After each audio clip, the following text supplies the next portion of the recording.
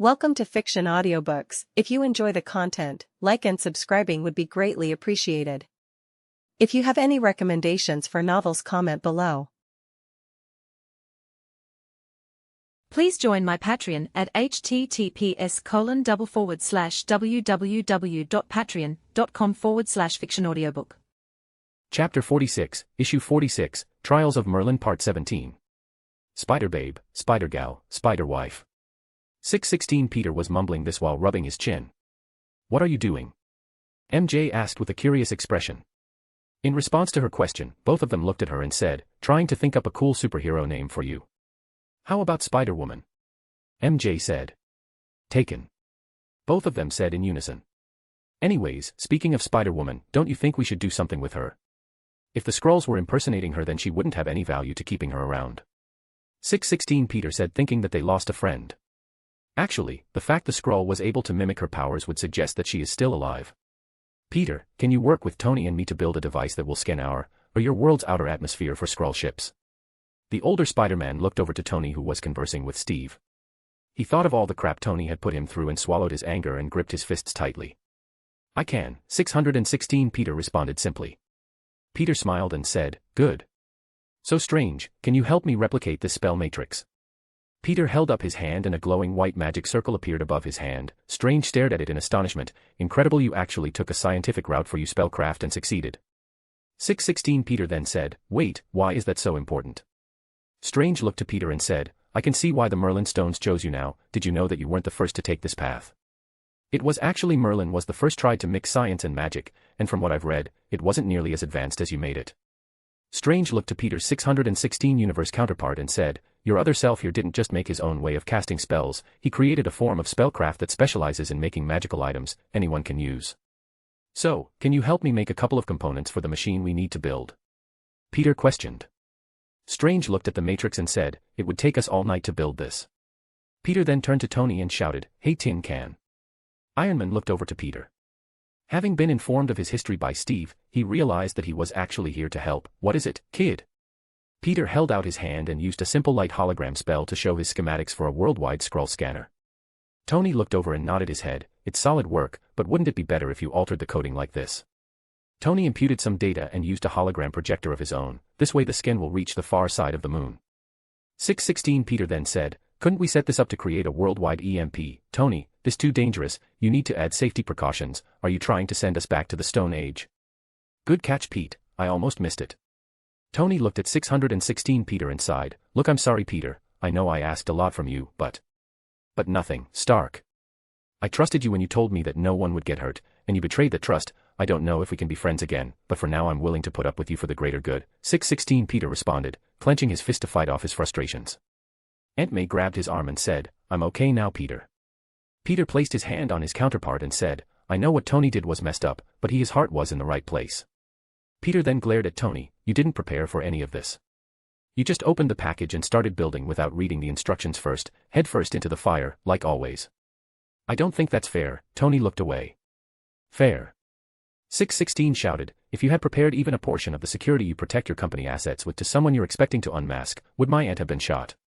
The Hero Registration Act wasn't a bad idea, but you went in without a plan, a proper plan, and you lied to me about that, Tony. You said they'd be protected.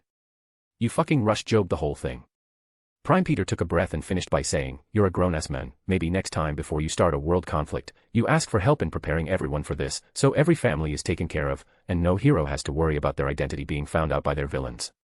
"I don't think I've been scolded like that since my dad," Tony reacted with a look of shame. "Well, I feel like I got a chip off MY's shoulder. Now let's get to work. Those Skrulls aren't going to defeat themselves," Peter said as he nudged his older self while they headed towards Tony's lab. "My shoulder, 'cause we're both the same person." "I get it," 616 chuckled. While the Avengers worked through their issues, the Spider Heroes mostly spent their time working together on the device. Tony and Cap managed to work through their problems and agree on a method to stop their fighting. Steve Rogers would be the sole owner of the list of hero identities, and only one person at a time would ever be allowed access to the documents. In the event of his death, a single person will inherit the title and responsibilities that come with it, so the current owner must find a successor once they take up the job. Peter was working alongside his counterpart with glee when MJ came in the room, walking on the roof using the suit Peter gave her. As she landed, she wrapped her arms around her husband and said, "You know, I think I get it now, why you do what you do."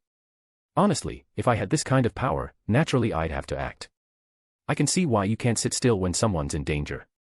616 Peter grabbed her hand and said, I'm just glad you have something to protect yourself with. Peter looked at them and laughed when MJ asked, so why did you develop this suit?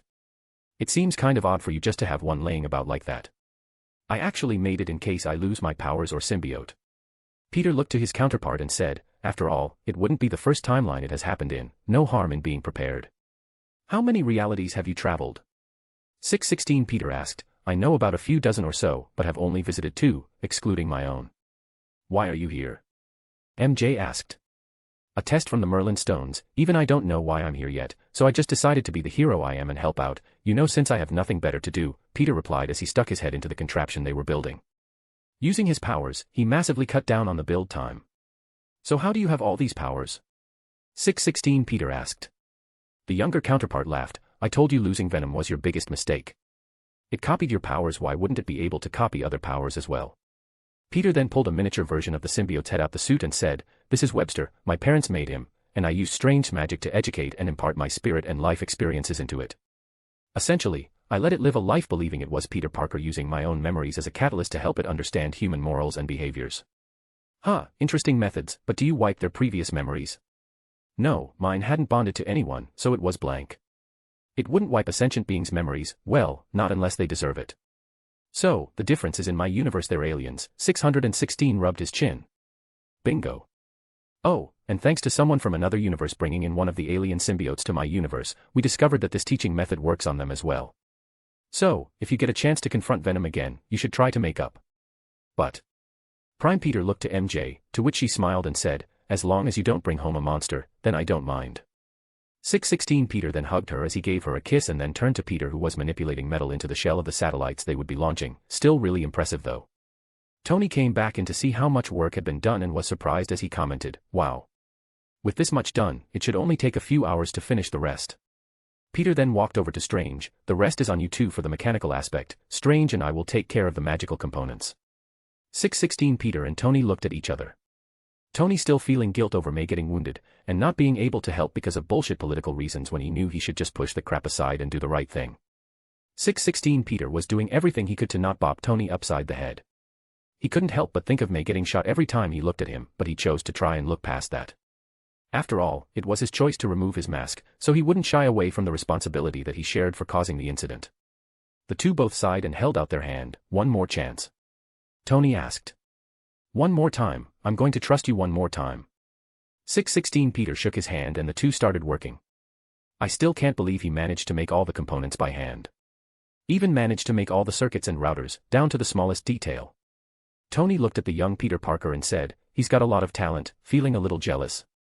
616 Peter smiled and said, maybe a little disappointed in myself for wasting my potential. After all, if he able to do so much at his age, then what have I been doing all this time?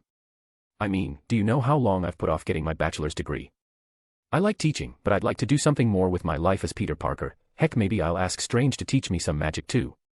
Tony lifted a brow. Well, you're certainly smart enough to graduate college altogether, but what are you going to do about work? 616 Peter looked at Tony and said, well, I'm not working for you again, maybe I'll see if the Baxter building will put up with me. As the two started to get to work, Peter and Strange began creating the spell matrix for the skin spell. I still can't believe you managed to turn a simple spark spell into a spell matrix that would only need electricity to power it. Hey, I couldn't have achieved this without your guidance, Peter commented, making Dr. Strange smile with a bit of pride. The four of them worked tirelessly throughout the night. Tony and 616 Peter insisted on making constant improvements to the scanner's capability, so by the time they finished it, the device had increased its range from the dark side of the moon to the entire length of their solar system. Peter was sitting on the roof of Avengers Tower, and staring into the sky. After geeking out with his heroes and accomplishing a childhood dream, he decided to take a break. He had to admit, this world's heroes are far smarter than in his, and was far more experienced too. Peter sighed as he thought, why did the Merlin stones bring me here? What is it that I'm supposed to do? Sometimes the answers will just come to you. It may take time, so you should just continue to do what you think is best, Strange said as he appeared beside the young hero. Peter, Captain America has called for you all, Jarvis rang over the comms. Peter got up and followed him into the large living room where everyone was gathered in and shook Cap's hand. Thank you for joining us, Parker. Is it okay if I call you that? Calling two people Peter is a little confusion. Sure, Steve, and I understand. Why do you think I call Steven by his last name? Peter said while pointing to Strange. As the wayward hero sat down, Captain America looked around at those sitting beside him and said, "Listen up everyone, Tony and I have come to an agreement. If you all trust me, then at the next announcement about the bill being passed, Tony will announce me as the one to handle your identities and only me. With this, you can keep your identities a secret, and still work as superheroes, with the exception of only me knowing." Everyone started discussing the situation when Powerman stood up and said, "Cap, the whole reason we started this is because the government was asking for too much and pushing their authority and business into our personal lives. If you're in charge of the registration, we know you won't abuse it and bring harm to us because you've been dealing with this stuff far longer than any of us." Iron Fist stood up next to him. "I have to agree with Luke, you've seen the best of times, and the worst captain. If there was one man I trusted with my name, then it is you." Everyone started to speak similar remarks when Steve started to smile. He once again felt the warmth of comradeship that he did before with his fellow Avengers and admitted that it felt good for some semblance of it to be back. The Star-Spangled Hero then turned to Peter and said, "Thanks to this visitor, we managed to avoid a worst-case scenario. Tony and I have been trying to interrogate the prisoner for hours now, but she won't crack. An Avenger of ours has been kidnapped and is being held somewhere against her will. Our planet has been invaded by Skrulls and we haven't even noticed. Thanks to the combined efforts of these four, we've managed to make a global scanning device." "Universal scanning device," Tony corrected. "Sorry, universal scanning device. We've also made multiple portable scanners as well." Cap then threw out a pair of glasses to Hawkeye. "Put them on." As Clint put on the glasses, he noticed a very computer-esque style visual effect as a circle hovered over the faces of everyone, revealing them as human. Clint then passed them around so everyone could see. When the last one confirmed that they were all human, they breathed a sigh of relief. "As you can see, everyone here can be trusted. I think an honorable start to reforming the Avengers would be stopping an alien invasion, don't you?" Captain America asked, rallying the heroes into action as they cheered. Chapter 47, Issue 47, Trials of Merlin Part 18. Captain America smiled. He listened to their cheers and waited until the room calmed down before saying, "We start the scan tonight. At the crack of dawn tomorrow, we hunt down every last Skrulls and end this war before it ever begins." Everyone cheered louder as Peter left the area. He headed up to the room Tony had assigned him to and stared at the ceiling. He was stumped on trying to think of why the gemstone sent him here. "I know it has something to do with time and space. Think, Parker, think. Is there something special about this moment in history? Perhaps something to do with me altering history?" Peter scrambled his brains that night and didn't sleep at all, so instead, to take his mind off of the whole ordeal, he decided to craft another suit for his counterpart. That way he would be more helpful in the battle to come. After he finished the suit, he went back to trying to solve his problem. Peter was starting to feel like he was losing it after staring at the ceiling for an hour, when he suddenly thought of something. He jumped out of bed and started to head towards the confinement chamber that Tony made for the Skrull Queen. As he snuck into the room, he saw a single 6-foot-tall and 4-feet-wide pod made out of proto-adamantium, with a transparent hard light shielding that acted like a glass window. On the other side was the queen of an entire alien species. Peter tapped on the prison cell. However, she gave no reaction to his attempts to gain her attention. "Hey, I know you can hear me," Peter said, standing in front of her. The queen feigned ignorance, leaving the room in silence. That was until Peter said, "Tell me, Queen Varank, tell me about the prophecy your people had." The queen's eyes twitched. "I know somehow, someway your people once had a prophet, and that he or she predicted the death of your world. I want you to tell me the exact words." The queen opened her eyes. "How do you know so much?" "You first," Peter responded. The queen frowned and said, "Do not dare to presume you can talk to me in this manner of speaking, you insect. I am a queen, and you are a lowly bug." Peter's temperament turned cold. He didn't want to resort to this, but the queen Skrull left him no choice as he said, "Do you know what it feels like to have your molecules ripped apart atom by atom?" Peter briefly activated the power ruby and channeled it into his magnetic control. Only by using the Merlin gem was he currently able to forcefully activate this ability. The Skrull Queen looked on in horror as her fingers started to evaporate into dust. She screamed out in pain. Peter slowed the processes of her disintegration as much as he could, then shouted, "Now tell me your prophet's words." The queen tried to start talking, only able to make out few words before Peter stopped using his power, in a time before the Skrull conquered the Andromeda Galaxy. Peter stopped using the power ruby when she fell over and started panting heavily before continuing, "A herald of destruction will visit our home world and destroy the majority of the Skrull race, and our right to rule the universe will be lost, but a blue planet of the soul in the Milky Way shall be our salvation." "That's it." Peter rose his hand up, making the queen almost shrill back, "That is all." "I swear. Not what I was looking for." Peter frowned as he thought about the implications of such a thing. He then looked to Varank and said, "You stupid shallow-minded morons, the god of the Skrulls would be ashamed of what your people have become, mere harvesters of worlds that leave nothing of terror, death, and destruction in your wake." Did you know the reason that the original Skrull Eternal and your blood ancestors only became gods was because they were compassionate people and met the criteria of the Celestials' requirements? The Queen looked at him in disbelief and responded, "You can't possibly know of such things, we Skrull have no such gods, and there remains no record of such things. The saddest part is that you misinterpreted your own prophecy. Earth could have indeed been your salvation, but not like this. If you had come in peace instead of out of conquest, then your people would have welcomed. As a matter of fact, you don't know it, but there are species on this planet that could terraform entire new planets for the Skrull to live on, not to mention there are plenty of worlds floating in the infinity of space that could be terraformed with ease. Oh, and let's not forget the countless worlds that exist out there that would accept your people if you all didn't slaughter 80% of the Andromeda Galaxy's life forms." Peter looked at her in disappointment before he said, "Let me tell you something that's going to happen because of your evil ways. Your entire armada will be wiped out." Peter then placed his hand out and pointed to himself as he continued, "And I personally will be on the front lines against the assault towards your current base world. Normally I would choose for peace over war and spare your people from tragedy, but for sick warmongering fucks like yourselves, only death on a large scale will make you fear the Earth, and unfortunately for you, the Skrulls will become nothing more than a warning sign to the rest of the alien species eyeing this world." For the first time since the destruction of her world did the Queen felt fear. "You think you are powerful, we have the Super Skrull, you are no match for him, no one on this Earth is," the Queen reputed, trying to rally her confidence. "If I see that bastard KLRT, I'll kill him myself. Since I know firsthand what will happen should he survive this event, my consciousness would never be at rest thinking of all the innocent lives he will take."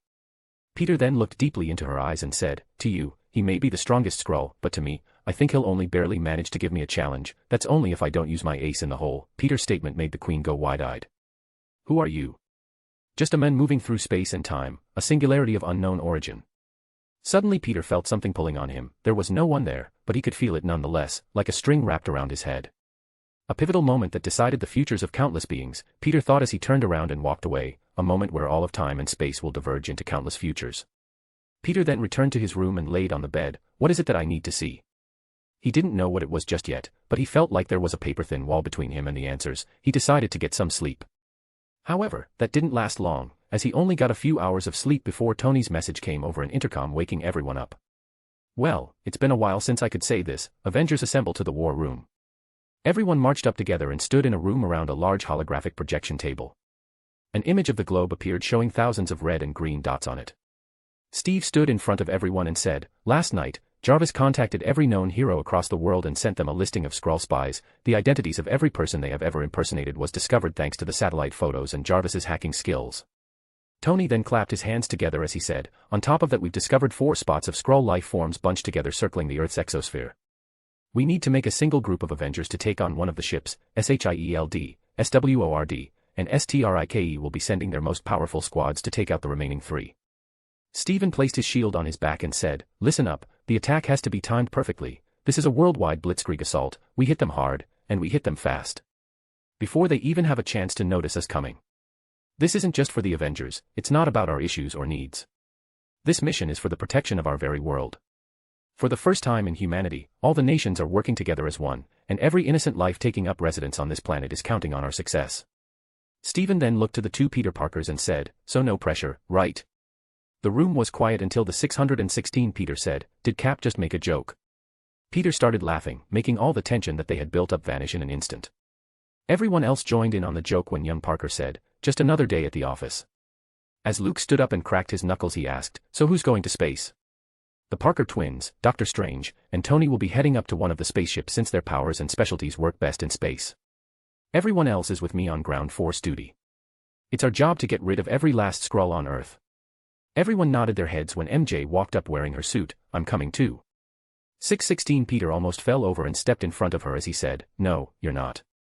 MJ looked to him again and said, "I know how to fight, Peter. You know I started taking self-defense classes after we started dating, and have continued to even till this day. You knowing how to fight isn't the problem, MJ. This is a war, you'll have to, look please for me, just this once, stay here and look after Aunt May for me. I promise that as soon as I come back we'll go out and be superheroes together and kick all sorts of bad guy butt, but until then, please stay here," 616 Peter pleaded. MJ pouted and then said, "Fine, just this once, Tiger, but you have to keep your promise."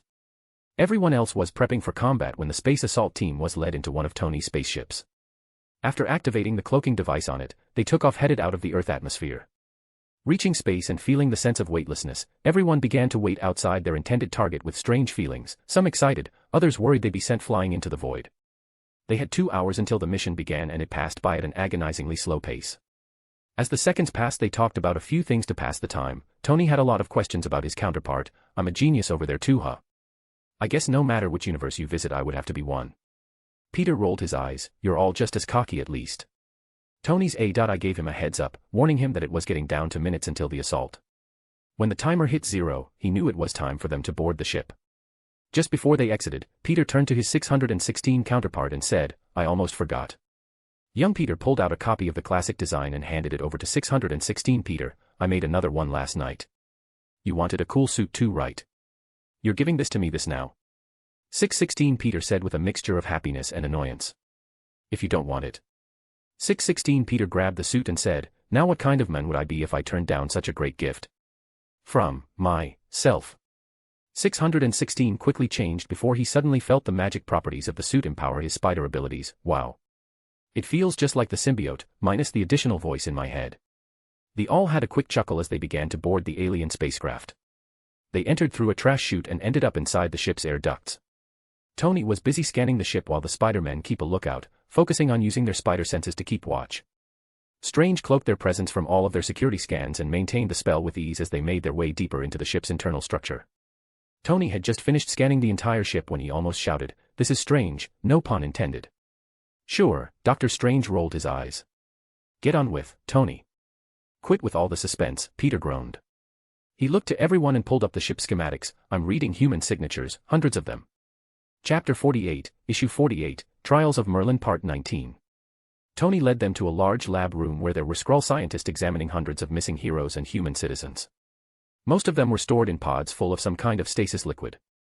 New plan, Tony said looking at the timer inside his armor's HUD, 15 minutes until the attack begins, just enough time to hack the Skrull's computer systems, specifically the teleporter. Peter then asked, Tony, where are you going to put them? There are almost 500 people here. If the numbers are more or less the same in the other ships, then we're looking at around 2,000 people, and not all from the same country. I was thinking of using a football stadium, lots of space, and we can contain everyone so that we can return them to their homes at a later time, Tony said as he finally hacked into the ship's teleporting functions. Sweet, we got lucky. The Skrull's mothership computer systems are all connected to the rest. Let's set it up so that the moment the timer reached 0 the captives would all be sent back down to Earth together. I'll notify Jarvis to travel there and take care of the getting everyone home situation. After Tony finished setting up his trap, they then traveled their way up to the bridge and got ready to begin their assault. As the timer reached 0, the virus Tony planted in the ship activated the teleportation protocol and sent all their captives back to Earth. While the Skrull commanders tried to make sense of what was happening, the group busted in and started taking out their foes. The Spider-Men jumped over and webbed every last Skrull in sight, and since Tony's weapons could damage the bridge, he had to resort to melee combat only, making his just slightly less dangerous than usual. Strange spells kept everyone from being seen, so it was like an invisible whirlwind of destruction as they moved throughout the bridge's personnel. After a few minutes, Peter activated his communication set and said, Avengers reporting in, Alpha target captured. Everyone then received similar callbacks. This is SHIELD, Beta target secured. SWORD target Gamma in check. Reporting from STRIKE, Delta target is under our control. Alright, now let's send the targets out of the hatch. Tony was about to purge the ship, when Peter said, wait, we don't need to kill them. Tony lifted a brow, and said, that's not what you said last night during your little conversation with the Skrull Queen. Tony then pulled up the video of what happened. 616 Peter looked at his counterpart with a bit of a disturbed expression. What? Yes, I tortured her, but this is war, Peter. You can't be nice to your opposition. Besides, she can heal from that kind of damage without any problem. All that stuff about me killing her and her people was mostly a bluff to rile her up. There are times when you should at least learn to act the part. People won't learn their lessons if you just keep slapping them on the wrist. Then why did you say that in such a cruel way? 616 Peter asked. People don't change easily, and normally, I prefer the more peaceful approach, but since we're short on time and every second counts, fearing us is a good start. If we are able to make the entire Skrull race fear Earth's forces, then do you think the Kree or any other big-time evil alien overlords will come to try and conquer our home anytime soon? Even if they do, it would at least give them some pause. Then what did you mean by mostly a bluff? Tony asked. The Super Skrull has to die. If he survives this event, then trillions of life forms all across the galaxy will be lost, including countless Earthlings as well. He will team up with Thanos and help him acquire a cosmic cube. A huge battle will take place over the Earth, and as a result, the cosmic cube will be fractured and end up in the hands of the Red Skull, who will in return create an evil Steve Rogers copy that was a Hydra agent from the start, once again sending everyone back into this stupid Civil War BS. Peter then looked to everyone as he finished. If you knew this was going to happen, would you kill? I'm not talking 1 or 2 lives, Peter, but countless of them. 616 Peter then looked at his hands and then around at them before staring back at his counterpart and saying, but does it have to be you? You're just a kid. He's right, you know, it doesn't have to be you. Tony replied. Peter then smiled as he said, Tony, I've already fought in an invasion war before, and I've killed Chitauri during that time as well. Me choosing to kill the Super Skrull is my mercy towards the rest of the Skrull race, and it will avoid an all-out war. Peter then began to divulge his plan. The Skrulls see him as an idol to worship, almost like a god, and if that god falls, then the rest of the Skrulls will lose confidence in the underlying principle that their entire empire is built on. They all think that they are the most supreme beings across all universes. These Skrulls don't think of humans like people at all. If you don't become their slaves, then they will kill off your entire race and steal your planet. Peter didn't know where this confidence towards his prediction was coming from. It was like he could see the road being paved as he talked about it. Is this some kind of effect of the time Opal has on my spider sense? He thought to himself. Peter then turned to Tony and said, so if you're done testing me, would you please send the Skrull to the prison I know you've prepared for them? Tony laughed, smart-ass kid. He activated the ship's teleportation protocol and transported every last Skrull into the phantom prison he designed with Reed Richards. Peter moved over to the ship's navigation center and said, okay guys, this is where you get off. Everyone flinched at Peter as he placed his hand over the console and began using his symbiote to hack into the system. Within seconds, the symbiote powered with an overpowered supercomputer broke into the system to locate the Skrull's current-based world. Peter, what are you doing? Tony noticed that he lost control of the ship's functions. Sending a message. Peter responded as he teleported everyone but him back to the Earth's surface using the ship's functions. Peter then sent the ship flying towards the Skrull home world. It would take him a day's travel to reach the planet, and during this time he began to study the ship's technology with great interest. Back on Earth, the 616 Peter Parker and company had been transported to the top of Avengers Tower. Peter slammed his fist on the ground and shouted, damn it. That me. Damn me. Strange tapped him on the shoulder and said, he walks a different path than you. Look up, Peter, your city needs you. As he did, Peter saw the city and breaking out into chaos. Skrulls everywhere had their identities ousted and chose to retaliate against their arrests. They were attacking everything in sight. 616 Peter stood up and gripped his fists tightly. Come on guys, the Avengers' work isn't done yet. He looked up into the sky and said, you better come back safe. The group then sprang into action. They were joined alongside their fellow Avengers and began to thoroughly stomp down this invasion. It took them several hours on non-stop combat to finally quell the war that had begun, and thanks to 616 Peter's power being augmented by the magic of the suit, he managed to subdue a great portion of the invading force almost by himself.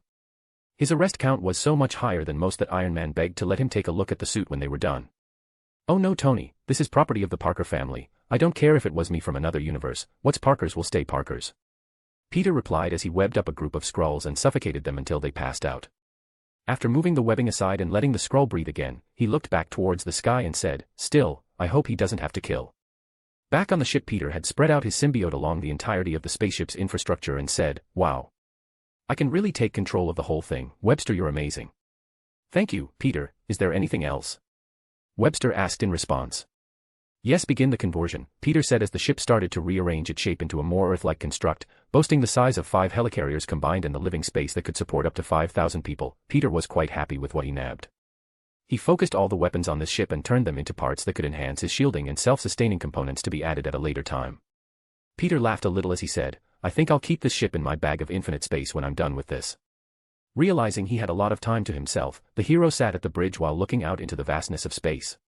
The day passed by quickly, and he could feel that connection between him and the gemstones were leading him on as he approached the planet. When he broke through the atmosphere of the alien world, a group of flagships belonging to the royal family approached his ship. Stand down, you are entering unauthorized space. If you proceed, then we will have to shoot you down. Peter raised his hands and started crushing the ships with his metal control and made them nothing more than paperweights flying in the sky as he carried them to the front of the largest structure on the planet. There was massive golden castle-like structure shot into the sky, showing the full might of the Skrull race and their technological prowess. Peter walked out onto the deck of his new ship and stared across the army of approaching Skrulls, ships, platoons, and armadas of machines that surrounded him. Peter then swiped his hands, causing every piece of metal, and the very weapons they carried, to all be crushed into scrap trash. He floated down and surprised everyone as his ship disappeared into his bag of infinite space. Walking straight towards the royal chamber's entrance, Spider-Man made sure every person who tried to stop them was webbed up like a fly and stuck to the ground or walls. With his goal in front of him, he walked over to the large golden doors and kicked them down. Peter came into an audience room that was surrounded by Skrull politicians and a single elderly Skrull who was wearing a fancy robe and sitting on the throne. Who dares to interrupt our council? Dorek the Seven shouted. Peter then walked up to the throne chair and said, an earthling that doesn't care for your invasion. Dorek looked over Spider-Man and said, what nonsense is this? Your stupid invasion force has failed to capture our planet, and now you're suffering the consequences. Peter webbed Dorek and pulled him over to the ground and stuck his foot over his face before shouting, bring out the one you call KLRT. The Royal Guard tried to make their move but was webbed up by Peter's organic webbing and stuck together. Everyone gasped because they couldn't understand what was going on, or how a mere human could be so powerful and know of the existence of their greatest weapon. You fool, you dare to challenge the Super Skrull. Dorek shouted, making Peter push down on his face, making a few cracking noises as the Skrull's face sank deeper into the ground. Yes, I came here specifically to end his life. Peter could feel that space and time starting to split away from the reality that surrounded him. It was as if he was watching a tree grow a new branch. A mere human dares to make a ruckus on my world. A deep and powerful voice echoed throughout the chamber, as the crowd started cheering that their superhero had arrived. The Super Skrull is here. Now you will know true suffering, filthy human. We will invade your planet and force you to watch as we drown the earth in human blood, and your closest family and friends are executed in front of the whole society. You will crawl at our feet and worship us or perish like the rest of the worlds that we have conquered.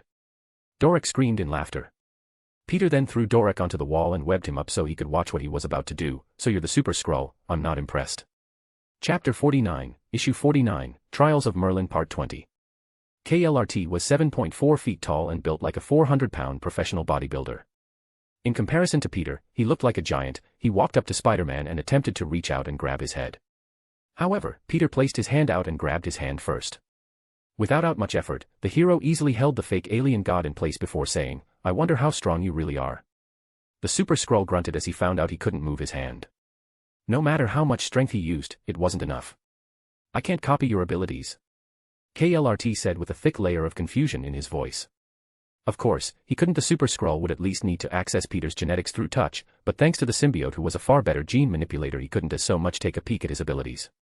Peter clenched his fist, causing the Super Skrull to cry out in pain as his hand was broken. However, it wasn't for long. After healing his hand, the wannabe Skrull god looked to Peter and covered his fists the same material Ben Grimm's skin was made of. Perish, he shouted while punching at Spider-Man, who in turn punched back. The two met with their fists sending shockwaves throughout the room, knocking over those watching and destroying the throne room's decorations. While the two exchanged fists, Peter had to admit, the Skrull was well trained in combat, but even with his years of experience and technique, he was no match for Peter's spider sense. Every time the Super Skrull attacked, he would dodge it within inches of the blow and land a counterpunch on his foe's body, hitting him dozens of times before he could even throw another. Exchange after exchange occurred as Peter countered every punch with dozen of his own, making the Super Skrull look inept at combat. Almost like a toddler trying to attack a fully grown bear. Peter could feel that he was using an invisible barrier around his body to dampen the blows. However, even with that aiding his defense, it wasn't enough. Every time the Skrull increased the density of his shield, Peter would use just a little more strength to break through them. After thoroughly embarrassing him in combat, Peter smirked and said, "Aw. What's the matter, big guy, why are you so angry? You need a nap." Peter then punched him through the wall, sending him flying out into the public eye, and similar to Earth's, the Skrulls had their own form of news media that hopped on the hot story. Within minutes, word began to spread and video footage of what was happening became viral. Peter began casting a spell that projected their image all across the planet as he shouted, "Greetings to the entire Skrull race, some time ago you people attempted to invade and steal away my planet." The Super Skrull came flying back at him using the full power of the Fantastic Four combined. He punched out with a single stretching fist made molten magma and stone. However, the Skrull's real attack was hidden. He shapeshifted into having multiple arms and kept them hidden through the use of Sue's power, all to try and get one over on Spider-Man. Peter smiled as he dodged all of his attacks, even the dozen pair of invisible arms, and he did it all with his eyes closed. While in shock over his string of failures, Spider-Man webbed the Skrull's chest before pulling him to the ground. "How?" KLRT shouted as Peter smirked and pulled him over towards him. Without saying a word, Spider-Man began pummeling his face in with repeated punches and kicks. The Super Skrull tried to defend using layered invisible barriers, but Peter's magnetic field broke them down and easily passed right through them. With every attack landed, bones and blood sprayed across the onlookers. You go from world to world instigating tragedies that leave nothing but senseless slaughter in your wake. Peter hit KLRT in the chin, making his teeth fly out. Caused the deaths of so many innocent people just trying to live out their lives. A punch to his gut made him keel over and spew green blood out of his mouth. Not even the children are spared from your madness. How would you feel if you were in their shoes? Should I inflict the same pain upon your race so you can experience it firsthand? As he said these words, he grabbed the Super Skrull's head and kicked him in the chin, making the public go into a panic. As KLRT's face collapsed in on itself, Peter then kicked KLRT so hard in the groin it sent him flying into the air. Your people have wasted your potential by becoming what you are today. If you had chosen to use your gifts and knowledge for good, would any of this occurred? If you had taught and acted as friends or allies, would the countless lives you've already slaughtered have lived up to something given enough time and patience? You could have been teachers, kind and loving people who spread prosperity across your galaxy. KLRT came back with a furious expression the Skrull populace had never seen before. His body started growing until it reached 30 feet, his skin cracked and took on the forms of Ben Grimm and Johnny Storm, resulting in what looked like skin that rivers of magma flowing through it, and to top it off, the Super Skrull shaped out millions of invisible smaller molten fists out of his flesh and shot it towards Peter. By combining fire, electricity, and magnetism, Peter created a massive railgun that shot a giant hole through the Super Skrull's gut while destroying all his arms. He then punched the giant KLRT right in his chin, sending tumbling back into a few buildings. The hole in his body started to recover very slowly and shrink back to normal size.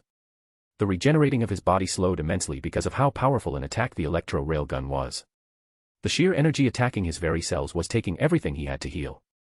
Peter then webbed and pulled over the Super Skrull's battered body before he continued speaking. If your race does not change its ways and repent for all the evil you have done, then your fate shall the same as his, because Earthlings are not weak, they are not stupid, nor are they your playthings to experiment with. We are the same as you, we feel emotions, bleed and get wounded, we grow old and die, all the while desiring to live as free people. Peter could feel the timelines diverging as if he could see the multitude of futures appearing once he killed the Super Skrull. Peter could see the lives he would save, the families that would grow up making an infinite number of realities through their choices. Then he saw this world split into factions from the Skrull race leading to a new ruler, a Kinder ruler. All he would have to do is kill him. Peter raised his hand ready to activate the power gem and disintegrate the Super Skrull into nothing when he stopped. The image of Thanos snapping away countless lives overlapped with his own image and made him freak out. What the hell is wrong with me? Peter said, staring at the scene before him. Can I really do this? Murder someone in cold blood? Is this really my choice, what I want?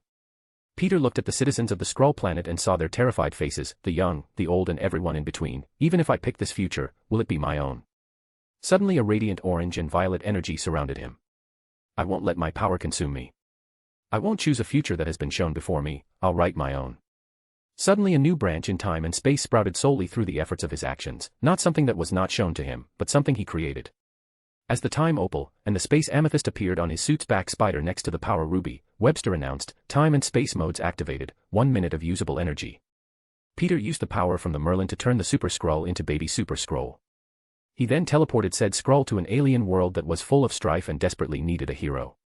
It was only a matter of time until a loving family would find and raise him.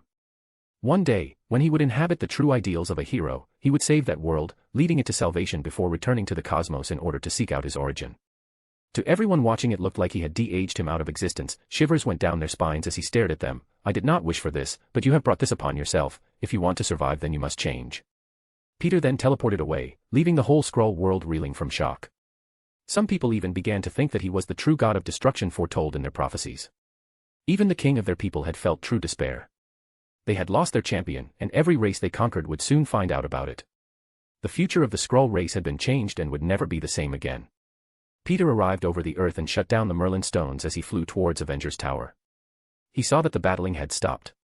It only took the Earth one day to stop the Skrull invasion. I guess humans can be pretty powerful when we're all united. Peter then landed on the top of the building and walked inside to see everyone gathered around the television. Tony was at the White House, standing in front of a podium on live television, the cameras all focusing in on him and Captain America, who was standing beside him. Ladies and gentlemen, thank you for coming on such short notice. I'm sure you're aware of the current situation. Our world was moments away from being controlled by a shape-shifting species of aliens called the Skrull. Thanks to the Avengers' efforts and our advanced scans, we managed to root out every last one of them before they managed to do too much harm to our society. However, the reason I called you all here is to announce that there has been a major development in the conflict over the Superhuman Registration Act. It is over, we have reached an agreement. The act will be administered by the Avengers, under the one man we can all trust to do their duties with honor and sound judgment. Tony raised his hand to reveal, Captain America, ladies and gentlemen. The president watching this blew up as he called Director of SHIELD Agent Hill. Stark didn't clear any of this with us. What the hell are you guys trying to pull? Well, Mr. President, like it or not, they just took their idea for ending this thing directly to the American people and the world. Agent Hill responded with a smile on her face. Tony and Steve were led into the Oval Office and stood next to the president, who was staring them down. What the hell did you do? No disrespect, sir, you would have never signed off on this if we took this plan to you, Tony said as he crossed his arms. You're damn right I wouldn't. The Attorney General and I have serious concerns about your plans. The president snapped back. Steve stepped forward and said, frankly, sir, and I am including Tony and myself in this, not one of you bureaucratic assholes is completely happy with it, which is probably the best indication that what we have is good. There are also the latest poll numbers. An overwhelming majority of Americans support this arrangement. With all due respect, sir, what matters isn't whether you like it, but whether you can live with it, Tony spoke out. The president looked at the SHIELD agent beside him and said then back to Tony before sighing and saying, at times like this, I can see what Churchill meant by saying, democracy is the worst form of government except when compared to every other form of government. The president then turned to Steve and held out his hand. Don't mess this up, gentlemen. When they came back out and announced that the government had agreed, the crowd in the Avengers Tower started cheering. They still hadn't noticed Peter's arrival until Jarvis said, I believe a party is in order, correct? Sounds fun. Peter said, smiling. Everyone turned to see him and freaked out. He's back. Luke shouted as everyone crowded around.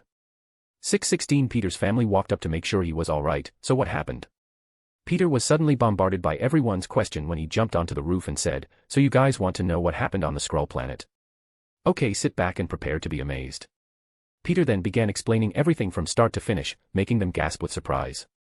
And then I took the Super Skrull by his head and was seconds away from ending this whole ordeal by ending his life. 616 Peter looked down in disappointment, but then he heard his counterpart say, I didn't though, instead I passed my trial and became the master of the Time Opal and the Space Amethyst. Peter showed the gems on his suit and then said, using their power, I reverted the Super Skrull into an infant and transported him to a world that would shape him into a true hero. Everyone's jaws dropped as Spider-Man landed on the ground. 616 Peter smiled, happy that his other could find a better way. Now when's the party? I'm going home after it. Peter shouted as threw his hands into the air. Chapter 50, Issue 50, Trials of Merlin End. Tony and Steve came back to see a party in full swing. Peter was eating a piece of pizza while explaining the importance of spacetime and how it operated. Thanks to gaining the Merlin stones, Peter's knowledge of the two seemed to be improving by the second. Millions of equations that baffled scientists before on these matters were slowly becoming more simplified for him to understand. So traveling manually through space at light speed is why too slow, in order to achieve faster than light travel. 616 Peter Parker nodded his head, fascinated by the findings his counterpart when Tony said, well, look who made it back in one piece. Peter smiled and said, hey Tony, just in time, I was just conversing with them about the possibility of faster than light travel to journey to other galaxies. Now this is my kind of party, Tony smiled as he joined in on the conversation. They partied well into the night with geek talk and good booze. By the time things had calmed down, most people had fallen asleep or passed out from overdrinking. Peter was getting ready to leave. He just had one more thing to take care of. He made sure to bring his counterpart before he called up Strange and had him find Professor X. They had to prepare the spell in order to hide Spider-Man's identity once more. As they were standing inside Strange's sanctum, Charles, Strange, and Peter stood in a circle with 616 Peter standing in the center. Aunt May and MJ had come along as well. The two of them were standing beside them watching with a bit of worry. Before Strange began, he gave 616 Peter a stern glance. Peter, what we're about to do is a major invasion of privacy. Your counterpart will supply the energy for the spell. This will erase any known documentation and footage of you revealing your identity, while Professor Xavier creates a fake non-existent hero and identity to take your place, in their memories. Everyone other than those that knew before will remember, Professor X added. 616 Peter thought back to his Aunt May getting shot and said, do it. Peter held out his hand and placed it on the magic circle, and with a burst of energy from the power ruby, he activated the spell. A glow spread across the world as all the physical proof that Spider-Man was Peter Parker was erased and swapped with a fake called Mosquito Man, a joking reference to what Spider-Man could have been. Xavier felt the energy of the power ruby flowing through him as he used his psychic power to swap out their memories, and for a second, he felt omnipotent and like he could accomplish anything if he chose to do so. When he saw this, Peter snapped his finger and said, focus Charles, finish what you have to do, and nothing else. Professor X shook his head and felt ashamed for falling prey to temptation. He quickly recovered from his desires and focused in on his job, completing the action in a matter of seconds. Peter removed his hand and retracted the power ruby's energy as he stared at the 616 Peter and said, it's done, other than your closest relatives. Now everyone thinks that the person that unmasked is Mosquito Man, and since James Lincoln doesn't exist, they'll never be able to confirm his identity. 616 Peter sighed and said, this isn't a mistake I'll be making in the future. Peter laughed and said, I said the same thing, funny how it never works out. Spider-Man then stretched his arms and said, well, if you ever get the chance, you can drop by my universe, the UID is 891211. Something tells me we'll be meeting again. The Parkers looked to him and said, you're leaving already?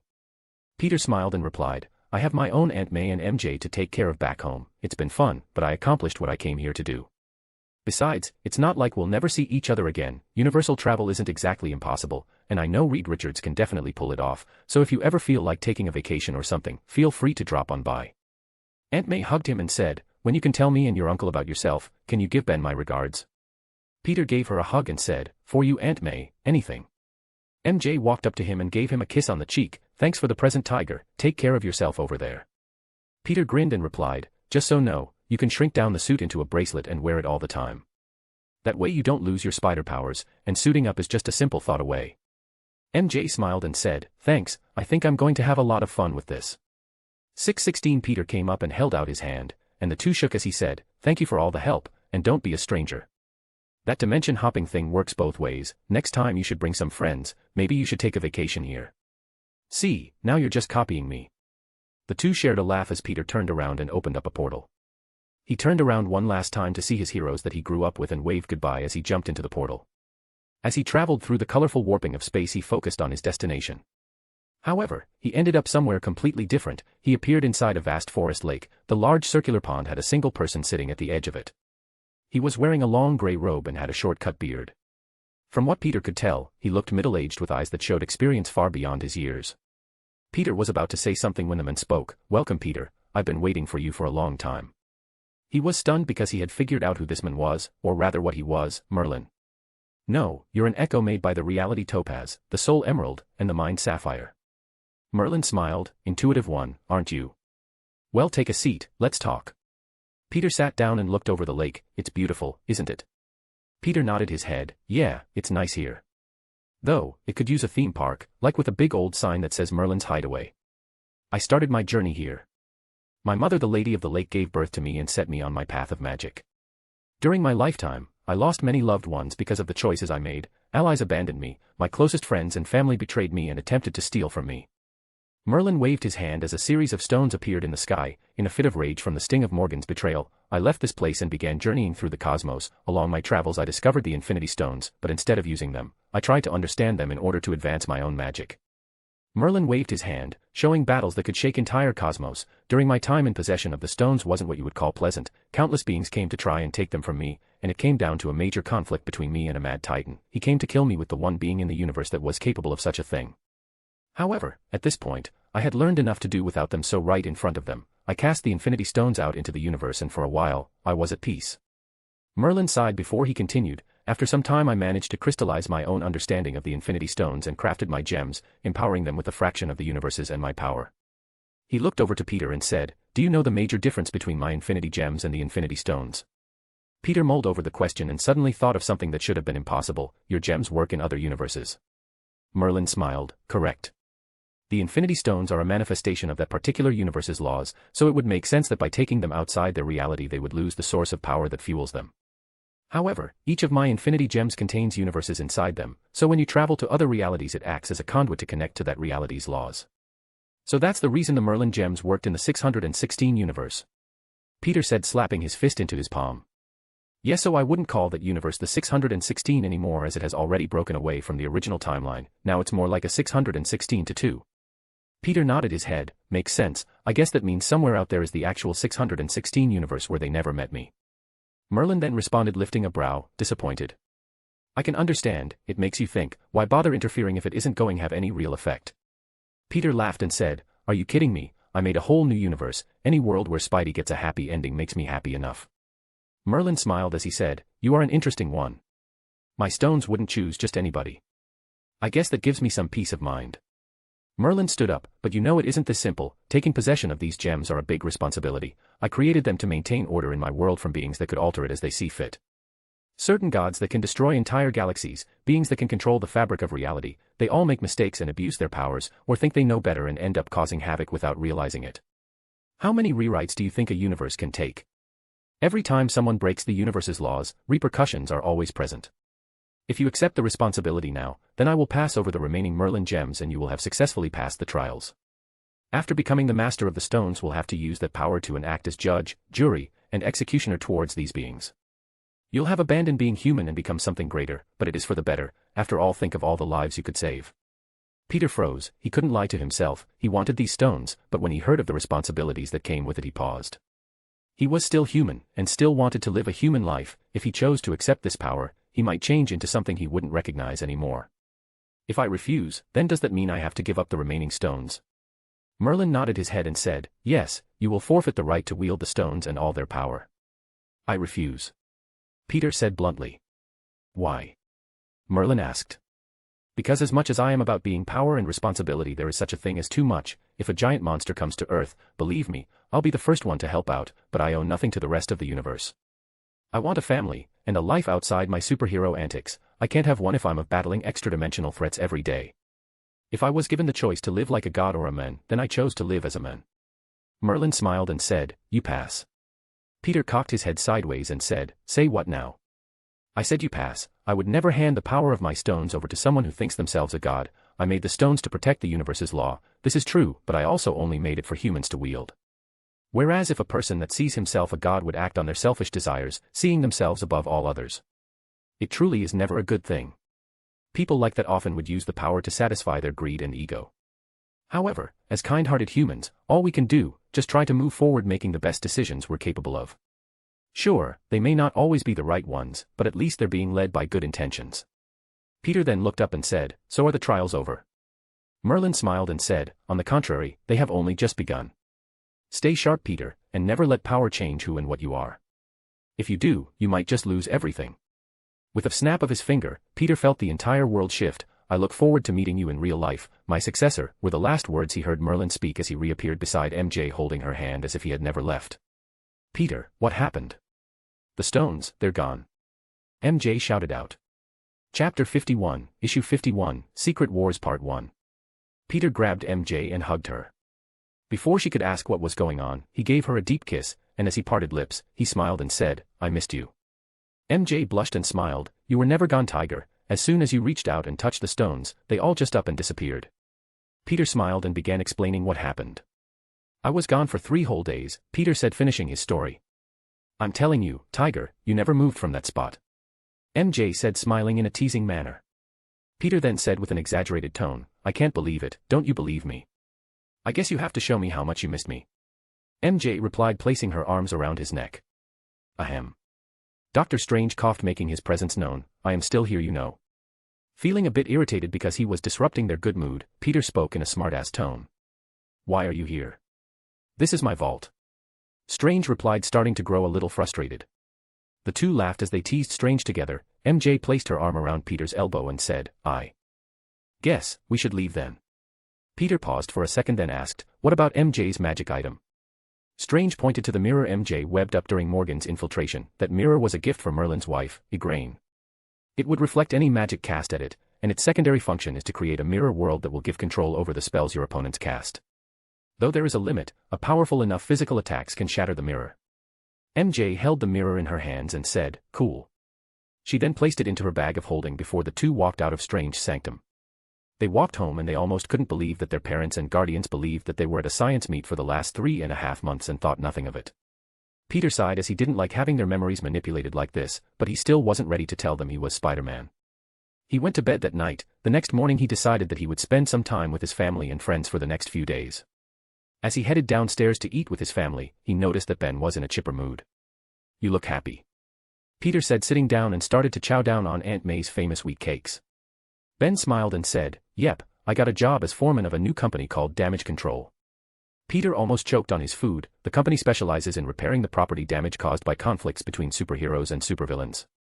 That's the one, pays good, and I get to help people, Ben replied in a happy tone. May sat down and joined them. Peter then asked, you know you don't have to work anymore. I have enough money to take care of us all. Ben laughed, I like working, Peter, keeps me young. May shook her head, that's your money, Peter, besides, we like where we are. Peter laughed and said, fine, but at least let me pay for the bills. May shook her head and said, we'll have no such thing. Parkers can take care of themselves, and your money would better off be spent towards your future plans. Peter smiled as he said, you're just not going to let me help out on this, are you? Ben laughed and said, nope, you'd have better luck taking on a supervillain than changing our minds on this one. Peter snickered as he thought, if that's all it takes, then I think my chances would be pretty good. After breakfast, he gave Aunt May a hug and said, thanks for the meal, I'm heading over to MJ's for a bit. As he walked over there, he and MJ received a call from two different at the same time. Mary Jane got a call from Angel asking if they wanted to hang out and go on a double date, while Johnny on the other hand, called Peter just to do the same but also bragged that he and Angel were an item now. Fine, sounds fun, I needed a break, been too busy lately. Why don't we invite Liz and Harry and make it a triple date? Peter replied. Cool, I got an expensive place set up for us, I text you the address, Johnny answered and hung up as Peter knocked on MJ's door. Her mother answered and smiled while saying, good to see you again, Peter. MJ's upstairs in her room. Thank you, Mrs. Watson, and it's good to see you too, Peter said as he ran up the stairs. After knocking on her door, he opened it up and saw her trying on new outfits for the date. Peter almost drooled as he saw her in a sexy red dress that looked perfect on her body. He couldn't stop himself as he walked up to her and placed his arms around her hips and he said, you look beautiful, babe. MJ smiled as she gave him a kiss, I just want to look nice for our date tonight. Peter smiled and replied, you know anything you wear looks good on you. MJ then turned around and embraced him, burying her head into his chest. She said, smooth talker. So, until the date you want to come to Stark's with me, I have a new toy I want to show off, Peter said grinning. Oh, something from your little adventure? MJ asked in return. Peter nodded his head as he asked, so, you coming? MJ used her symbiote to put on her street clothes and said, of course, I'm curious as to what you got. MJ told her mom they were going out on a date as they dashed off out of the house. They ran until they were far enough away and suited up to webbed over towards Avengers Tower. As they landed on the building, they saw that it was almost completely constructed. All that was missing were a few floors and the logo. Eager to check out the place, the two smiled in approval as they walked inside. Peter saw a prototype Jarvis that consisted as an Iron Man suit with a holographic display of the butler he was all too familiar with. Good evening, Spider Duo, Tony is working in the B4 lab right now, would you like me to notify him? Yes please, MJ said looking at Jarvis in wonder, every time I come here, it's like I get a treat just from looking at Tony's tech. Peter shook his head, grease monkey. Bayonard. MJ shot back as they laughed. Mr. Stark, Ms. Watson, and Mr. Parker have arrived, Jarvis messaged to Tony. Really? Great timing, send them down. Tony replied with a bit of excitement in his voice. Peter and MJ were led into one of Tony's lab rooms, where the ships they confiscated from the Chitauri were pulled into thousands of parts. Tony was standing over a large table covered in technical equipment, and he seemed to be focusing on an almost human-looking brain made from a similar material as the Chitauri organic crystals. Hey Peter, MJ, good to see you, Tony said looking down a microscope. Peter and MJ walked up next to him and saw the advanced technological wonder he had built. Peter looked over it and said, Tony, this is Jarvis's new brain. I managed to recreate the material and its functions using Earth technology and materials, and this isn't all, the brain is actually capable of simulating emotions. A robot that can feel. Isn't that amazing? Peter smiled and said, I imagine its computation functions will shoot through the roof as well. Also this design, Peter looked over the blueprints that were strewn all over the place. That's my new suit model. Tony said as he stood up, when I was using your webbing to coat the plates, it suddenly hit me. Endosim armor, psionic, biological armor, partially modeled on your symbiote's biology. I based its structure on the scans I took on your suit back then. Next, I'll be programming it into the psionic metal you showed me how to create, allowing me directly to integrate a synthetic structure into the suit building blocks. Mixing it with your webbing fluid as the base, the suit is pretty powerful, so don't think I'll be needing a new one anytime soon. Mark 37 is going to be my masterpiece. Impressive, Tony, but it still doesn't let you do anything on the biological level, it just acts like a symbiote in the most obvious ways, but still pretty good imitation. Peter's eyes drifted to the storage device of the armor when MJ said, using nanobots to store the armor in your marrow, bleeding edge prototype, I guess this is the next step for the armor. Peter nodded his head and started offering advice, when Tony was surprised by his help and said, wow, I didn't even think of that, Peter, where did you learn this? Peter smiled as he said, actually that's what I came here to talk about. Can we go to a place with a larger lab? Tony nodded his head as he took him to the B7 lab. It was around the size of 3 football stadiums, and there was just enough room on the lab platform for Peter to use a certain new spell he'd been working on. He turned the biggest basement Tony had into an expansive space like the bags that were given to them by Doctor Strange. Once the area space multiplied multiple times over, Spider-Man proceeded to pull out the giant Skrull ship he modified. Tony was shocked as was MJ, her eyes shined brightly as she began inspecting the ship. Where did you get this? How did you make my hangar so huge? Tony asked. Firstly, I just expanded the space. Think of it like I made everything in the room really, really big by expanding the distance between spatial coordinates, the opposite of Hank Pym's methods. Check it out, there shouldn't be any reported changes of the room size. It's contained to just this floor. Check your tablet. I'll wait. Son of A. Tony quickly read the scans. As for the ship, it was confiscated from an alien species called the Skrulls that just so happened to exist in another reality. The technology they adapted is from very powerful and ancient beings called the Celestials, and they were believed to be gods. Peter began to explain his journey and what he went through. They listened with apt attention as he explained how big the Avengers were, what kind of threat the Skrulls were, and what he did to help out. There's no way that happened, Pepper mumbled. Honest to God, I swear every word is true, Peter crossed his heart. A civil war, huh? Hopefully, this world will never have to experience such a thing. Tony shook his head, unsure of what to make of his counterpart's actions, but at least there was an answer to the problem, so if such a thing does occur, we'll have a solution ready. Peter smiled. He was also hoping it wouldn't come to that, and with him helping, maybe they could avoid splitting up altogether. They needed to face Thanos as a full team of Avengers. Alright, now I give you a tour around my ship. Peter led them in and showed them the many changes to it. There will be no weapons on board this ship. I'm redesigning it to be a purely explorational vessel fit for scientific discovery and advancement. Peter then showed them to the civilians' quarters. In here I want to create a biodome that has a self-sustaining habitat for the people that will inhabit this someday. Tony looked around fascinated by the technology, MJ as well. Peter, this will take us years to uncover how the technology will operate. Peter then pulled up a hologram showing everything he had learned thus far and said, Tell me Tony, with a good head start, do you think we can make something to help turn the Earth into a utopia? Tony cocked a brow and said, What do you have in mind? Peter scratched his head in a bit of embarrassment when he said, I was thinking of building a school for people that want to work on projects only focusing on creating things that are beneficial for all of mankind. Things such as improving medical technology, comfort, entertainment, agriculture production, and anything that includes helping to create more resources for mankind to gain more freedom and wealth. A school? No. This is an entire city. Tony said with a look of awe, well, the ship looks to be about the size of a small island. How many people want to do some good for this world but get slammed in the face by investors that don't see any profit in their creations or ideas? I want to make a place where these kinds of minds gather and work for the betterment of Earth and mankind. Tony nodded his head, as Peter continued, a company is a great idea, but I'm still too young for people to take me serious as a company owner, plus I still need to get my bachelor's degree, or else no one in the science community will take Peter Parker seriously. Peter, MJ, and Tony then began working on learning everything they could on the Skrull ship. They had completely lost track of time until an alarm for their scheduled event. Time to go, MJ. Peter said as she climbed out of the engine room covered in grease. Okay, just need to clean up real quick. Mary Jane said as she started walking away. Peter saw his own appearance and said, I think I could use one myself. You guys going somewhere? Tony asked. It's a date night. MJ said as she entered the elevator with Peter. Have fun you two. I'll take good care of your ship while you're gone, Tony said with an almost evil grin. Tony, no joy rides. Peter said as the door closed. Yeah. I hear you, Dad. Tony responded. As they rode the elevator up, MJ grabbed Peter's hand and said, You know we can always share a shower. Peter felt a shock travel up his spine as he saw the seductive look on her face. Chapter 52, Issue 52, Secret Wars Part 2. MJ and Peter ran into the room that they were assigned to as card-carrying Avengers. They ran to the bathroom, dropping their clothes on the floor with flirtatious giggling the whole way. As they got inside, MJ pulled him over to the bath and turned on the hot water. Peter pulled over the shower head and started washing himself and MJ down real quick. Take a seat, Tiger. MJ said as she grabbed the soap. Peter smiled as he sat down at the edge of the marble step and let MJ wash his back. She placed her breast along his shoulders as she worked the soap into his skin, massaging his muscles as way around to his front.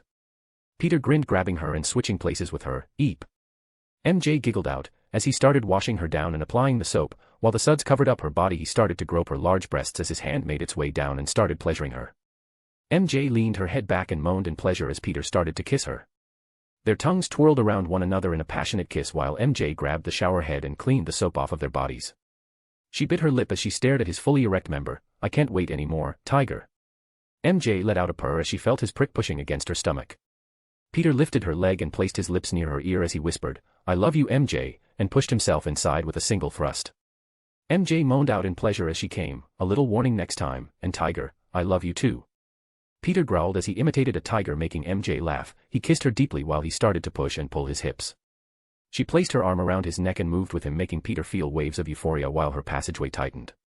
Peter sat down with her still on top of him and started to massage her breast, sucking on them, making her cry out in joy as he pushed in as far as he could reach. MJ stared into his eyes as they started to glisten over with a blissful expression. Peter started to speed up, not holding back his strength at all. MJ started to feel her body growing lighter as she said, "I love you, Peter. I love you, I love you, I love you." Peter smiled and said, "I love you too," as they both came together. MJ's legs quivered as she felt her abdomen grow warm. Peter smiled, still ready to go, when MJ gave him a deep kiss and said, "Save some for after the date, we'll be late if we don't hurry, after all, we just blew 50 or so minutes." Peter sighed as he held MJ close to his body, giving her a kiss back. He stood up with her legs still wrapped around his waist and carried her into the shower. The two washed each other down and got ready for their date night. Peter was dressed up in a nice black suit with a black striped bow tie, and MJ was in a red single-piece suit that had an opening on her back that ran all the way up to her shoulders. Peter saw that she was wearing his birthday gift around her neck. Smiling, he walked up to her neck and gave her a few soft kisses. She placed her hand on his face and leaned her head to the side and kissed him on the lips. "Looking good, Tiger," MJ said as she turned around. "What can I say, I clean up nice," Peter said, tightening his tie. They headed downstairs, and Jarvis had pulled a car out for them. "Thank you, Jarvis," MJ said as she took a seat in the back of the Mercedes-Benz AMG Quartet 2. As Peter took his seat, Jarvis replied, "Not a problem, Ms. Watson. Tony has ordered me to serve anyone accepted as an Avenger." Peter shook his head and said, "I have to talk to Tony about that protocol, too many holes in security." "I mean, what if an Avenger betrayed our cause, wouldn't Jarvis still help?" MJ laughed. "I'm sure he isn't worried about it since the Avengers are just starting to get on their feet. He'll probably start making additional failsafes to protect against such things." Peter sighed as he thought, different universe, same Tony, we seriously have to have a chat about his habit of leaping before learning to crawl. MJ laughed as the car started moving. The car was completely automated, so they didn't have to worry about returning it in case they needed to suit up. He looked at the address Johnny sent him and saw that it was the famous revolving restaurant known as The View. Peter smiled as he said, Johnny wasn't joking when he said expensive. MJ peeked at the address and said, "Wow. I've always wanted to try eating there once."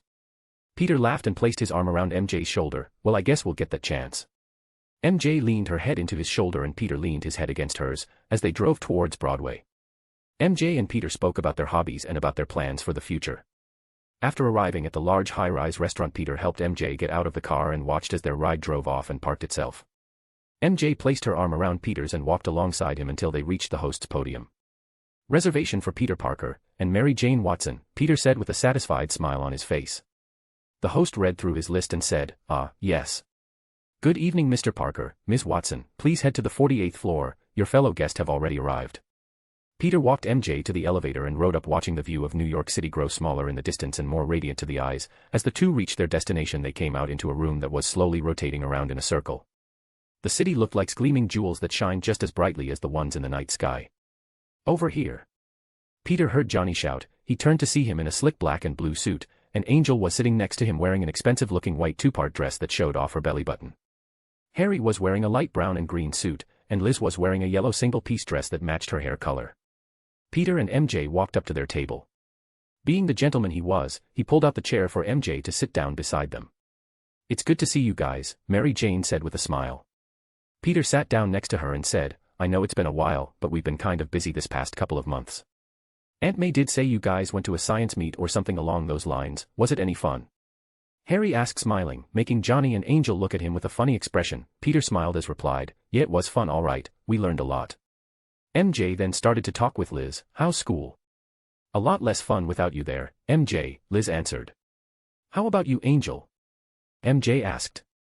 "Well, actually, next year I'll be transferring out to a different school," Angel replied. Of course, Peter realized that she was talking about Avengers Academy. After all, he may end up going there as well. It's not every day one can ask for super geniuses like Reed Richards and Hank Pym to teach at their school. Liz looked a bit down when Angel said, "I'll still be living in the same place, so it's not like we can't see each other often." Liz smiled and said, "Congratulations, it's a fancy school, isn't it?" Angel smiled back before saying, "Well, the teachers they have lined up are certainly impressive, to say the least." Peter then spoke up, "So Johnny, how has everything been going?" Johnny placed his arm around Angel's shoulder and said, "Really good. I feel like I'm on cloud 9 if you know what I'm saying." Angel blushed as she gave Johnny a quick kiss on the cheek. "We started dating last week. Johnny's been really good to me." Everyone else cheered a bit and congratulated them when MJ and Liz nodded their heads together before saying, "Congratulations. Heard our girl Johnny, and the only place anyone will find your face is on a milk carton." MJ smiled with a look of pure innocence. "They'll never find the body," Liz followed up. Johnny gulped and laughed as he said, "I wouldn't dream of it. I really like Angel and I think we got something special." Angel blushed and placed her hands in front of her face. "Enough, please, I can't take any more. Can we just order our meals now?" Everyone laughed before they settled down to read the menu. Once they picked out what they wanted, everyone ordered their very expensive meals. After giving the confused glance at the prices a couple of times, Peter looked to Harry and asked, "So Harry, how have things been with the family?" Harry sighed and looked a little down as he said, "Let's not talk about my situation right now. I came out tonight to help me blow off some steam with my friends, so no more family drama please." Peter lifted a brow and said, "Nah, friends help each other through the good and the bad. What's up, Harry?" Harry sighed, "It's Ma, she's sick again, and Dad is completely losing his shit. He isn't eating, he hardly comes home to see her, and he takes out his frustrations on me every chance he gets. I know he's only lashing out because he's worried about her condition worsening, but it's just getting a little harsh at home right now." Everyone looked a little bummed out when Harry said, "See, this is why I didn't want to bring it up." Liz grabbed his hand and squeezed it. Peter and everyone got up and gave him a hug. Harry sighed and said, "Thank you." Peter knew what he was going to do later tonight, going to cure his mother, and just in case Harry as well. Everyone sat back down and Peter said, "Don't worry man, I'm sure she'll pull through." Harry smiled and said, "Thanks Peter, I don't know about it this time, I've never seen Ma look so weak." Seeing the mood was getting a little heavy, Harry sighed and said, "Thanks guys, but I came out to have some fun tonight, so let's keep off this topic for a while." Everyone agreed and did their best to talk about anything else concerning the Osborns' issues. "So yeah, after taking the rest of this year off, I plan to go to a university and get my master's degree and graduate with honors. I plan on opening up a school for people that want to use their gifts and knowledge to help mankind as a whole," Peter said, changing the subject to help his buddy out. Harry smiled and said, "I can see you doing something like that, plus it would be great publicity for the company we talked about building." "Oh yeah, I almost forgot about that. Do you still have all those environmental improvement projects your mom started? I would love to fund them," Peter said with an excited tone, as they would be great projects to focus on for the school. "Yeah, actually we've been talking about them a lot these past few days. Dad was considering dumping the projects because they haven't gotten anywhere yet, but Mom tore him a new one," Harry replied. "That's what he gets for marrying an environmental lawyer and researcher," MJ said, laughing a bit. Their food had finally arrived and they continued to talk about simple normal everyday matters throughout their meal. After eating they split the bill and started heading home. "It was good to see you guys, let's do this again sometime," Harry said as he got into the car with Liz. Peter and MJ smiled as they waved goodbye and went their separate ways. Once they were out of view the two suited up and started webbing off towards Harry's place. "Where are you going?" MJ asked, already knowing the answer. "To save one of my best friend's mother," Peter said as they drew closer to their destination. They landed on the roof when Peter said, "So do you want to heal her or should I?" MJ smiled and held her hand out before saying, "You go ahead, after all, you're the Bionerd." Chapter 53, Issue 53, Secret Wars Part 3. "Keep a lookout for me, would ya, Grease Monkey?" Peter asked. MJ gave him a kiss on the cheek and said, "Of course." While the spider couple sat outside and waited for it to get late, Harry had already returned home and went to sleep shortly thereafter. Sneaking inside, Spider-Man knew he had to be careful because Osborn had plenty of security. Thankfully Peter's spidey sense could allow him to avoid them perfectly. He quickly made his way into Harry's room first and used the symbiote to check his body for the disease his mother was suffering through, and as he suspected, he indeed found the genetic damage responsible for it. Using Webster, he quickly cured his friend before moving on to his mother. It didn't take Peter long to find a room with hospital equipment lined up around Harry's mom. He stayed on the ceiling as he lowered his symbiote to start working its magic. After a few minutes of correcting the damaged genes, he quickly made his way outside. MJ looked at him and said, "Is it done?" Peter nodded his head and replied, "I think they're going to wake up feeling better than ever tomorrow." "They?" MJ asked. "Yeah, it was a hereditary disease. Harry had it too, and the disease was even more active with him. In just a couple years, the symptoms would start showing with early onset muscle degeneration, and then eventually, total paralysis." MJ hugged Peter, "Thank God for these symbiotes. I still can't believe your parents managed to make these things." Peter then said, "I know. MJ, I've been thinking." He then webbed over to the nearest building and started swinging away. "I think I want to finish my parents' work. If I could create a med bed as they had originally designed, then could you imagine what that would do for medicine? Go into a hospital with a terminal disease, spend $5 to cure it." MJ laughed, "Now that's affordable health care, of course, you might just end up putting a bunch of doctors out of a job. Peter shook his head. Not all of them, there's no need for them to lose their jobs either, but they'll have to shift it to becoming researchers. After all, there is still a lot to learn about our bodies, and there are other things the suit can't help with, like childbirth, vaccinations, and improvement immunities. MJ nodded her head. Still, some people are going to lose their jobs. That they are, Peter said in response, but hopefully, people smart enough to become doctors can find another place to work. I'm sure there are plenty of places that won't have our tech for some time. Not to mention, you can't lug around a medbed around everywhere. First responders will still need extensive training. Peter then jumped over a large building as his spider senses went off. A bullet had come inches away from hitting his eyepiece when he used his power to stop the bullet.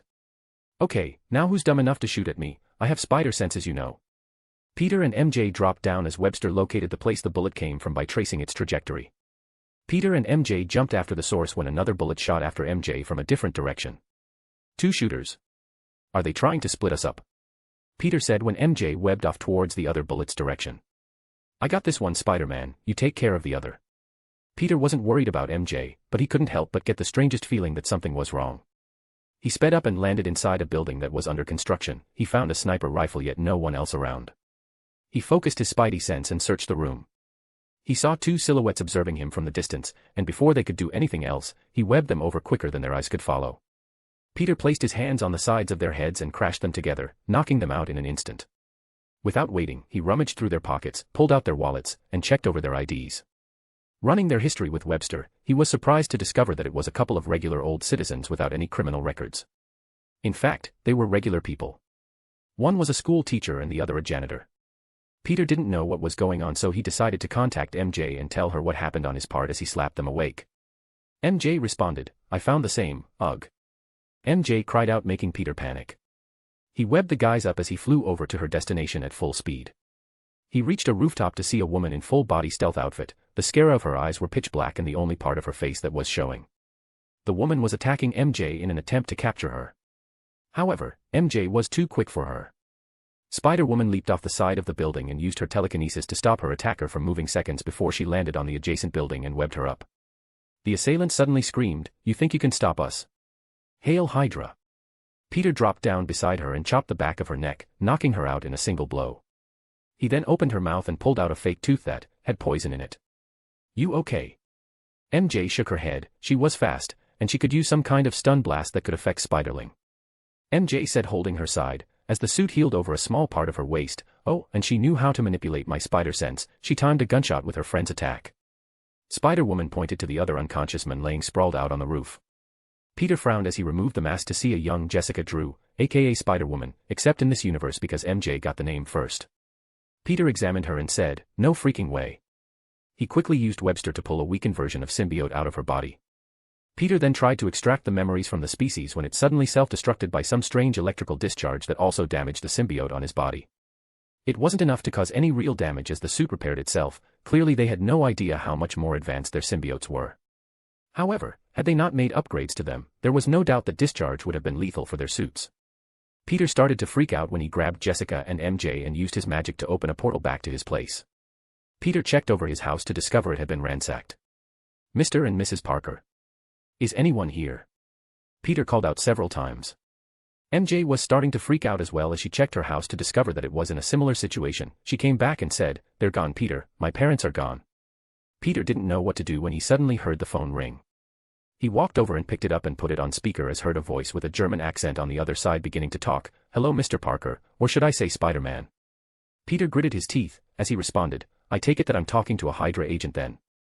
The voice sighed and continued, it was unfortunate that we failed to capture Ms. Watson, but I guess we'll just have to settle for her parents. Peter gripped his fist and said, if you so much as touch a hair on our family, I'll make sure you never live to see tomorrow. Do you hear me? One hair. Easy, Mr. Parker, we still have a use for you. After all, you wouldn't want to be responsible for the deaths of your girlfriend's parents, not to mention your own. Peter froze as the voice continued, I was surprised to find out that the blank gene we had been looking for had already been created. Your parents gave us the run around for many years, even going as far as to give us an inferior product of the symbiote just to keep your precious aunt and uncle safe. How did you? Peter questioned. Find out all this? Well, that's my secret. I trust a smart boy like you already know what we're after. The voice said mockingly. An exchange, right, me for our family. MJ frowned when Peter said this. Right. Duh. Duh. Very smart boy. Don't try any funny stuff or else the family gets it. Meet us at the Hudson Docks Pier 53 in 3 hours. Bring my useless protégés back to me as well, and do remember that contacting S.H.I.E.L.D. or any of your little friends Avenger friends, well let's just say, you'll get your family back in pieces. Peter crushed the phone as he said, you have no freaking idea who you're messing with. He quickly spread his symbiote around the room to remove any surveillance cameras that it could find.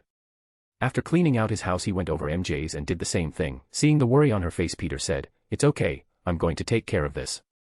Peter walked outside when MJ ran beside him and said, what are you going to do? Peter, your parents. Peter hugged his girlfriend and said, it's okay, I promise that everything is going to be alright. I just have to go pick up a power I need to pull this off. Watch over our prisoner for a while for a bit, would you? MJ looked to Jessica and said, I'm coming with you. They want me to come alone. I won't risk the lives of our families. MJ suddenly turned invisible. There, now they can't see me coming. I told you we're in this together from beginning to end, right? MJ, we don't have time for this. This is Hydra we're talking about. Peter shot back. I don't care. They're my parents and I'm responsible for their well-being. Going Parker, end of discussion. Did you forget we're partners, not just lovers? Peter sighed as he teleported Jessica into a S.H.I.E.L.D. prison on the helicarrier. Fine, but stay close. MJ walked up beside him and said, so what's the plan? Peter shook his head, I'm going to go steal Professor X's ability, and then I'm going to wipe Hydra off the face of the earth. MJ head jerked back, and said, why don't you just ask? I will, but something tells me he won't appreciate me for doing so. Peter then teleported over to Xavier's mansion and appeared inside his room. Charles, being the psychic he is since his arrival, he sat up out of bed and said, who's there? It's me, Professor, I've come to ask for a favor, Peter said, stepping out of the darkness and flipping on the bedroom light. Peter, Mary, so good of you to drop by, can I ask what you're doing here this late? Charles asked as Peter removed his mask. I need your power. A dangerous group known as Hydra has my family, I intend to use your power to save them and put an end to that neo-Nazi regime. Peter explained his situation. Xavier frowned, I can help you Peter, but what you're asking is very invasive. My power is not something I can just give away, especially to someone whose mind I can't read. Peter then said, I'm sorry, I knew you'd say that, and I wasn't asking. He covered Xavier in his symbiote and began copying his X gene. After a few hours Peter felt a wave of voices enter his head. He quickly used Webster to help him gain control over the power and placed limiters on himself so he wouldn't be forced to hear what people were thinking every second of every day. Peter pulled back Webster and saw the pissed of Charles as he stood up and shouted, Peter, how could you? Peter pointed to his legs and said, you're welcome, I also cured you of any cancerous cells that were building up. Xavier was stunned as he just realized that he stood up. Peter shook his head, I'm sorry, but I had no other choice. I'd love to sit down and explain what's happening, but I seriously just don't have the time. He activated his spellcraft for a second again and ported them to the dock, where they were supposed to meet. Keep your distance from me, but keep sight of me until it comes time for the exchange. MJ nodded her head and moved into the shadows. Peter walked over to the dock and stood underneath a lamppost for several minutes before anyone came close to him. A group of people could be seen walking over towards him. Each of them was wearing Hydra uniforms and all of them had the same black and whites of their eyes. Symbiote warriors. Peter thought as he saw a middle-aged looking man walk up alongside them. He had a strange, almost hypnotic spiral as irises and was wearing a lab coat. The man smiled as he looked over Spider-Man and said, well, at least you came alone, a bit sooner than we agreed on, but oh well, now come along like a good boy. Chapter 54, Issue 54, Secret Wars Part 4. The middle-aged man looked around and said, I could have sworn I told you to bring my test subject back with you. Peter looked at them and finally recognizing who he was, Maynard Tybalt. Maynard Tybalt is the son of Fritz Tybalt, the former ringmaster of the Tybalt Circus during World War II. After his parents were executed for their failures in infiltrating the U.S., Maynard, who did not share his parents' sympathy for Nazism, became the leader of a circus and decided to move it to America, far from the scene of Hitler's rise to power and his parents' deaths. It appeared in this timeline he chose to follow in his parents' footsteps and joined Hydra. Peter knew his powers well, and of course it had to be mind control, one of his most hated powers. Oh, you know my name. Maynard smiled as he approached Peter, your protégé didn't make it. She died while I attempted to extract the symbiote. Maynard sighed, oh darn, what a waste, oh well, she isn't my only superpowered experiment. Peter looked around and attempted to invade the mind of his foes, but the symbiotes managed to block his ability. Luckily, Maynard never would have guessed Peter gained a new power recently. He dove into his mind and saw everything that he needed to know. In less than a second, Peter felt sick as he shuffled through the Hydra scientist's head. He saw him performing countless experimentation on innocent people, dissecting them alive, and even creating a few supervillains. Peter wanted to throw up. He thought that it couldn't get any worse, but suddenly he saw his parents. They looked malnourished, tired, and beaten. Maynard was called in by a superior to force the answers out of his parents. However, as previous S.H.I.E.L.D. agents, they knew of Maynard's abilities, and they actually gouged out their own eyes so he couldn't control them. Unable to pry the information from their heads, the villain kept them held up in a cell, waiting for the day that he could break their spirits.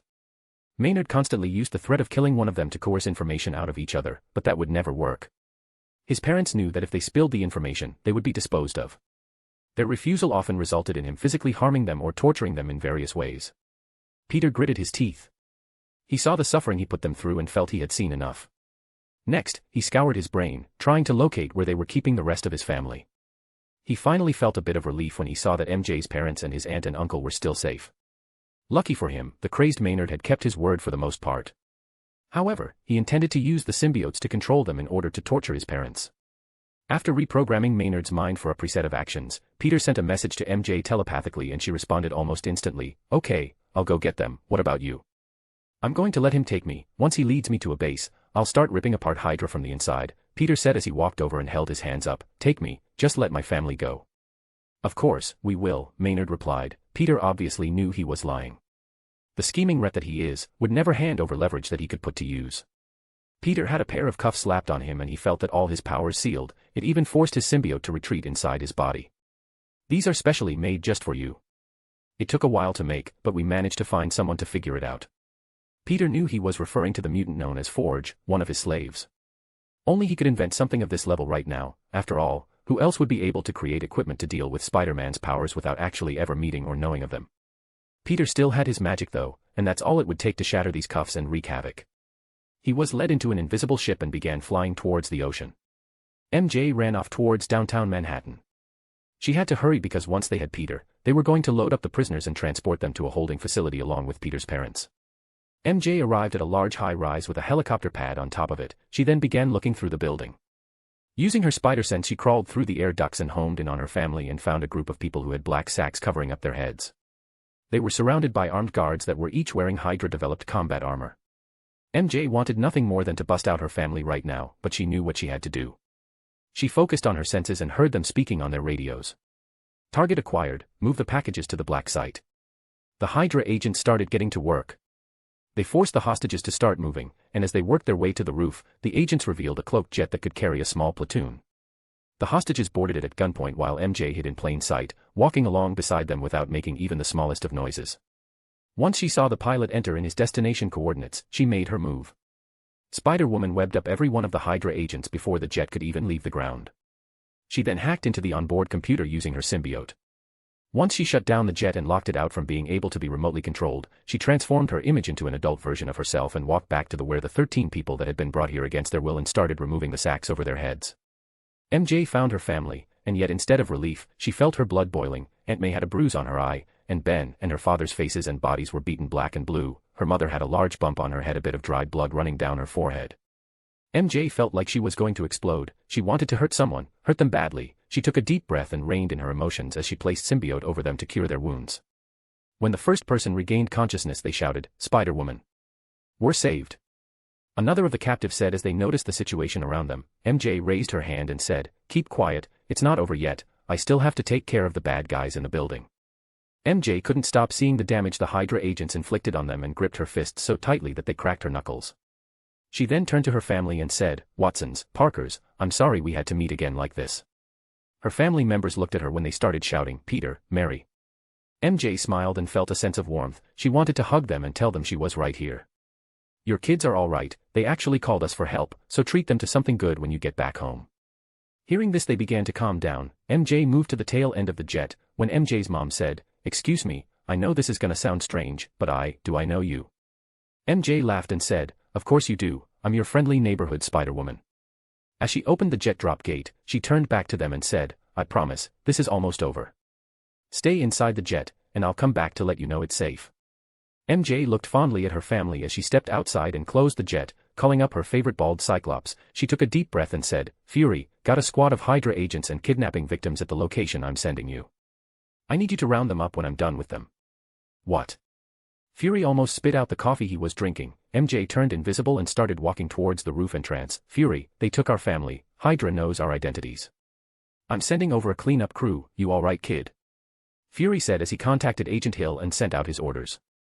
Yeah, oh and Fury bring a few medics as well. MJ said as she started walking down the stairs while Hydra members scrambled all throughout the building. Are the hostages injured? Fury asked. No, but the Hydra agents are on the verge of death.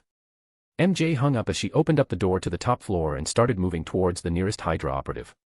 She rushed forward with her fist ready to do some damage and performed a running punch into the guard's chest, shattering the combat armor before sending him flying into the wall. She webbed him up seconds before the rest of the agents in the area were alerted to her actions. MJ dashed forward to a group of 3 and jumped on the neck of the guard in the center. She then her ability to stick to surfaces to flip him into the air using only the soles of her feet while webbing up the remaining 2 soldiers' faces. Then as she spun mid-jump, she pulled the web lines, smacking them into each other seconds before the first guy's face slammed onto the ground. MJ webbed them onto the floor and continued on throughout the building, absolutely crushing every Hydra agent she came across. As she spotted a new group, she jumped over some railing and sent one guy flying into the ceiling with soaring uppercut and webbed him in place. One of the men tried to swipe at her with an electric rod, but MJ was too fast. Ducking down, she kicked out the back of guy's legs and webbed the top of his foot before throwing him onto a wall and punching him through it. A Hydra agent pointed his gun around, not knowing where to aim, when MJ placed her hand over the barrel at the same time he began pulling the trigger. Without a second's notice, MJ crushed the barrel and punched the Hydra agent straight in his jaw, knocking out his teeth. The rest of the villainous agents discovered someone had come as was picking off their operatives and started opening fire, transforming the building into what can only be described as a scene of pure chaos.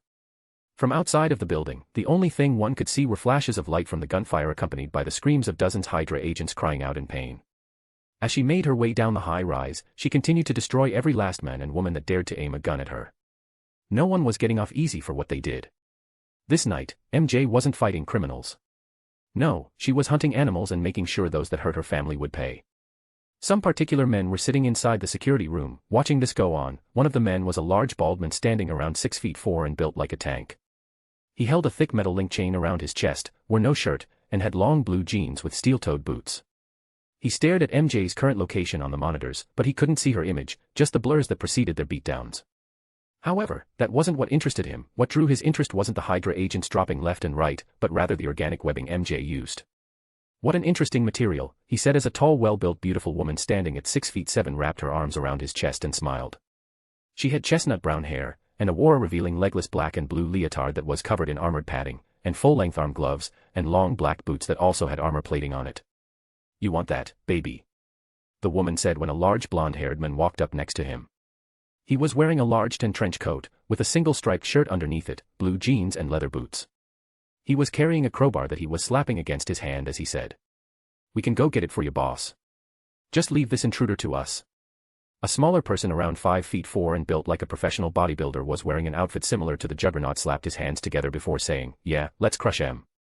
Next to him was 6'4" man wearing a white tank top and a pair of combat pants and boots. He had spiky blonde hair and looked like a Spartan in his prime.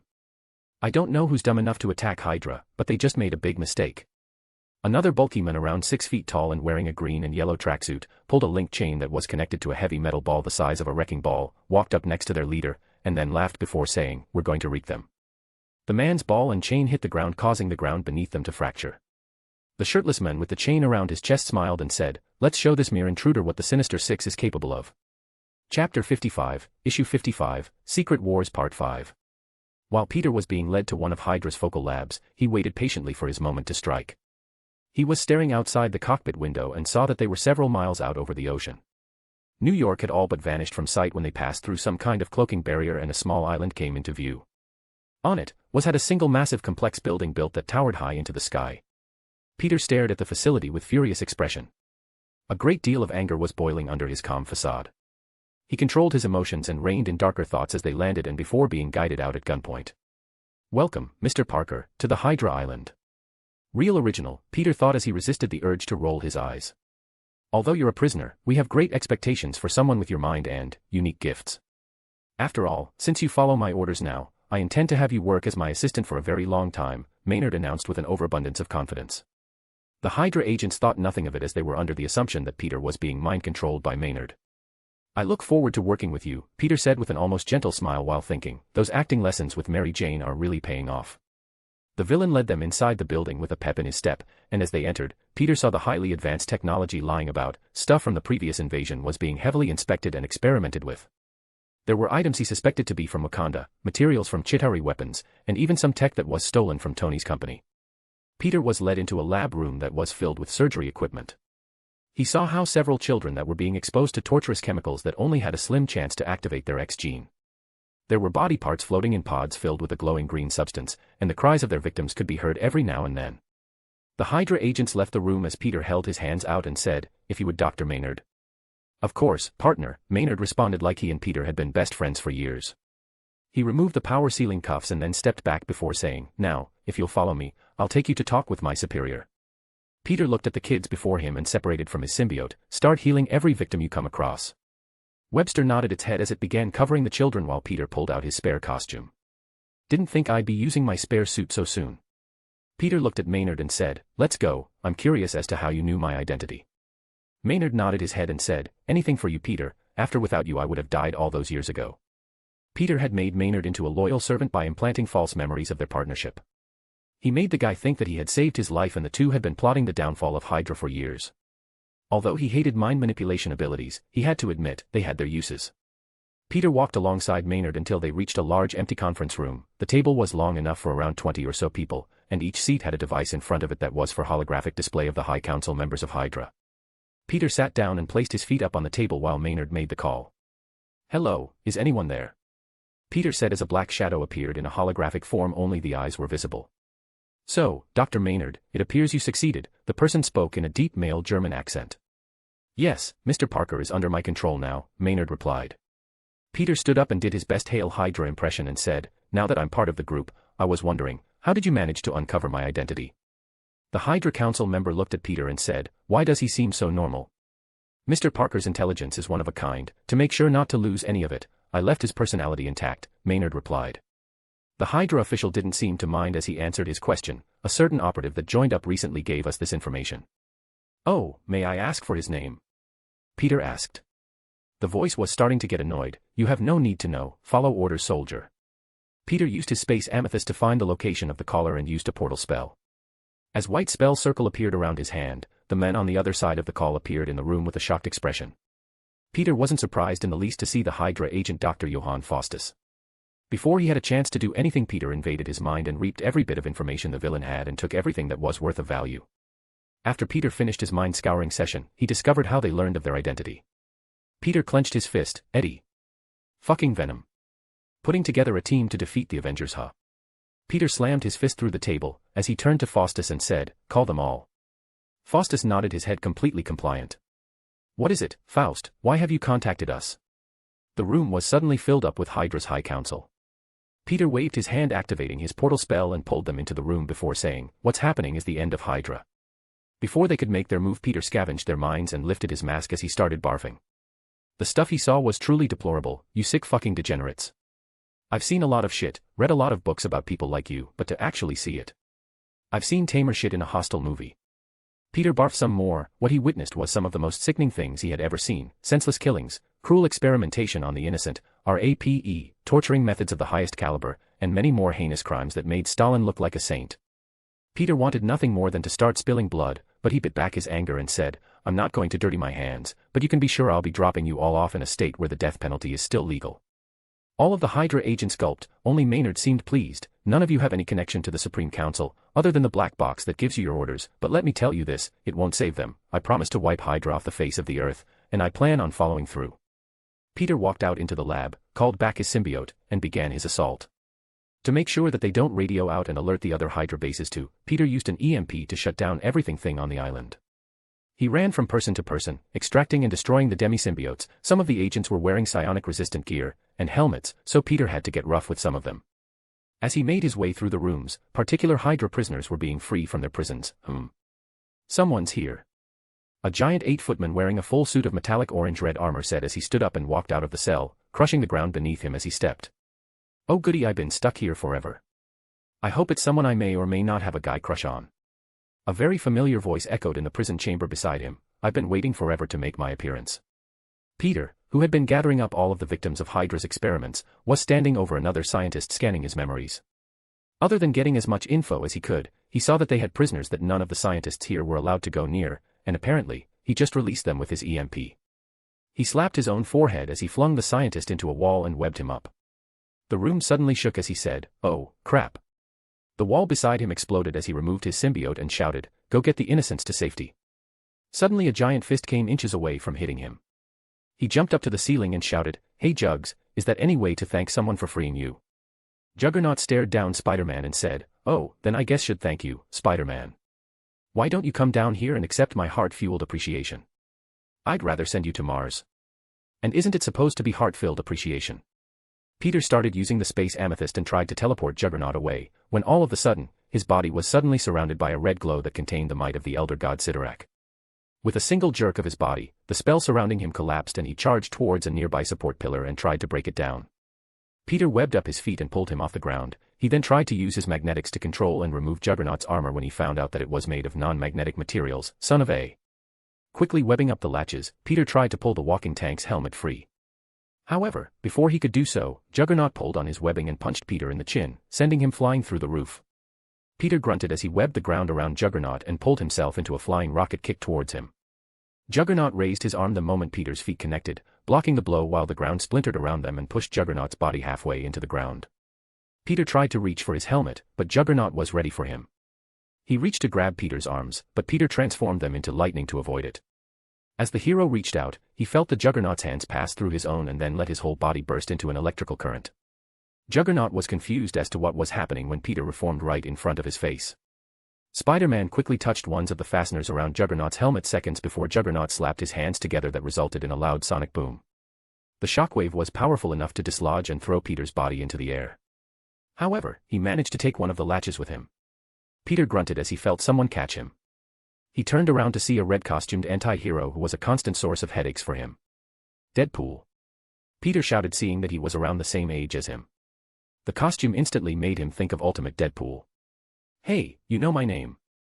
I'm a big fan, Spider-Man. Can I have your autograph? I think it will be way more expensive after you're dead. Can I get your autograph and then kill you?" Peter raised fist, knocking Deadpool's neck back, making a loud snapping sound as he shouted, "Owie." Harsh. Deadpool snapped his head back and said, "You better play nice, author. You'll need my help for what's to come next, and you know it. I don't know who's writing this, but you better not fuck me over." Peter shouted, making Deadpool smile before saying, "You can break the fourth wall too." Juggernaut threw a large chunk of debris at them, and as they dodged, Peter shouted, "Apparently, I can now. But how come you aren't crazy like me?" Deadpool asked as he shot at Juggernaut's eyes, who in return placed his hands in the way so that they'd bounce off harmlessly. "I prefer to believe that there's a chance that they're nothing more than scribes peering into another universe, or maybe even making an entire universe as they write. After all, our brains are quantum computers, who knows what we're capable of." Peter webbed at Juggernaut's feet and tried to pull him back, but Juggernaut grabbed them and started to pull. Peter held onto it and tried to keep Juggernaut busy when Deadpool said, "Wow, I never thought of it like that. Yep, if everything is possible and exists in some way or form, then why should I care? I'm just going to live my life the way I want to the best of abilities, and without betraying my character. Hell, for all we know the person writing my story is having their story written by someone as well. Interesting, very zen. Are you sure you're not Iron Fist?" Deadpool laughed. The back and forward banter made Juggernaut fume as he shouted, "Will you two shut the fuck up? Ah, we're pissing the author off again." Deadpool pulled out his sword and started to chop at Juggernaut's legs. Was that supposed to do something? Juggernaut lifted a brow before trying to hammer smash the merc. Peter webbed his arms before they could descend on Deadpool and pulled him back. Wade's swords then used the force to pull back his blades, barely managing to cut the giant's thigh. When he clenched his wound, Peter hopped on his shoulders and reached for the helmet. Spider-Man started to pull on the second helmet latch, when suddenly, Juggernaut started running, which never a good thing. As the bulky brute smashed through a wall, he took the chance to grab Spider-Man and hold him in place while he bashed through multiple layers of the building. Peter escaped by turning into his lightning form. He then shot over next to Deadpool and asked, "I think I can handle this if I play my cards right, so why did you say I would need your help earlier?" Before Deadpool could answer, a beam of energy shot towards them. Peter jumped up to avoid when it shot a clean hole through Deadpool and made him shout, "Why?" Peter saw the person he recognized as Inferno, but in his universe, she was the also Herald of Balthak. The woman wearing golden armor and her body was partially made of energy.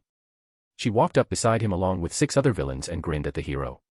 Peter recognized them as Mysterio, Stonecutter, the leader of the Hand Gorgon, Modred the Mystic, Craven the Hunter, Styx the Men with the Touch of Death, all of them radiating the energy of the Octessence. Oh. Crap, the Otter isn't going easy on you at all, Deadpool said as his stomach healed up.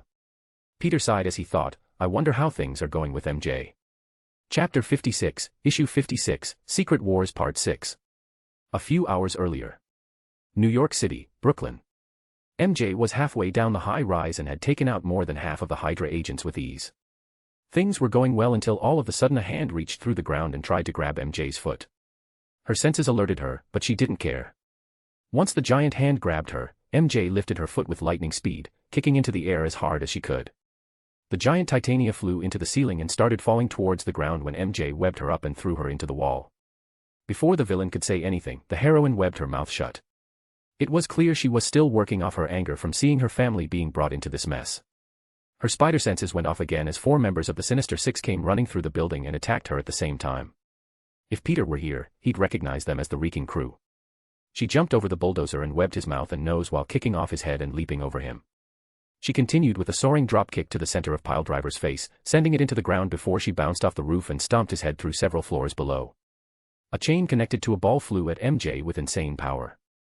However, MJ didn't dodge. She used her telekinesis to speed up the ball and redirect it towards the wrecker, who in return took his crowbar and used it as a bat to try and redirect the metal ball at MJ. However, the moment the 2 magical items made contact, a massive shockwave destroyed the ground beneath them, sending them falling onto the floor below. MJ grunted as she tumbled across the ground. She looked up to see the Absorbing Man, whose entire body was made of steel, ripping off her webbing from Titania's body. He then used his ability to copy MJ's organic webbing. His entire body turned from the silverish steel color into a cobalt blue and was covered in spider web markings. However, he soon found out that, although the new material was powerful, he couldn't move from that spot, so using the chain around his body as a medium, he changed the bottoms of his feet back to steel, allowing him to start walking towards MJ. MJ frowned as she said, "You can mimic the substances that you touch. Cool power, I'ma steal it." Absorbing Man charged and punched the floor, destroying it, making her jump back and land on the wall before saying, "It doesn't matter how durable or powerful your body becomes, you're nowhere near as fast as me. Keep talking, girlie, you're surrounded. How long do you think you can last?" Absorbing Man laughed when MJ took a deep breath before saying, "You are all morons, you're strong all right, but if I take away your ability to create momentum, then your strength means nothing." Using her telekinesis, she lifted them into the air and covered them in a sphere of water that was constantly pushing against their movements. She then added dirt to create a thick mud-like substance. The Sinister Six was bogged down so tightly that they could barely move. MJ then sent out a string of her symbiote to steal and see if she could remove their powers. She felt her body grow ridiculously strong as she managed to capture the Absorbing Man and Titania powers, but the Wrecking Crew's power came from magic, old and very powerful magic. So, to deal with that, she began sealing their magic with several spell restrictions along with her organic webbing's anti-magical effects. She couldn't completely seal their strength but managed to make them much weaker and easier to deal with. MJ looked at the distraught expression of the Sinister Six faces that brought a smile to hers.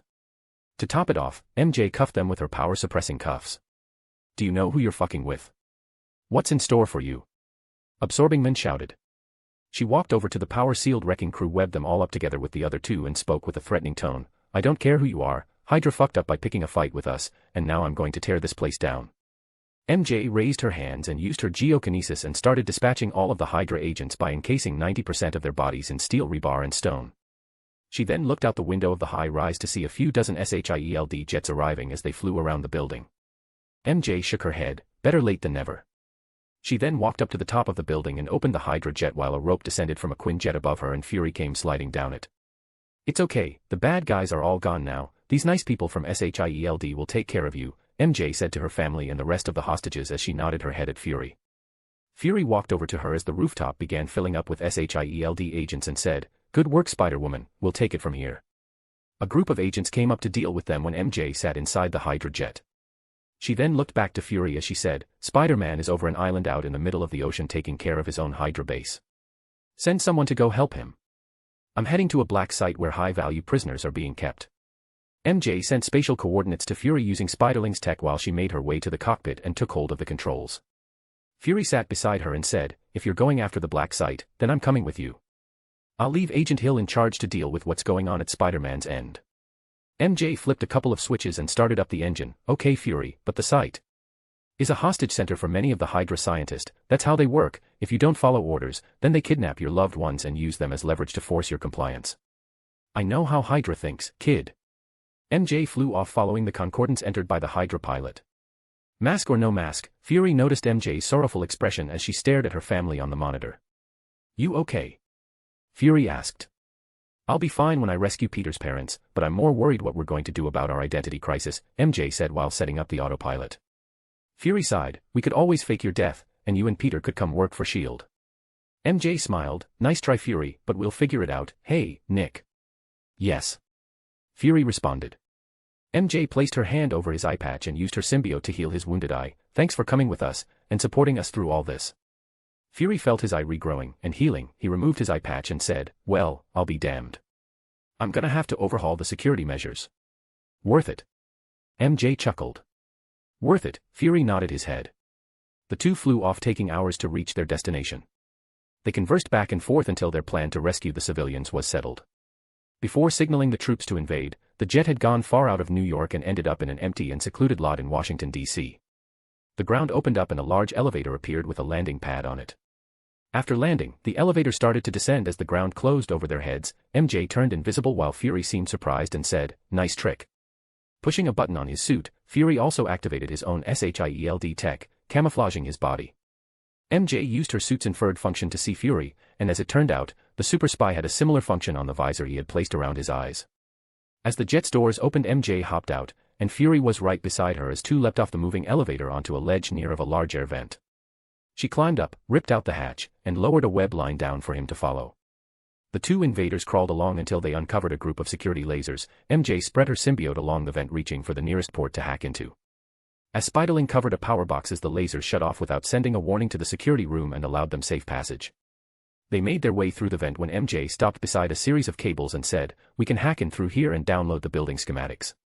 Fury pulled out a small hand-sized computer and pulled them out a USB cord and placed it into the access panel's port. After pulling up a map of the base, they saw that there were over 30 floors, and the building was constructed like a maze with dozens of winding hallways and hundreds of dead ends. They built this to keep people in. Fury said with a grin. And that's a good thing. Why? Because their defenses for intruders are lacking. Cocky bastards. Too bad for them, they weren't expecting us to bust in like this, Spider-Woman smiled. I'll call in a strike team and give them our location. Fury quickly found what they were looking for and said, the 10th floor is where they're keeping the hostages, the rest of the rooms are for the Hydra training, R&D facilities, and indoctrination classrooms. You stay here, I'll take care of the captives. I need you hold off one inviting the strike teams until I get the hostages to safety, MJ said as she began rapidly crawling through the vents and disarming any security devices she saw along the way. When you reach the 10th floor, I'll cause a distraction to pull the guards away from your location. She nodded in appreciation as she started making her way towards the 10th floor. MJ crawled around of the vents and started exploring, slowly making her way down floor by floor. The security was far from lax, and dozens of armed Hydra agents roamed the facility. That was, until a loud explosion suddenly went off on the higher floors. Apparently, Fury had detonated the Hydra jet they flew in on, sending the base's security force into a state of chaos. The Hydra agents nearby were called up by their superiors to deal with the situation, and most of the agents left the area. Only a few remained, allowing her to pick up the pace. It wasn't until she noticed that there was a high-tech prison door that looked like a screen of white neon energy surrounded by a mechanical box. The vents had grown too narrow to explore further, so she had no choice but to exit. After crawling out the vents and onto the ceiling, she silently began taking out the remaining Hydra agents while webbing them up in the shadows. As the group of modern-day Nazis made muffled screams from their webbed cocoons, MJ then began inspecting the wall of unknown energy. However, no matter how she examined the door, MJ couldn't make heads or tails of the technology. She had never seen anything like this before. She was about to use her symbiote start to try hacking the gateway panel, when all of a sudden, her spidey senses went off. MJ jumped back seconds before a beam of energy blasted a hole in the spot she was just standing on.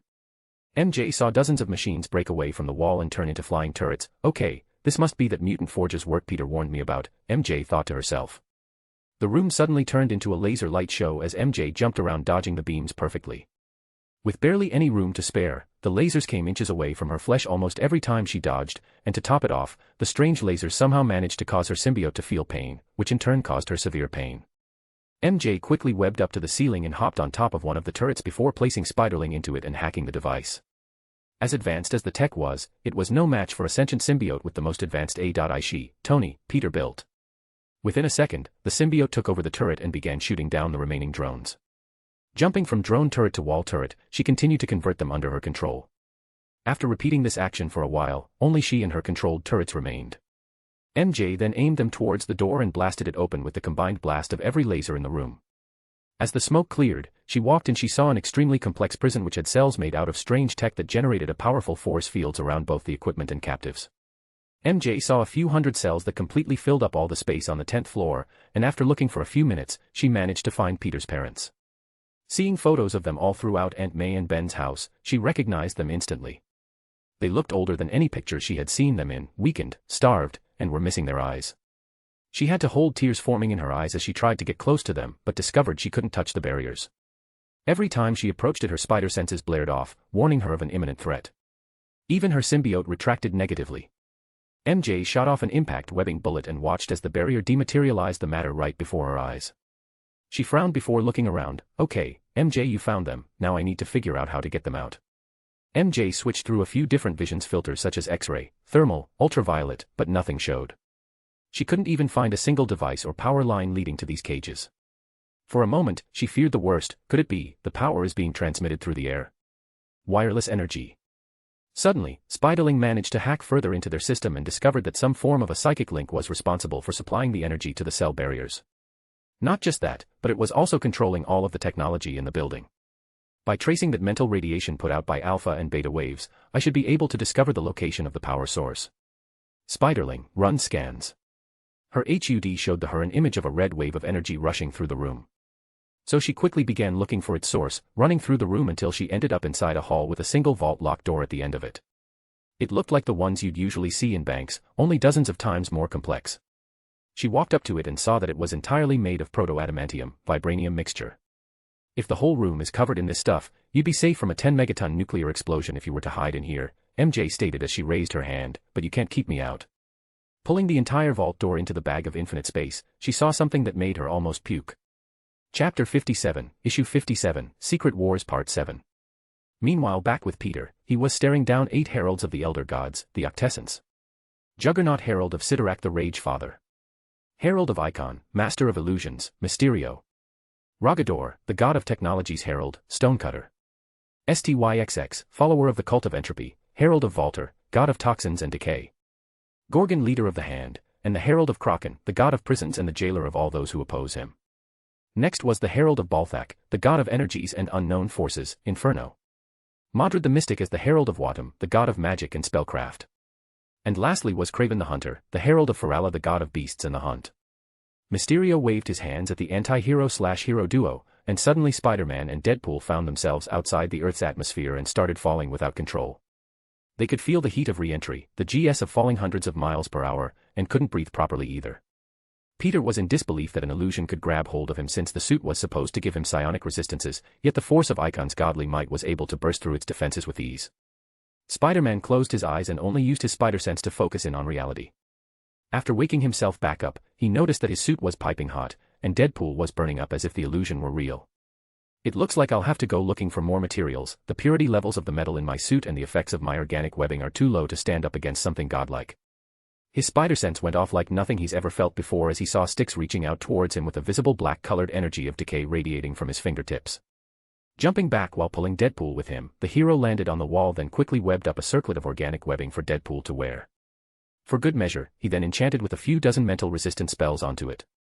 Seeing that he was still in the illusion, Peter started to slap Deadpool. "Oh. Hit me harder, daddy." Deadpool shouted, making Peter almost puke. Seeing that it's still till no effect, he then decided to hard boot him by snapping his neck. "What happened?" Deadpool jumped up. "You got hit with an illusion, I reset your brain." Deadpool laughed. "Oh, you killed me, like an on and off button for a frozen computer, neat. You can turn me on whenever you want, webs."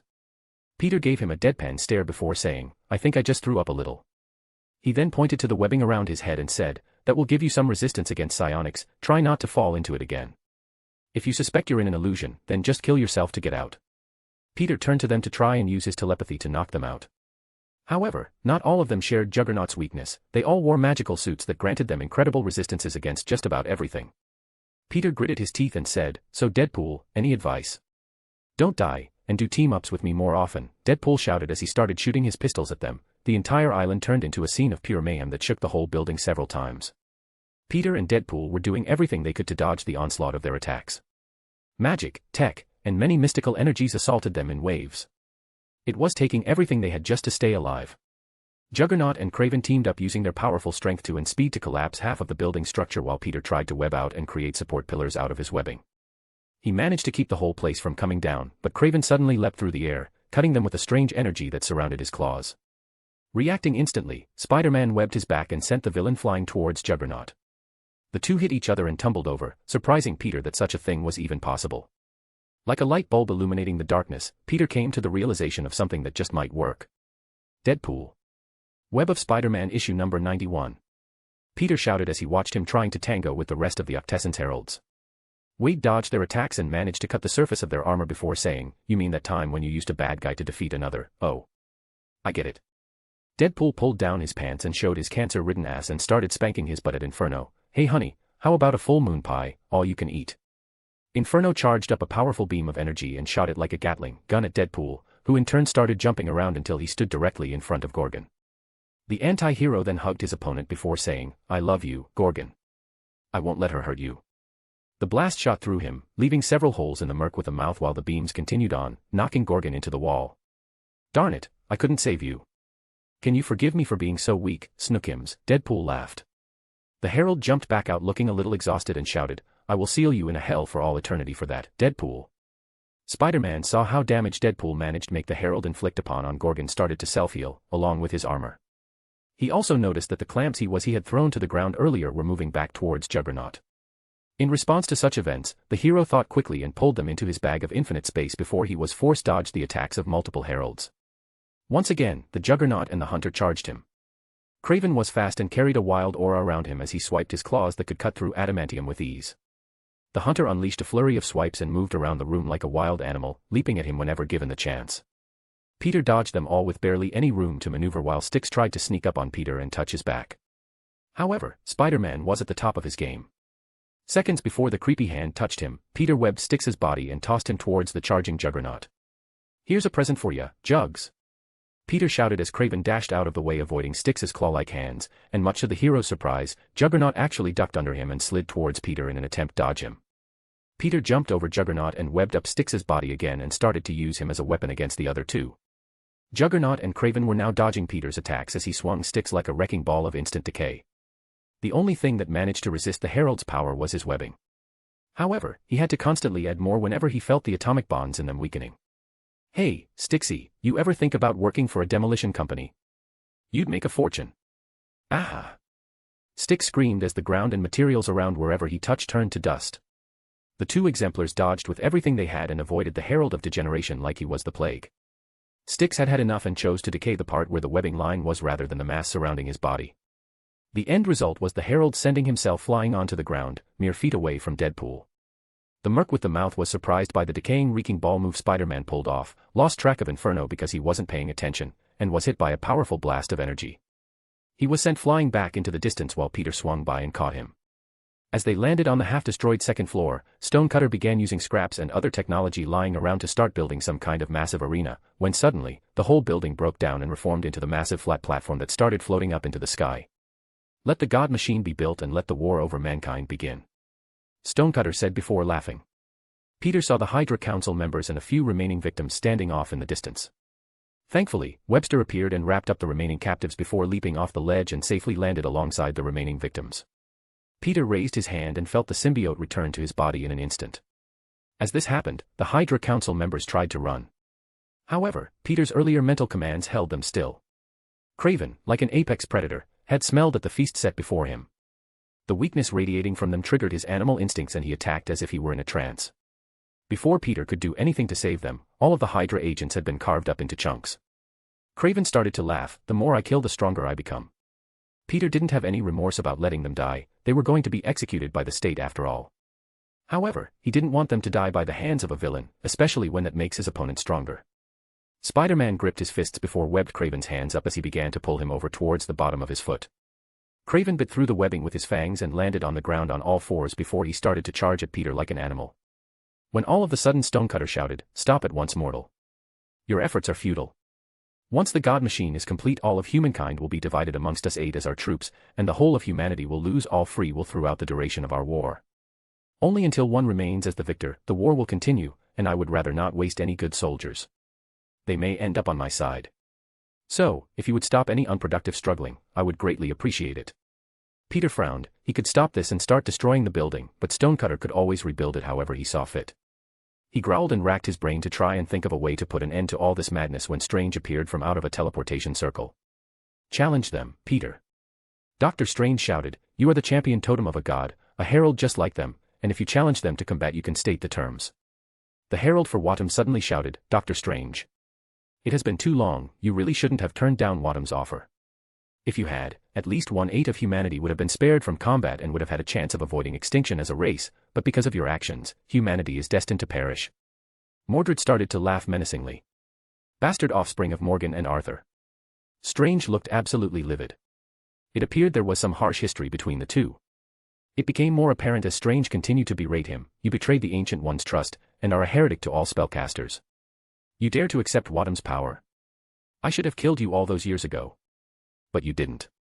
You failed to match my power and trapped me in the Dark Realm like some coward.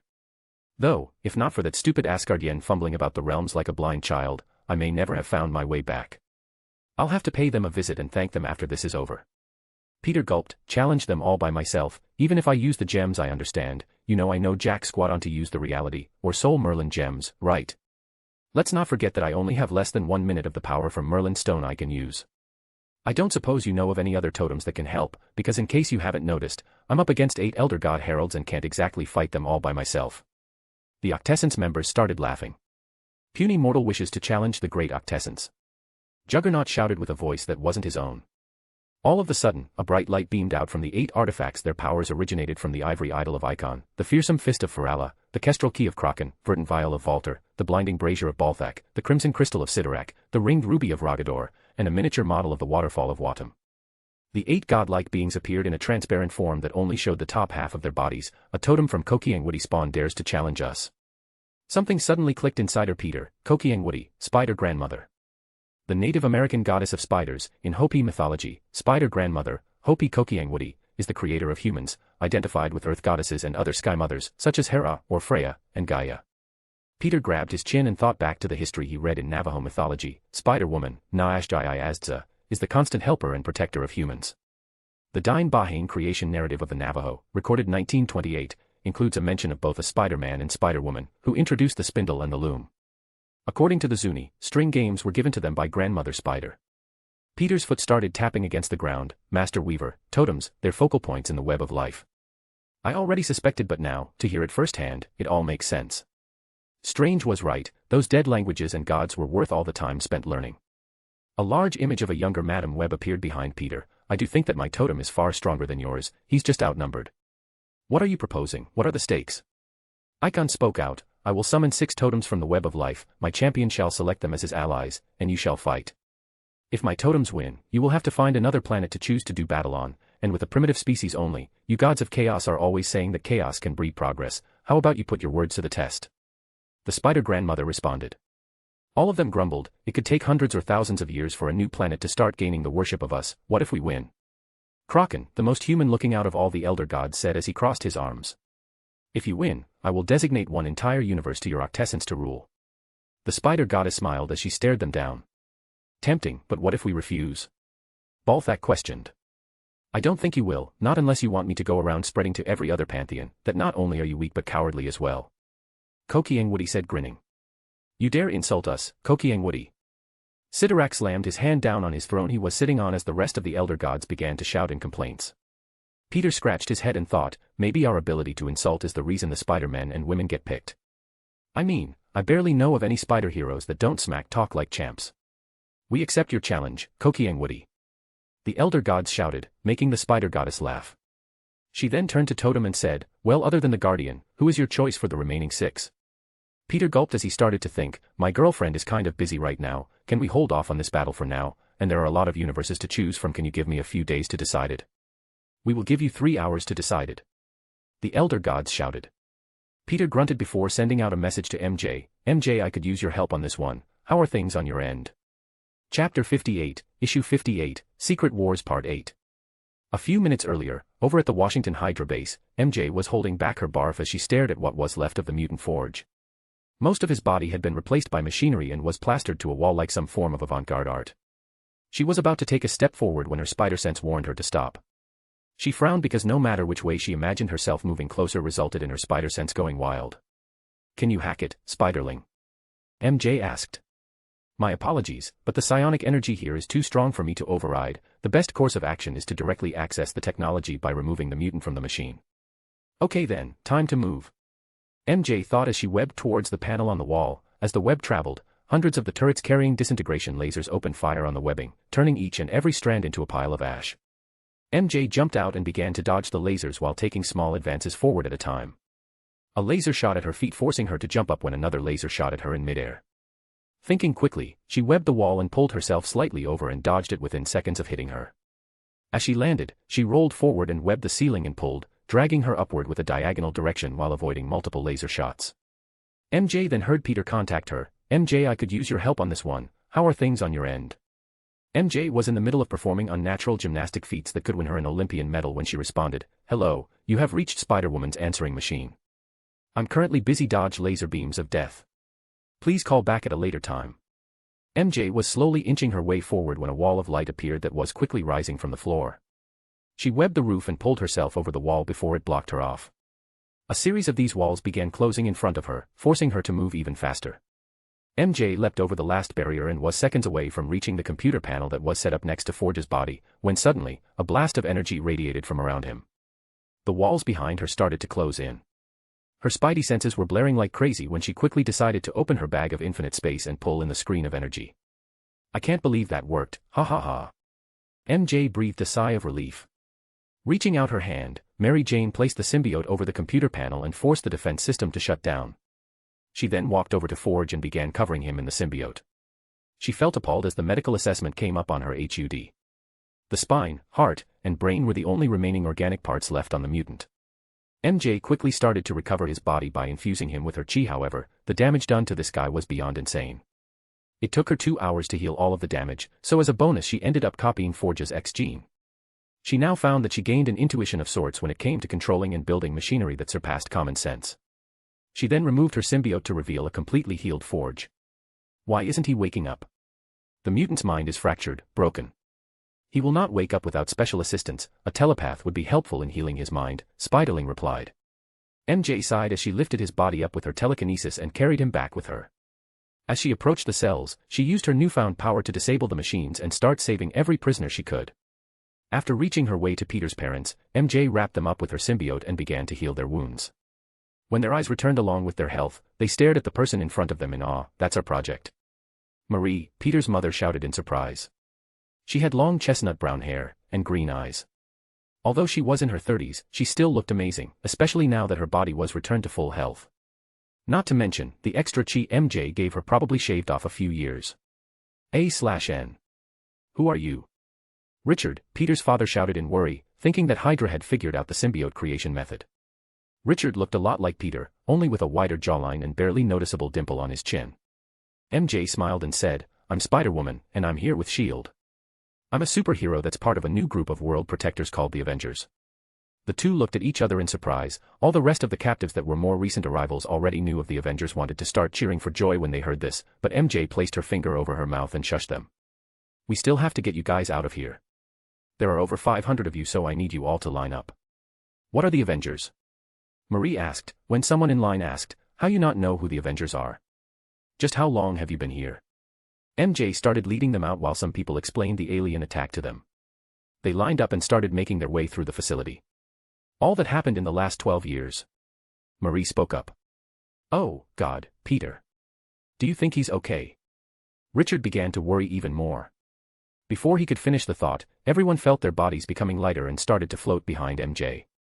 "Please relax everyone, starting right now, I'm going to get you all home," MJ said as she began using her telekinesis to start flying them all up into the vents she came through. As she led them up the massive complex duct system, she was glad that they had plenty of room to spread them all out side by side.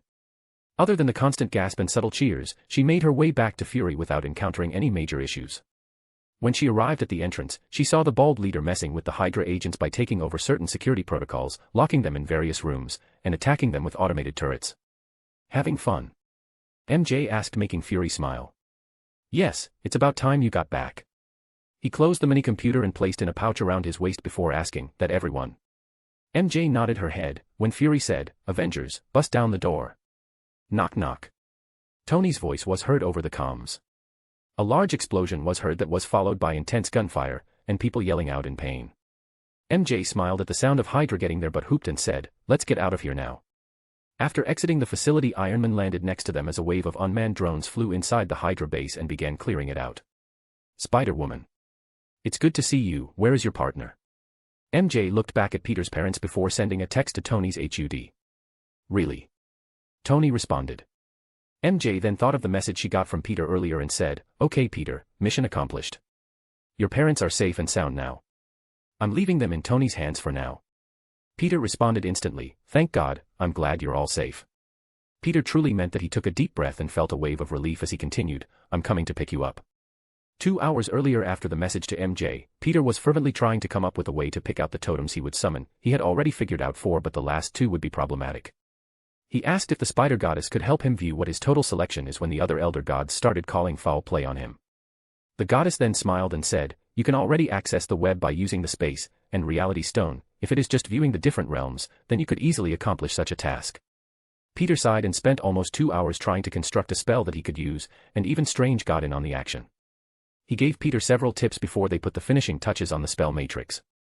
With a smile on his face, he turned to Strange and said, thanks, I don't think I could have created the spell this quickly without your aid. Don't sell yourself short, Parker. You did a great job thinking up the outline of the spell. Even without me, given enough time, you could have completed it by yourself, Strange replied, slapping Peter on the back. Okay then, let's take a peek at my choices, Peter said as he activated the spell. His space and reality Merlin stones powered the glyph as his mind drifted throughout the planes as he came across a massive web spanning out into infinity. Peter placed his hand over it and said, better make this quick, I have less than 50 seconds remaining. As he touched the web of life, he felt his mind spilled off into countless realities to see those who shared his connection to the web. After drifting throughout the realities for 42 seconds, he pulled himself back to his body by canceling the spell out. Standing up, he smiled and said, I got it.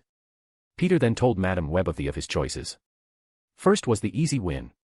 In Universe 919, there was a version of Peter Parker during the Secret Wars arc where he gained the powers of the Beyonder and managed to keep his mind human by putting on several limiters that kept him from abusing the power. After defeating Doctor Strange, he recreated reality as it was, and returned home as an invincible hero, never reviving Ben, and altering the fate of his reality, merely stepping forward in his life. Next is Ghost Spider from Earth 11638. In this reality, Peter Parker's uncle Ben never died, became corrupted by power, and raised Peter up with evil intentions. After becoming the Amazing Spider, a famous and popular and rich superhero, they used their resources, built a transporter to bring Spider-Man from other universes and absorb their powers to increase his. He grew stronger and stronger with every Peter Parker he absorbed until bringing the Spider-Man of Earth 616. After talking with the Prime Totem, the Amazing Spider made him believe that he arrived at his universe by accident. Of course, that was a trick. 616 Peter was knocked out and woke up in the Amazing Spider's lair, where he was attached to a machine which would absorb his powers. The 616 Peter managed to convince his other of his errors, and when Ben was about to plug a distracted Spider-Man into the machine, the Amazing Spider disrupted the process and had his powers absorbed by the machine instead. After that event came to a close, he didn't die but was stuck in a comatose state as a consequence for his actions. His body was a vegetable, but his spirit, however, was trapped in hell, where he felt that it was the punishment he deserved. Sometime later, after some certain events took place, he was given a chance for redemption and became the Spider-Ghost, a Spider-Man with the powers of the Ghost Rider. In the universe Scarlet, which created during the House of M event, Earth 58163, which normally should have vanished after Scarlet, which returned the 616 universe to how it was supposed to be, but instead became a reality in of itself and continued on its own natural history. In that world, Gwen never died, married Peter Parker, had a child together, and lived a happy life. Their son Richie Parker inherited Spider-Man's powers, became a hero in his own right as he grew up, and eventually became the next Sorcerer Supreme. On Earth 51977, Peter Parker was chosen as the Nova Prime sometime after he was bitten by the spider. After jumping in front of Mugger, a tragic event took place, involving a ricochet bullet that killed the criminal. He turned himself into the police to be punished for his crime, but was released shortly thereafter, as it was an act of self-defense. Unable to cope with being a murderer, he could no longer continue on as a hero and hung up the costume. He lived a mostly normal life. He met with Mary Jane, fell in love, got married, and when his first child was born, he took up the costume once again to be a hero for her.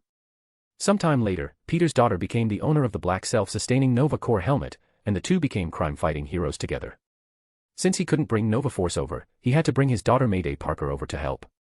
Next was Warlock Spider-Man, Earth 8545. The entire world was overrun with something called the Legacy Virus, where an Omega-level existence named Warlock sacrificed himself to merge their bioforms in an effort to save his best friend Cypher's life. Instead, the virus mutated to become a new disease, a disease that was no longer fatal, but didn't limit itself to mutants and was infinitely more contagious.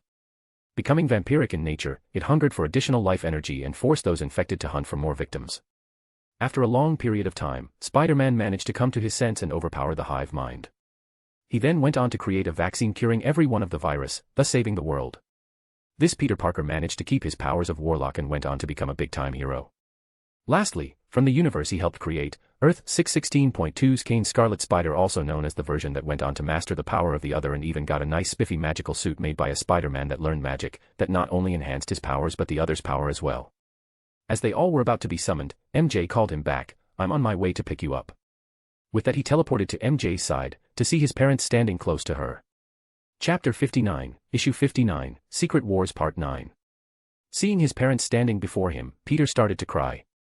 Tears of happiness overtook his eyes and made him smile under his mask as he hugged his parents, confusing the hell out of them. Seeing the looks of bafflement on their faces, he backed off and cleared his voice before saying, "Well, since Hydra has ousted our identities, I guess there's no point in letting them use it as a weapon against us." Peter's mask retreated and shocked his parents as he said, "Mom, Dad, I."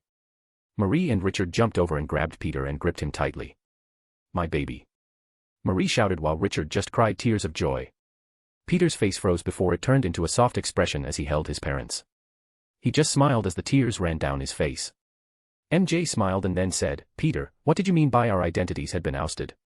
Peter sent her the memories of what happened. MJ frowned and stomped her foot before saying, "Him again." She then removed her mask and said, "Hello Mr. and Mrs. Parker. It's been a while." Marie was stunned as she placed her hand on MJ's face. "Mary. My little firecracker. You're the spitting image of your mother." Some tears formed when MJ thought of their past. She was rather young, but she still remembered Marie as a kind and loving mother to just about everyone in the neighborhood. MJ's mother Madeline and Peter's mother Marie were best friends, so she really got to know her when she was young. Richard was wide-eyed at the strange revelation as he questioned them. "Could someone tell me what's going on?" "Peter, where did you get that suit?" "It looks like our symbiote, but I thought we burned all the samples." Marie felt the surface of the suit and said, "It's similar but so much more advanced. There is a metallic component to its biological structure."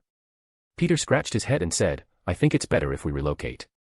Tony, Clint, and Natalia stared at Peter and MJ with both a surprise and happy expression on his face. "Your identity was blown, huh? What are you going to do now, kid?" Peter created a portal causing his parents' mouth to drop. "I don't know. Why don't you set a press conference for me? Happy's good with dealing with that stuff, right? You want to use my guy? Get your own." "Oh, yeah, Fury had the agents drop your family off at Avengers Tower, safer there right now." Tony shouted. "Thanks, Tony," Peter said as he changed the portal's destination. On the other side of the portal showed the lounge inside Avengers Tower before he stepped through it. He then looked back at his amazed parents and said, "I'm not going to hold this thing open forever." Peter laughed as MJ led them through the portal and closed it behind them. "Peter, what was that? Weren't we just in Washington, D.C.? How did we get to New York?" Marie questioned as she looked out of the tower's 21st floor. MJ walked up behind her and said, "Magic." Richard and Marie looked at MJ with a skeptical look, as they were both people of science. Peter rubbed his nose as he said, "It's true, I know it's a little hard to believe, but just think of it as science that you don't understand yet, or like programs uses the body's brainwaves to operate." Peter started to use his magic and create constructs out of light. "This is..." Peter chuckled at them as he took a seat on the couch next to them. "A lot has happened since you've been gone." Richard and Marie sat next to him looking depressed as he said this. Peter sighed and gave them a hug before saying, "I will never blame you for missing my childhood, never. You're my parents and one of my biggest inspirations. I would never blame you for something that was out of your control, and I will never stop loving you." The two started crying again as they squeezed Peter as hard as they could. He then began to explain his life history. When he spoke about the day of his spider bit him and gave him his powers, he grabbed MJ's hand and said, "Since then we've been doing our best to help people. We went and got training, and eventually joined the ranks of the world's greatest heroes." MJ smiled as she saw Marie's and Richard's faces and blushed a little. "You two are..." Marie smiled as put her hands over her mouth. She then grabbed Richard's arms before saying, I told you, these kids were destined to be together. Do you remember how cute she was clinging to him all the time as a kid? MJ blushed harder and buried her face into Peter's shoulder in response to hearing the mother's approval. I remember, dear, Richard said, patting her hand. Richard. Marie. Uncle Ben and Aunt May's voice echoed throughout the room, Mary. MJ's parents ran over to her and hugged her. We were so worried. MJ felt a surge of warmth wash over her as she hugged her parents back. Ben hugged his brother while Aunt May's shaky hands touched Marie before they all started to cry. I'm not hallucinating right now, am I? Ben questioned, refusing to let go of his brother. I'm here, Ben. The kids saved us, Richard said as drawing attention to the suits they were wearing. MJ, what is that? MJ's parents were shocked, Ben and May too. Mom, Dad, I'm Spider-Woman. Mary Jane, my daughter, is a hero. Philip fell to the ground and thought back to when MJ slapped him. It all makes sense now. And I'm Spider-Man. Peter followed up. May and Ben were still shaking when May shouted, but how? I saw you together with Spider-Man and Spider-Woman.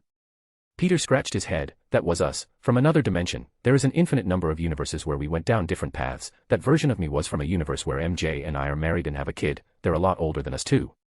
Everyone was shocked to say the least. I know it's hard to believe, but that little girl was there. She was our daughter from an alternate reality. MJ said with an embarrassed expression. Peter pulled out his phone and showed them the pictures of their trip to another universe. It looks just like New York, but there are definitely some differences. When Peter slid the image on his phone to a family picture they took, everyone saw what they would look like as adults, and their kid whom they thought was the most adorable thing on the planet. Peter then continued, I was told to give my greetings from another Aunt May. I promised her that when I told you my identity, I would say hello to Uncle Ben for her. Everyone was staring at them in silence. So, can you guys say something? You're starting to freak me out. MJ said, placing her hands behind her head.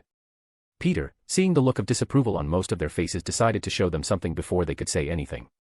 He turned around and then opened a portal back towards Hydra Island. Looking through it they could see the view at the top of the God Machine. Peter then turned back to his family and said, speaking of other universes, if you guys want you can come and see some visitors, and watch us save the whole world again, then you can come along. Besides, I think it's best you see what we're capable of, so we don't run into the "you're too young" argument, because we're not. We're almost adults. 17 and ticking down to 18. Everyone was still shocked as Peter led them through the portal. Seeing the titanic construct, everyone looked out over the ocean in surprise before they then noticed Peter talking with Doctor Strange. As they began walking over to them, Peter held out his hands and said, everyone, this is Dr. Stephen Strange, and he is our mentor in magic, and he will be protecting you while MJ and I save the world. What's going on, Peter? MJ asked, staring at the exemplars. She then noticed an almost transparent image of their gods radiating out of their relics, and the form of the spider goddess hovering across from them. Peter then explained his situation, and what was going on here. If we lose, the gods of the Octessence will take control of the world's population and force us into a war that could spell the extinction of humanity. Everyone's faces paled. They wanted to shout, there are no such things as magic, and multiple gods, but seeing them with their own eyes they had no other choice to believe. Peter shook his head before saying, I know you guys think we're too young, but are we really? In less than a year from now, MJ and I will be 18, that's not a very long time. We were given an amazing power, and we trained hard to be worthy of that power. Spider-Man paused as he looked to his father. With great power comes great responsibility, remember that saying. Ben and Richard sighed when MJ said, we're not really looking for your approval, just your acceptance. We can't shy away from these responsibilities. When we have the power to help people, then we have a moral obligation to take action. MJ's parents looked both proud and extremely worried. Seeing this, Strange pulled out a carpet and stood on it. After chanting some spell phrases, the carpet expanded to fit everyone here. If everyone steps on this, they will be allowed to view the platform outside the God Machine barrier. They will be safe from your battle. Peter then looked to the sky and spoke to the spider goddess, summon my selection. A beam of light surged as a group of spider heroes appeared in the center of it. My word, it appears I have been summoned to another reality. Richie Parker, Sorcerer Supreme, was the first to speak. What? Who are you guys? Mayday, Parker said in her Nova uniform. Oh, hell. Not again. Kane shouted. Well, what do you know, another universe, been a while since I did this, so who's in charge here? Warlock Peter said, looking around. I sense a great wickedness nearby. Spider Ghost said, looking at the exemplars like a meal, flaming skull and all. I see, so we've been summoned to save the day. I guess we'll be doing combat with the exemplars. I could just force away from the exemplars, but this isn't my call, is it, Kokiang Woody? Beyonder, Peter said, looking up at the spider goddess. If you intervened so, you would only hinder my champion and guardian's progress. I know you're my strongest spider right now, but my champion has more potential than you. So, if you could abide by the rules, I would appreciate it. Koki and Woody acknowledged the Beyonder spider's power. After all, with the power of the Beyonder, he was even stronger than her right now. The Elder Gods looked at Koki and Woody in fear as they felt the Beyonder's power radiating from her totem. Well, I don't know about the rest of them, but that one is definitely going to win. One of the Elder Gods scoffed. If only he would become my herald. Another Elder God spouted. Peter walked up to them and said, I'm sorry about bringing you here, but I need your help. He then sent them all telepathic memories to catch them up on the situation. I promise that after this, you will all be returned, but my planet is at stake, so I hope you can forgive me for pulling you here without any warning. Mayday and Richie walked up to Peter and touched his face. Dad. Oh wow, you're so young. MJ walked up beside him and said, other kids of ours. Peter nodded his head and said, May is our daughter, Richie is my son with another woman named Gwen, and yes, it's the same Gwen you're thinking of. MJ looked shocked as she stared at Richie and then back to Peter with a grumpy expression. Hey, don't look at me like that. It's an entirely different universe. Peter said, waving his hands. Auntie MJ. Richie said, looking at the two. Just so you know, Mary Jane is my woman in this reality, but it's still good to see my kids all grown up to become powerful heroes, Peter explained. The rest of the spiders came over and started to chat for a bit. If you guys want, you can say hello to our family before we get this started. I know how much it would mean to you all, Peter said, pointing to their family. May and Richie ran over shouting, Grandma, Grandpa, Auntie, Uncle. The Parker and Watson family were blown away by their other world relatives. The group started talking to them, and after a while, they began to accept them as their own. The remaining Spider-Men that were Peter Parker, all except for the Scarlet Spider and Ghost Spider, talked to their relatives with tears in their eyes. The Elder God stared at them before saying, Time is up, let the challenge begin. Chapter 60, Issue 60, Secret Wars Part 10. The spiders huddled up as they discussed who'd fought who. The Elder Gods seemed to be losing their patience when the Spider-Men and Spider-Women stood side by side against the ones they were facing. Champion Peter v.S. Juggernaut. Guardian MJ v.S. Inferno. Nova Star Mayday v.S. Mordred. Warlock Spider v.S. Stonecutter. Ghost Spider v.S. Mysterio. Beyonder Spider v.S. Styx. Richie v.S. Gorgon.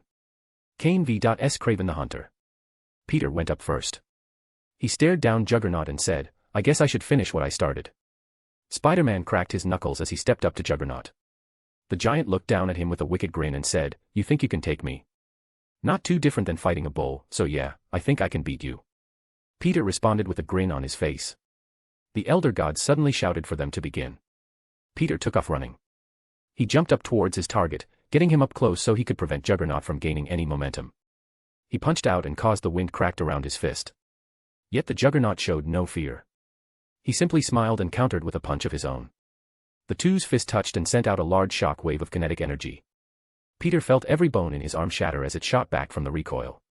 However, he then grinned as if just figured something out while he stimulated his chi to heal the wound almost instantly. The two then started to exchange punches, blow after blow. The ground shook every time they made contact. With his symbiote, enhanced body, and the full force of his chi instilled into his attacks, Peter was punching harder than he ever had before.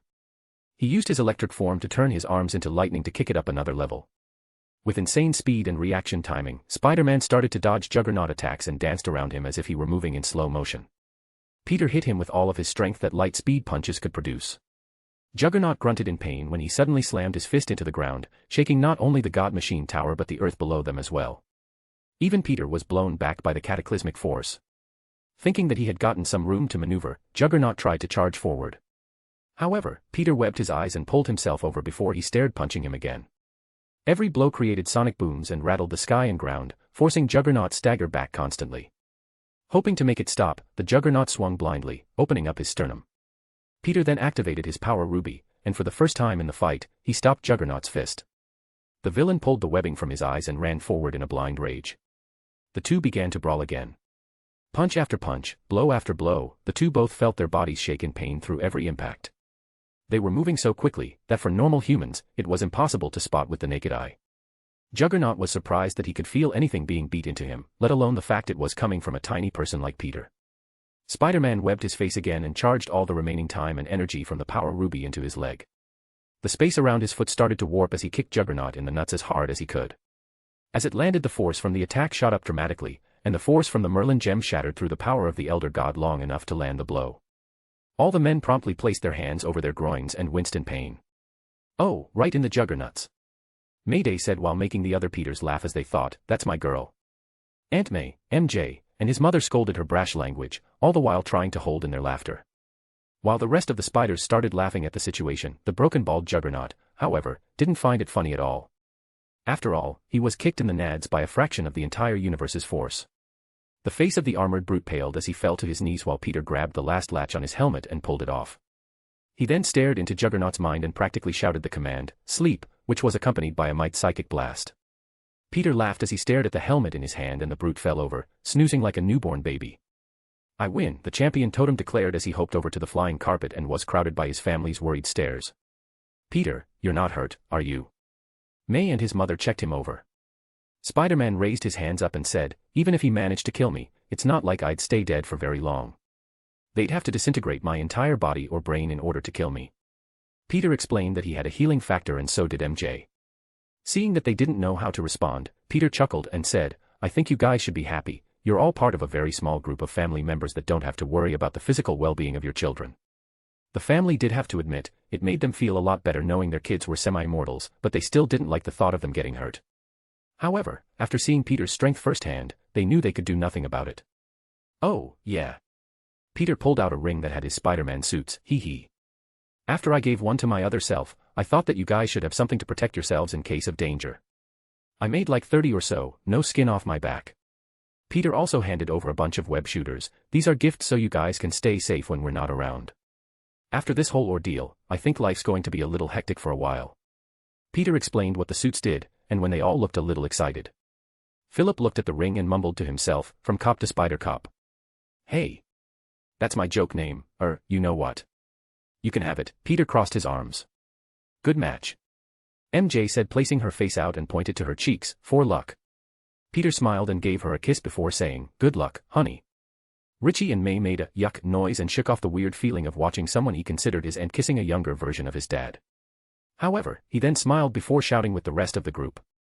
Go get her mom/auntie MJ. The rest of the Spider-Men chuckled as they cheered on 891,211 Mary Jane. When all of a sudden, everyone but Kane shouted, you can do it, babe. Peter gave all of the other versions of himself that were married to MJ a glare and watched them laugh at him. The champion totem then shook his head back with a gesture that yelled, what can you do about it? MJ was facing down Inferno with a grin on her face. The match began as Inferno charged up a bright energy and turned the top of the God Machine into a laser light show. MJ dodged through them effortlessly when she webbed her legs and pulled them out from under her. Inferno countered by sending up a charge of deadly energy up the web line. However, MJ released the webbing and shot off dozens of web cannons made from her suit, each producing a different element. It's all energy. Do you think I can't control it? Inferno asked as she started to absorb the energy. However, MJ didn't stop. She continued to push the limits of Inferno's capacity as the bombardment of elemental web pellet explosions made contact with her body. Seeing Inferno starting to lose control, MJ went into strike, but as she got close her spider senses went off, warning her of danger. Webbing the ground behind her, she pulled herself back as Inferno's body exploded with a surge of energy. MJ suddenly felt the shock wave from the explosion rattle her insides. She swallowed a mouthful of blood seconds before she used her telekinesis to create a dome of force that shielded her from damage and started to close in on it. MJ was using the kinetic energy of the explosion to not only contain the explosion but add it to the shield's power by controlling the direction the force was flowing. Inferno was shocked as she felt the space in which she could project energy within became less and less. She was suddenly lifted into the air and surrounded by parts made from the God Machine. Without hesitating, MJ started channeling Forge's ability. She didn't know how she was building exactly, but she knew what she was building it by letting her senses and instincts guide her. Stonecutter was stunned that someone could manipulate and create something from his technology. Then, as if he figured something out, the Herald gave a shocked look and stared at Peter with a look of pure and intense anger. Stonecutter looked to the remaining fighters chosen to fight them and thought that they were all probably perfect counters for their abilities. You know energy's biggest enemy? Containment. Spider-Woman laughed. The machine she made finished compacting Inferno into a bead-sized sphere before she grabbed it in her fist and said, I win. MJ walked back to the carpet and stood next to her family as they all cheered her on. That was amazing. Richie shouted. Incredible. Mayday followed up. Spectacular, Warlock Spider laughed. Peter came up to her and gave her a hug and said, I have the ultimate MJ as my wife, so I knew you could do it. MJ smiled as she looked to Mayday and asked, can you do it? Mayday smiled before saying, I can handle myself, Mom. It's not the first time I fought an exemplar. She flew over to landing next to Mordred. Do you know why my dad picked me to fight you? Mordred lifted his brow and smiled back at her before saying, sure, why not? Because I've already defeated you before. A glow of golden energy surrounded her as the elder gods shouted, begin. Mayday shot after Mordred as they two began exchanging spell and nova energies at each other. Winds of Autumn. A whirlwind of air circled around her. However, Mayday didn't panic and let the blades of wind crash against her armor. She swung her hands in the opposite direction, shattering the tornado. Before the winds could die down, Mayday's leg was captured by a crimson band of Sidorak and was pulled towards him. Nova Spider stopped in midair as she started to pull back. Jets of intensely powerful energy radiated from her lower half, pushing her further and further away, when all of a sudden, a few dozen giant spears that were made of energy shot out from dozens of floating spell circles surrounding Mordred. Mayday laughed as she suddenly turned around and charged towards Mordred. Throwing out her hands, she started webbing up the spears with a strange nova energy type of webbing. Once they were safely secured, her body flexed, and all her muscles bulged slightly as she tossed all of the radiant spears back at him. In response to the attack, Mordred dispelled his spears and tried to toss her aside with his bands of Sidorak. Before he could complete his train of thought, a bolt of nova energy shot at him with incredible accuracy and speed. The Herald raised up his hands, making a force field to defend against the attack while dropping his crimson bands of Sidorak in the process. As the nova bolt hit him, without any warning, the blast turned into a line of webbing that quickly enveloped the bubble of force the spellcaster made. She then lifted it up and began to swing it around in circles. Mordred created a portal and hopped out of the space and attempted to cleave Mayday's head off with an energy sword. However, Mayday's spider sense went off before she shot out a ray of nova force energy from her back, striking Mordred with a powerful enough blast that sent him flying away. Another portal opened up as he reappeared above her and he shouted, Waterfall of Autumn. A geyser of water that radiated an aura of death shot after Mayday, engulfing her in an intense pressure until it felt like she was trying to escape from the gravity of a star. However, she wouldn't give in. Mayday raised her arms as a supermassive burst of golden nova light shot out of her entire body, radiating in every direction and destroying the mystical waters by completely evaporating everything within her surroundings. She charged at Mordred and hit him in the gut with a Superman punch using the full weight of a star behind her blow. Mordred coughed up a mouthful of blood and the pain was intense enough to scatter his thoughts, thus giving the Spider Nova a chance to make energy webbing that filled his mouth and nostrils. She continued to weave countless threads that came from every part of her body, wrapping him up down to the smallest finger while making it so he couldn't so much as flinch. She then sealed up the defeated Mordred and said, I caught an evil wizard, now to get my red slippers and go home.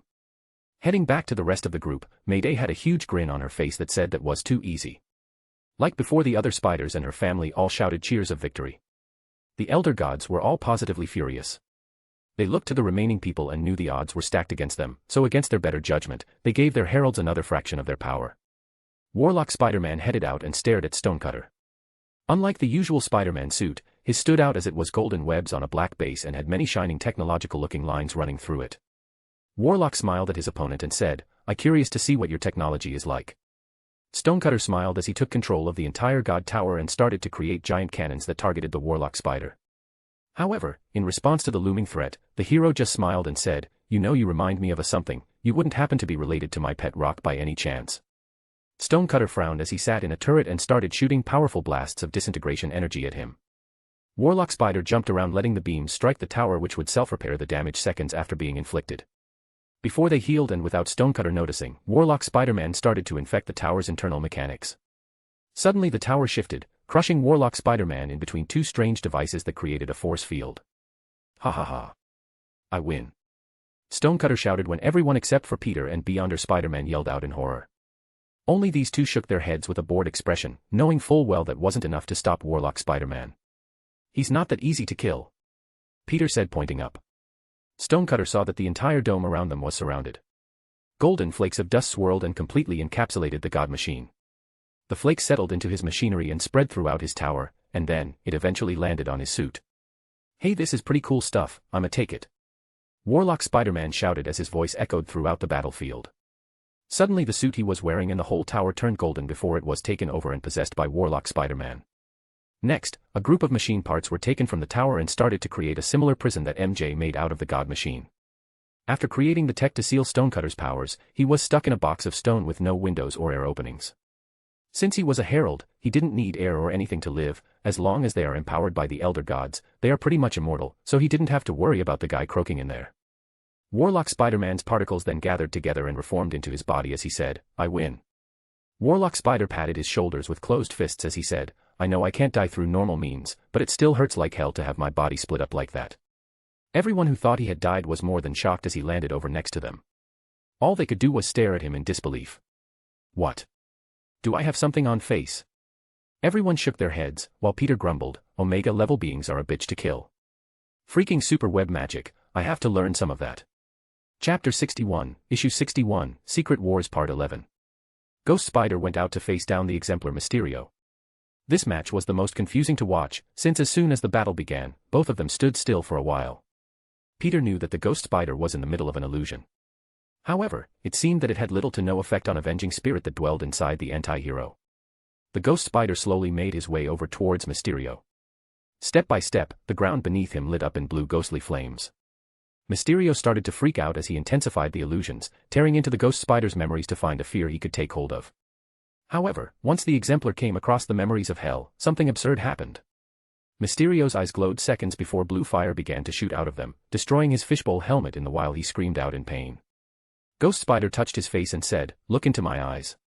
Mysterio's body went limp as he fell to the ground. He wasn't dead, but he was most certainly a vegetable now. That one has the power of a fallen angel coursing through him. One of the elder gods shouted, making the rest of them tense up. If they didn't win at least one of the matches, they would have to leave Earth forever and use primitive animals to recreate the bed of the octessence. He walked back and hopped over next to everyone who looked at him with a bit of fear, and fear was to be expected when dealing with the Ghost Rider/Spider-Man. After all, it's not every day that one gets a glimpse of hell. Peter trembled a little as he stared at Mysterio burned-out eyes and said, I don't envy him at all. Yeah, hell can dive even the gods mad, the Beyonder Spider-Man said as he disappeared and reappeared next to his target. This Spider-Man was smart to choose me to fight Styx, this way no one had to die. As soon as the battle began, Beyonder Spider-Man snapped his finger and shattered Volter's relic. As the powers drained out of Styx, he snapped his fingers again and turned him into a dog. Everyone's jaw dropped as he walked back to them holding the now immortal dog Styx. Volter's relic reforged as it seemed the Beyonder Spider had no intention to permanently destroy the object. After all, the deal would be void if he did. Even Peter's jaw was dropped as it was his first time seeing reality warping on that scale. He thought of his own Merlin gem and shivered before saying, reality warpers are scary. Next up was Richie vs. Gorgon. Everyone cheered him on as Richie flew over to him and started their fight. Kick his ass, son. Peter said with the rest of his other versions. Man, this is weird, wait until I tell Dad what happened. He raised his hand to his chest and tapped on the eye of Agamotto. As the eye opened, Gorgon began to throw out mystically imbued chains. Richie smiled and opened up his bag of infinite space and started to pull in the chains. Thanks for the relics. I'll take good care of them. Gorgon's body moved like a blur. He appeared behind Richie and his entire body inflated with muscle as he swung the blade of his katana at Richie's neck. Richie's spider sense helped him out as he stepped forward and appeared behind Gorgon. The Sorcerer Spider Supreme then punched out with many powerful spell circles surrounding his arm. The air around them blasted out, shaking the environment. To avoid the attack, Gorgon jumped back and surrounded himself in his chains. He threw out his arms like a maestro leading an orchestra as the chains began to fly out of his body and chase after Richie. Richie jumped around dodging the chains as best he could, and every once in a while, he would teleport to avoid their assault. He suddenly started to fight back as a power violet-colored webbing covered with spell circles shot out from his wrist. Gorgon used his chains to intercept the webbing's onslaught, but before they connected, a portal appeared around the two lines of webbing and altered their course.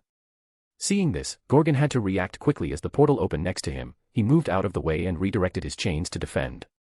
However, Richie had once again created another portal and shot through the chain barrier.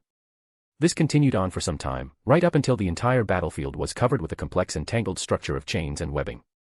They looked each other down as they stood across from one another on a line of Gorgon's chain and Sorcerer Supreme Spider-Man's webbing. Well now, isn't this a strange predicament we find ourselves in? Gorgon said as he started to lift the bandana that covered his eyes. Look into my eyes. Gorgon shouted. You first. Richie responded as he suddenly activated his trap. All of their webbing and chains were actually in the shape of a massive spell circle. Richie had not only used his webbing but the chains to form one giant spell matrix. He had forced Gorgon to help him create it by positioning the attacking chains to follow him, strategically leading him around the battleground to key locations. The moment Gorgon revealed his eyes, he felt he could no longer stop his abilities, and as a strange mirror appeared in front of him, his eyes widened in horror. Mirror of Punishment. I made this relic based on the magical properties of reflection. Any abilities you have will turn back on you, Richie shouted as Gorgon's ability started to turn his body into stone. After a few minutes had passed, only a statue of Gorgon stood in place of his opponent. Richie then jumped back as he shouted, Kraken's eternal prison. The chains started to rattle as the webbing forced them to surround Gorgon until it crushed him down to a human-sized box. He stared at the elder gods and bowed, I win. Kraken was furious. To have his own power seal in his herald was a great insult. It was like being defeated by himself. Talk about slapping your own face, Peter chuckled. He then headed back to everyone to be met with cheers of joy. Great match, son. The Peter said in unison, making everyone laugh. The elder gods were fuming when they suddenly decided to bank it all on Craven. They turned to Farala and said, give him the full limit of the relic's power. Farala frowned and said, fine. Craven suddenly shouted in agony as his body began to morph into a large behemoth-like creature. 2 long horns curled around the side of his head, and a cattle-like tail appeared out from his back. His legs turned into hooves as the rest of his body started to grow fur. A wolf-like snout appeared from his face before he grew claws that resembled those of a fierce lion. He sent out a roar that showed he was losing his sanity, not that this version of Craven displayed much from the beginning. His feral red beast eyes formed as he howled like a madman. However, energy accompanied this roar. The vibrations from his voice were so powerful that it shook the surroundings. Kane looked on and thought, this guy's like me. I guess I can't hold back in this one. Kane jumped down and started walking towards his opponent. His body then started to grow in size. His muscles bulged, he grew 2.5 feet, and 6 spider legs shot out from his back. Thanks to the suit being made of unstable molecules, they were still covered in the suit's fabric, and they couldn't see the other's appearance. He couldn't help but be thankful for the suit. He could focus on the fight and not worry about freaking out his family. He charged at his opponent as they began to fight like a wild beast. 2 large fang-like stingers appeared from his wrists as he slashed out towards Craven's neck. Craven's claws shined as he cut away at Kane's body before opening a gash on the spider's chest and sending blood spraying across the ground. Craven narrowly avoided the blow to his neck but was cut across the face. As they traded attacks like madmen possessed, neither of them backed down. Every slash or cut resulted in the loss of large sprays of blood. Craven leapt back on all fours and began to jump around at insane speeds while Kane chased after, shooting out gigantic webbing from his spider limbs. Craven dodged and tried to hit the other several times, but the giant man spider effortlessly dodged it and continued what it set out to. The other was hopping and dodging all over the battlefield, forming several large cobweb-like structures ready to entrap his prey while every time Craven missed, he found himself with less room to maneuver and was slowed down slightly. As he clawed his way out of the sticky situation he fell into, he began growing frustrated. The inner beast of the hunter howled as a red glow surrounded his claws. Then, with a single swipe of his hand, the whole nest of webbing was cut in half. Kane jumped over at Craven, dodging over the energy-empowered slash before they collided. They rolled around on the ground grappling, biting, clawing, and hitting each other with fierce punches. Everyone was shocked by the sheer brutality of their fight. The two continued to struggle, when all of a sudden, Craven's body started to grow. It didn't stop until he was 10 feet tall. Kane also continued to grow as he grew 4 more arms and almost reached 12 feet tall.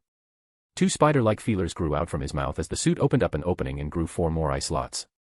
The battle continued as they charged at one another. They slashed, bit, and bled across the platform. As the battle carried on, it became apparent that Craven was still far faster than Kane. He flew by biting and eating chunks out of Kane's shoulder, but Kane's body began to heal the damage almost instantly as he spun in a circle, shooting out giant webs from his arms and mouth that were around 4 feet thick. Craven started to jump at the space in between the webs and clawed the ones in half that almost reached him. However, the entire battlefield was slowly filling up with dense webbing that was getting harder and harder to cut. Craven's foot stepped in some of the webbings as Kane grabbed 2 giant cords of webbing and used them to slingshot over and pounce onto Craven. Kane was getting even bigger as he grabbed both his opponent's arms and legs and stretched them out as his spare arms laid dozens of punches into the defenseless hunter's body. Craven opened his mouth, ready to create a sonic boom with his voice. However, Kane was ready. A stream of webbing shot out of his spare hands, filling up Craven's mouth. It traveled throughout his body, locking up his organs and muscles from the inside, while it filled his lungs. After there was no more space, he continued to web until Craven's entire body was covered up with webbing like a fly prepped for dinner. With a monstrous cheer that shook the tower, Kane Totem reveled in the fight and his victory. The Scarlet Spider then dropped to the ground and shouted in pain as his body morphed back into a more human shape. He shrunk down and held onto his body face down on the floor, curled up as he grasped his sides. After a few minutes of him enduring this agonizing pain, he finally returned to his natural form. The Elder Gods look on in fury as they had lost the bet. They turned to the Spider Goddess and said, "You haven't heard the last of us, Kokiangwoody. You realized you just made enemies of us all." Kokiangwoody looked at her strongest spider and said, "I don't think you'll be able to bother me, After all, my strongest totem can easily just kill you all, even I could swat you all with the entire power of the multiverse, but as you know that's not what I'm about. Leave now, I'm losing my patience. The elder gods all went red-faced and their faces twitched. From Peter's perspective, it looked like the elder gods were acting like spoiled brats stomping their feet, whining, and crying about their loss. The 8 relics began to glow and rise higher into the sky before shooting across the cosmos like a bat out of hell. The image of the elder gods started to fade when Peter noticed that the powers from the exemplars weren't disappearing. Hey, why aren't they being depo-word? Peter asked in frustration. That wasn't part of the deal. One of the elder gods mocked as they disappeared. The Beyonder Spider-Man walked over to Peter said, "Can we go home now? I could help with the whole depo-worring thing if you want, but when a person alters reality on this level permanently, it usually has a ton of negative consequences when it comes to gods of chaos," as he snapped his fingers returning sticks to human form and bound in glowing webbing. Peter sighed as he said, "If you could just make a device that seals their powers that would be better." Beyonder snapped his fingers as 8 thin leather-like collars formed around their necks and suddenly forced them all to lose their exemplar powers. They were now just regular old humans. Cokie and Woody smiled down at her totems and watched on as they said their goodbyes. They spent a few hours conversing and taking a few pictures, when Cokie Woody waved her hand opening up a portal that led to each of their universes. Beyonder Spider-Man smiled and said, "It's been fun, and really good to see you again." He stared at Ben and his parents, later. And with that, they all left saying their goodbyes one by one. "It's been cool hanging with a younger version of you, Dad. Mom." Later. Mayday gave her family a large group hug before she flew into her portal. "I'm glad to see there was a responsible version of Ben in this universe," Ghost Spider said as he headed into his portal. "I think I'll come back and visit sometime." Warlock Spider-Man said as he waved goodbye, vanishing inside the door made of light. "I can't wait to tell Dad and see the look on Mom's face when I tell them that you're with Auntie MJ in most realities." Richie giggled mischievously. "Be nice to other me," Peter shouted out. MJ laughed, "Give em hell, kid. Let's not do this again," Kane said as he waved his hand behind his head and walked into his portal. "I'm glad that's over," Peter said as he fell onto his butt. "Now what do we do about them?" MJ said pointing at the depo-word exemplars. Chapter 62, Issue 62, Secret Wars Part 12. As the ground began to shake, and the god machine started to collapse, Peter ran over and webbed up the exemplars. He then started carrying them away while saying, "They're Fury's problems now. Hopefully they can lock them up somewhere far, far away. Maybe I'll have to make a special prison of my own if that doesn't work out." Peter landed on the ground as the scrap from the god machine started falling from the sky. He looked around and then headed towards the group of captives that he ordered DP to watch over. Seeing that everyone was okay and that Agent Hill was dealing with the captives, Peter walked over and thanked her personally. "Thanks for the help, Hill. Tell Fury that we have some highly dangerous prisoners to take care of. I'll send a report later, just don't remove the cuffs under any circumstance." Spider-Man. Deadpool ran over. "I did good, right? Pat me." "Yes, Deadpool, you did well." Peter walked over to Agent Hill and sent her a file. "This is every Hydra base I managed to uncover. SHIELD should take down their targets immediately." Agent Hill looked at the data and said, "There are SHIELD agents in this list." "Yes, so you and Fury should be busy for a while. However, cleaning up the house is going to be a lot easier with a to-do list," Peter responded. "Thank you, Spider-Man," Agent Hill said as she held out her hand. "Fury will be even more thankful once you get to work." "I'm going back with my family now," Peter said as he shook her hand. With that said and done, he pointed to Wade and said, "Look out for him. I know he's crazy, but he's the good kind of crazy that can help out a lot. He's worth the headache, I think." Peter then looked to Wade before calling him over. Peter then used his suit and covered up Wade. Webster quickly started to cure his cancer, making Deadpool feel like $1,000,000. As he came back down, he looked to Spider-Man and said, "What did you do?" "You'll find out later, or you could just remove your mask." Peter laughed as he left through a portal and returned to Avengers Tower. His family was still shocked as they saw all the people they saved. They didn't know if they should be proud or scared. Peter sat down and tried to convince them that it was better to let them be heroes. The conversation lasted most of the night when they decided to continue it another day since it was already getting late. Peter spent most of the night catching up with his parents. Everyone got the full origin story and heard what they've been through during their journey. The young hero was sitting next to his father discussing what they would do for work, when Peter had an idea and said, "You could work for some friends of mine. MJ and I have plenty of connections. Next year we'll be going to the Avengers Academy next year, so you could apply to be a teacher there.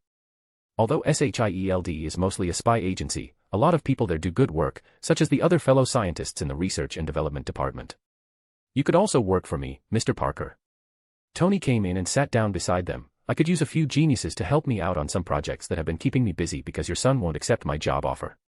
I never said you couldn't bring people in on the research, but it has to stay close to the Avengers, anyone else is just no good. Can you imagine how fast that would blow up in our faces if people found about it?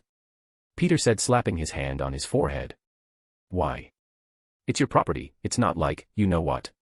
Never mind, it just occurred to me why you're keeping this so close to the chest. Keep up the good work, kid.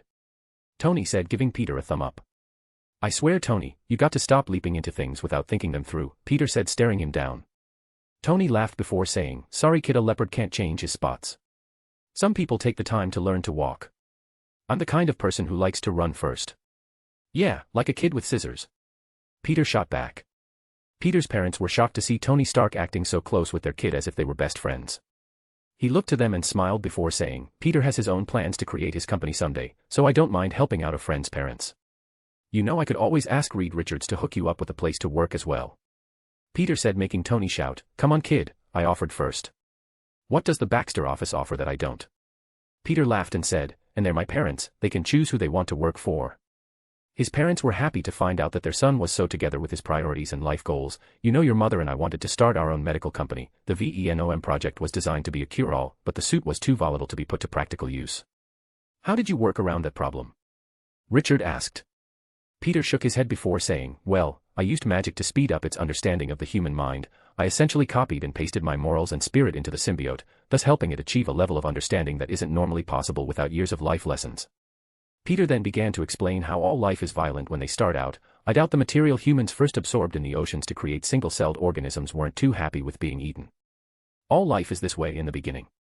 Chaotic, primal, volatile, and only evolution brings order. They talked for a long time before they went to bed. The next morning Peter woke up and received a call from Fury. He picked up the phone and said, you have reached the phone number of someone who just wants to sleep, please hang up, and don't try again. Fury ignored him and responded, hey, good work with the Hydra agents, because of the list you provided we've managed to clear out any moles in S.H.I.E.L.D. Better hire Professor X to make sure. I don't know if the heads I cut off have all the information. Good idea. We took down the bases you marked out. How'd you get them on lockdown? I have to keep some secrets, but if you must know, I just gave a little mental suggestion. Peter yawned. Speak clearly, kid, Fury huffed. I'm hanging up now unless you tell me you're going to give me some time off for my good work. Peter said, rolling his face out of his pillow and staring at the ceiling. Well, actually we had a mission for you, but seeing what you have planned, we'll need about a week to get things in order. Once that's dealt with, we'll talk about vacation days, Fury countered. Great, after this you're going to give me some time off, you hear me, Fury? Peter sat up, so, how'd you like the proposal? S.H.I.E.L.D. Academy's Triskelion becoming part of that ship you and Tony have been working on. I'll consider it. Fury answered. Great, I can't wait, Peter said as he got out of bed. I didn't say yes. Peter snickered as he hung up the phone, coming from you, I'll consider it as a yes. He headed over to the window and hung up the call before turning around to go eat breakfast. Peter entered the lounge to see Aunt May cooking for everyone. Peter, you're up. These are the bomb, I have to record their recipe so Jarvis can cook them for me. Tony said, chowing down on her wheat cakes. Peter smiled and started to join in on the meal when he turned to MJ and asked, so, how are things? Looking back and forth between her parents, she smiled and responded with, I think we've come to a conclusion. Since they really can't stop us, they gave in, but Dad says that he wants to help, since he's a police officer and all. I don't mind, it's good to work with the police, gives us a lot more trust with the people, and we can work together to do our best to stop crime in New York, Peter said as he chowed down. When MJ said, hey Peter, can you help me out with the patient we brought back? Of course, Mary Jane was referring to the mutant Forge. Peter nodded his head, and after they ate, she and Tony took him to a medical room. After arriving at the mutant's room, Peter saw the unconscious Forge and said, yeah, I can help with this. Placing out his hand and touching Forge's head, Peter started to send telepathic commands to reach what was left Forge's mind. Your mind is a piece of broken machinery, anything having to do with Dr. Maynard is nothing more than a virus which you need to make an antivirus program to delete. Suddenly Forge's mutant power was activated, and quickly began fixing his mind. He took in a deep breath and shouted out as if he was being tortured. MJ and Tony started to panic, when suddenly, Forge opened his eyes. What the hell? Forge shot up with a panicked expression. Peter turned to him and gave him a smile as he said, Good morning, Dave Daniels. How did you know my name? Forge looked at him when Peter said, I think Professor Xavier will be glad to see you're well. After all, you went missing a few years ago, and they all thought you died. Peter then grabbed him and pulled him and MJ through a portal that led to the X-Mansion. He appeared inside Charles' room, who was sitting behind his desk drinking a cup of tea. When he sensed Forge's mind, he looked over to see him in good health. He also saw Peter and MJ waving at him. He didn't know how to feel when he looked at Peter. He was both thankful for healing his legs, but also disappointed in him because of the whole power copying thing. Peter sent him his memories of what happened that night, making Charles shout, "Did that really happen?" in total surprise. Peter nodded his head, and said, "I know, I betrayed your trust, but as you can see, I had good reasons." He grabbed MJ and was about to teleport when he received a phone call. "Man, did I get more popular, or does this world not want me to sleep?" It was from Johnny. "Yep, the world wants me to become a caffeine addict." Peter picked up the phone and put it on speaker as he answered, "You're speaking to the hero that vastly surpasses the Flaming Torch in popularity. How can your friendly neighborhood Spider-Man help you today? You are not more popular than me." Johnny shot back first before continuing on with why he called. "I need your help, Webhead. Sue's pregnancy is having complications. She's been getting weaker every day, her belly gets bigger." "Aren't you overreacting? That's what happens when carrying a child. The bigger they get, the more energy they sap from you," MJ said as she walked closer to the phone. "I would normally agree with you, but Sue hasn't woken up, and it's almost been 18 hours since she went to sleep. You guys have those symbiote things. I was wondering if you could use them to check on her condition," Johnny asked with a freaked out tone in his voice. Peter teleported over to them and discovered he couldn't enter the building. Reed has been putting up some new defense systems. Incredible, it looks like he managed to create a spatial distortion wave that reacts and interferes with teleportation methods. Heading inside the building the old-fashioned way, he was led up to a medical room and saw everyone standing around Sue, who was hooked up to several machines and sleeping sounding on her own bed. Walking over to her, they were all greeted by everyone worried expressions. Reed was looking like he was at death's door. His eyes showed he hadn't slept in weeks and a bit of his beard stubble had started to darken. Peter walked up to him and placed his hand on his shoulder when he said, "I'll see what I can do, I promise that she'll be okay." He then stretched out his symbiote and started to check out the unborn Franklin and saw that his power was pulling more nutrients than necessary because it was following its natural instincts to grow. However, it's just a bit too much for Sue to take. He figured her body would adapt given time, but during such a time, it put her and the baby's life at risk. "I can help," Peter said as the entire symbiote flew onto Sue and began charging her with his healing factor, and other powers. "Reed, your kid is a reality warper, a mutant, and a very powerful one at that. My symbiote can keep her healthy long enough until she gives birth, but you need to find a way to create some devices that can put up certain mental blocks on your future kid. You'll have to teach him to control his power very slowly. Over time, I imagine he'll become one of the strongest heroes to ever live." Reed looked shocked at Peter's analysis when Sue suddenly opened her eyes. It was apparent that she was feeling better than she ever had before. She then looked around the room to see everyone staring at her and her belly before she said, "What's up? Why is everyone in my room? What's going on?" Chapter 63, Issue 63, Secret Wars End. Reed, Johnny, and MJ all jumped into her arms and started crying. "I'm so glad you're okay." Sue looked puzzled as she questioned, "What's happening?" Peter began to explain the situation, and after he finished, he smiled and said, "You need to keep wearing my symbiote until your child is born. It's the only way to keep you and your baby healthy. Reed also needs to get to work on creating a way to suppress this kid's power, some kind of device that can limit his ability to warp reality." Sue looked to Peter and pulled him into the group hug. "Thank you for saving my baby." Peter patted her on the back and said, "It's okay, I mean, we're practically family. And I have no doubt in my mind that you would do the same for me. But what about your suit?" Sue asked, feeling the collection of powers Webster coursing through her. "I'll be fine, I have a spare. I mean, it's not as good as my symbiote, but using my magic suit should be just as fine for now," Peter replied as he pulled the spare suit along with his bag of infinite space out of Webster. Reed and Johnny hugged Peter tightly, and kept saying, "Thank you." MJ smiled and watched them with a gentle expression on her face. They continued to talk and help Sue adjust to her new and temporary powers. After a long while, Peter looked outside and noticed that it was starting to get dark. Sue insisted that they stay for dinner and agreed before they chatted about their lives and what they've been up to lately. "No fair, Webhead, how come you never invite me to these events?" Johnny shouted. "Because you're always busy." Flaming Torkick, Peter shot back. "Did you just call me a Pokemon, again?" Johnny shouted. "Oh, no, are you about to use flamethrower?" Peter laughed. Shut it. Go spin some web spinnerack." Johnny yelled out. "Stealing jokes now, Johnny. You can do better than that.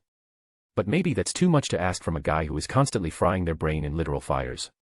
Peter pointed his finger back at Johnny. Everyone started to laugh at the two of them bickering.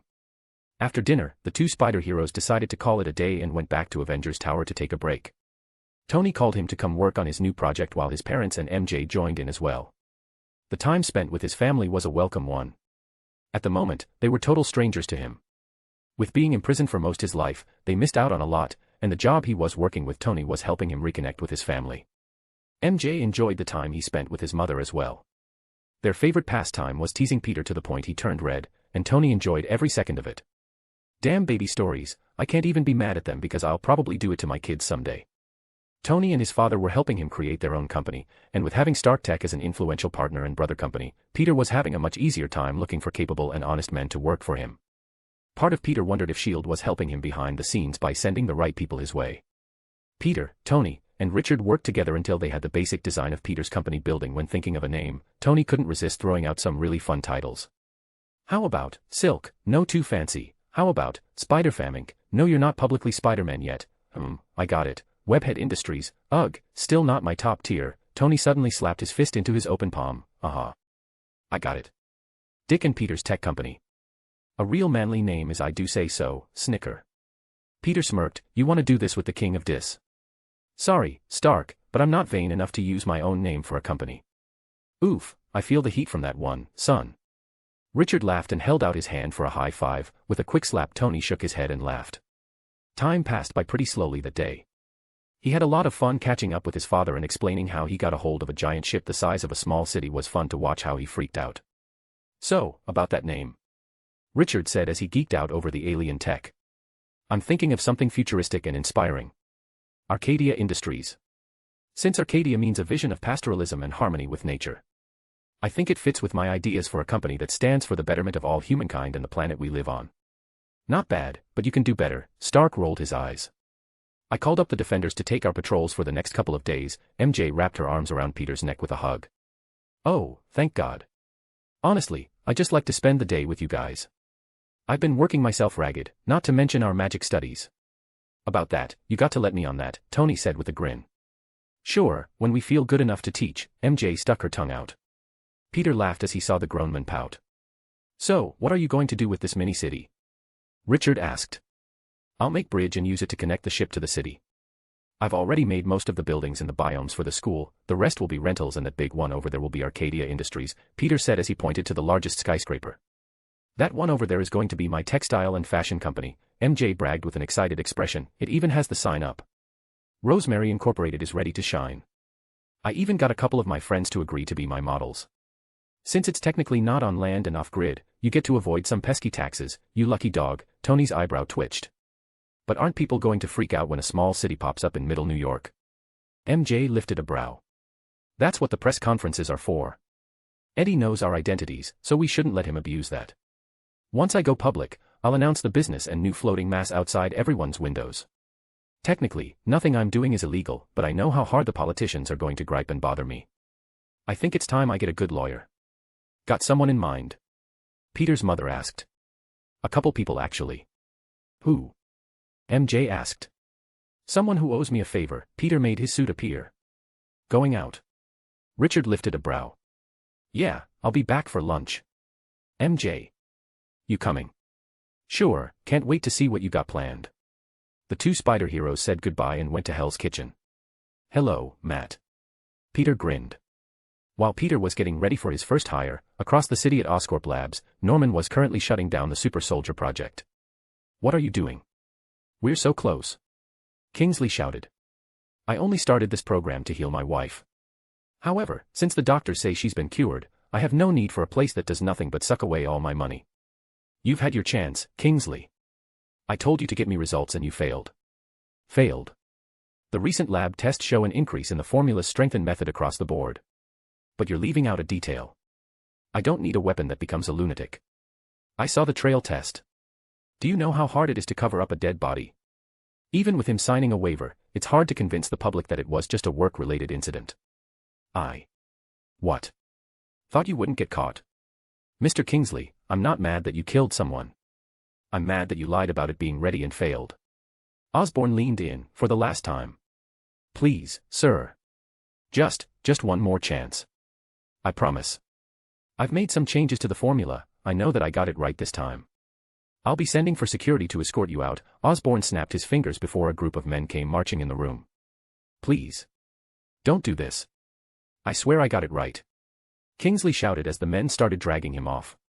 Consider it a mercy I haven't called the police, Norman said as he walked away. Damn you, Osborn.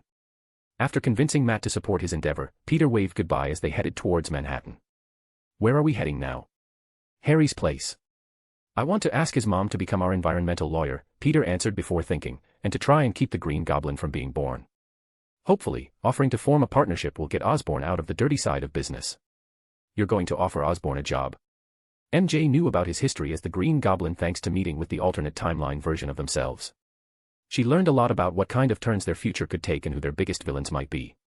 Yeah, I don't like the guy, but he knows how to handle the more volatile side business. Now if I can just him to use those powers for good, Peter shook his head. You want him as an attack dog? MJ laughed. Who better? Peter chuckled. The two continued webbing until they ended up at a large building they had only been to a couple of times before. They landed on the terrace and looked in to see the family eating lunch. However, Daddy Osborn wasn't around. Probably at work, Peter said as he tapped on the window. The two Osborns looked up from their meals and opened their mouths wide as they saw the spider couple waving at them. Ahem, is this a bad time? Peter said as he jumped off the wall. Seeing them not responding, MJ called out, Can we speak for a minute? It's the spider duo. Harry shouted as he ran over and opened the door. Yeah, I was here to talk about a deal I'd like to make with Osborn and your mother, Peter said as he pulled out a document. I just went over this with my lawyer. It's a contract for something truly revolutionary, and I want your environmental R&D department on my team. I'm sorry. What? Emily Osborn said with a shocked expression. I'm a fan of your research, and I want to fund your department.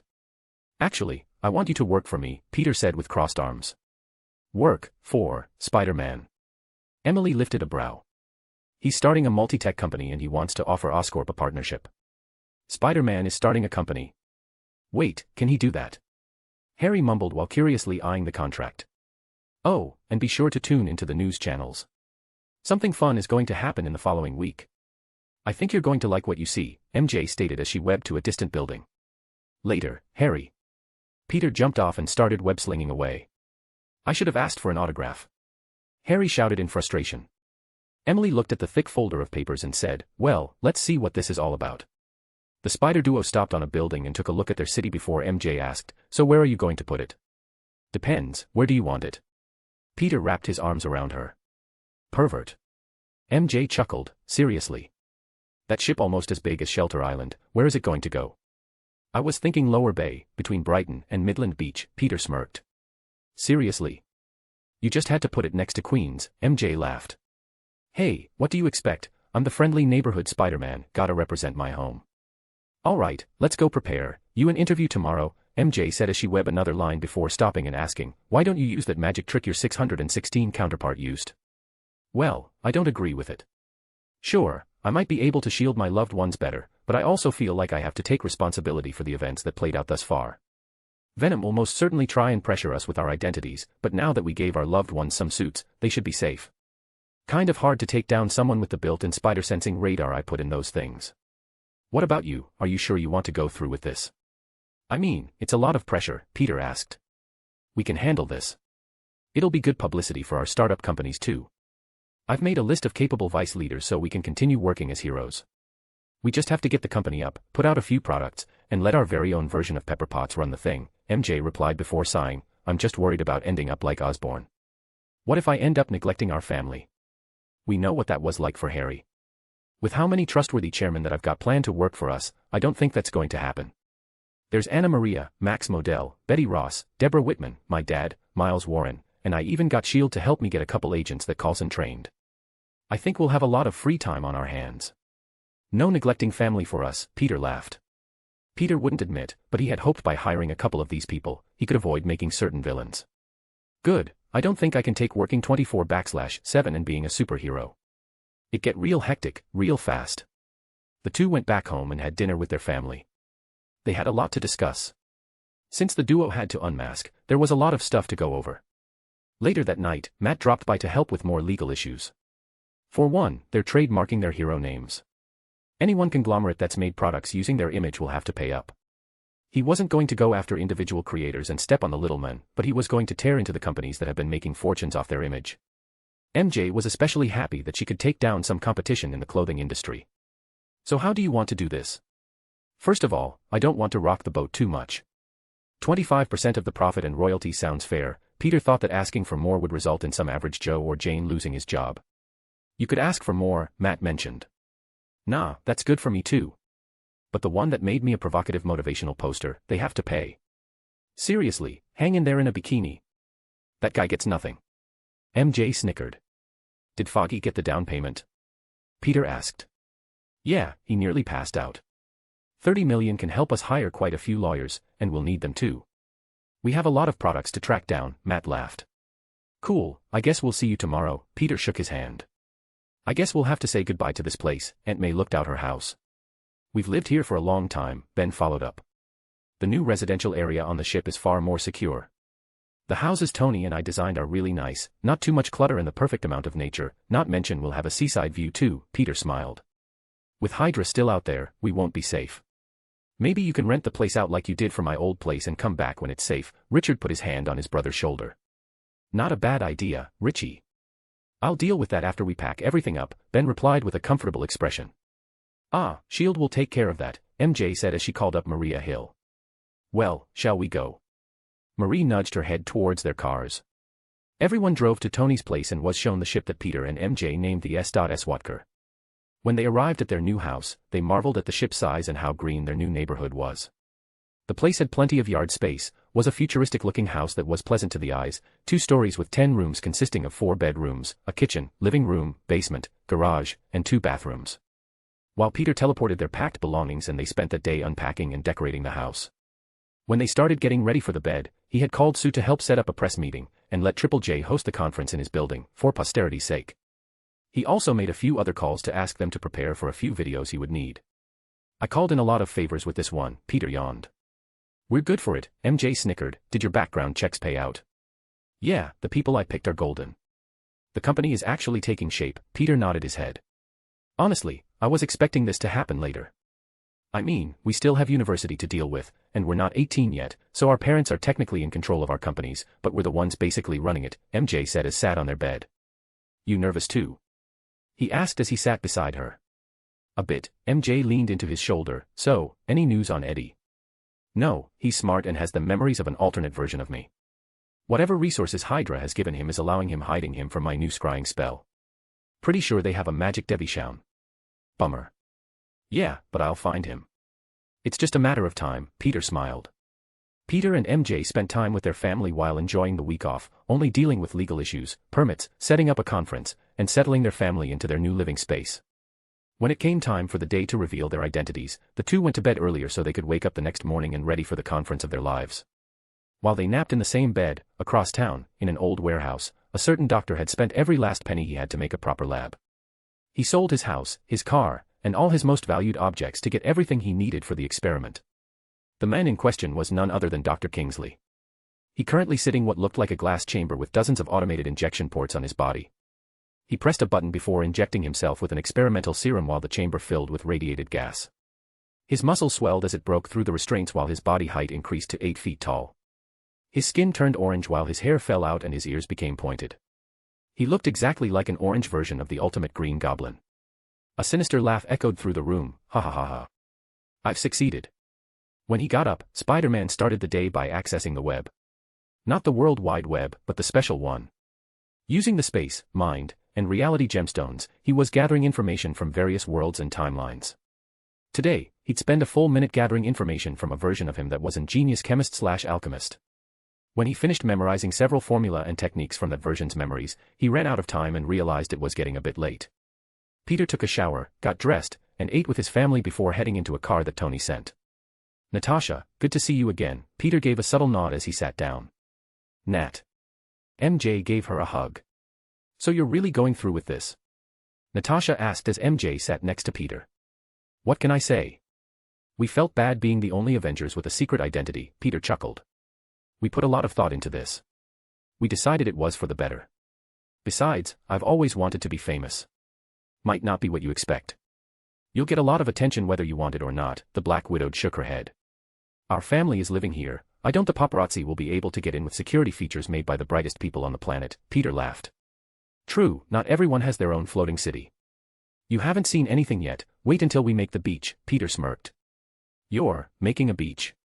Natasha lifted a brow. Hee hee, yeah, spider powers aren't the only powers we have, MJ gave a sly smile. Well, I'll look forward to the show, Natasha nodded her head. So, how are things with hunting Hydra? Peter asked as he watched the car pull out of the garage and out onto the street. Well, with Professor X being a lie detector, we've been able to root out Hydra completely. As a bonus, we even managed to oust a few council members. That's good, MJ smiled. It is. For one, the Avengers are now a global peacekeeping force that has diplomatic immunity in all countries. With Fury being the sole leader, we can finally advance the initiative as we originally wanted. Natasha handed Peter a folder. Cool, so we're like global cops that can act with complete autonomy. Any stipulations? Mary Jane questioned. We need at least 10 board members and we're not to get involved in wars or political conflicts. Unless they're spurred on by a crime or threaten humanity as a whole, Peter said as he flipped through the new contract. Fury outdid himself. MJ started to read what was in the folder, and after a few minutes she looked up and asked, wait, does then we can't be charged with murder? Peter pointed to a few lines, not unless it can be prevented. We have the same right to survive clause police officers have. Only use lethal force if absolutely necessary. They felt the car come to a stop before Natasha opened the door and stepped out to help a certain blonde soon-to-be mom inside. Peter. MJ. It's so good to see you again. Missed you too, Sue. How's the baby? MJ questioned with a warm smile. The baby is doing fine. Honestly, since Peter lent me the suit, I can barely tell I'm pregnant at all, Sue laughed. I'm glad to hear that. Did Matt send you guys the contract? Peter asked as she sat down. That he did. Of course, we signed. Getting our own lab in a real alien spaceship is a dream come true. There's no way Reed could turn that down. Heck, even I'm dying to see what kind of labs and technology you've uncovered. The car started again, and they all drove down to the Daily Bugle. When the car stopped, they put their suits on and exited the car before they walked inside to the conference room. Peter waited until the room filled with reporters while they were assaulted with constant snaps of their cameras and the garbled questions of dozens of reporters asking them at the same time. Ahem, Peter stepped up to the podium, glad I have your attention. Ladies and gentlemen, I've brought you here to make a very important announcement. Chapter 64, Issue 64, New Age Part. Author note please read, 1 Now let's get to the story. To start us off, my friend here, the very lovely Sue Storm suggested that I allow a few of you to ask some questions, and since we're in the Daily Bugle, we can start with Jonah. Thank you, JJJ said as he stood up, why do you do what you do? Can you be more specific? I do a lot of things, Peter chuckled. Why risk your lives to help others? Oh, that, well, you see, my family brought me up on a very special saying, that with great power comes great responsibility. Shortly before turning 16, I was just a regular guy with a good head on my shoulders, but when I manifested my powers, I realized that if I didn't stop bad things from happening when I had the power to, then I would be letting innocents die. I do this because I have a responsibility to do so.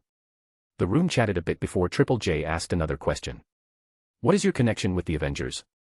Oh, we're card-carrying members. Peter pulled out his identification card and smiled. The card was my idea. I see, and what is the purpose of this super-powered organization? To protect mankind and the planet we all live on, whether that threat be foreign or domestic. We've gotten the approval of several world leaders and only a few haven't signed the Avengers Accord, so this is a worldwide peacekeeping task force. Oh, and not all our agents are superpowered. I see. JJJ wrote some things down on his notepad before turning the page. Why is it that you've gathered us all here today? Ah, about that, you see, a dangerous guy learned who we are, and I'm the kind of person that likes to take away any advantages my opponent might have. To keep him from blackmailing me or others and to get the protection my family needs, I've decided that I will be unmasking today. And yes, I'm that petty. The room blew up with dozens of questions before Peter raised his arms to quiet them. Is that everything you have to ask? Jonah shook his head, no. So are you telling me, if this person hadn't found out your identity, you would have kept his secret? Yes. Anonymity provides them a level of protection that just can't be beat. However, now that my identity has been discovered, I've been left with no choice but to make other arrangements to keep my family safe and do something else I'll be discussing during this conference. You said that your powers manifested. Are you a mutant? JJJ asked. Yes I am. The room once again became garbled by the sound of dozens of reporters asking questions. What is your opinion on mutant-human relations? Another report called out. Well, for starters, it's dumb to separate us into these categories. All humans are mutants and possess the X gene. The only difference between us is whether that gene is active. I know that many people tend to look down on the few that outright promote hate against our own kind, and to those that say mutants are problems, I say they are the solution to the humans' biggest problem. We live on this small planet, yet we take its resources for granted, we pollute our oceans, and deforest entire lands. Now, we've come a long way since then, but it still hasn't stopped the worst offenders. Peter looked to Sue as she pulled down a projector screen behind Spider-Man. What we are about to show is a different viewpoint on mutants and other superpowered people, Sue explained as she pulled out a remote and pointed it at the screen. The image of a forest burning appeared before it switched to a small island of plastic forming in the ocean, melting ice caps, deforestation, and several other environmental travesties. Due to the folly of humanity, we have destroyed more than we've taken care of. However, mutants can do stuff most people can only dream of. Sue switched it to a live feed of the Antarctic. Iceman from the X-Men was standing on an icy bridge while looking at the camera. This here is one of the X-Men. His mutant gene allows him to control the cold. So in layman's terms, he is a cryokinetic-powered individual. Peter tapped his mask. Do it. The Iceman smiled as he turned around and raised his hands to the sky. The area around him was suddenly covered in waves of pure water that flooded the polar ice caps. When he finished, a dense layer of snow was deposited on top of it and the area became more expansive. While the group gasped, Peter smiled and nodded at Sue to continue. You think this is impressive? Well, let me tell you that this is just the tip of the iceberg. Peter got a few chuckles. Our next image is of a up-and-coming scientist that was hired by the Baxter Foundation. His name's Samuel Smithers, and he is a mutant that can manipulate plant life, Sue explained as she hit the remote, showing a green man with pointed ears and bark-like skin. Go for green. Peter spoke into his comms. Everyone watched as the men showed a deforested area made by logging companies that cut corners and didn't plant new trees for the ones they cut down. The mutant known as Plantman put his hands on the ground and let a greenish energy flow into the soil. Within a few minutes, stumps grew new trees, the foliage returned, and an entire forest was repopulated. As you can see, mutants have many useful abilities, and can do great things for our planet. However, the hunting, experimentation, and discrimination against our own kind has to stop. Give these guys jobs instead of looking down on them, help their powers flourish and gain protectors, but most of all we need to stop calling them mutants as if it were some derogatory term. Are you saying that there are people hunting mutants to experiment on them? Another reporter called out. Yes, and at a level you can't even begin to imagine. The Avengers have many missions and rescued hundreds of victims. We can't publicize their names to protect them, but we do have field reports and listings of what powers they've managed to manifest. The group chattered some more before Peter took a few dozen questions. He answered them all, and even MJ chimed in on occasion. Offering her 2 cents to the conversation, she managed to dispel many rumors about the spider heroes and improve their image somewhat. So, who are you? JJJ finally asked the question. Right, we'll get to that. However, before the big reveal, I think we should show what it is we can do. Peter opened a portal to the location he planned on putting his island. Are we live? MJ asked as she checked her camera footage. You guys are on, Sue said as the portal closed. MJ looked to Peter who gave a thumbs up and said, for starters, we'll be making a couple of companies. However, it's more than that. We purchased the land we're about to use, so don't freak out or anything. Peter switched the camera view to MJ as she raised her hands. Piles of sand under the water began moving closer and closer until it formed one giant mound. She then used her geokinesis to turn that sand back into stone and soil before a beach popped up around the edges of the island. Now, when I say that mutants are useful members of society, I want you to get a clear idea just how much they are needed for our future. The living space you see here is just the start. I know a group of mutants that can terraform entire planets.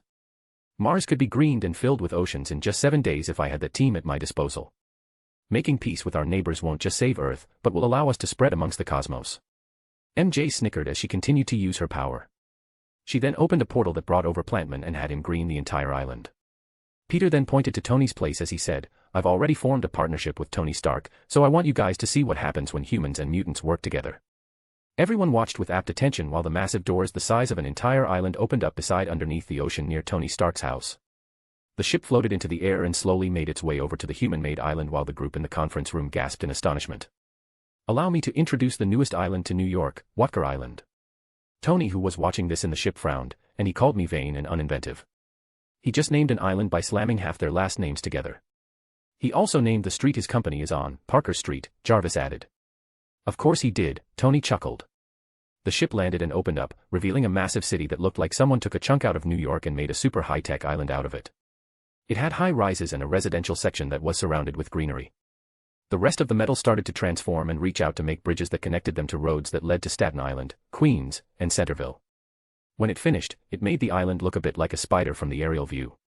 Peter then ported back into the room while MJ sent Plantman back to Professor X's mansion. Welcome to New York's newest island, Watker Island. Peter held his arms out in a presenting manner. We made this place for people that want to help humanity live better live, for people that want to do good things for our planet, and for people that want to be pioneers of a new age. The room dissolved into chaos while the spider heroes explained what they could. They told them how they could apply for residency, explained the legal sides of things, and what the city would be used for in the future. There were many hoops they had to jump through if they wanted to live on this island. Background checks, a short interrogation, and cost of purchasing buildings were all out in the open. When questioned the legality of the citizenship, Peter informed them since it was technically a vessel, they didn't have to abide by the same laws for living on the land. Not to mention, they owned the land surrounding the island ship. When asked how they did this, Peter snickered and said, ingenuity, technology, and company secrets. What he's trying to say is that classified. MJ pointed at the reporter. They answered many more questions before the time came to unveil their identities. Peter took a deep breath and started. Lifting his mask, he showed his smile and said, hello. My name is Peter Parker, and for 2 years now, I've been Spider-Man. I'm Mary Jane Watson, and like my boyfriend, I've been Spider-Woman for about 2 years. MJ revealed her face. Once again, the room was crowded with chatter and questions, mostly about who they were. They answered what they could, mostly about their age and how they took down certain criminals. Peter was very adamant that all personal questions are off the table. However, MJ, who had aspirations to get some of her girls into acting, shared a few spicy details about their romantic life, much to Peter's embarrassment. After the conference was done, they knew there'd be lots of people crowding about, so they opted to teleport away and leave portals for Sue and Natasha to get back. When arrived in his house, Peter saw his family crowded around the television. Before he could say anything, he got a call from Fury. Hey. How the hell did you manage to make a working truth serum? Ah, I see you got my present. It's just something I've been working on in my spare times. I finally managed to get the side effects down to slight drowsiness. I also figured Charles and Jean could use a break from all the mind reading. Damn kid, is this how you plan on filling up that city? I did say slight interrogation. Peter chuckled, so what's the real reason you called me? Hydra bases have been located in foreign lands. I'll be borrowing the Avengers. Nick, I let you be in charge because I don't want to waste precious time. Not to mention, the AI I've been working on will be the new real head of the Avengers. It'll have all the information on any heroes we hire and their identities. You're just the guy with all the keys. Yeah. I remember our deal. If it take the paperwork away, I'm all for it. But are you sure about keeping their information on a computer? Ha ha ha. No, you didn't just call the AI we've been working on for months a plain old computer. Relax, nothing can get in her systems. With the tech we used, I doubt there will ever be a hacker good enough to get in. Not to mention where I hid her server, trust me when I say it can't be found unless you know where it's at. Besides, we have to show the public that we can accept accountability. Some heroes might screw up on the job or jump the gun. If the public turns against us, it's over for the Avengers. Fine, I can't believe I'm agreeing with you, but this isn't a half-bad idea. Peter shook his head. So, about that vacation. I got you 1 month, Parker, and you owe me for the agents guarding your little island. Little. Being a bit bald, I mean a bit bland, aren't you? You son of a. Peter hung up and laughed. You know he's going to shoot at you someday, MJ smirked. I got him a gift. He'll forgive me, Peter said, going heavy on the drama. During the press release, it was clear that people all across New York were in shock. Peter was barely an adult and a hero who had saved countless lives and even the world during an alien invasion. Flash was watching his television with his jaw almost hanging on the ground. All of those who bullied Peter were in the same condition too. Harry was sitting next to his mother with wide eyes and expression of pure shock. Pete, of course. It all makes sense. All those times they bailed are perfectly aligned with the spider duo being active. Ugh. I'm an idiot. That little boy, oh my. Emily blushed as she thought back to looking at some of the images and drooling over his butt. Her son must never know. The shame was turning her face bright red. Where's Dad? He's at work. He said something about shutting down a part of his company's research to reallocate funds into better projects. Ack, I got call Liz. Harry took off. Jessica and the rest of the defenders all showed wide eyes as they looked at each other. Did you know? The group asked while Angel started snickering. You knew. Yeah, Pete and MJ saved my life. While their name was buzzing all across the world, the two heroes had to deal with the influx of requests to come and live on their island. Not to mention the crappy encounters with bureaucrats and would-be politicians. Luckily, they had a furious Fury to keep the idiots at bay. However, there were one or two suits who tried to call them in for possessing such tech and not sharing, and of course, they tried to use some B.S reason to call them in for a judicial meeting. Peter laughed in their faces and sent them to their team of lawyers to rip into the legality of their claims. No, Governor, I won't be coming into City Hall tomorrow.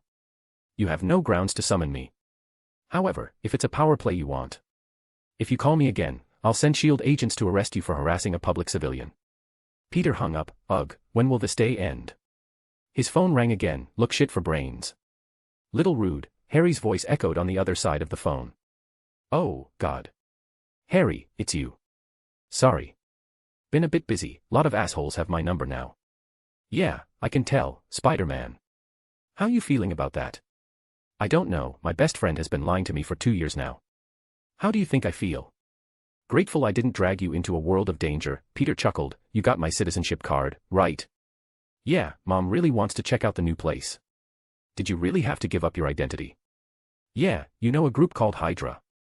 The Nazi group formed WW2. That's the one. Turns out, they're still around and kicking. One of their members managed to figure out who we are and kidnapped our family a while back.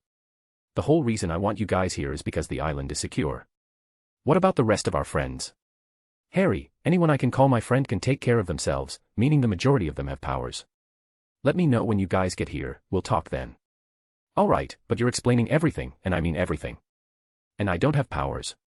Batman would disagree, but okay, I see what I can do about that whole power issue, and will regale you with the adventures of the amazing spider duo when you get here. His phone rang again. Sorry, Harry. The President is calling. Of the United States. Harry blurted out in surprise. No, the President of Mars. Of course, it's the President of the United States. Peter hung up and sighed. Please, just let this day end. While Peter was talking with the leader of their country, Osborn was getting a call from his son. Oscorp. Yes, I understand. Just ship it to the Brooklyn warehouse and store it. I don't care what you're doing with the projects. Just shut everything down and move its storage. Osborn let out a frustrated sigh. He hung up the phone and it rang again. Yes, huh? My son is calling. Put him through. The line changed over. Dad. Yes, Harry. Look, if this is about the funding for plastic-eating fung, I already talked to your mother about this. We'll have the money for more of her projects in a bit. No. Haven't you heard it yet? Heard what? Harry grabbed his forehead. Harry was about to explain when a loud boom interrupted their call. An explosion shook the entire floor while the line went dead quiet. Dad. Dad. Harry's voice echoed on the speaker. Hello, Osborn. Kin. A loud crash was heard before his father screamed out.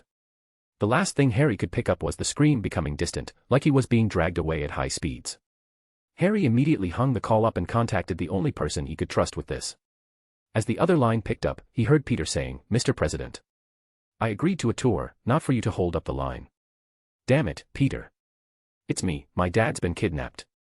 Chapter 65, Issue 65, A New Age Part. I'm suiting up now, Harry. Get here ASAP. You know what, start packing, we'll come to you. Do you think it was Hydra? Could be, but hate to be the bearer of bad news, your dad's companions and business partners aren't the nicest people in the world. It could be something else entirely too. So I'm going to head out. MJ will come help you guys pack and I'll start looking for your dad. Please, Peter, I can't lose him. Gotta go, Harry. I'll call you when I have something. Peter hung up and gave MJ the red alert text. The moment she saw it, she stopped what she was doing and suited up before opening a portal to Harry's house. Peter was already at Osborn's Oscorp office and looked around at the shattered room for clues. Window broke from the outside in, the edges are melted so fire was involved, maybe an explosion. Peter looked at the erratic placement of the glass, almost like wind pressure pushed it around. He then saw the claw and foot imprints near the desk. He looked back at the window and ran towards before jumping to out of the skyscraper. He turned around and webbed higher up before slingshotting himself into the air. Okay, if they had a glider or wings that might explain some things. Come on, where are you? Peter pushed his sight to the limit while peering out over the city. That's a flock of birds, flock of birds, flock of birds, I got ya, Peter said before opening another portal while falling through it feet first. His momentum shifted as the soles of his feet landed on the head of the giant Hulk goblin. Let the guy go. Peter's kick loosened his grasp and Norman started falling towards the street. Another portal opened up below him to send Osborn to safety. However, the goblin laughed as he flapped his wings and rushed to pick up where he left off. He nabbed Osborn out of sky before Peter landed on his back. Didn't you hear me the first time? Peter charged up his venom blast. I said to let the men go. I wouldn't do that if I were you, Spider-Man. I've doused his body in a type of flammable gas. Even the slightest spark will set it off. Peter noticed the orange smoke rising from the goblin's rapidly evaporating sweat. The hell are you? Peter damned the fact he didn't have access to his space sapphire. Since was completely drained, he couldn't just manually teleport Osborn away.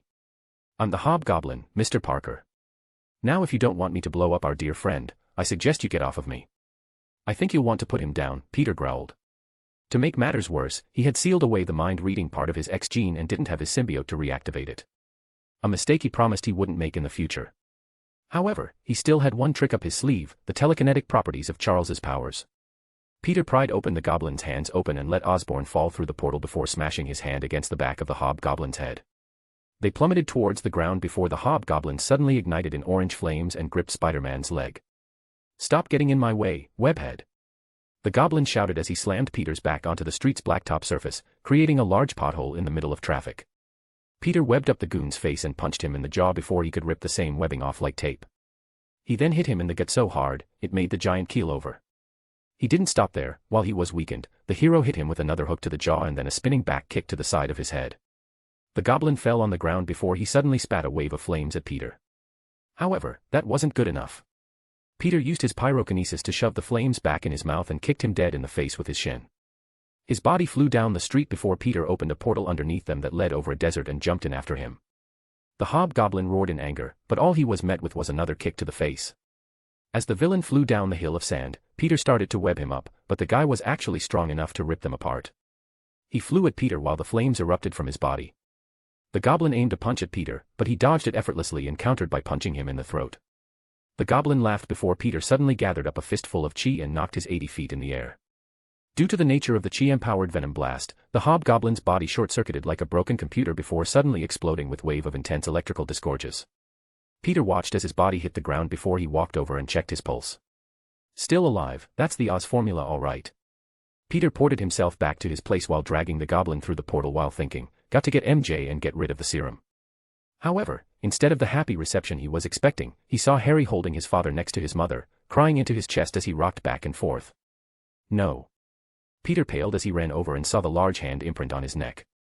Peter, MJ hugged him as she saw the damage to his suit. Oh, God, Harry, I'm so sorry. Peter put his hands on his back. Why did he have to die? Why Pete? Harry blubbered through a stream of tears. Peter looked back to the killer in question. I don't know, but I'm going to find out. Harry and his mother looked up with fury in their eyes before he nodded at MJ. You need to get rid of whatever is in his bloodstream. I'll burn it. Spider-Woman walked over and used the Spiderling to do just that. The moment the suit expelled the chemicals, Peter roasted it with his pyrokinesis. The body of Kingsley shrank back down to his usual scrawny self before Emily growled, I recognize him as one of Norman's scientists. Wake up, Kingsley. The recently widowed wife pulled out a gun from her jacket and stuffed it in Kingsley's mouth. Whoa. Peter pulled her arm back. Let me go. Calm down. Can't get answers from a dead man, MJ said as she took the gun. I know why he attacked Norman, it's my fault. Emily broke down into tears. What are you talking about? Harry asked as he cradled his father's lifeless body.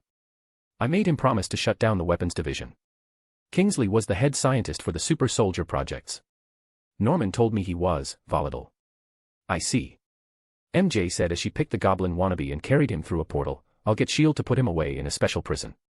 Peter sighed as he realized that this day couldn't get any worse. He walked over to his friend and gave him a hug while Emily sat on their sofa, bawling her eyes out. Come on, Harry. Let's put his body somewhere else. Peter picked the man up and kept a sorrowful expression throughout the entire night. The autopsy showed that Norman had died around the same time Harry lost contact with them. The hobgoblin didn't know his own strength and snapped his neck when he flew out the window. They held a funeral the next day. Of course, it was like the world was toying with Spider-Man because the day was cloudy and started to rain. Peter sighed as he, MJ, Liz, and few of Harry's family members said their goodbyes. When it came time to leave, Peter got in the limo with his family and handed them each a bracelet. What's this? Harry asked. It's a suit that copies my powers. With this, it won't be easy for you to end up in danger. I also had one for Norman, oh God. I'm so sorry, Harry. If I had just given this to you guys earlier. Harry stopped him and shook his head. Peter, This isn't your fault. Life can be pretty terrible at times, and all we can do is our best to move forward when tragedy strikes. When'd you get so zen? Peter smiled. I've been hanging out with Danny too much, Harry said while nudging his friend with his elbow. When they arrived at Walker Island, Peter drove them to their new house and said, when you guys are feeling better, we'll talk. Thanks, Pete. Peter turned to Emily and said, it's not your fault either. Kingsley is the only one we need to blame. I know things will be a bit hard at first, but I promise it will get better. If you guys need anything, we're here for you, MJ added. Thanks you too. Emily wiped away her tears. After they left to go to their new house, Peter sighed and went to bed with MJ. The next morning, Peter got up and nudged his girlfriend awake before saying, come on, we're going to Camartage. What for? MJ asked as she yawned. To use their time chamber. I figured it's about time we master our magic. What? MJ blinked with wide eyes. They have a room that lets us get in about a year of training for a week outside. I figure we can spend about 70 hours inside while spending the rest of the day dealing with our company issues. What about the president? Don't you have a tour to chaperone? I delayed it. We have about a month before he shows up. He opened a portal and met with the other sorcerers and sorceresses before getting approval to use their Temple of Time. So, for the next week, Peter and MJ spent roughly a year inside, reading and learning to master their spellcraft. The now both 18 nearly 19-year-olds managed to become rather proficient at using magic. The two spider heroes had almost grown to their full height and decided that they should test the limits of their powers. Since they've continued their physical training alongside their magical training, they were curious as to just how strong they were. Peter stood under a machine and let a cylinder push down on his hands while he pushed back with his physical strength alone. The numbers started to rise until it hit 175 tons. He couldn't take it anymore and let off before taking a deep breath. Pretty good. He looked over and saw that MJ was barely able to get to 174 tons. Next came running and speed testing. Peter and MJ were able to hit 700 miles per hour on foot and roughly 3x the speed of sound when jumping and swinging, and all without their symbiotes and only chi empowering their bodies. Of course, Peter didn't have his favorite suit currently, but that would change in roughly 2 months' time. What's with all the tests, babe? MJ asked as she hugged him. Well, it's a bit of a surprise. I'll let you know during the next big Avengers meeting, Peter booped her nose. Other than train his magic, Peter had surfed the web of life and destiny almost every day and learned a lot about various technologies and biological hacks from multiple versions of himself. He also used a timeline where he became Sorcerer Supreme and studied his magical knowledge. Eventually, he had armed himself with enough knowledge to be considered one of the smartest Spider-Man in the multiverse. He learned how to manipulate his infinity gemstones and came up with a few really good ideas on how to use them without damaging the world he lived in. For one, he mostly used the reality topaz to create elements and valuable resources he could use for his experiments. The mind sapphire allowed him to access and memorize any and all information that went beyond all normal means and boost his intelligence when needed. The space amethyst was his favorite, not because it could allow him to teleport anywhere in the universe, but because he could make things bigger on the inside. He could make a room hundreds of times bigger while not taking up space, so he had many plans to build a shield world from the Halo series. Should Thanos ever succeed in getting the stones, he could move everyone on Earth into the shield world. The Power Ruby was probably the easiest thing for him to master. He was very responsible with it too. The Soul Emerald was the only thing he hadn't really touched on, mainly because he used it to give a soul to Jarvis. It scared him how easily he created life, and he didn't really want to mess with that kind of power, especially after Tony said that Jarvis was technically their kid. He did not want to be a dad yet. As for the Time Opal, he only used it in conjunction with the other gemstones to access the past for information gathering. He even made a holographic window screen that acted like a search engine. The last thing Spider-Man wanted to do was screw up his own timeline, so no time-traveling shenanigans took place and was strictly forbidden. As he took stock of his plans, Peter suited up and looked at MJ as he said, "I'll be out for a bit. I have some recruitment issues to take care of." "Cool, I have to get my business up and running too. I got Glory, Angel, and Liz to agree to be my first models. I just ran into some issues with the Unstable M clothing line. Need any advice?" MJ shook her head. "Nah, I was thinking of making them my most expensive pieces. There's nothing wrong with using the silk formula for the cheaper brands. So one suit to rule them all, but it will cost an arm and a leg." Peter chuckled. "You'd be surprised how much I can make with this plan," Mary Jane laughed. "All right, I'm heading out. I'll be back for dinner." Peter put his mask on and opened a portal. "Go get, Tiger." MJ gave him a kiss on the cheek. "You got it." Peter hopped through and stood in front of one isolated Magneto in a room made of tempered plastics. "Hello," Peter said as he took a seat across from him and held out a gift. A chess set. "Made of wood, of course," Peter snickered. Why are you here, Spider-Man? Well, for starters, I'm here offering a deal. Peter pulled out a file full of papers.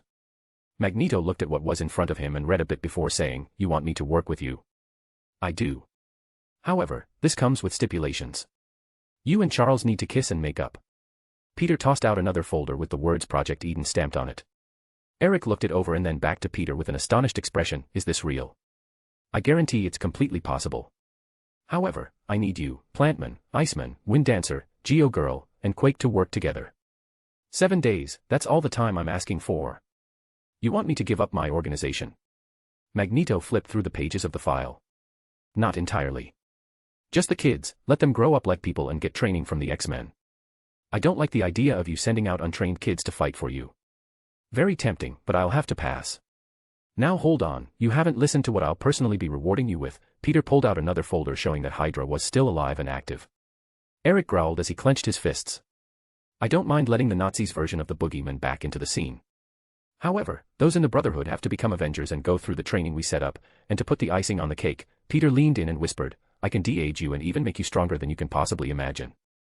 Magneto was looking quite tempted when Peter opened up a portal and said, "If you agree, have Charles contact me the next time he pays a visit." "I will think about this," Eric replied as the Spider-Man hopped through the portal and ended up in the middle of the Fantastic Four's new lab. "You like?" Peter smiled. "Pete." The four cheered. "Dude, this place is awesome." Johnny shouted as he pointed to the garage, "I can't believe I finally have my own engineering lab. I'm going to make so many new cars. The equipment is incredible. I can't get enough of this place," Sue added. "There is so much to unpack here. The information is incredible.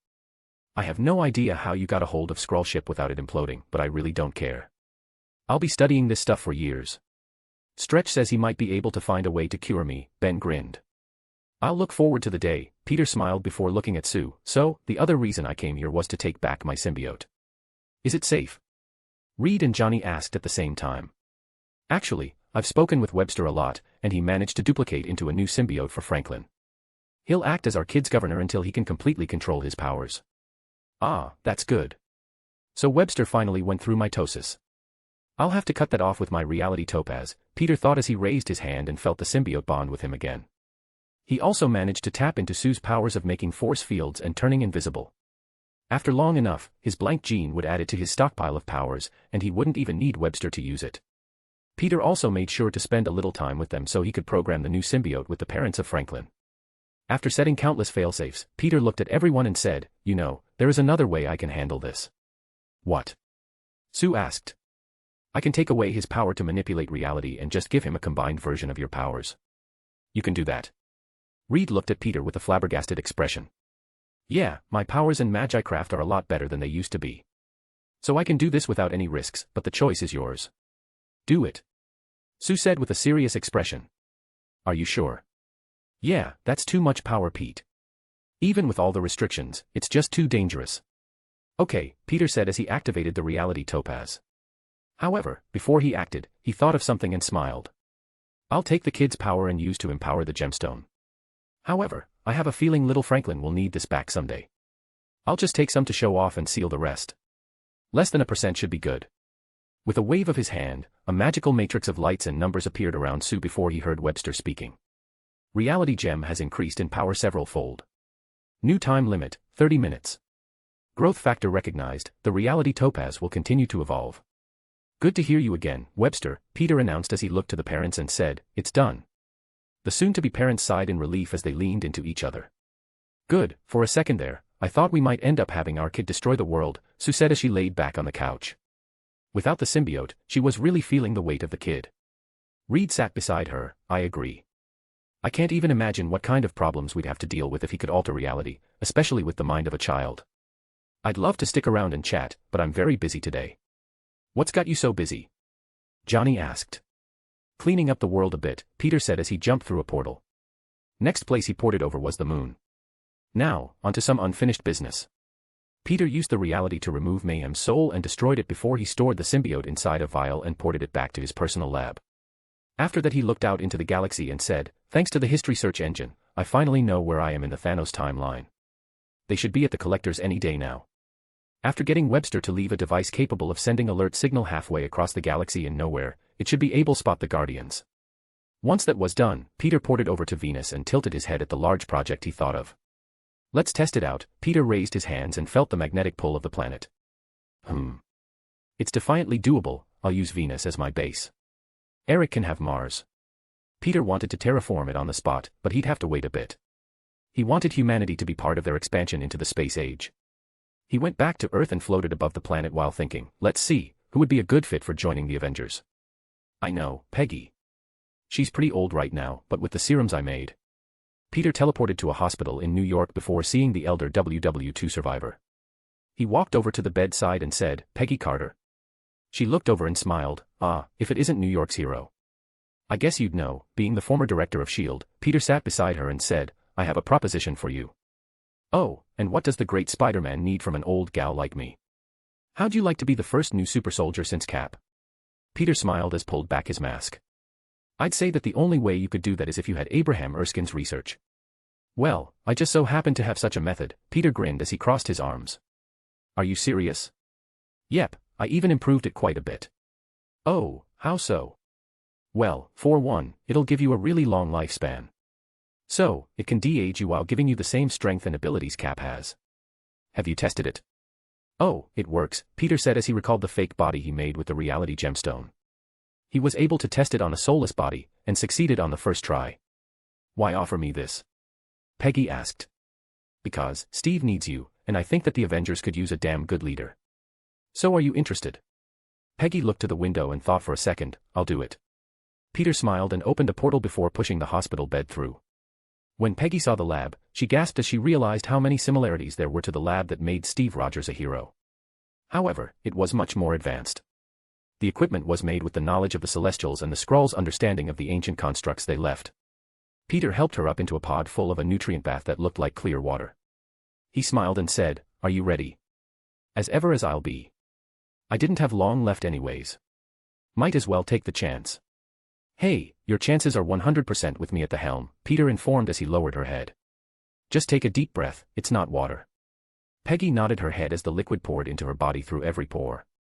Peter closed the hatch and walked over to the computer before saying, I'm going to start the injection process. If you want this to be painless, you'll have to spend about 10 minutes absorbing the solution. Peggy nodded her head again and Peter started the process. After the chemical concoction was added to the nutrient bath, mechanical arms delivered the serum injection process. 10 minutes passed before Peter looked up and said, Okay, now the fun part. He flipped the power switch as 10 potassium arc reactors came online and started to send energy into her body at a phenomenal rate. She let out a whimper of pain before everything started to feel good.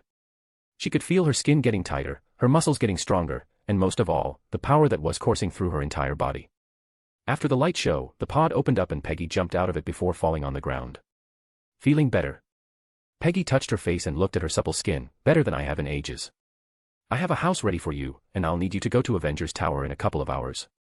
Until then, use the gym to get a hold of your new strength. I have a house and gym. Peggy went wide-eyed as she saw the portal opening. Yeah, I put you in the same neighborhood as me. I think you'll approve. She walked through the portal and watched as Peter waved his hand goodbye while it closed. The sound of a bowl dropping on the floor drew her attention. She saw Steve standing in the kitchen with milk spilled on his shirt and Cyril on the floor. Peggy. Okay, now to the board of directors. Hopefully they'll say yes. Chapter 66, Issue 66, A New Age Part. Author note, just to let you know, the new content basically starts at the Secret Wars end chapter. I also edited the whole story up to this point, tried to add better jokes and fix the majority of the grammar issues. I have to chapter 100 for you guys to read, some are 2,000 words, and others are up to 8,000 or more, so you have some double and triple chapters in it too. Enjoy. Peter entered his company building and met with a group of people, some starstruck, others looking at him as if they were sizing him up. Hello, Peter smiled as he made his hero suit turn into a business suit. We have a lot to talk about. Peter looked at the group surrounding his conference table. There was Anna Maria, Max Modell, Betty Ross, Deborah Whitman, Richard Parker, Miles Warren, Emily Osborne, Samuel Smithers, Daisy Johnson, and Bobby Morse. Peter summoned portals in front of everyone and made a series of files fall through them. I've listed several projects for the company to move in. I've provided labs, resources, and funding for all your department. It's your job to make affordable products to keep them open. However, with the gold I gave you, it'll be impossible for you all to not turn a profit. Just remember, I prefer products that make a difference in this world. Reforestation, trash removal, recycling, improving medical procedures, anything is on the table as long as it can be sold for a fair price. The group looked through the documents and found several technologies and ideas that were leagues ahead of what they've been working on before. What will you be doing? Emily asked. I'm a superhero, an Avenger, and a scientist. It'll be a busy life, but that's why I've gathered you all here. This isn't just my company, it's our workplace, and each of us will take turns leading in projects. I've already got a line of products ready for a sale, and my new A.I Samantha will be taking care of the company for the most part while I'm out at my other job. In fact, those that are currently in charge and sort of treat it as a vacation, because there isn't much you need to do, answer a few calls, sign some papers the A.I approves of, and mostly idle. They all discussed wages and work hours for everyone and then onto what projects they'd be working on. It took him a couple hours to get everything in order before he had to leave. Avengers, Peter said as he pulled up his phone and answered. How did you do it? Fury shouted on the other line. What? Peter chuckled. You know damn well what. Oh, that. That'll be covered in the meeting. You'll have to be a good boy and find out. At $%$. Peter laughed as he hung up before Richard said, Are you sure that's a good idea? I am. He knows if I'm jerking him around, I have good news. And that new is. The father Parker lifted a brow. I cracked and improved the super soldier serum. I'll also be empowering our family. What? Richard shouted with wide eyes. Peter waved goodbye as he stepped through the portal he made. Wait. Peter. He found himself in Avenger Towers, waiting for the crew to gather. Kicking his feet up on the table, Peter made his mask and gloves appear, but he kept the business attire. Fury was the first one through the door. Enough jacking me around, speak, Parker. You're coming at me all wrong. You act like I did something bad, Peter smirked. Wipe that smirk off your face, boy. How'd you know? I have a mask on. Peter thought before coughing into his hand, I think she can explain. No, she hasn't left Steve's room since you dropped her off. And how do you know that? A damn text. Fury held up the phone. Young again, at Steve's place. Don't contact me, Peter read the text before he saw the picture confirming it. Fa ha ha ha ha. Peter pointed and laughed. Before Fury could shout, the doors opened, and Tony came strolling in. Pete. You look older. I spent a year in a room that has a faster flow of time. I turned 18 a while ago. Ah, and you didn't invite me to your party. Tony pouted a little bit. I'll make it up to you. How do you feel like going to an alien planet that used to be the head of an ancient celestial being? Sounds like a blast. When do we leave? Tony smirked, thinking Peter was pulling his leg. Right after we set up a list for people to get the Captain America treatment. Wait, are you telling me? Tony started to get giddy and actually vibrated out of sheer excitement. I cracked it a while ago. I just wanted it to be a surprise, Peter chuckled. He didn't just figure it out, he improved it, Fury shouted as he slapped his forehead. Enough about me, how the Bleeding Edge project coming? Tony smirked and looked coy as he said, I finished it. Right on, show me. Peter stood up as Tony slapped the reactor and made the suit appear. Wicked. Peter shouted with stars in his eyes. I am far more impressive, Webster commented. Yeah, but let me geek out. Peter laughed as he poked the strangely soft metal. The doors opened again before the rest of the Avengers came walking through, MJ, Bruce, Natasha, Clint, Steve, Peggy, and even Matt. Why's the lawyer here? Tony whispered. Well, for starters, I want him to be an Avenger and will be the first one I empower. What? Matt looked confused. Peter sighed, look, S.H.I.E.L.D. has known about your identity for a while. So, no need to hide it. Okay, who is he? Tony crossed his arms. Do you mind? Peter asked as he looked at Matt. Not like it matters. Stark can probably hack the information if S.H.I.E.L.D. has it. That I can, but I'd still like to hear it, Tony smiled. Ever hear of the Devil of Hell's Kitchen? Peter smiled. But he's blind. So is Daredevil. He's got heightened senses and echolocation.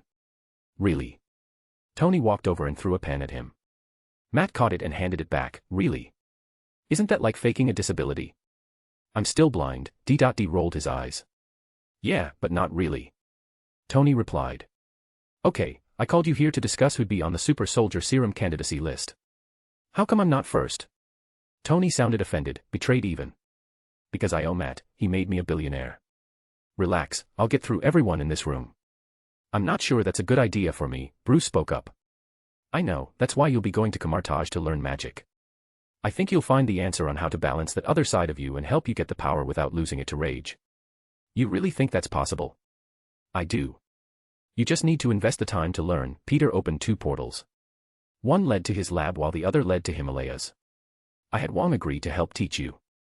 Though now I owe him one, Peter said as he patted Bruce on the back. Magic, huh? Magic, Peter laughed. He stepped through while the other walked into his lab. Peter, you always take me to the best places, Tony smirked as he looked around. Careful, Pepper might get jealous, MJ laughed before pinching Peter's waist. This is what you had to show me. Ah wow. Yeah, so, impressed. Very, MJ gave him a kiss. Matt, please take off your shirt and pants before getting in. The more skin you show the better your body will absorb the solution. Do I have to? Nat grinned before saying, yeah, now strip. He pulled his tie loose before stripping down to his boxers. Not bad, Nat grinned. I can see why Elektra likes to brag. Okay. Can we get this over with? Matt said with a red face. He hoped inside and went through the same process Peggy went through. When he came out, he was a few inches taller, and his muscles were more pronounced. He was in every sense of the word a super soldier now. How do you feel? Peter asked as he handed him his clothes. I can see, ha ha ha. He stepped out of the pod and stumbled a bit. However, he closed his eyes and still noticed that he still had his echolocation but was even clearer than it was before. Not only did his strength rapidly improve, but all of his senses had as well. I feel great, Pete. Glad to hear it. Tony, you're up next, then Fury, Natasha, and then Clint. Why am I last? You said my jokes suck. Peter stuck his tongue out. Quit your belly aching, Peter and I are last, MJ chuckled. Yep. And so, Tony giddily stripped down and jumped in the pod after it refilled with a new batch of liquid. After the process was completed, he jumped out and grinned as he flexed his muscles. I feel like a teenager again. We are so giving Pepper and Rhodey the same treatment. Tony took his suit back and made a mirror. Damn. I look 10 years younger. Fury went next and acted like it was no big deal. However, Peter could tell he was quite happy. Then came Nat, who while didn't gain an excessive amount of massive muscles, she certainly did gain some and was very lean. She was the idealized version of herself and had a build that was closer to the spider heroes. After Clint got done, he was checking himself out with the mirror Tony made. Peter walked over to Captain America and said, Steve. You're up. But I already went through this. Not mine.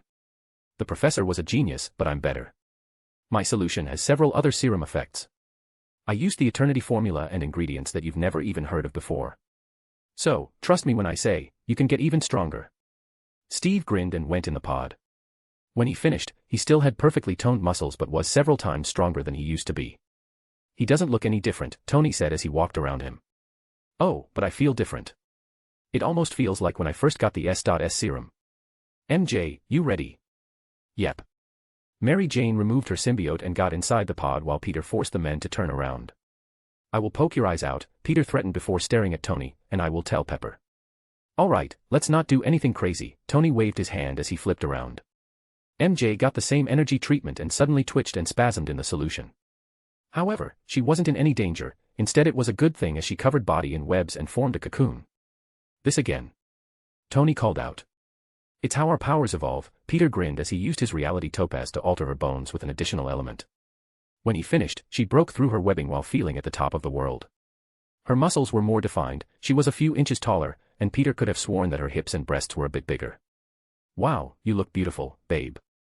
Peter smirked as she put her symbiote back on. I feel like $1,000,000. MJ laughed as she clenched her fists. She hugged Peter till the point he felt like his bones were breaking. Careful, Tigress. You're a lot stronger now. MJ let go before she laughed and said, sorry. I guess we have to get used to this again. Nothing we haven't done before, Peter said as he cracked his back. Now, my turn. Tony. Peter quickly cleaned the tank and got it ready to use while Stark was looking at himself in the mirror. Tony. Yeah. Tony looked away with a grin on his face. Quit ogling yourself and start it up. On it, Tony giggled like a girl in love while his hand ran across the computer. Peter started the process and suddenly found himself growing stronger by the second. When he finished absorbing the serum, his body started to undergo another metamorphosis. His connection to the web of life and destiny grew stronger and stronger until he ended up making another cocoon of webbing. However, just like MJ, instead of taking hours for his evolution to complete, the silk absorbed all of the serum's properties and bled into every cell in his body. When he broke out of the cocoon, his body felt dozens of times stronger. He couldn't help but jump out with an excited expression. He was a roughly 3 inches taller, his muscle mass had increased somewhat, and he thought that his looks might have improved a little, not that he wasn't a handsome beast to begin with, but he did notice some change. Webster rejoined with him and informed him of the changes in his body. Other than all of his physical abilities becoming much stronger than before, his bones had gained an almost metal-like sheen to them. He noticed that his every last bone in his body had 2 layers to it. The surface was covered in orichalcum, a magical metal from Atlantis that made his body the perfect one to focus and enhance his magic, and the inside of the encasement had become better versions of what he had before. His internal bones were practically immune to magic, nearly unbreakable, and the webs he produced might as well be anti-magic weapons. The best part about it was that it actually wasn't a metal but all organic material with the properties of orichalcum, vibranium, adamantium, and adamantine. "This is so cool," MJ commented with an excited expression. "Agreed. Oh, and I forgot to mention, your lifespans have been drastically increased. I need to run some tests, but you all might live to your thousands." Everyone gave him a surprised look as he stretched out and tried to become more accustomed to his new level of strength. While they jabbered about the prospect of living for hundreds or thousands of years, he ported them back to the conference room and said, "Now, let's get working on that list." They all rambled with suggestions when Peter gave over a paper and said, "Here's my list, I've got to give my family the same treatment." After they disappeared through portals, the two went back to offer the same power-up for their families. Considering they were on the run from Hydra, they didn't take chances, and all went through with it. Now that his family members were superpowered and had a copy of his spider powers via magic suit, Peter finally felt like he could breathe a little. As they sat on the couch while their families marveled at their new strength and returned youth, MJ laid her head on his shoulder and said, "Didn't think my life would turn out like this when I got bit." "Any regrets?" "None." MJ looked at her family chatting it up with the Parkers. "We've got patrol." "Didn't you say we were on vacation?" MJ pouted. "All right, you win. I'll call Luke and get the defenders to cover Queens again." The family then joined together for a big meal and celebration. They spent the rest of the day together and went off to bed early since they all had work the next morning. When they woke up, they had breakfast and met with the rest of the team at Avengers Tower. "So, how the list coming?" "I have some issues with your candidates. Mainly Magneto." Fury lifted a brow. "I'm trying to rehabilitate the guy." "Are you seriously telling me that you don't want the Baba Yaga that sent shivers down the spines of the Nazi regime to help with the Hydra issue?" Fury paused before crossing his arms. "You really think he can come around?" "Oh, I think so. I just have to keep on visiting." Peter chuckled. "I can see it, Eric wants to be a force for good. He just got a little twisted from constantly losing everything. And Frank Castle. Guy's good at what he does. I know you need some good agents, and he's quite the patriot when he's not brandishing his own form of street-level justice," MJ said in her boyfriend's defense. "Will Pepper is definitely getting the upgrade. I'm not going to deal with her nagging about aging while I remain the beautiful beast I am." Tony laughed. "We already figured that. What about Rhodey?" MJ smirked. Well, I was so excited to show off, I kind of spent all my time with Pepper, or testing the limits of my new physique." "Smooth." Peter laughed before Fury brought up another on his list. "You want Wolverine and Charles Xavier on the team?" "That I do. Charles can help keep Eric in line." Peter pulled up an image of Logan. "As for the other guy, you all know him as Wolverine or Logan, but what if I told you his real name is James H. Howlett?" Steve stood up with a surprised expression. "That he is," Peter replied before showing old WW2 pictures with him standing next to Captain America. "Well, I be damned." Fury muttered. "How is he still?" Peggy spoke up. "He's a mutant with an incredible regeneration factor. Honestly, he might just be immortal." "Neat," Tony added. "I knew I saw him get shot in the head." Steve shouted like he won the lottery. "Let me guess, just a scratch." "Bub." Steve and Peter mimicked his Canadian accent before they started laughing. Peter looked over Fury's list and said, "So, most of them are highly valued S.H.I.E.L.D. agents you can actually trust." "That they are. Any problems?" Fury lifted a brow. "Nope. What about you, Cap?" "Isaiah Bradley and Sam Wilson are my candidates," Steve answered. "Got it, the second Captain America and Falcon." "Nice choices," Peter agreed. "Nat, any requests?" "I have a few agents I've been training," Natasha replied. "Okay." Peter said as he looked over their files. "Really? Kind of wild card, isn't she?" "I think she'll make a great addition to the team," Natasha smiled. "Your call. What about you, Clint?" "My family," Clint said without a second's hesitation. "Got it, and approved. Thanks, Spidey." "Okay, everyone look under your seats." Everyone did but found nothing before Peter started laughing. "What did you think this was, offer?" When they looked back up with expressions of annoyance, they saw a key sitting in front of them. A key. Now, I know we're good friends, but isn't moving in together a bit fast, Tony joked. Ah, that's no normal key, Peter said as he wagged his finger. Try it on the door. Everyone looked at him like he was crazy when Clint said, what door? Any door, Peter smirked.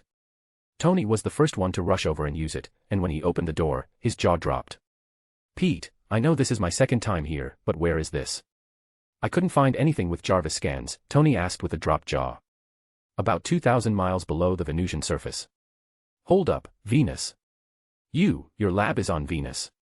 Tony's eyes sparkled. What I just gave you all is a key to my S.S lab. I'd love to be there for all the new soldiers joining the Avengers, but you know how it is, busy spider, busy life. Busy life, busy wife, MJ followed up with a chuckle. Why, MJ, was that a proposal? Peter smirked as she turned red. What? No. It was a joke. So now you're playing with my pure heart? I hate you right now, you know that, right? MJ poured it out while Peter chuckled. She's still so cute when I tease her. One of these days she's gonna knock you out. Clint laughed. Shut up, Legolas, Peter crossed his arms. So, anyone else have any candidates? It takes time to find people to augment. Most of the people on our list have earned it some way or another. If any more S.H.I.E.L.D. agents want the Captain America treatment, they have to prove themselves worthy, Fury said with an adamant expression. Or heroes for that matter. We'll have our hands busy training them, Natasha sighed. Oh, like you aren't looking forward to the time off, Clint rolled his eyes. I almost forgot, I have one last nominee, Fury looked at his phone, and he should be arriving, right? The doors opened to reveal Agent Coulson walking in. Before the room could finish gasping, Peter webbed him over and hugged the guy while shouting, Agent Coulson. He put him down and checked his body. You're not a clone, are you? I mean, you're the genuine article, right? That I am, Spider-Man, Coulson smiled. How? Others in the room mumbled. Spider-Man's first aid saved his life, but he was comatose up until a few months ago, Fury explained. Everyone in the room rushed to his side and gave the guy a hug. Will someone turn this man into a super soldier? Peter shouted. I'll do the honors. Loose the pants and shirt, Tony grinned. What, can you explain? Coulson looked lost. Nope. Let's get this man naked. Peter laughed as he picked up the S.H.I.E.L.D. agent and ran into his lab. Chapter 67, Issue 67, New Age Part. After Coulson's super-powered rebirth, everyone threw a party while Peter went to pick up MJ. He found her in their house with her pouting at him. Ah, come on, I was just teasing, Peter said as he sat beside her. Humph. MJ looked away. We're throwing a party. MJ lifted a brow. Coulson's alive. Wah, humph. Peter clicked his teeth, I almost had her. The redhead beauty then smiled as she asked, is Thor going to be there? Oof, Peter felt like he just got gut punched, right in the insecurities, I taught you well. MJ smiled, I'll go get something nice to wear. While the Spider Heroes partied with their friends, across the city in Brooklyn, a hooded kid was currently strolling through an underground subway tunnel. He dropped a backpack that made the sound of metal clashing against metal before looking at the wall space in front of him. Yeah, this is the one, the kid spoke as he tapped his foot to the music he was listening to. He opened up his backpack and started using spray paint cans to draw out an image. Yeah, this is the right stuff. A little red here, blue there, going with the classic can never be wrong. After 10 to 20 minutes, he stopped and took a few steps back. The picture was of the Spider Duo and Avengers kicking Chitauri, but while his family was cheering them on from the background.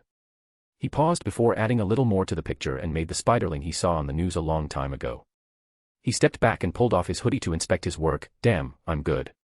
Should I add a bouquet and a dress? People got to know my bro is taken, Chechich. I bet he'd approve. Unbeknownst to the kid known as Miles Morales, a certain spider would have to agree. Ow. Back at Avengers Tower. You know, we're going to have to invent an alcohol that can actually get us drunk, Tony groaned over his newfound metabolism. I think my magic teacher can whip something up, or we could ask Thor what Asgardians drink, Peter joked. Nah, tech can handle this. Just watch me, Spider, I'm gonna invent the world's strongest booze. He shouldn't even think of drinking, Pepper said as she yanked a cup of scotch out of his hand. He's underage, Tony. And you weren't when you had your first drink. Tony lifted a brow. Come on, I wanna dance. MJ grabbed Peter's hand and pulled him away.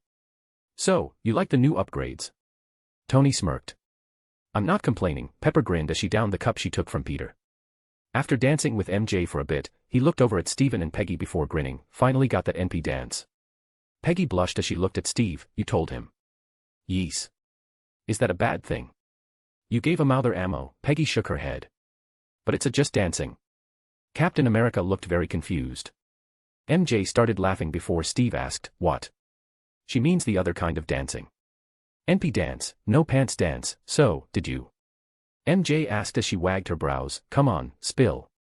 NOOO. Steve shouted with a red face before Peggy, MJ, and Peter laughed. Oh, you're teasing me, haha, Steve's eyebrow twitched. You're too easy, Peggy giggled. Relax, I won't tease you too much, Peter chuckled. While he twirled around his girlfriend, Peter leaned in and gave her a kiss. Did I tell you how much I love you? Okay, Tiger, what do you want? MJ smiled while lifting her brows. Ah, Mary Jane, I am appalled that you think I would do such a thing. Aha, spit it out, Tiger. Okay then, Mary Jane Watson, would you marry me? MJ froze as Peter got down on one knee. We've known each other forever, since we were kids. I remember the first time I saw you. I mistook you for an angel, and as I got older, that affection only grew into love. Mary Jane, I want to be with you for the rest of my life.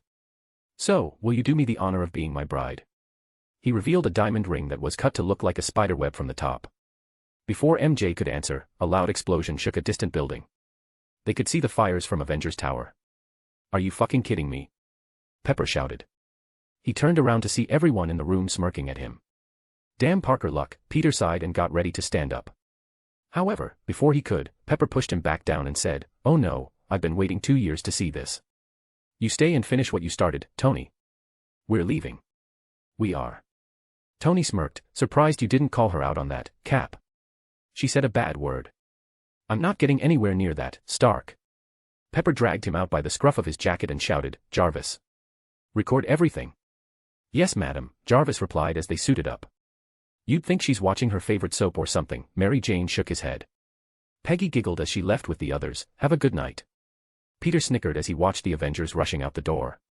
He held out the ring again and said, so, wanna be my Spidey wife? MJ jumped into him, knocking him to the floor as she nodded her head and said, yes. 1,000 times yes. I love you, Peter Parker, and I want to be with you for the rest of our very long lives. Peter put the ring on her finger before she wiped her tears away and kissed him. The situation started to get a bit heated when Peter stopped and shouted, Jarvis. Quit recording. But Pepper said. I said stop, override password sexy Pepper shaker. Override password accepted. That's what he said as his password. MJ laughed. Peter picked up his now fiancée and carried her to their room inside the tower. They started taking off their clothes and rubbing up against each other before Jarvis interrupted, Sir, sorry to intrude, but it appears Tony is calling you. Hang up. Peter growled as he stared at his naked supermodel wife-to-be. Sorry sir, but Tony said it's important. Ugh. What? Peter answered the call. Hey, you don't have a sibling or something, do you? What the hell are you talking about? Peter nearly shouted as MJ nipped his shoulder.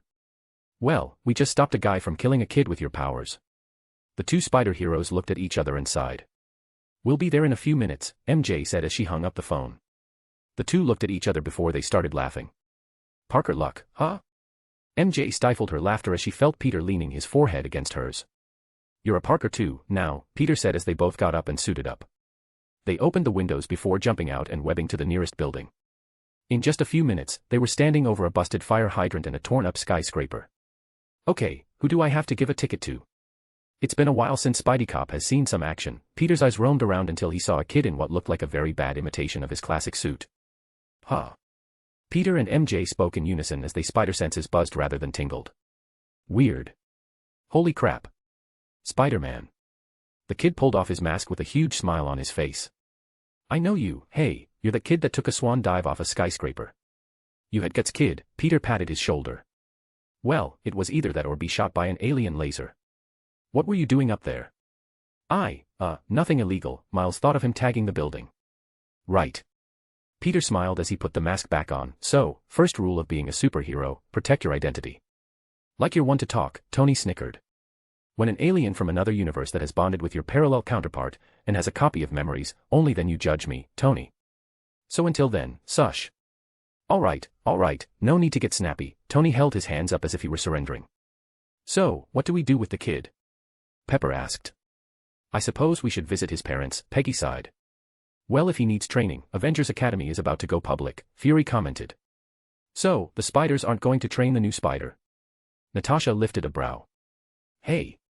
How about we let the kid decide? Steve put his hand on his shoulder. I'm with Steve on this one. It's a lot of responsibility to wear that mask. So, what's it gonna be? MJ snickered.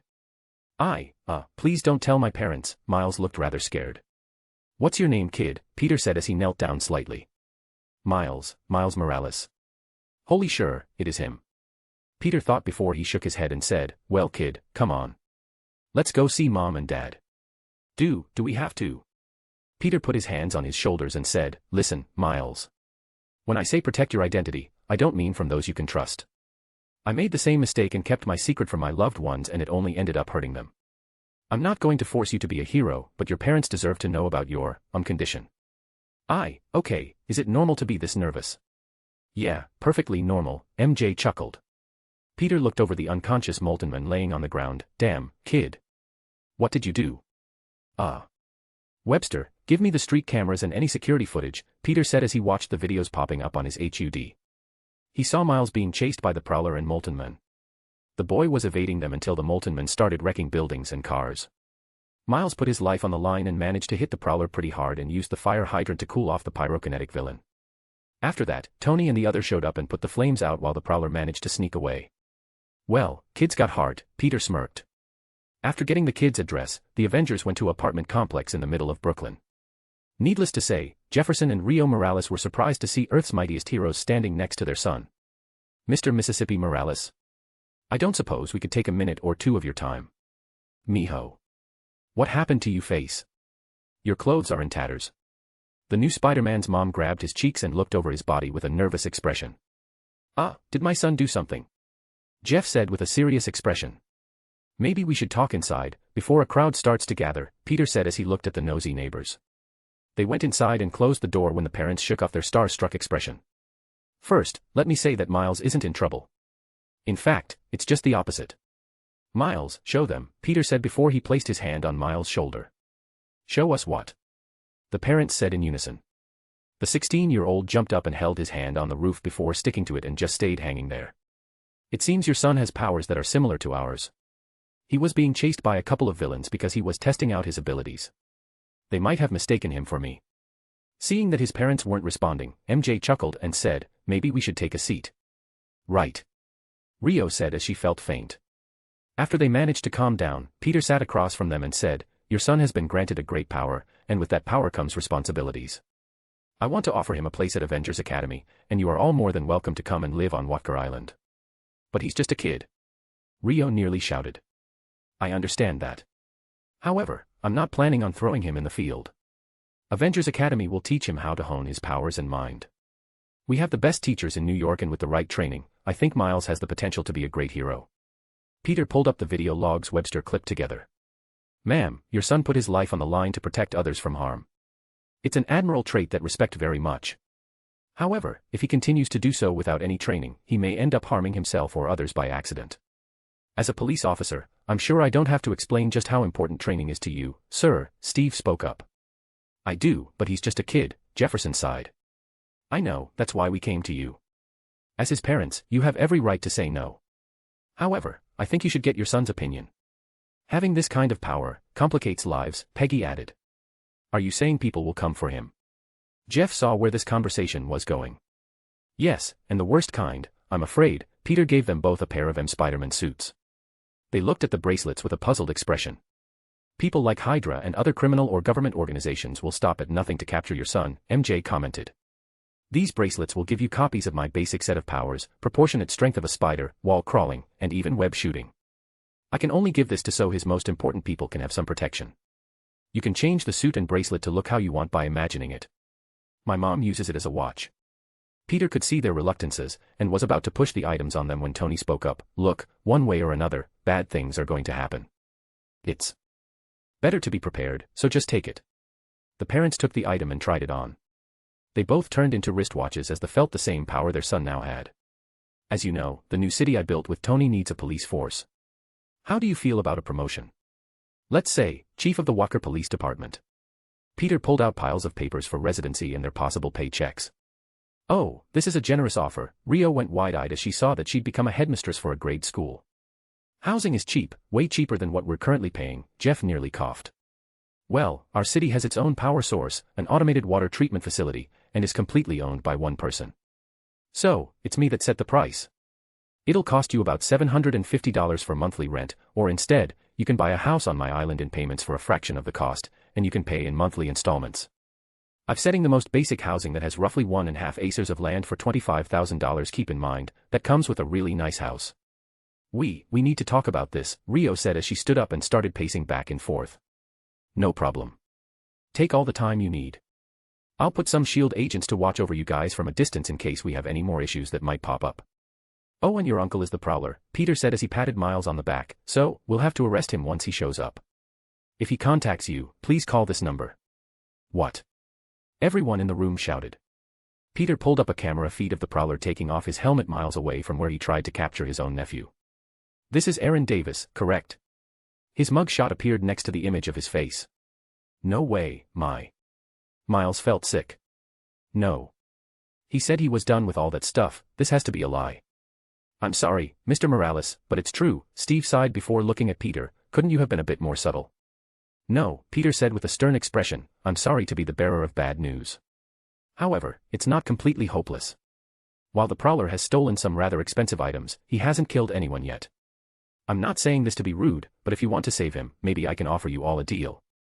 Allow Miles to be trained up and I'll not only get rid of his records, I'll give him a job so that he'll never have to steal again. Miles doesn't even have to become a hero, but he needs training.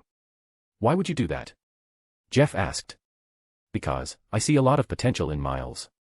For this kid, I can pull a few strings at SHIELD and get him a job as an agent. He has talents, and I just find it unfortunate that crime was the only choice he thought he had. I'd at least like to give him a chance. Miles looked at Peter with hope in his eyes. Plus, it'd be pretty jerkish of me to break a kid's heart like that and leave. The group then said their goodbyes and headed back to Avengers Tower. MJ and I are going to home. We have a lot of paperwork and a wedding to plan. Congratulations. Pepper hugged MJ. Thanks. MJ hugged back. I knew she'd say yes, Tony rolled his eyes, how'd you get my password? I just thought, if I were a childish billionaire what would I pick as my password, Peter lied with a grin. He had to go through dozens of silly names and monikers to figure that one out. Congrats, Peter. Steve smiled. I'll be awaiting the invitation, Peggy added as she gave Steve an expectant look. See you later, Red, Natasha hugged MJ next. When's the bachelor's party? Clint grinned as he patted Peter on the shoulder. We'll let you know when we figure it out, Peter said as they ported to their house and picked up where they left off. Chapter 68, Issue 68, A New Age Part. The next morning, while MJ didn't let him get an ounce of sleep, Peter still had to go over thousands of residency applications that his AI had checked through. Luckily, a little sleep deprivation did little to his constitution. Throughout the day, he picked out several people to move in. He also spent $500 million on setting up several feast compounds across New York. With this much funding, they should be able to skate by on donations and recognition. He really wanted to give the poor a place to get back on their feet. Feast was just one method of many he had. Once he freed himself up, Peter spent time with the family, and they celebrated their engagement like a family would. They threw a party and invited everyone they knew. Watching his parents, aunt, and uncle brag about their kid was kind of funny to watch, so he wasn't bored at all. It wasn't until midday that Fury called him up, "You want me to train a criminal?" "Oh please, like you haven't done that before." "So, did the parents agree?" "Sigh, sometimes I wonder if I'm even needed." "Yes, I'll take an Aaron Davis in exchange for their kid going to Avengers Academy." "You see the potential too," Peter smirked. "Yeah, the same potential I saw in you. Kid is smart, talented, and now has some of the best powers in the world. He's a good future candidate for the SSS injection. Why don't we wait until he's off the training wheels?" Peter chuckled. "I'm not an idiot, Spider-Man. I know how to do my job. It isn't my first rodeo." "Ah. You said it. So, do you think Aaron can be rehabilitated?" Fury huffed before saying, "Yeah, he showed remorse when he learned that he attacked his nephew. I think he has a pretty good chance at turning his life around." "Cool, speaking of rehabilitation, I have a chess match to get to." Peter hung up and portaled over to see Eric waiting potentially. "So, think you can beat me today?" Peter sat across from before pulling out a bottle of expensive scotch. Magneto lifted a brow as he saw the hero make 2 glass cups appear and filled with ice while removing his mask. After Peter poured him a cup of some expensive whiskey he snagged from Tony's place, they got their chess game going. "Smells good," Eric sipped and smiled. I figured you'd like that, Peter smirked as he started their game. They went back and forth for a while, moving their pieces into place and setting up their early game. Have you given what I said any thought? I have, Peter. Eric looked over the board. Well, don't leave me hanging. Check, mate in 3, Peter smirked before they reset the board. I want in on hunting Hydra, Eric said as he started moving his pawns. So, this is a yes to my proposal. Peter smiled as his hands rapidly speed across the board. On the certain conditions. It is to my understanding that you have been setting up something interesting in New York. I have. Peter moved his pieces into place. I'm glad you and Charles are talking again. Yes, he has been quite persuasive, Eric grinned as he moved his knight only to fall for Peter's trap. Check, mate in 2, Peter chuckled. Eric let out a sigh and reset the board. Can you really terraform Mars in just 7 days? Yes, I already have the team ready to go. You're the only one left. I will agree on the condition you tell me what you have planned for the mutant race. First off, human race. Secondly, I want them to be seen as heroes, saviors that liberate mankind and help us touch the stars. No one would look down on them, but instead, I want them to look up to them. Of course, I also like to set up a proper prison capable of helping or imprisoning those that abuse their powers. Even you understand how important the law is to the people, despite us constantly breaking it. From what I heard, you're working in the light now. Magneto lifted a brow as he finally thought he found a way to win. Checkmate, Peter snickered, and yeah, but that doesn't mean that what I did before wasn't breaking the law. That's why I want the prison to focus on helping others too. I imagine a lot of these future incidents will be accidents due to their awakenings. Alright, you have one chance to show me you're speaking the truth. So, reluctantly, I will agree to your terms. Peter smiled, alright. I'll leave the bottle with you to celebrate and pick you up tomorrow. Tell Mystique over there to report it to that Brotherhood group you got. The guard in disguise gasped before Eric started chuckling. How'd you know? The woman turned back into her blue form. Well, I can't just tell you all my secrets, Peter smiled. He then opened a portal and said, I'll pick you up first thing in the morning. As he walked through, Magneto looked at Mystique and said, Tell me, Raven.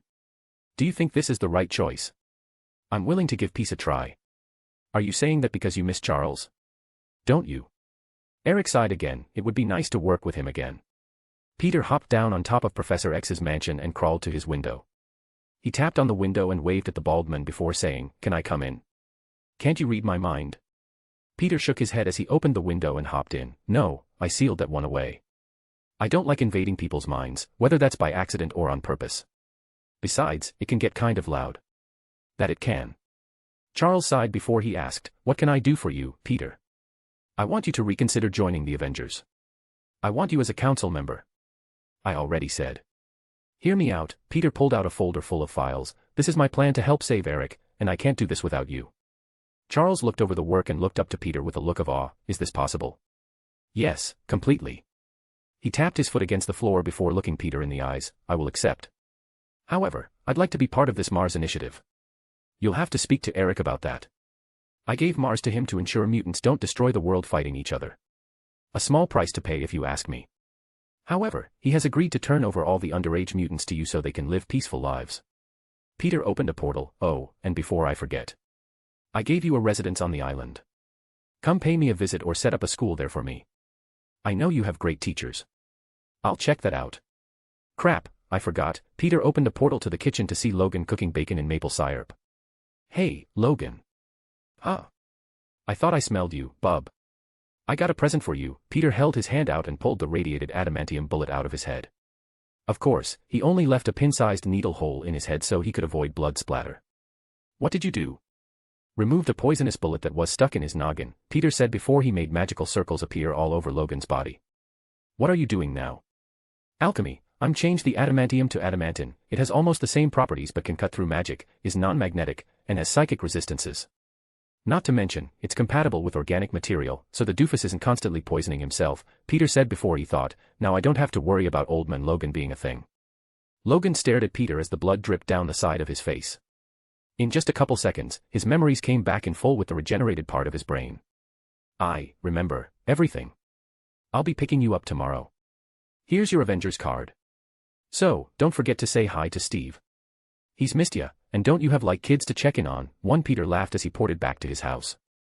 He spent the rest of the day going over applications and eventually was pulled out his office to help MJ plan their wedding.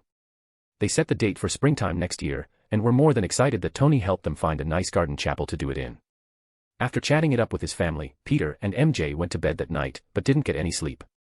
The next morning, Peter picked up Eric, Charles, and Logan before taking them into his lab. Even Mystique was invited.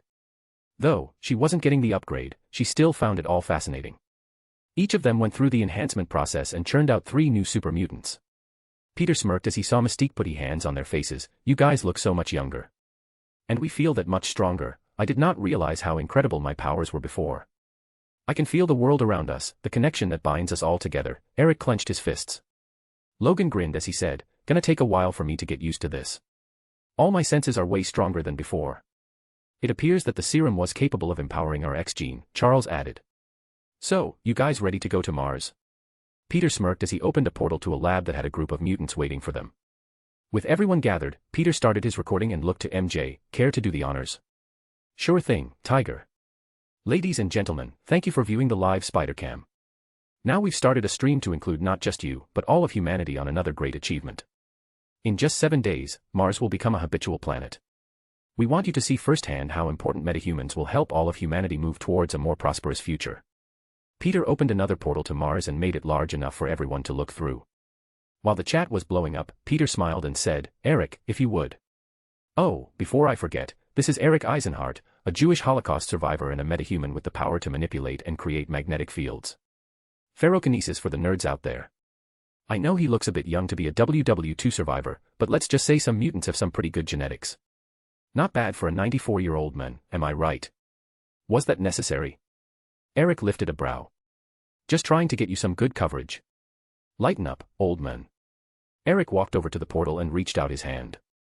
He could feel the great source of metal coming from the red planet and then looked to Peter. "What am I supposed to be doing exactly?"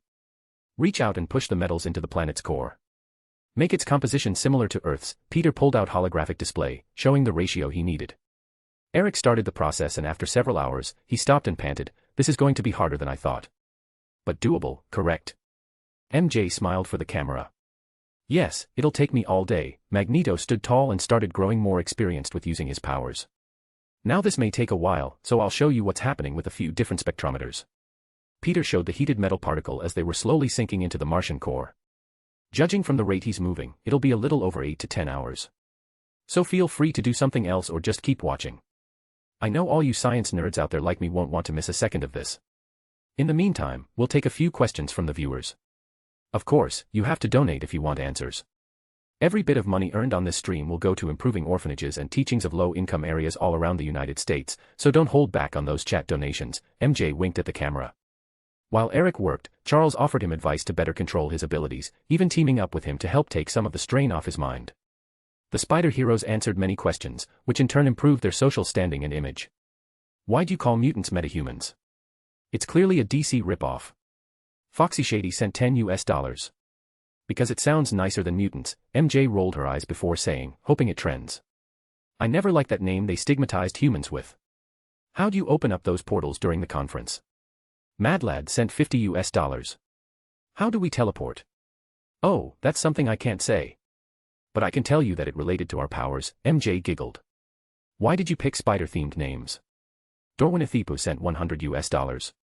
"Why spiders? We swing, shoot webbing, and stick to things. What better than spiders?" Peter laughed. "You are criminals that are illegally imprisoning the leader of Latveria. Shame on you." USSuxminute sent $1. "Doom? Oh, you think you're smart, huh? He attacked Americans on American soil, so he got what was coming to him. What we did was an act of self-defense. Just because you rule another country doesn't give you the right to try and murder us. Your footage is most likely fabricated. If you do not release him, it will be war. Is that what you brain-dead Americans want?" USSuxminute sent $1. "If you're from Latveria then find a new leader, because he's never coming back, and while I would never support war, I'm not against protecting my country and the citizens from dipshits like you. You think we're afraid of war? You think you can harm American lives and threaten us? Get over yourself." Peter crossed his arms. "America is the home of the Avengers, a worldwide peacekeeping force. If you attack us in any way, you're not just making an enemy of America, but all the other nations that agreed to send their best heroes here for training. Good luck getting your leaders to agree to a war when the whole world will turn against them," MJ added. "Ban that douche from the chat," Logan chuckled. With the various scans he showed and different types of spectrums, and the Spider Heroes managed to continue answering questions, the crowd stayed ecstatic for pretty much the whole viewing. Eric smiled as he said, "It's done." "Good, now spin that bad boy until the magnetic shielding starts up," Peter smirked. Magneto nodded his head and said, "Much easier than gathering every grain of rusted metal." The planet's core started to spin quicker and quicker, getting hotter for every second that passed. Within minutes, a powerful magnetic field covered the planet while the active core started melting the rocks surrounding it. It eventually started to make volcanoes and spew out new materials into the air while quakes shook Mars like a baby with a rattler. "Think you can speed up the rotation to a 24-day and night cycle and give it a wobble?" Peter asked as he pulled up another screen. "They have to be precise, so follow the calculations." "I can," Eric grinned. Once that was set, it was clear that they were off to a good start.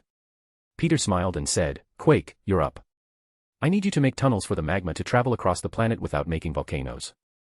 I want you to make it like a circulatory system to keep the core at a stable temperature." Peter watched as the Brotherhood member stood up and worked his magic. With the portal moving around the planet, he was able to do just that in a little over 10 hours with 10 30-minute breaks to be recharged with the symbiote. Peter also made sure to copy his power for himself. Once it was done, the volcanoes stopped erupting and the planet's seismic activity was even better than Earth's. The chat was going ballistic before Peter announced their next lab assistant. Ebony, known as Geo Girl in this world, stepped up with Aurora Monroe. "This is Geo Girl, an X-Man with the ability to control Earth. She's an up-and-coming hero with lots of potential, so let's give her a round of applause," Peter said with a smile. The chat used a bunch of hand-clapping emojis. A/N, clap here. "Thank you, I bit my tongue," Ebony pouted. "It's okay, sweetheart, just focus on the task." "Right, I'll be making a moon for Mars," Ebony said with an ecstatic smile on her face. Peter opened up another portal to the Kuiper Belt and said, "All the material you need is here." "First we should mix the two moons," Ebony said while holding up her finger. The crowd watched as material from the asteroid belt and the moon started clashing together. With Peter making a force field to only let things in, no matter was lost, and the moon quickly began to take shape. He had to admit, he really liked Sue's power. It took her almost 3 hours to finish the whole project before she started on her next one, turning the desolate dirt of Mars into permeable soils. This was a large task for the young girl, but with Peter's symbiote enhancing her abilities, she was able to not only do this in 8 hours but carved out the ocean floors.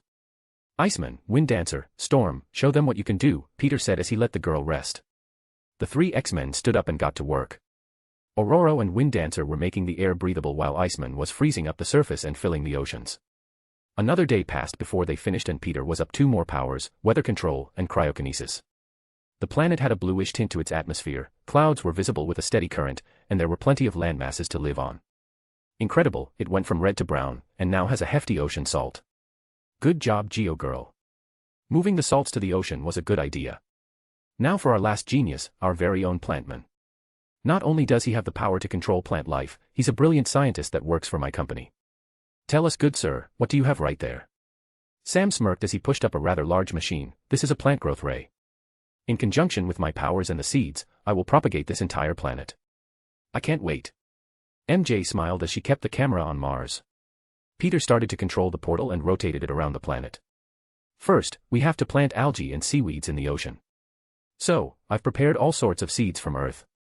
Peter, if you would. Peter lowered the portal to the inside of Mars' atmosphere and said, "You're green to go." Very funny, Plantman said as he held out what looked like a large tube and pointed it at the portal. I've loaded a large tank up with seeds for oxygen production, so let's start with the ocean. He flipped a switch while countless algae spores sank into the new ocean. After several hours of him seeding the planet with various plant life, he added the final touch, grass. When everything was finished, he used the machine and activated his power. The entire planet started to turn green, bit by bit until Mars looked a lot like Earth. What's the time? Peter asked. 6 days and 14 hours, MJ replied. Wheel, it's been a long week with many breaks in between, but how about we go ahead and see the new planet firsthand? Cheers surrounded the group as Peter lowered the portal to a tall mountain overlooking the ocean. It was green, quiet, and the freshest air Peter had ever breathed in. Incredible, the group walked around while the camera stayed floating inside the lab room, looking in as it followed them around. We'll have to transport animals here, worms, and certain types of bugs, but once that's done, Mars will be a fully habitable planet, Plantman said with a mile-long smile. Can we not with the bugs? MJ shook while the chat laughed. Sorry, but a lot of animals feed on bugs. We'd be depriving them of their natural predation cycle, though we can be selective, Peter patted her shoulder. Peter turned to Magneto and said, so, what do you think? I'm amazed, Eric smiled. Same, Charles looked around. You can take it from here. I know you can make an entire city in less than a day, so I'll get you an AI to handle planning everything, Peter said as he ended the stream. He then made a door with magic and crafted a key that led back to the lab. With this, you can move any metahumans that are in trouble and want to leave. Just give them the option to stay on Earth. I will. For now, let's return. I want to tear Hydra apart. Eric thought of unleashing all his newfound powers. Okay, I'll link you up S.H.I.E.L.D. I'm sure they'll appreciate the help from the first president of Mars. When they got back, Peter started up the stream again and said, well, there you have it folks. A planet in 7 days, and this is just a start. Venus is next, not to mention any other planet in our solar system can become habitable with the right resources. I hope you enjoyed the first monumental success of Arcadia Industries, because there is more to come. Oh, and before I forget, Eric here will be the first president of Mars and he's promised to model the government after America's. So, he has term limits and stuff. When questioned with why Eric would be the first, MJ responded, because without him, none of this would have been possible. We could pretty up the planet, but without a powerful magnetosphere, all the progress we made would disappear with a few years. Not to mention, we made this planet for metahumans that have lost their faith in humanity, those that want to run, those that want revenge. I can only ask you to forget your enemies and live a better life. Peter gave a sincere bow. This is the end of the stream, and in these 7 days, you crazy chatterboxes have managed to raise $32 million to the charities we've set up. Peter and I will match this outcome and put $32 million of our own money to support the cause of uplifting the lower class to better lives. Goodbye for now, and I am so not looking forward to the news reporters that are going to be rambling at our gates. We could just invite JJJ, he seemed like a pretty solid reporter with integrity, Peter said before thinking, never thought I'd say that about Jonah. As they left to get back to work, they returned to Avengers Towers to celebrate a job well done. When Steve eventually came out his love nest with Peggy, they ran up to Logan and gave the guy a hug. While they caught up, Peter and MJ continued to add new residents to Walker Island and got their companies off the ground. Of course, they still had to deal with asshole leaders who thought they owned Mars, but laughing in their faces and hitting them with facts was enough to shut them up. No one has a claim on other planets unless they're the ones that terraform it. Peter had Charles, Eric, Steve, Peggy, and Tony on the council, he just needed a few more. After accepting 2,000 new candidates to move on to the next screening process, he started up another batch of documents and smiled when he saw that the Morales family was moving in. Peter also managed to snag MJ's father and George Stacy to work for his police departments and made both him and Jefferson Morales the chiefs of their own stations. MJ took care of the selling shops and finding honest owners to take care of their wares and do good business. She even opened a couple of malls with her clothing line ready to go. They spent almost a week before the numbers in their city was rapidly growing to almost 800,000 citizens. The city was quiet, and crime was at an all-time low. Human relations had improved worldwide, and since the schools and hero courses were open to the entire world, it meant that they could come here, learn, and bring back their successes to their countries. As for Herda, once Eric and his Brotherhood of Metas joined in, they started crushing bases all across the world. Peter even heard about Tony taking down an AI made to handle all information on Hydra. Another week passed and it was another hectic day, but since they were roughly 1.5 million people now living on Walker Island, he could open it up to the public. Peter even gave the current president a tour with JJJ being the one who recorded the whole event. Everything was going fine until he got a call from Matt. Yo. Spidey hotline, we do have a sex line, but it's reserved for my wife. Hey, you have to get down here, you won't believe what your defenders and I found, Matt spoke with a serious tone. Look man, if you found a sex dungeon, you should keep that kind of thing to yourself. Would you just get down here, we're at building in Brooklyn, the address is. Peter nodded his head and opened a portal to a building that looked a lot like the one from the Defenders series. Holy crap, they found the hand's base. Dragon bones. Peter's eyes sparkled. He could make some with his stone, but he only used that if he didn't have the resource or it didn't exist. Responsible use and all that stuff, plus, it would have sucked the life out exploring this world. Peter ran inside the building and moved past dozens of unconscious and cuffed ninjas. He hopped down the elevator shaft and saw the dragon graveyard and the defenders. Yo. Peter smiled as he walked over. Peter. The group ran over and gave a hug before they started chattering away. I know, it's been a while. But in my defense, get it, defenders, ahem, well I've been busy. New city and all. Oh, and how'd you like your houses? We love it, Jess shouted as she was still thrown through a loop when she heard that her brother and her had houses of their own. It's nice. Really dig the grill you got me, Luke smiled. I didn't need it, but it's nice to have another house, Danny nodded his head. Anyone know what we're going to do with these? Angel said as she pointed to the dragon bones. Webster, how many dragon skeletons are in here? Running scans, estimated 201 intact skeletons found. More could be buried deeper. Well first, I'll have to help Danny out. I'm sure Kuan-Luan will be thankful for returning dragons to their little pocket dimension. You can do that. Danny gasped. Yep, I'll clone them and give them to you as eggs. When the project's done, I'll give you a call, Peter said as he gathered up all the bones with his bag. Eventually, he took out every last one he could find and ran scans to discover roughly 138 more. Once he finished, he slapped the team on their backs and said, "You guys did great. Keep hunting these psychopaths and let me know what you find. My vacation ends in about a week, so I'll see you all back on the streets." He teleported away and ended up at his lab for a while, working on his new project until his vacation days came to an end. During that week, Peter's products such as noise-canceling headphones, improved solar panels, and several other patents came flying out into the market. The world was exploding with a buzz when Tony and him announced a new power source that could power any city in the world almost indefinitely. With the creation of a Philosopher's Stone being Peter's graduation as a master alchemist, Tony combined it the Potassium Arc Reactor's tech and created a brand new power source, the Arc King Reactor. They both agreed the name had to be a pun. The design of the reactor was made by MJ, Tony, and Peter's combined efforts. They named it Project Ambrosia and created near-endless source of energy in the form of an Arc King reactor. With the Philosopher's Stone added into the mix, the potassium would recharge when the element started to run dry. With the Arc King reactor available to buy, almost every continent wanted them. Of course, they used magic to protect the designs and power source, so not even the world's greatest scientific minds could dismantle or probe the reactors for information. While making a bit of money, the power consumption needs of the world were quickly becoming a thing of the past. Since their tech couldn't be copies, they had personally to install the reactors across the world, but Tony and the Spider Heroes were into it. They figured it would be a good excuse to see the rare and exotic life this world had to offer. Pepper and Tony enjoyed themselves too. Good old Iron Man also worked up the nerve to ask Pepper to be his wife. When they got back, they were richer, and the world was doing even better. Crime was down on a global scale, new heroes were being born every day, brilliant minds were getting the funding and safety they needed, and international relations had never been better. With the exception of a few like Latveria, who could only steam in their poo while the world advanced around them. Without Doom there to lead them, the country was actually falling apart. Another upside to them opening Avengers Academy was the rise of several Avenger towers all across the world. There were even people vying to get residency on Mars. A lot of people wanted to get to space, so a new space age race started and many people began studying long-distance space travel. Peter and MJ got back to work and dealt with the usual nonsense crimes. Drug deals, random acts of violence, robberies, and even stopped a few rape incidents.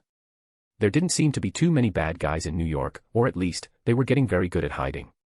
After almost a month of little to no crime, they found themselves were out patrolling like usual. The A.is Peter and MJ made for their companies really helped free up time, not to mention since human greed wasn't a part of the issue, there weren't any scandals with management. They ran clean companies and made honest money. They made so much money that they constantly found themselves donating to worthy charities that actually did something for people. MJ's silk clothing line could be sold for cheap, so the world had basically bulletproof clothing that was both comfortable and lasted a long time. She had high-end clothing and employed many of their friends as models. She even offered Flash a job since he actually had a good body type. Peter's new inventions were side by side with Tony. They were revolutionizing the world with one product at a time. They even competed to see who could make a more profitable piece of technology. Peter managed to give many of his possible enemies such as Doc October, Connors, and others jobs working at his tech company.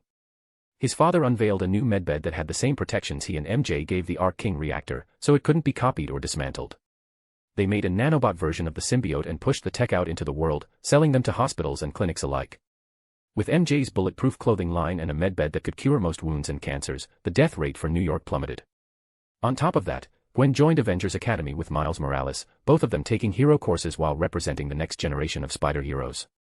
Thanks to everything they've been doing for humanity, the popularity of the spider heroes was through the roof. They were recognized and celebrated more than Hollywood's celebrities. While they swung, Peter smirked as Webster informed him that a human hybrid had ended up in nowhere. About time, he chuckled as he teleported over to MJ and snagged her through mid-swing. Peter.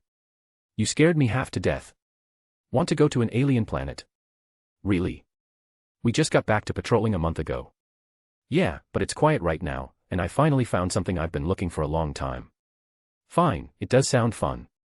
But who's going to take our place? MJ said. We are. Peter activated his reality and power gemstones, making copies of them that would act in their place. Huh. When'd you learn that one? I was inspired by a spell Doctor Strange likes to use. This is my version. It can be used for about a day before the energy dissipates and they disappear. Could you make them permanent? If I wanted to, but I don't. It's kind of creepy having a perfect clone of you that acts just like you. Besides, I have no doubt we can mimic the same thing with magic. It'll just take us a while to figure out. Point taken, MJ chuckled before she grabbed Peter's waist. Where to? Nowhere, Peter grinned, but first, we have to get Tony. I promised him a stellar trip to another world. Chapter 69, Issue 69, A New Age Part. Peter busted into Tony's lab when they heard a moan coming from the garage. I think we should get him later, Peter chuckled as he teleported out and ended up at the collector's place, right around the time he was explaining the history of the Infinity Stones. Cool, I'll be taking that, Peter said as he webbed the guy's mouth up and snagged the stone. Who are you? Peter, Quill and the rest of the Guardians pointed their weapons at him. Oh, I'm this criminal's jailer, Peter grinned as he opened a portal underneath the collector's feet. He fell into the prison pocket dimension Peter had built for those that had unforgivable sins. It kept them alive by providing meals, but all they had to look forward to was a padded white 10 by 10 foot cell. As for you guys, you have quite the bounty on your heads. Escaping from a max security prison the Nova Corps owns raises a few eyebrows. Peter, what's going on? MJ asked. Huh? Do I know you? Quill asked. Ha ha ha. How about that, a human all the way out in space and we even share a name? Peter removed his mask and looked around. Why are you pointing toys at me? What? Gamera and Quill saw that the gun had been replaced with a squirt gun and the blades with a softball bat. Ah. Quill screamed, my element gun. Oh relax, I'll give them back. Peter waved his hand and made their weapons reappear. I didn't come here to arrest you. I just want the collector's collection. Not to mention he was a bad dude. Do you know how many people he's killed and enslaved? Ah, so if you're not going to arrest us, can you give me my Infinity Stone back? Quill held his hand out. No, Peter answered as he walked up to the pink-skinned alien girl and removed the slave collar. You're free, but if you could do me a favor, help the other slaves escape as well. At least the non-dangerous ones. Thank you so much. The woman gave him a hug and cried into his chest. There, it's okay, Peter awkwardly patted her on the back. Can you get me a profile of all the living species in here? Yes. Right away. The girl wiped her tears away and ran off. MJ snickered. Southwest, what is this place? The head of a celestial that died a long time ago. This place is the collector's abode. I plan on taking everything in it. Can you quit ignoring me? That was supposed to be my big payday. Quill shouted. Who are you? Gamera asked. I don't trust them, Drax commented. Who cares about trusting them? I want my money. Rocket yelled. I am Groot. Oh, hello. I'm Mary Jane Watson, and that's my husband, Peter Parker. We're from Earth, like this guy. What? You were serious about that? Quill shouted. Peter pulled out a Big Mac with fries and Coca-Cola. Quill's eyes widened as he drooled a little and said, Is that McDonald's? It is, but you missed it. Peter passed it over. How long have you been out here, Peter? My whole life, Quill said as he started wolfing down the food. So good. Really? Give me some, Rocket said as he sniffed the food. Get your own, trash panda. What happened to sharing? I want yours. Rocket jumped on Quill's face. Peter, it's a talking raccoon. The hell is a raccoon? Rocket said before snatching a few fries and munching down on it. Ooh, this is good. I am Groot. Peter pulled up a holographic image of a raccoon from Earth. I'm Groot. It's not funny, they look nothing like me. Sir, here is the list. The pink-skinned woman came back with a tablet. I see, okay. I can send most of these guys back to the worlds they came from. The rest I'll throw into my prison since they have quite the list of crimes.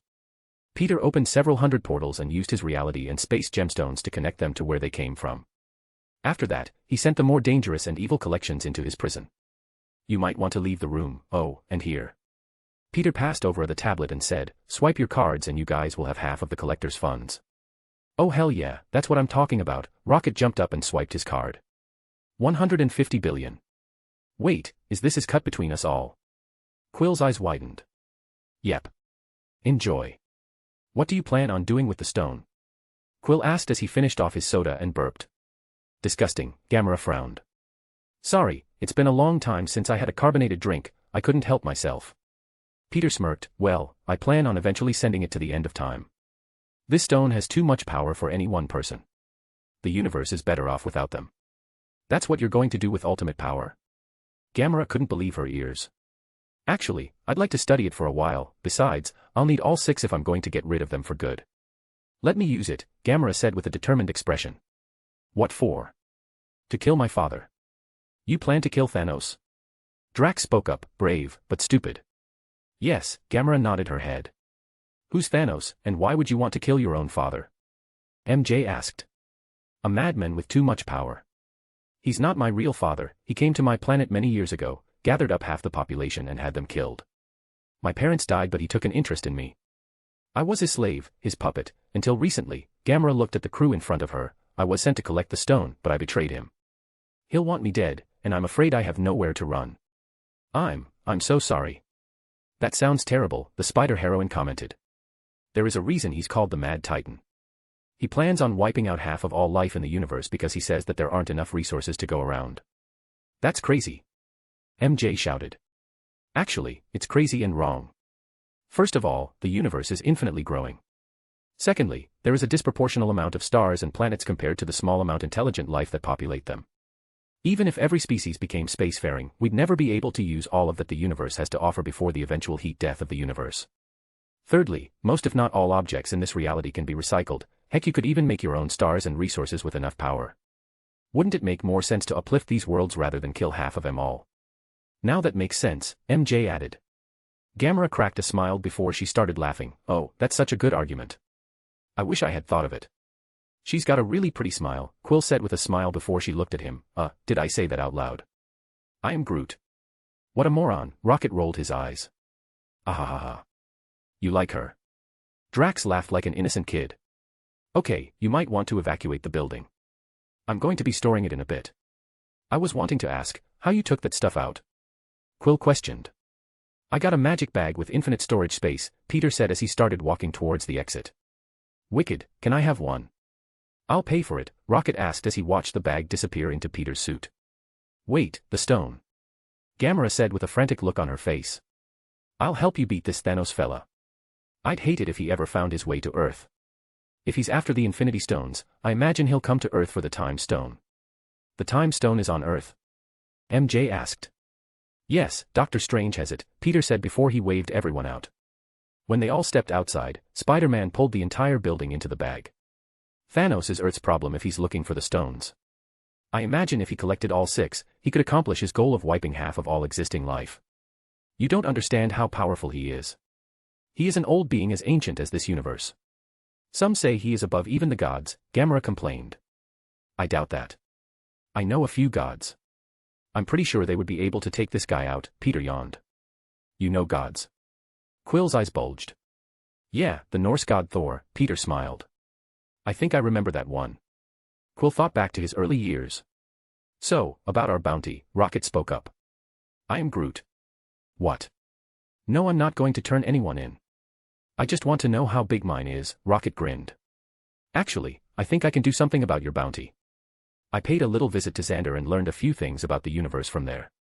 If you guys take down the tyrant Ronan, they'll not only get rid of your criminal records, you can become heroes.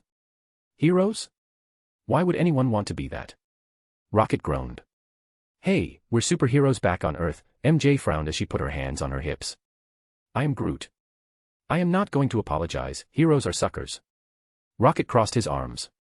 Wait, heroes like Captain America. Quill's eyes sparkled. Oh, he's still around, Peter chuckled. Really?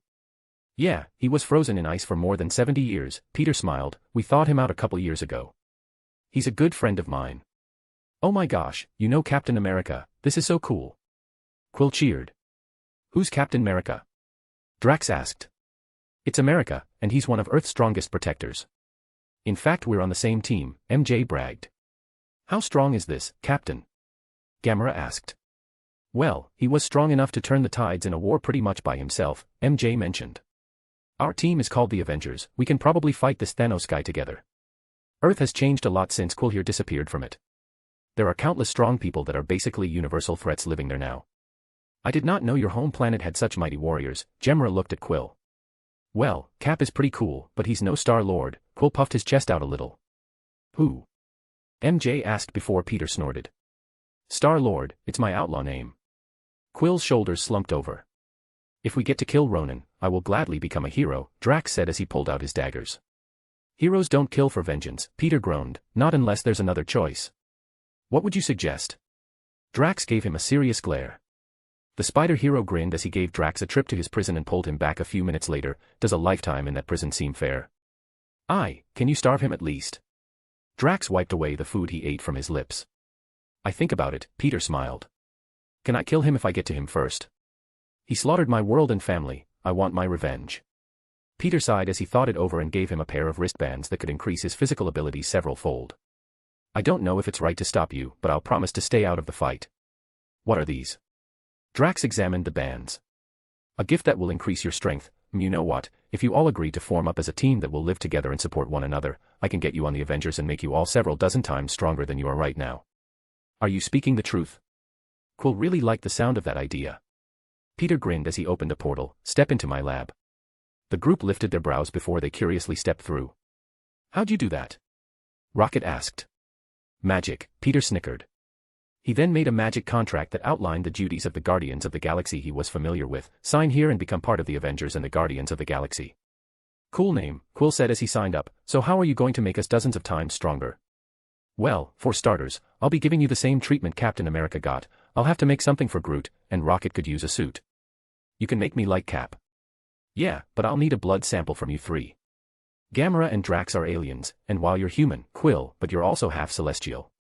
An ancient race I've only heard about in legends. I don't think it's possible for Rocket to be augmented because he's clearly been augmented before, and Groot, well, he's tree. I am Groot. Say what? Quill tilted his head while everyone looked at him with a curious expression. He's part celestial. Gamora couldn't believe it. Your genetic markers are a close match to the material that giant had floating in the middle of nowhere. Wait, that was a celestial, like from the history book we read in Camartage. MJ had a look of realization. Yeah, so hands out, Peter said as poked them both and took the blood samples to his computer. What's a celestial? Quill asked. A godlike being, all are thought to be dead, Gamora replied. So, I'm a demigod. Cool, I knew I was awesome, Quill smirked. After running some test, Peter had to change the recipe for the serum to work with their biology. But with his reality topaz and power ruby, he could easily conjure up the resources he needed. While he waited for the serum to synthesize, Peter gave everyone some food and decided to go through the collector's collection. Using the time opal in conjunction with the reality and mind gemstones, he was able to learn about the histories and effects of the items he gained. There was Ali Baba's lamp that can summon a four-headed jinn with mystical powers, Ali Baba's flying carpet and cape, a biogram imager that created a false image of the wielder while hiding their real location, birthstones that can summon a vulture of Nepenthe, boxers the rectangular interdimensional traps that can weaken a victim's strength or sanity, coats of Hercules, animated animal hides engulf their targets totally, cutting off their oxygen supply enough to render them unconscious.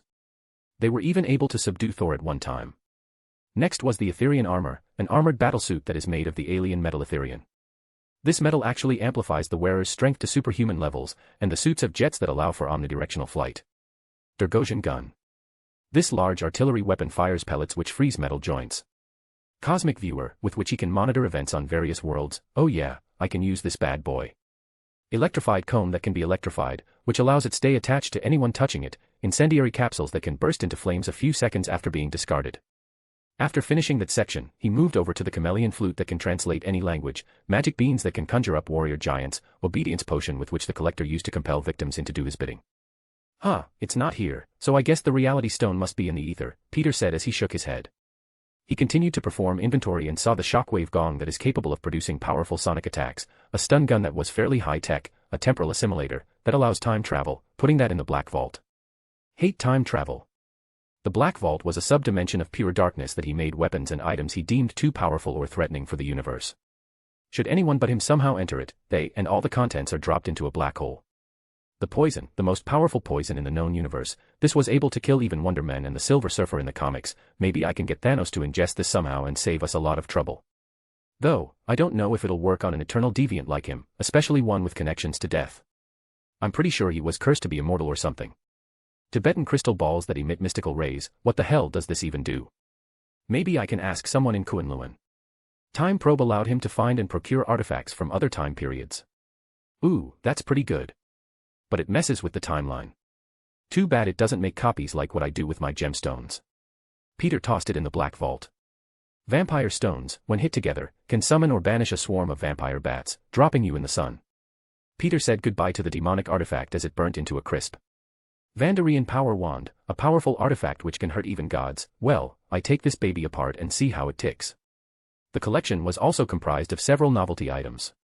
Their Nova's helmet, Stan Lee's aviator glasses, how did they even get this? Next was the Book of Cagliostro, Kang's time chair, Watusai, a shattered cosmic cube, Angela's icors, a raptor amulet, Firelord's staff, and several different types of formulaic recipes. It'll take me years to sift through all this stuff. Peter groaned.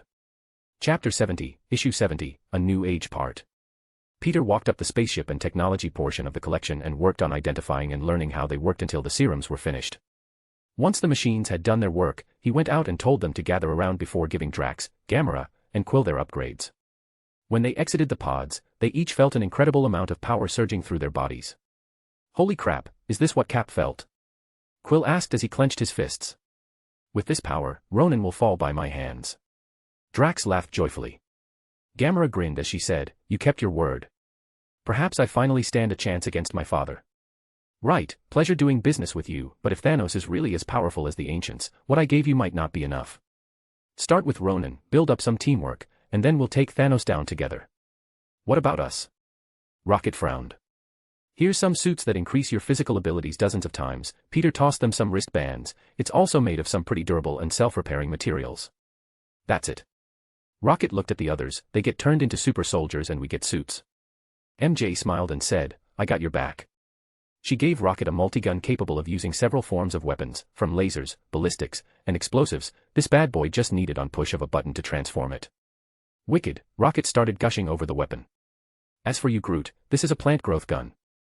I improved Plantman's design and made it so it can not only grow plants but make them stronger. So, if you shoot yourself with it, it will increase the density of your body and magnifies your ability to photosynthesize solar energy. I am Groot.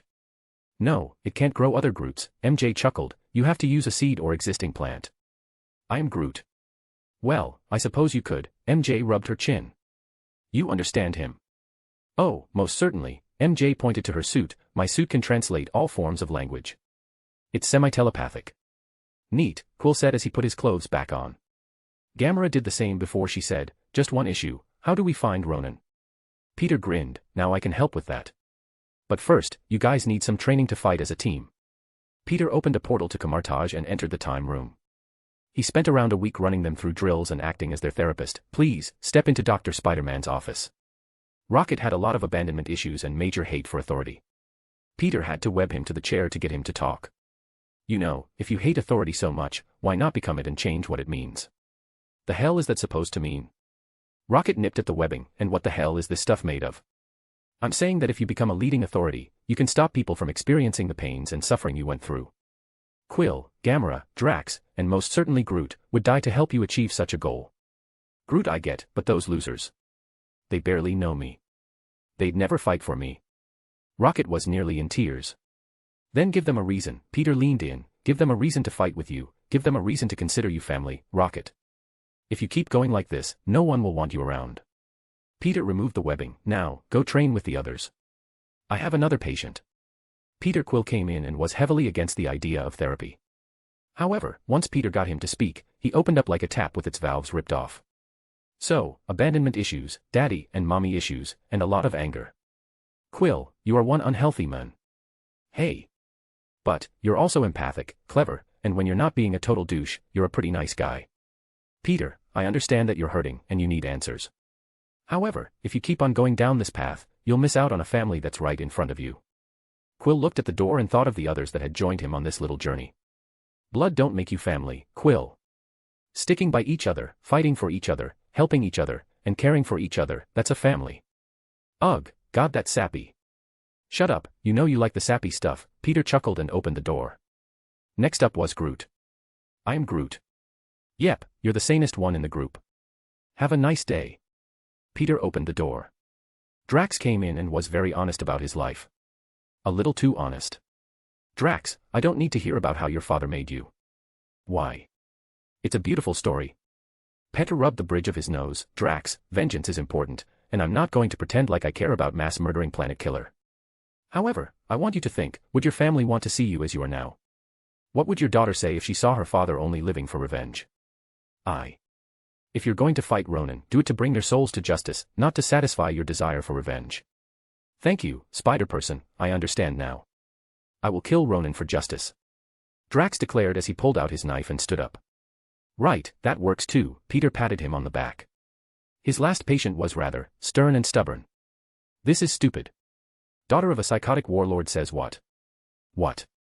Peter snickered before he held up his hand and said, honestly, Gamera, I can completely empathize with you. He came to your planet, killed half the population, your parents included, and then kidnapped you. If I were in your shoes, I'd want to run a dagger through his throat. Accurate. What about the children of Thanos you told me about? Did you ever have a friend you could confide in? Was there no one to give you any comfort? Wasn't there a single person that made life just a little bit better? Gamera looked away while thinking of the one person she could even consider. You don't have to answer. I just want you to know that there are good people out there, people that can be there for you and help. I'm hoping this group can show you that, be that for you, and just between you and me, I think Quill has a little crush on you. He could never crush me. Gamera frowned. Sorry, that's Earth slang for he's developing romantic feelings for you. Gamera looked completely baffled. What? I say give him a chance. Love can change a person and give them strength in ways people would normally find impossible. Peter pointed to the door as he said, back to training Jolly Rancher Green. She stood up and started walking towards the door. You, wife, is a very powerful warrior. I respect that. She said that she kicked your butt a few times during training. Is this true? She cheated. Peter gave a pout. He could still recall the times she used seduction as a weapon, and damn it if he didn't enjoy it a bit. I'll have to ask her for some tips. Gamera left the room. They trained the group for almost 3 months with standard therapy sessions. He could see that the bond they shared in the lore was starting to show.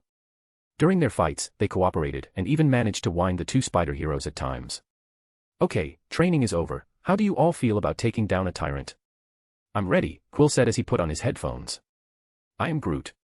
I'm looking forward to crushing that guy's face in. Gamera cracked her knuckles. Ronan's life is mine, Drax said as he drew his new adamantium daggers. I just want the bounty for myself, but if you play your cards right, I might share. Rocket grinned. He used his space and soul gemstones to location Ronan and teleport in the middle of his ship. Standing across from the Guardians of the Galaxy, Peter smirked and said, there's your bad guy. Take him down. Sister. Nebula frowned. You have a sister? MJ lifted a brow. Who are you? Ronan looked around at the group that jumped through the portal. I guess you could call us the Guardians of the Galaxy, Quill said as he aimed his gun at Ronan. The what? Nebula and Ronan said at the same time. Peter made some popcorn and held it out for MJ to eat and asked, so, how long do you think this fight will last? Are we really going to just let them kill this guy? I mean, he doesn't seem too strong to me. Aren't we kind of bullying them? Are you actually defending a man who's slaughtered entire worlds? Touché, MJ nodded her head. Ronan. Drax yelled as he stood up. Need any help? Star-Lord asked. Please, let me have this, Drax said before he readied his blades. You think you are a match for me? Ronan laughed as he summoned an armada of Chitauri troops. However, the Guardians and the Spider Heroes leapt into combat, dispatching alien after alien at incredible speeds while Drax charged Ronan. For my family. Drax clashed with the war criminal's hammer. How are you this strong? No Kylosian could ever match my blows. I learned humidity and trained hard. It's humility, you moron. Rocket shouted as he ran on the ceiling and shot down dozens of Chitauri soldiers. Get some, you stinking alien bugs. I am Groot. Groot sent his vines and branches out to tear through rows of enemies. Peter rushed forward and punched, kicked, and webbed up his foes, killing the Chitauri aliens in single blows. MJ hopped around the battlefield and tore through her enemies like they were made of paper. Using her technopathic abilities, she took over the ship's defense system and let them shoot the Chitauri. Quill switched between using his element gun and melee as he ripped and tore through Chitauri soldiers without little to no issue. I see you've betrayed, father. Nebula growled as she felt her fingers twitching. I don't want to fight you, sister. Gamera held her arms up. Then why are you here? To put a stop to Thanos' madness. I'm tired of being his weapon, aren't you? Nebula ran at her sister and threw a punch. However, Gamera grabbed it and said, I'm not fighting you. Fight, damn you. Nebula tried to punch her with her free arm. Yet, once again, Gamera grabbed hold of her fist. Before she could do anything, Gamera pulled her sister into a hug and said, I'm sorry. Drax was going toe-to-toe with Ronan. Every blow shook the space around them while their weapons made sparks of light every time they clashed. Where did you get such weapons? Never before has a blade survived my hammer. Jealous.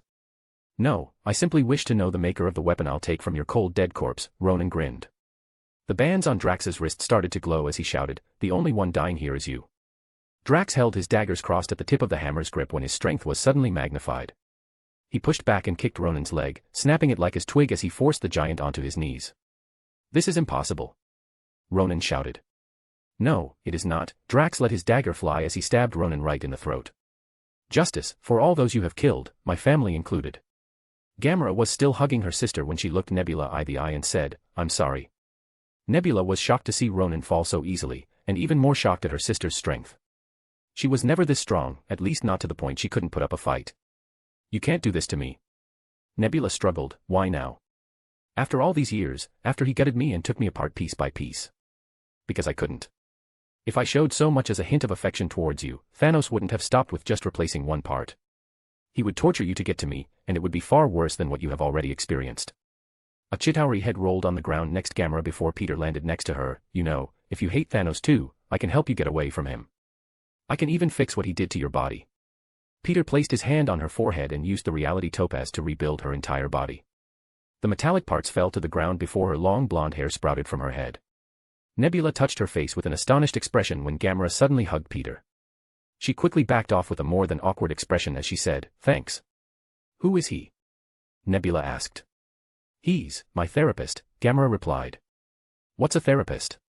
"I'm someone she can talk to and vent her feelings with. I also offer her advice. Though, I'm not licensed, don't tell anybody." "Hi. I'm MJ, a good friend of Gamera." Spider-Woman dropped down next to them.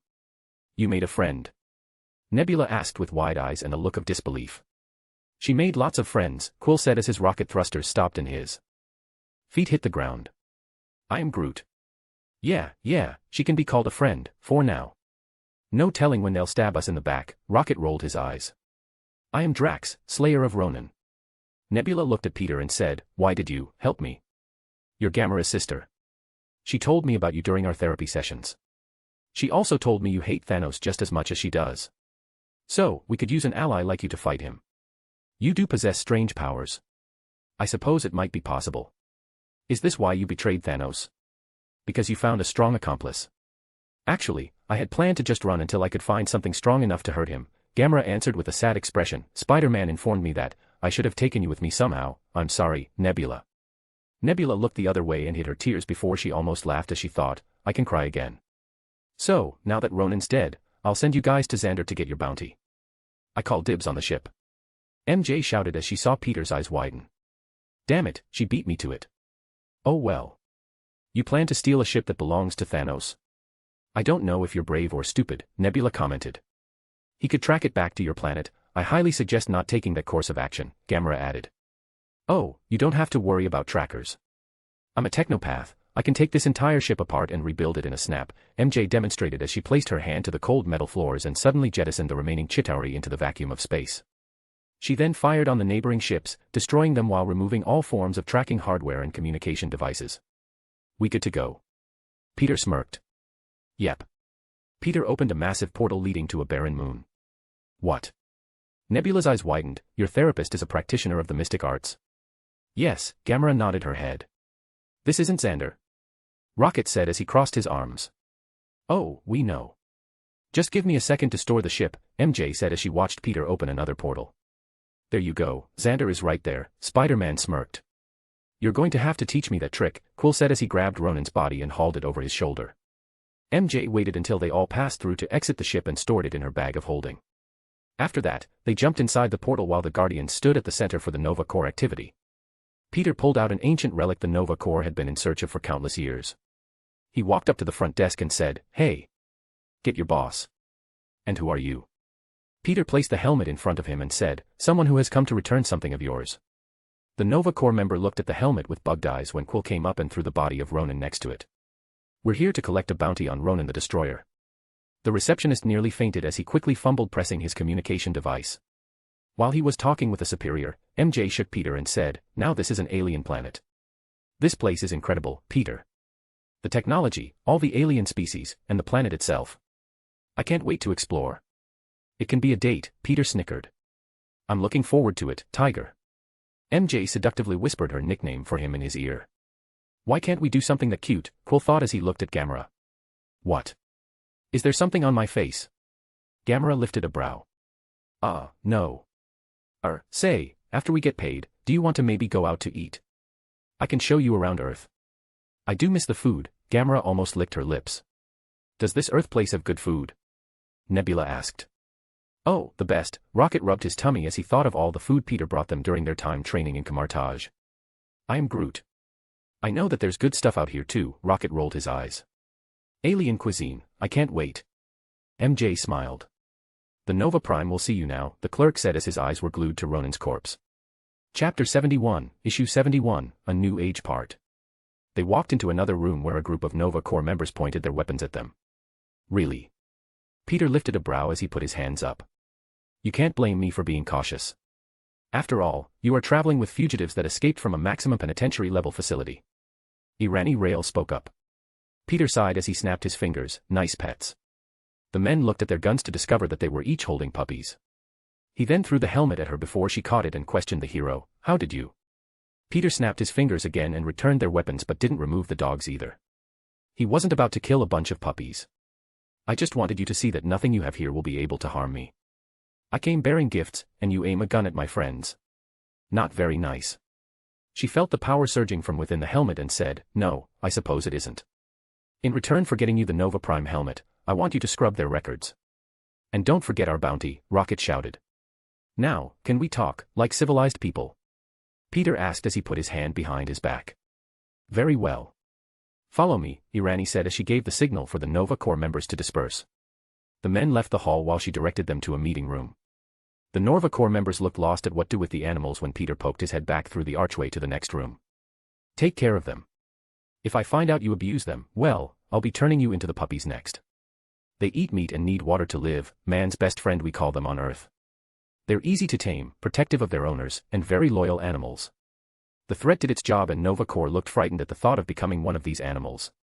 They didn't want to bother the men who could mess with reality, so they did end up adopting them. He quickly ran back to the group and stopped when they entered into a large conference room with a circular table and egg-shaped chairs. Take a seat. The group sat down, and the conversation started. He explained that he found the helmet within the Collector's possession and that Ronin was only a test for the Guardians of the Galaxy. He told that he'd like to give them an official title and for them to be considered a subsidiary peacekeeping task force to the Nova Corps. Why should we do that? Rocket lifted a brow. Rocket, Ronin is just one bounty, a big one, but just one. If you have connections to the Nova Corp, you can get a decent paycheck and use their resources to find jobs. He's right, you know. While Ronin had an 800 billion bounty, there are others out there with even higher ones. Not to mention our connections to countless other planets and civilizations. A deed like killing Ronin the Conqueror will give you status, but working with us will give you prestige, Irani explained. Sounds good to me. Wait, billions. He had a bounty with billions. Split 5 ways, that's 160 apiece. Quill's eyes sparkled. I'll give you half of my share, Gamera nudged Nebula's shoulder. You're gonna share? All you did was hug it out with your sister and your best buddies. You should give it to me. Rocket frowned. I am Groot. The treeman slapped Rocket in the back of the head. You too. Fine. Traitor. Rocket pouted in his seat. So, we're in agreement. Peter said. Yes, I can agree to these terms, Irani said, though I'm curious about whom you two are. We have no records of such powerful people or technology. We're from Earth. I think you guys call it Terra, MJ replied with a smile on her face. Ooh, hey Pete, should we try and form a partnership with them? I think the Avengers could work well with an intergalactic peacekeeping organization. I think that'd be more suited to SWORD since it deals with outer space stuff, Peter replied. The agency Coulson proposed at the last meeting. Makes sense. We'll discuss this when we get home. Sounds fun. Well, MJ and I are going to go see the sights. Quill, here's some coordinates to Earth. Drop by when you settle your business. I'll drop your ship out front. You're not sticking around? Nah, if we're going to take down Thanos, we need to prepare. Oh, and I'll stock your ship up with enough food to last a few years. Won't it rot? Rocket asked, not that there's anything wrong with that. Of course, you would say that, MJ thought as she chuckled. I can cast a preservation spell on a fridge, anything that gets stored inside will last years. Neat, I really need to learn magic, Quill shook his head. Peter teleported out and did as he said. While the Prime Nova was gasping at his display of power, he gave Quill's ship an overhaul.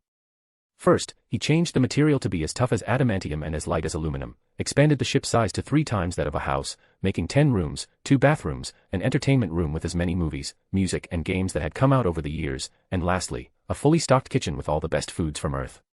To make sure Quill recognized his ship, he stamped the Guardians of the Galaxy logo right on the side. MJ gave it all sorts of tech upgrades, new weapons, advanced radar functions, telecommunication, and completely overhauled the engine. Think he'll like the gift? Oh, he'll love it. Peter grabbed MJ's hand. Come on, let's explore an alien world. MJ smirked as they ran off in civilian clothing that matched the people of this planet. They went to tech stores, libraries, gift shops, and went out to dine in an expensive restaurant. They ate something called the 8-legged tusk gnomon, which was essentially a giant boar with plant and animal DNA. It was basically a seasoned boar without having to season it. Oh, wow. It's really good, MJ said with her mouth half full. Taking a sip of a purplish wine, Peter agreed before saying, the wine kind of tastes like a mix between grape and cherry. I like it.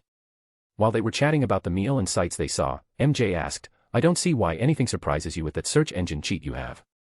Knowing and learning about the universe and experiencing it are 2 completely different things. Peter munched on his meal. That is true. Still, we're on an alien planet, Peter. How can you be so chill about all this? MJ giggled with excitement. Technically counting Mars, we've been on 2, yet I still haven't come across a more beautiful sight than what I'm looking at right now. MJ blushed as he looked away. That was so corny, why do I love it? They chatted for a bit longer and finished their meals. Peter then opened a portal and took her to some of the more nature-esque sights. They saw forests, waterfalls that defied the laws of gravity, and countless fields of multicolored grasses. After almost a full day of touring Xander, the 2 sat on a blanket surrounded by a field of grass that sparkled like blue gems. Peter had his hands behind his head while MJ rested her head against his arm, and they watched the stars come out. It's beautiful, smiled and kissed his jaw. Peter wrapped his arm around her shoulder and said, yeah, you really are. MJ patted his chest as she hopped on top of his waist. I'm not letting you get any sleep tonight. Wasn't thinking of it, Peter grinned as he flipped her on her back and started nibbling on her neck. MJ moaned with pleasure while he slowly removed her clothes and started kissing his way down her torso. He started with her breasts and massaged them before sucking on her nipple. He then went lower and lower until he was at her wet entrance. Peter smirked as he started eating her out. MJ let her voice out while holding onto her head while his tongue penetrated her. Oh, good, Peter. Don't stop. While his tongue explored her depths, he used his hands to knead her large breasts and clit. After a few minutes, she was bucking her hips wildly. She bit the bottom of her lip before groaning out loudly enough for anyone within a mile to hear her when she said, I'm gonna come. Do it. Peter said as he pierced into her with 2 fingers. MJ yelped while running her hands through Peter's hair and came hard. However, before she could finish her orgasm, Peter unzipped his pants and thrust into her with one swoop. Oh, hey.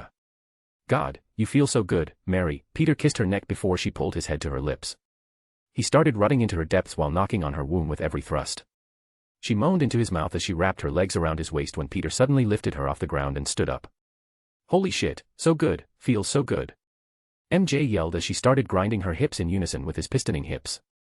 She wrapped her arms around his neck while his balls slapped against her luscious ass and started to pick up speed. After almost an hour and several more of MJ's orgasms, Peter kissed her deeply and sat her on top of him.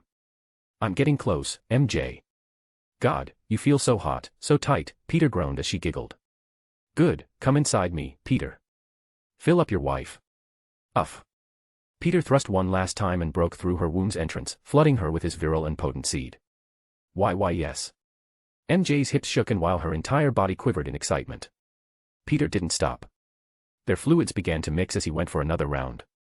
Several hours later, the blanket they were on was completely ruined while MJ panted into his chest and his seed pulled out of her body. HAAA, that was amazing, MJ smirked as she stared into his eyes and kissed him. Huff, oh man, I can get used to the whole outdoor vibe, Peter chuckled and made MJ laugh. Wanna fuck on Mars, the sexy redhead grinned. Hell yeah, Peter snickered as he held her close. They laughed together and kissed a few more times before they cleaned up. Once they were ready to leave, Peter teleported them back home and their phones blew up with messages. Seriously? We were gone for 1 day. Peter groaned as he saw Fury's string of missed calls and texts. MJ chuckled as she saw the same messages on her phone. I wonder what's up. Peter sighed. Well, there's only one way to find out. He called up Fury and said, What's up, Baldy? Where the hell were you two? And what the hell were those things parading around with your bodies? How'd you know it wasn't me? It didn't stop at a single hot dog joint, Fury replied. Ugh, they don't need food or water, it's a duplication spell I came up with. They don't talk much, but they do their jobs. Is that why you called us? No. Ugh, I'm starting to fucking hate magic. Anyways, there's something strange happening with the Hadron Collider Reed built. We've been getting spatial anomalies for about 6 hours or so. We called in all the eggheads to take a look. Ah, well, I guess I better head over. I swear, if you guys made a black hole. We didn't. In fact, the machine wasn't even on when it started acting up. Peter groaned as he started webbing over the city. I'll be there in a couple of minutes, Peter said as MJ swung beside him. More work, huh? More work, Peter said as a booming noise was heard. Their spider senses went haywire as a shockwave traveled across their bodies. Peter's body suddenly glitched out as he felt the space amethyst activate to stabilize his body. However, the next thing he knew, he was flying through a wormhole made of countless colors and shapes. Ayaya. Peter yelled as the spatial tunnel started to close and he went flying into a strange room that looked mostly collapsed. When he was able to see straight, he noticed exactly where he was. This is.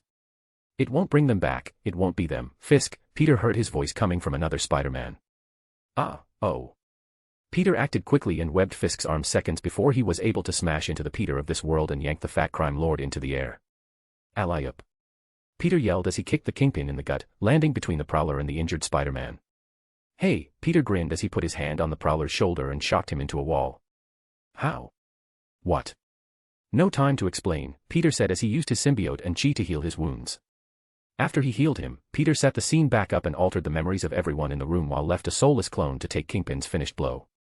Before his other self could say anything, Peter grabbed him by the shoulder and ported them out. What the hell was that? Doctor Strange? Is that you? Peter R. Parker asked as he stared at his younger counterpart. Sorry, I know magic, but I'm no Sorcerer Supreme, yet. Though, I can confirm one version of us took Stephen Strange's job.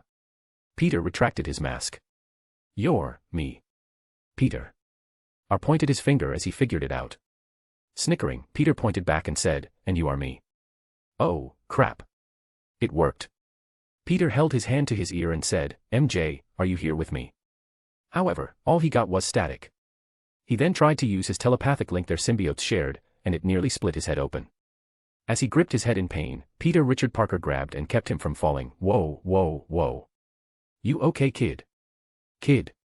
Peter groaned as he stood back up. Not a kid, I'm almost 19. Right, so want to explain why you did what you did back there. For one, it's a canon event. 2, the time opal I have is informing me that lots of bad things will happen if you don't play dead for a while. What's a time opal? You ever heard of the Infinity Stones? Ugh, I wish I hadn't. Well, I have artificial versions. I know it's hard to trust me, but I'm begging for you to let the world think you're dead. There are people, connections that need to be made, heroes to be forged. I can't do that. Peter almost yelled, this city needs me. Please, just 3 days. That's all I'm asking for, Peter pleaded. I can't do that to MJ and May. It'll kill them. I didn't say you couldn't let them know, but Peter, your funeral is an important event that needs to come to pass. There are countless lives that require that Spider Kid you met with to go through a stage of growth. So, I can contact my family. How am I supposed to do that without being noticed? I'm pretty famous in this world. Peter nodded his head and said, I can't believe I'm doing this. He used his reality stone to make a copy of Webster and equipped Peter with it. You know how to use a symbiote, right? You put that thing on me. Peter shouted. Relax, it's a synthetic version. I didn't even copy Webster's personality or abilities I collected. No one but you up there, Peter poked his forehead. Phew, you panicked me there for a second, kid. Peter chuckled, well, shapeshift and do your thing. I'll be waiting next to Ben's grave. Thanks, kid. Call me kid again, and I'll put you in the negative zone until this shit is finished, Peter rolled his eyes. As he watched him jump away, Peter changed his costume to look like Iron Man's suit and flew off. When he landed next to the grave where Ben was buried, he put his hand on the tombstone and said, sorry about dropping in like this, Uncle Ben. I'll do my best to look out for them. I know, kid. Peter looked around while his soul emerald glowed slightly, but there was no one there. Okay. Peter jumped over to a rooftop and switched his suit back to his classic colors. While waiting, he focused on finding MJ with his gemstones. Huh, she's still traveling, not through space, but time. Peter opened a portal and connected it to her current location before she came tumbling out on top of him. MJ opened up her mask and puked a few times before groaning, "That was worse than a roller coaster ride without tracks I've even been on. I give it no stars." Peter patted her back. "You okay, babe?" Handing her some mouthwash, she rinsed her mouth and shook. "Where the hell are we? Another universe. Again. Again. Again. You two have been to other multiverses." The sound of Peter said as he hopped on the building. "Yay, I get to see another sexy older Pete." MJ removed her mask. "Hey." Peter sounded offended. "I'm sexy and you know it." MJ. "Well, I guess it makes sense. It's the symbiote, right? Maybe I can give mine to MJ when this is all over. You have the one of the universe's best gene editors in your hands. Have Tony sup it up with AA.I or make one yourself, and you can give her a copy of your spider powers. The mutation is in your blood, brother. You just need to extract the gene and have the symbiote alter her to get the same boost." "Ah." Peter's eyes widened. "I know, I'm a genius, but so are you. Serious, put Spider-Man away for a while and work on Pete. Lord knows you need it." "Something I miss?" MJ asked. "A lot. Sorry, MJ, but we can't just explore this world willy-nilly like last time. We have to be careful and wait for our chance." "Why?" MJ tilted her head. "Because if we mess this up, a new spider hero might not even be born. We need the kid to take the leap." "This is about that kid." 1610 Peter questioned. "Yeah, and another version of us that's going through some hard times," Peter sighed. "Three Peters in one room. If that isn't a dick joke waiting to happen, I don't know what is," MJ commented. Peter started laughing. "Three Peters walk into a bar. Damn, I bet that hurt," Peter added while grabbing his crotch. "So this a regular thing for you guys?" Peter asked. "Well, this is MJ's second multiversal adventure while I'm on my third. I guess that makes me experienced but not an expert. He's just being humble. With those fancy Merlin stones of his, he's been learning from countless other spider heroes across the multiverse." "Oh, and can I call you something else besides Peter? It gets a little confusing." "Neat trick. I mean, what better person to learn from than yourself, and sure, MJ, you can call me Richard. It's my middle name." "Cool," MJ smiled. "So, tell me about you guys. What's your universe like? What kind of things have you been up to?" "Oh, I have got some stories for you," Peter smirked, "but first, let's take some precautions." Snapping his fingers, Peter made a small blue police box before he said, "Step inside." "Oh, you nerd, this is COOOL. Richard ran into the box. "It's bigger on the inside." Chapter 72, Issue 72, A New Age Part. After informing his loved ones of his survival, the three sat, ate, drank, and chatted for hours. "So, how did Aunt May take the news?" Peter asked. "Pretty well, better than MJ. She looked like she wanted to rip my head off when she saw the symbiote." "Why?" MJ asked. "Because we had some bad experiences with them." "So, is Uncle Ben and our parents really alive in your universe?" "Yeah, infinite possibilities and all," Peter shrugged his shoulders. "Right, I wonder if I can build something to help me travel there. I know he wouldn't be my Ben, but it's just." Peter grabbed Richard's shoulder. "I get it, man. It was pretty heartbreaking to hear how our uncle died. He made me what I am today, and I just want to see him, one last time. I'll tell you what, after this whole debacle, I'll let you guys visit." "That would mean the world to me, mini-me," Richard snorted. "We're the same height, and I'll have you know that I'm still growing. I bet I'll be taller than you in a year or so." "Ha ha ha ha. It's my second time doing this, but it's still so weird," MJ laughed before the two Peters joined in. By the time it came to leave, Peter walked out and saw Richard watching over his own funeral. "This city really loves you," MJ nudged him as she saw tears in his eyes. Richard covered his face and hid his expression with his hands. "Damn, sniff, I told myself I wasn't going to cry." They waited until nightfall and saw Miles walking up in a shoddy store-bought Spider-Man outfit. "It's the kid," Richard whispered. "Wait for it," Peter said as he held his hand out. They watched as someone in a coat came up to him and touched his shoulder. Miles turned around and shocked him. As they all cringed at the thought of being electrocuted, they saw the web line that caught the kid and yanked him over. "Oof, that looked like it hurt. What did that kid do?" "Use chi to make an energy attack," Peter explained as his fist sparked. "I need to start over and learn some things from my friends, magic and chi." "Impressed?" MJ snickered. "Very. They're on the move, let's keep a watch on them," Peter said as he jumped after. Quietly, MJ whispered with her finger against her lips. "I really need to give MJ my powers. All the time we could have spent together." "Ugh," Peter Richards Parker webbed off after them. They stealthily watched from a distance and even laughed a few times as they saw Miles trying to keep Peter B. Parker from running into things. Eventually, they stopped across from Miles' apartment. "We need Miles to inspire that Peter down there." "What the hell happened to me?" Richard asked. "Money issues, Aunt May passed away, and marital issues. This Peter is scared to have a kid," Peter answered. "What? Why? Kids sound great. MJ and I just put that on hold until her acting career stabilizes. Your life isn't failing at every step. Honestly, I feel bad for this version of us. However, he just needs a good kick in the butt and I know he'll be back to normal." They saw Peter walking up and down the side of the building while Miles gave him the great responsibility talk. It was clear that it was going to work when Peter said, "We can wait at Aunt May's house. Bring your MJ over." "Right," Richard jumped off the building. "He's awfully compliant," MJ mentioned. "He understands how powerful the Infinity Stones are, so he knows I got a plan." They stealthily made their way to Aunt May's house and knocked on the door. Peter smiled when she opened the door. "Hey, May. How've you been?" She smiled and hugged him. "Thank you for saving my boy." MJ removed her mask and waved. "Hi, May." "Oh my, MJ. You look, oh, ha ha ha ha ha. I'm sure Peter loved seeing you in his colors." "Technically, it's reversed," MJ showed off her classic suit. "Come on in, I think you're going to want to see this," May smiled cheerfully. Before they entered the house, MJ suddenly glitched and knelt over in pain. "Hey, you okay?" Peter asked as he grabbed her.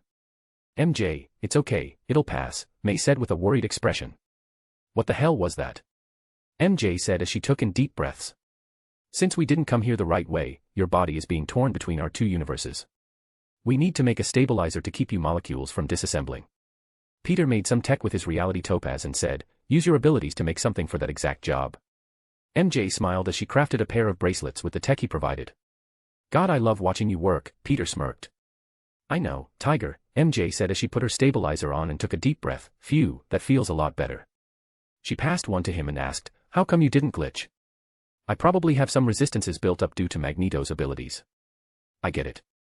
It's the compacted magnetic field around your body holding you together. But why didn't we glitch the last time we did this whole multiverse tango?" MJ questioned. "It's because we were brought there through the use of magic. Using tech is like breaking the rules, thus consequences," Peter explained. "Can you make a couple more of those?" May asked as she led them to the spider cave. "Sure, but whoa, he made a bat cave." MJ shouted in surprise. "Yeah, even I got to give that guy props," Peter chuckled. "You made a lab on Venus," Mary Jane rolled her eyes. "You did what?" May went bug-eyed. "I built a lab the size of a few city blocks 2,000 miles under the surface of Venus. Oh, and yeah, I am by far the most broken Spider-Man here." Peter smirked as he felt his senses alerting him of the other spider totems in the room. "May, we're home." Peter R. shouted from upstairs. At the same time, Peter B. Parker was webbing his way to Aunt May's house alongside Spider-Gwen and Miles. "So where are we going?" Peter B. shouted. "Somewhere familiar, Gwen." "Why can no one ever give me a straight answer?" Peter B. sighed. "Woohoo." Miles cheered as he leapt from building to building to keep up. "At least someone is having fun," Peter B. sighed. A few minutes later, the trio of spiders landed near May's house when they saw her open the door with a bat in hand. "Hey May, it's good to see you," Peter B. said with a depressed stare. When she saw them, May shook her head and smiled. "We've been expecting you." She walked up to her nephew from another universe and placed her hand on his cheek. "You look so tired." "It's because I am," Peter looked ashamed. "And overweight," May chuckled as she poked him in the stomach. "Yeah, things have been." Giving him a hug, Peter showed a surprised expression before he sighed and hugged her back. "Come on in, I think there's someone you guys should meet." She led them down into the spider cave when the heroes felt their senses tingling. "Heya." A talking pig hopped down while holding out a sweaty palm. "I'm Peter Porker." "Nice to meet ya." "There's a talking pig." Miles snorted. "I can see that. Don't forget about us." A girl's voice shouted as she jumped down. "Hi everyone. I'm Penny Parker. I'm Spider Noir." A man in black and white said as he landed next to Penny and struck a pose. "I'm Peter Parker." Peter jumped down. "I'm Peter Parker too, but you can call me Richard to make things less confusing." Peter R. dropped from the ceiling. "And we're the Mary Janes." MJ and this world's counterpart wearing the artificial symbiote landed next to them. "And together, we're the amazing spider heroes." Ha, ha ha ha ha ha. "Oh, wow. I can't believe this is happening." Peter B. slapped his hand on his forehead. Wow, I really let myself go. Peter walked around his older self. That's not nice, I'm Peter Parker too, you're insulting yourself, Peter B. said as he frowned. Neither is neglecting your workout. What would Master Shang-Chi think of us if he saw your condition? Peter R. replied. I'ma call you Benji, MJ said as she walked up to them, your middle initial is B for Benjamin, like my Peter, right? Fine with me, Benji sighed as he looked at the Mary Janes with a sorrowful expression. So what do we call me? The MJ in this world asked. Mary. Why is she wearing a symbiote? Benji nearly shouted. Relax, it's a man-made symbiote. I'm letting it make changes to her gene structure to give her my spider powers. We could have done it quickly, but I figured slower was safer, Richard spoke up. I got it. MJ is the visitor and the homegirl is Mary, Penny said as she clapped her hands together. Homegirl. Miles' eyes widened, are you this world's Mary Jane Parker? That I am. Mary walked over and looked at the older worn-down Peter, what happened to you? A lot. I can see that, Richard pulled his mask to reveal his golden hair and pretty blue eyes. How? I saw you die. Miles shouted. You saw what I wanted you to see, Peter snickered as he poked the boy's head and used the symbiote to unseal his memories. Oh, that's messed up, man, Miles frowned at Peter. If it makes you feel better, I don't use the psychic powers like that, my suit does. I can respect your privacy, Miles. Kind of make a little bit better, but why fake his death? So you two could meet, Peter poked the tubby belly, so you could give him the kick in the butt he needs to get out of his slump. How did you even know? Benji asked. Know what Infinity Stones are? You have an Infinity Stone. Benji and Porker shouted. Something like it, but the point is, I've seen certain things about this universe and its history upon arriving here with my time opal. We, Peter pointed around the room, don't belong here. As if to demonstrate, Benji's body suddenly glitched, and he cried out in pain. MJ slapped a bracelet around his wrist and smiled when he breathed a sigh of relief, feeling better. Much. Benji stood back up, oh, I see what you did, placing a magnetic field around me to keep my molecules from being ripped apart. Smart. Hey, can I get one of those? Gwen spoke up. MJ smiled and put the band on before hugging Gwen. It's good to see you again, Blondie, MJ chuckled. You too, Red, Gwen nearly cried. Universe 65 MJ and Gwen had issues, mainly with her constantly bailing on band practice. Her hero career put so much strain on their relationship that it ended with them fighting and her being kicked from the band. However, before that, they were best friends. MJ and Gwen from the 881211 universe were getting along fine. They were good friends, and Gwen considered Spider-Woman as a role model of sorts. Peter smirked as he whispered, your MJ doesn't know about your secret identity, does she? You should tell her. Gwen's eyes widened. MJ can keep a secret, and she's pretty damn understanding since she ends up with this dork in multiple universes, Peter pointed his thumb at the Parkers. Hey! They all shouted at the same time. You just called yourself a dork, babe, MJ laughed. I'm not going to lie to myself. I'm probably the nerdiest Peter in the room, and I know you like that, Peter wagged his brows while the MJs looked away and blushed, so, Peter, it's a regular sausage fest isn't it? Especially with the pig. Really? Dick jokes. I thought we were above that. But what should I expect from a monkey version of myself? Porker rolled his eyes. Shut it, Looney Tunes, or I'm letting Porky use my lawyer. The other Peters started laughing. Oh man, I've been holding that back. You look like you stole Porky's style, but at least ours had the forethought to wear pants, so thanks for that. Benji clenched his stomach. Seriously, I was having flashbacks to my childhood, t.t.t. That's all folks, Richard slapped his leg. Har har. Poker crossed his arms, I don't think you get to make fun of me being a pig, you look like you're not too far off becoming one yourself. Wouldn't you say so? Eh? Benji. Oof, Miles covered his mouth and tried to stop from laughing. Really, kid? Well, I mean, you look thinner than you did yesterday, Miles shrugged his shoulders. It's our metabolism. We can't stay out of shape for long. To get a guy like him. Peter poked his belly, like this, he must have been binging ice cream and junk food while not working to burn off the calories. Seriously, what happened to you men?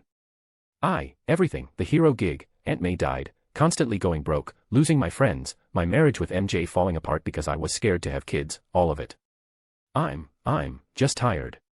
Peter put his hands on Benji's shoulder, dude, you know just as well as I do, that you have no one to blame but yourself. We are some of the smartest guys in the multiverse. You should not be broke. You should be making tech or advancing biological research and earning millions. You need a break, you should be improving Peter Parker, not Spider-Man. A little harsh, don't you think? Gwen lifted a brow. No. How can he have kids if he can't provide for his family? Benji here is making bad life choices. A family. That's what you're worried about. Kids are great. I'll prove it. You guys want to see yours from another reality. Peter pulled up a video log and played it on his holographic display. It showed another Peter who looked a bit older than the oldest in the room. So, what am I supposed to say? Spider-Dad tilted his head. I don't know, something inspiring. If a world of infinite possibilities exist, then we might find a version of ourselves down on his luck. Heck, I know one of them almost wiped out all of existence. Really? He came close, but a group of Spider-Men across the multiverse stopped it. In fact, one of the best Spider-Men I know of actually managed to get through to the guy by using his words. What? Every Peter in the room shouted. You're going to tell me more about that one, and more importantly, how do you know about such an event back then? MJ questioned. Oh, it's hard to explain. Anyways, let's get on with it. So, man, this weird. Look, I know things may look bad, terrible things might happen to you, stuff that makes you feel like you want to give it all up and throw the suit away, but you can't give in. Spider-Men get knocked down from time to time, but we always, and I mean always, get back up. Let's see, if money is your problem, keep in mind that our inventions we make to take down our villains can actually be repurposed to make a decent earning. I have this one here to thank for that. God, I feel like an idiot. You're welcome, on camera, Peter replied. If it's your identity, don't be afraid to share it with those closest to you. Honestly, it causes more issues than it solves, Spider-Dad said with a frustrated expression. Was that one for me? On camera, Peter asked. Could be, Spider-Dad chuckled. Oh, and if you're dating MJ, never let her go. That woman is amazing. You know it. Spider-Mom came into the video and kissed her husband on the cheek. If we lost someone, I'm sorry. But you can't put that on yourself. I know I did, and all I got out of it was regret and remorse. You have to stop putting the world on your shoulders. You got friends who can help you lift it too. So know that you can't save everyone, but you can keep pushing ahead to save more. Dad. Is it my turn? Mayday shouted as she hopped into the footage. The adult Peters in the room all looked on in shock. Richard and his wife had smiles of joy on them while tears threatened to pour down Benji's eyes. She's beautiful, Mary said as she covered her mouth. That's my grandbaby. May said with tears in her eyes. As I was saying, look, times get tough, but we keep going. If you had a Ben in your world, then I'm sure you know why, Spider-Dad continued. With great power comes great responsibility. Mayday cheered. Kind of our family motto. Keep at it, I promise you, this ending, this family, it's worth it, Spider-Dad hugged his wife and child. And don't destroy any universes, we might live in it, Spider-Dad joked. Hey. I'm Mayday. To all the dads out there watching it, I'm the best thing in your life.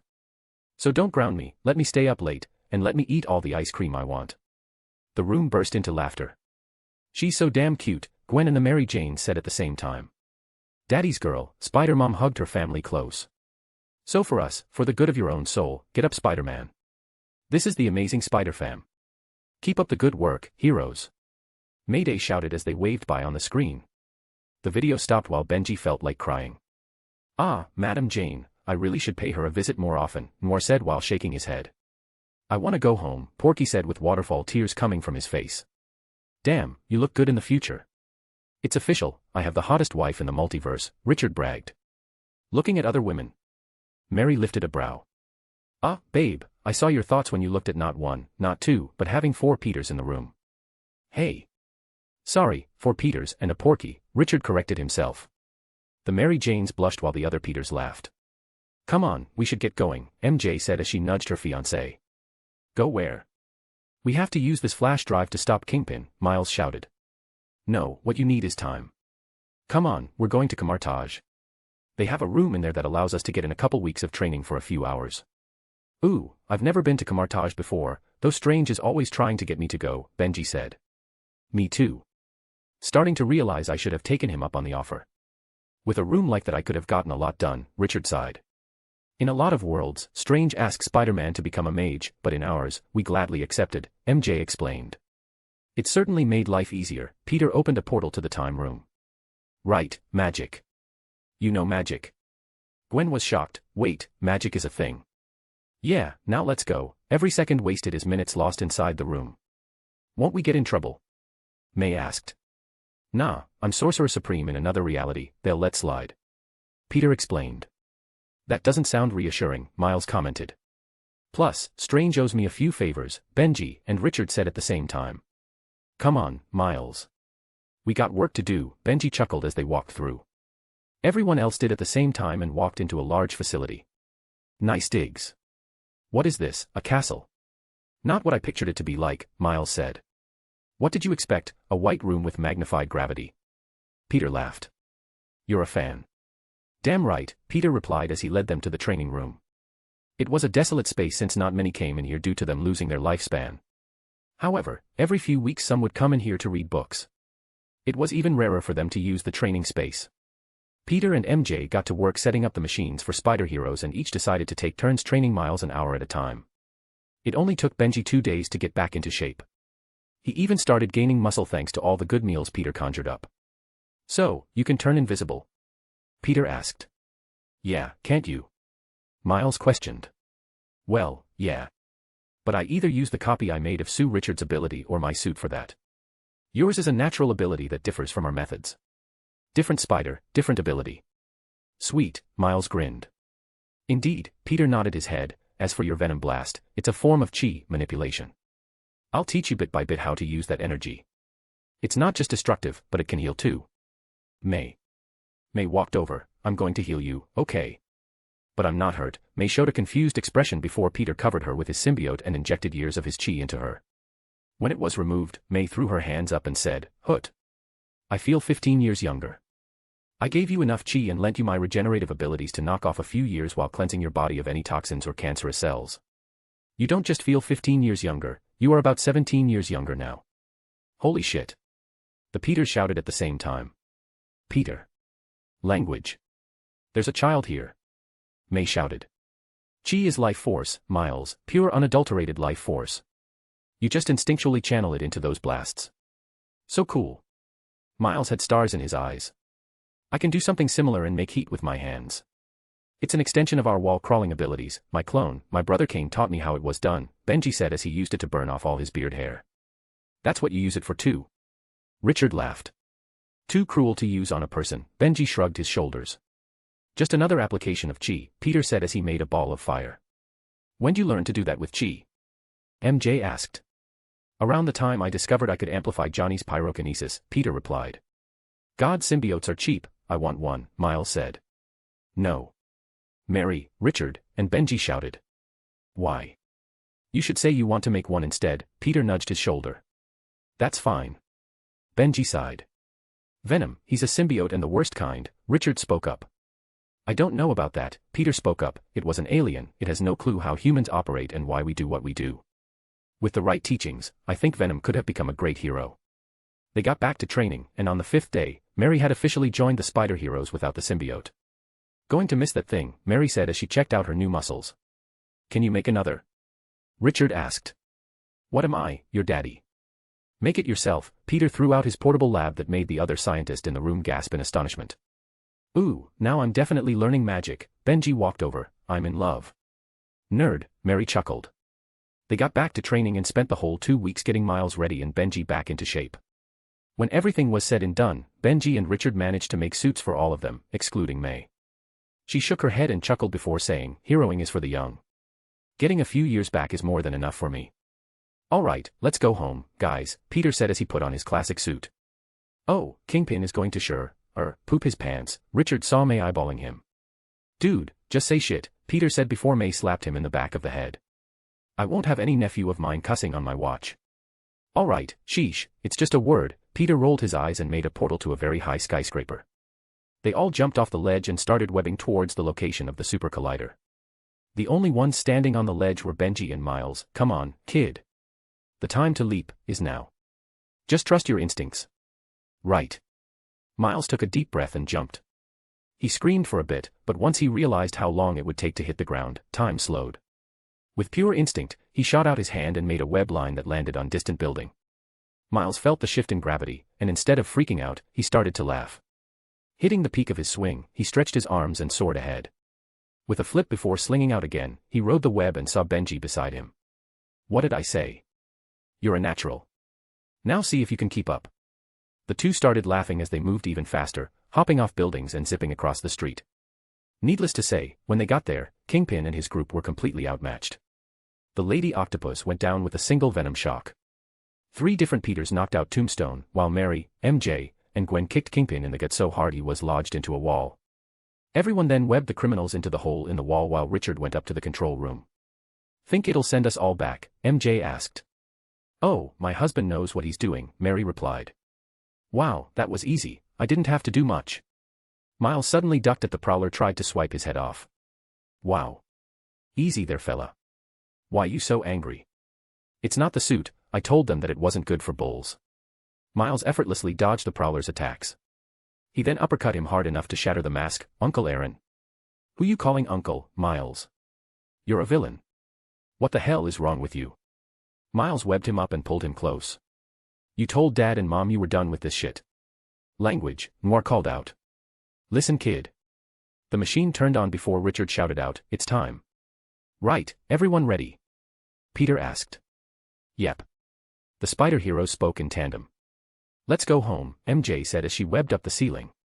"Here you go, Miles." Penny said as she tossed over the flash drive, "You know what to do." "Right, you and me are going to have a long talk with Dad," Miles growled at his uncle. "Oh, so that's how it's going to be." "Yeah. That's how it's going to be." Miles webbed him to the wall and walked over to say his goodbyes. "Remember, spiders, use your senses to take you to the right portal. Take care, bud." Peter webbed off with his fiancée. "We'll find a way to visit." MJ shouted as she held Peter's hand and jumped through a portal. "Well, I guess this is all, folks. It's been a porking good time, but I got a barn to protect." Peter Porker jumped into his portal. "Hey, buck up, I'm sure this won't be the last time we meet." Gwen put her hand on Miles' shoulder. "I know, though, I'm gonna miss you guys a lot." Miles grabbed his arm. Gwen gave him a quick kiss on the cheek and said, "I promise, this won't be the last time we see each other." "Ah. Way to go, kiddo, next time kiss her back." Noir nodded his head while tipping his hat. They both jumped off into their portals with Penny shouting her goodbyes and tearful sobs. "Well, that was a thing," Richard grinned. "Come on, let's get Uncle Aaron home. I'm curious as to how your father is going to react, him being a police officer and all." "Aren't you going back too?" Aaron looked at Richard. "For what? This is my world." "Impossible, I saw you die," Aaron frowned. "Actually, that was magic from that sorcerer version that Kingpin brought here." "Oh crap, what am I going to tell my parents?" Miles shouted. "That you helped save the city, and that you're Spider-Man's protege." "I'll train you up good, kid." "Really?" Miles and Aaron shouted. "Play your cards right, Prowler, and I'll help you with your prison sentence." "Does he have to? I mean, can't I just deal with my uncle? I don't want to see him go to jail." "It's fine, kid. I said I'd help. I know a few people that can keep him out, but on certain conditions." "Such as?" Aaron lifted a brow. "You give up the costume and get a job, or you start putting those skills to good use." "I'll go with Miles."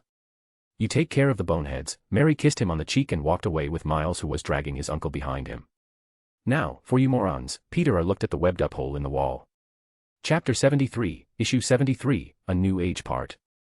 Riding the wormhole wasn't as bad as it was the first time. Peter and MJ were together while the space amethyst shielded their bodies. When they popped back up in their world, they fell a few dozen feet before landing on a roof. "Ah. We're back, right?"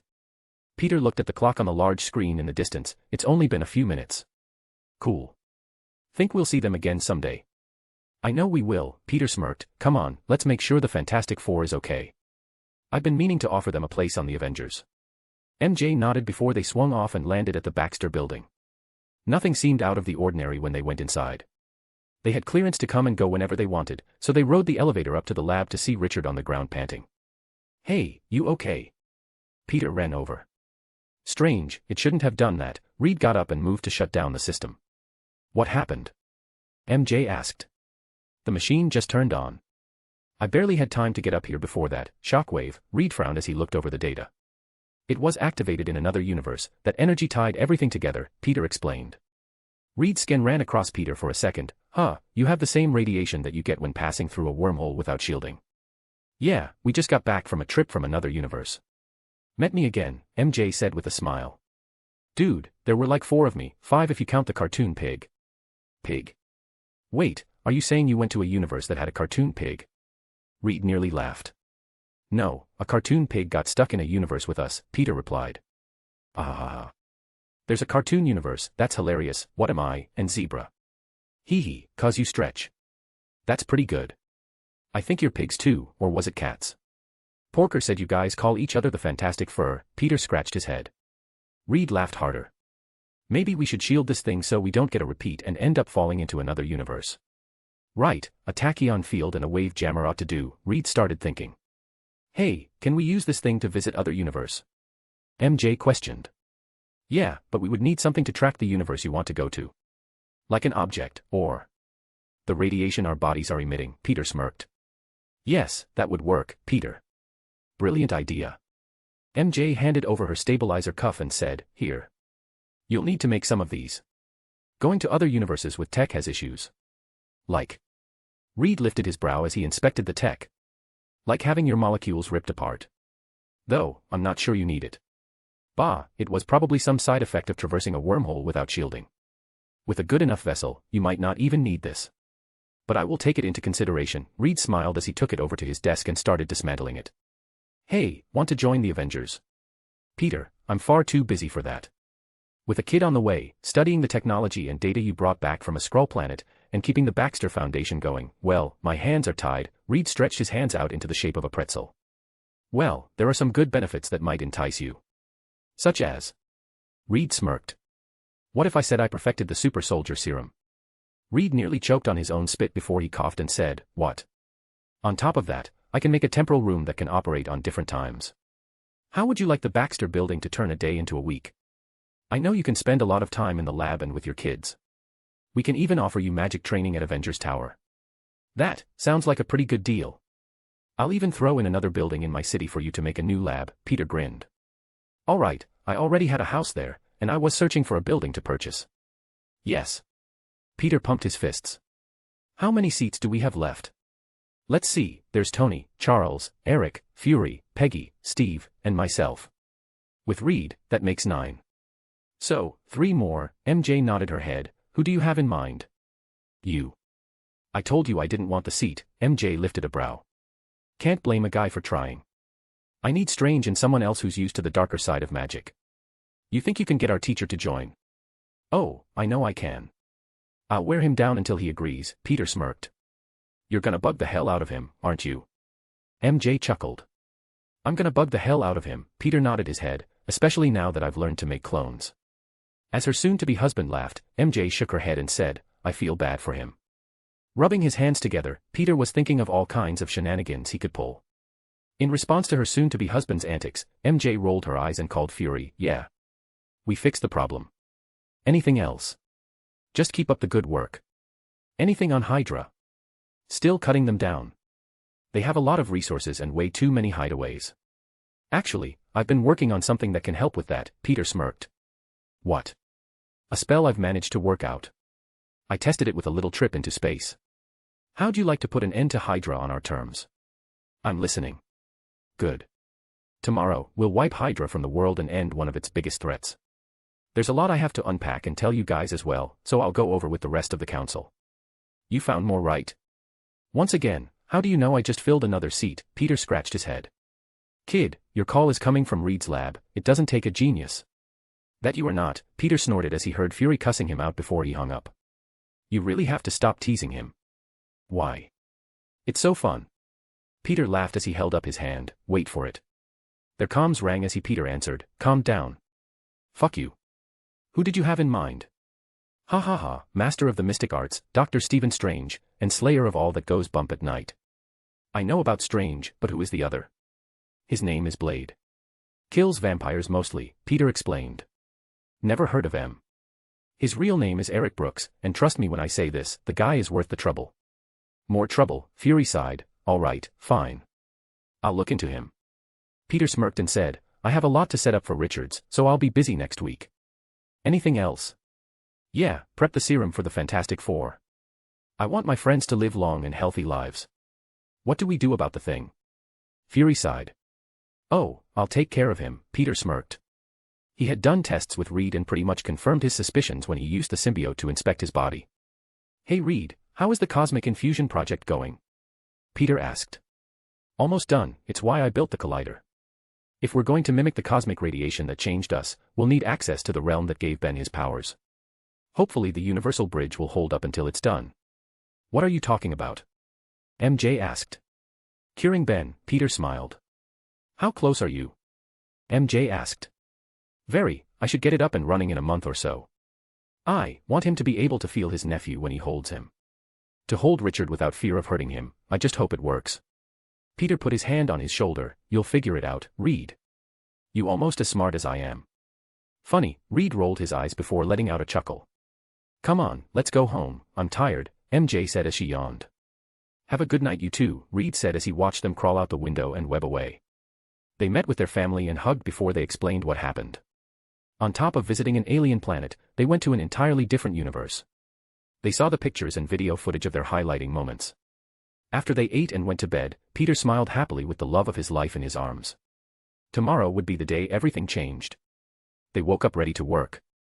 Some breakfast, a little family time, and they were out the door and off to Avengers Tower. They waited for the team to come in, and surprisingly enough, Fury wasn't the first one through the door. Hey kiddo, Steve waved his hand. Peggy gave him a nod. It's good to see you again, Peter. You too, Peggy, and dude, I'm almost 20. Can we quit with the kiddo stuff? Huh? Weren't you 18? Steve showed a confused expression. No, MJ and I spent a year inside a room that moves at a faster time. Week out here, year inside there. We also recently spent about 4 months in there recently. Oh, sounds like an interesting place. Maybe we could take some time off from hunting Hydra. Peggy sat down and took a deep breath. I think I got just the thing for that. I made a spell that'll help us in a number of ways. So, how have you two been? MJ said with a smile. Well, other than fighting Hydra, we've taken, quite a few breaks after missions, Peggy blushed. MJ smirked. Well, how was it, whatcha do? While they talked, Steve sat down and asked, life treating you well?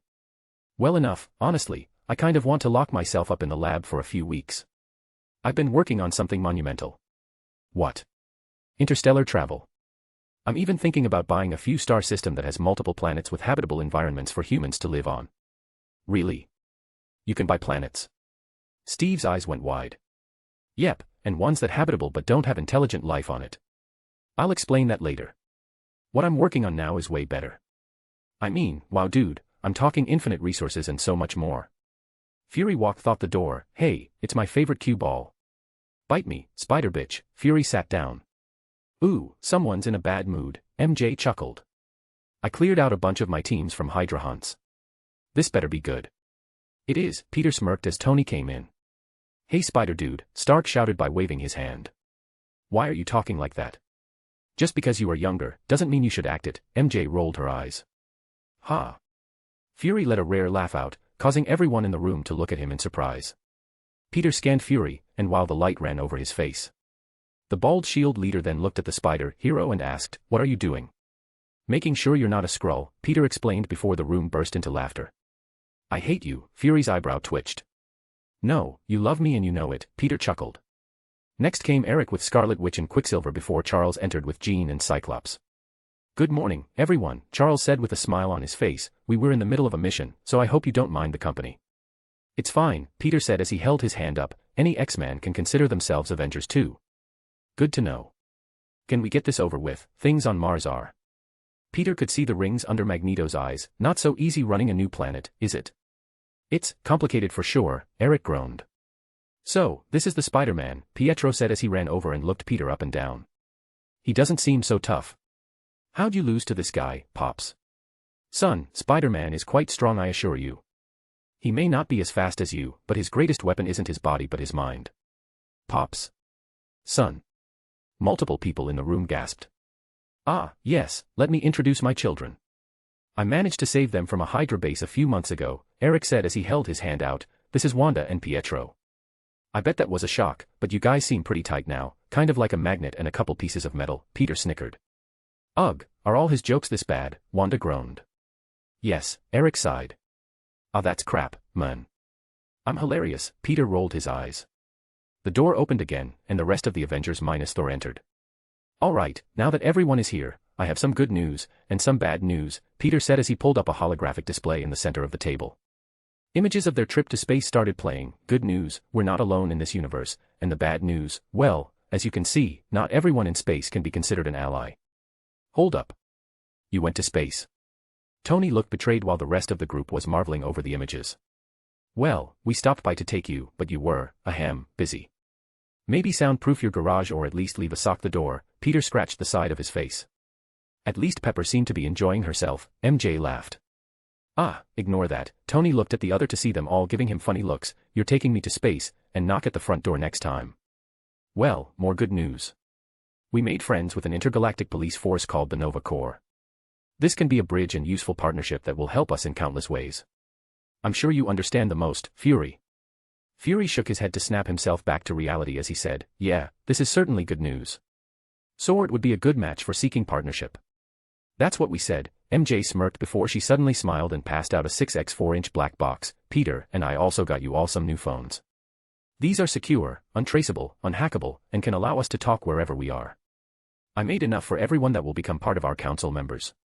Ooh, can't wait to take a part, Tony smirked as he checked out the phone. On to more bad news. Peter opened up a portal and dropped Loki's scepter on the table and grabbed it. This here isn't what we thought it was. Pete, how'd you know where that was? Fury frowned. Well, for one, the radiation it emits harmonizes with my Merlin gemstones, which means that this isn't some cube of immense power. Peter crushed the glowing gem and revealed the stone inside it. This is an infinity stone, and the mind stone no less. While the room marveled at the energy the stone emitted, he stored it in his vault, and felt a sense of relief that he now had two of the stones that would forever be outside Thanos' reach. Before they could ask, Peter replayed the collector's explanation through his own words. As you can see, these ingots are too powerful to trust humanity with. If someone collects all 6, they can use it to quite literally become a god. On top of that, the video played of Ronan and the team that took them down. You guys remember the Chitauri that attacked us? Well, meet one of their commanders. Turns out, the guy commanding Ronan sent his troops to Earth in order to get the Mind Stone.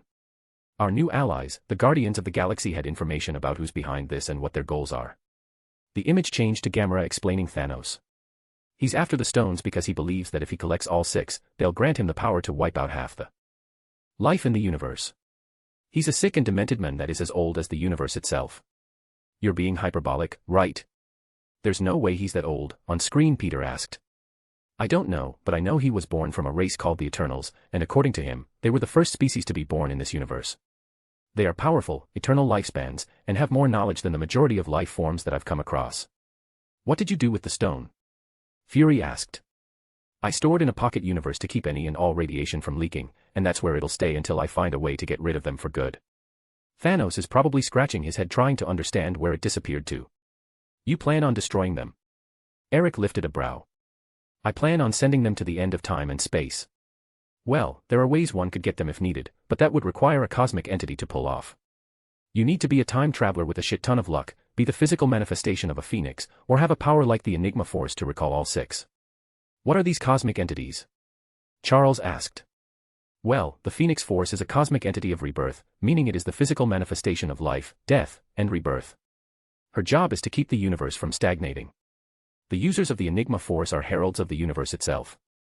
It only manifests in a few chosen hosts during dangerous moments that threaten all existence in some form or way. How'd you figure all this out? Fury questioned. Oh, I didn't tell you guys. Okay, check this out. These Merlin gemstones on my back are mock creations of the Infinity Stones. In each of my gemstones contain a universe of their own, and I while can only activate them at most for 60 seconds every day, it's possible to use them in a variety of ways. One method is searching the universal web of information. Peter held his hand out. By combining my magic with the Time and Mind Stone, I can peer into the past and get just about any bit of information I need.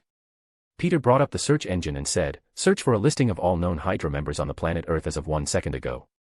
A huge list started compiling on the screen with detailed information on every living and active Hydra member. Everyone's eyes bulged as they saw the names, pictures, and information. Next, I'll use the reality topaz and print it all. A stack of papers appeared on the table while Peter grinned. So, think it's helpful for taking down Hydra? Yes. Everyone in the room shouted. Are you sure they won't have problems in the future? Fury asked. If you're worried about someone stealing, they only work for me. They would need magic stronger than the Maker to overcome his security measures. Even if Thanos somehow got a hold of them, and if there was some way he could use him, he can't accomplish his goal as these stones only contain a fraction of the Infinity Stone's power. And yours were made by a mythological wizard. Tony lifted a brow. Merlin was real, and he might be the strongest spellcaster in existence. He can make entire universes, has already moved to a higher dimension outside time and space, and might have evolved into a fifth-dimensional being. Peter explained. None of that sounds real, Wanda spoke up. Well, it is. There are demons and gods that live out in space, and humanity is an ant just waiting to get stepped on at the moment. Great, just what we need, Fury groaned. Hey, it's not all bad. In fact, one of the cosmic forces I spoke about is on Earth, Peter grinned as he looked at Jean. Everyone followed his eyes and made the red-headed psychic say, "What?" Jean Grey. You are the current host of the legendary cosmic entity known as the Phoenix Force. The room gasped while Charles furrowed his brows. What? Peter pulled up some scans. Tell me, have you ever been bombarded by cosmic radiation like the Fantastic Four? No, Jean shook her head. Well, you're emitting a lot of cosmic energy. Peter showed the scans to everyone in the room. How do you know that it's this Phoenix thing? Scott asked. Well, for starters, the same person who made my gemstones made a contract with the Phoenix Force. I'm sure you felt that strange attunement to me since you've walked in the room, correct? I'm guessing he made these stones when he had the Phoenix Force. The room gasped again. I'm reacting to your gemstones. That you are. You don't need to freak out about this. You're not going to get your body hijacked or anything. You just have to believe in yourself. Jean, your psychic potential far surpasses that of the Phoenix. But if you two can work together, you might be our best chance at stopping Thanos. Me. You two should receive training from the Ancient One and learn magic, MJ said while pointing at Jean and Wanda. Why me? I get Birdie over there.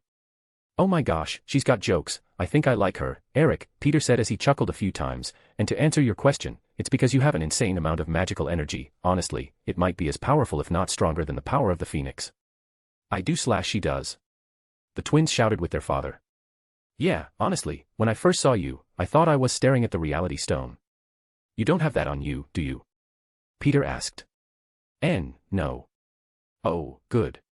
Be weird if there was a third stone on Earth, Peter sighed. Third? Tony lifted a brow.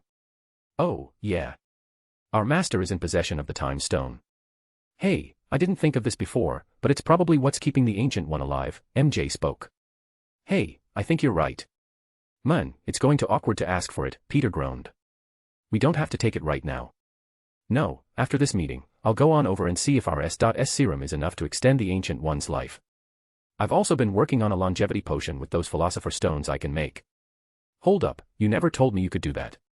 When you brought me the stone, I thought you were joking. Those were legit Philosopher Stones.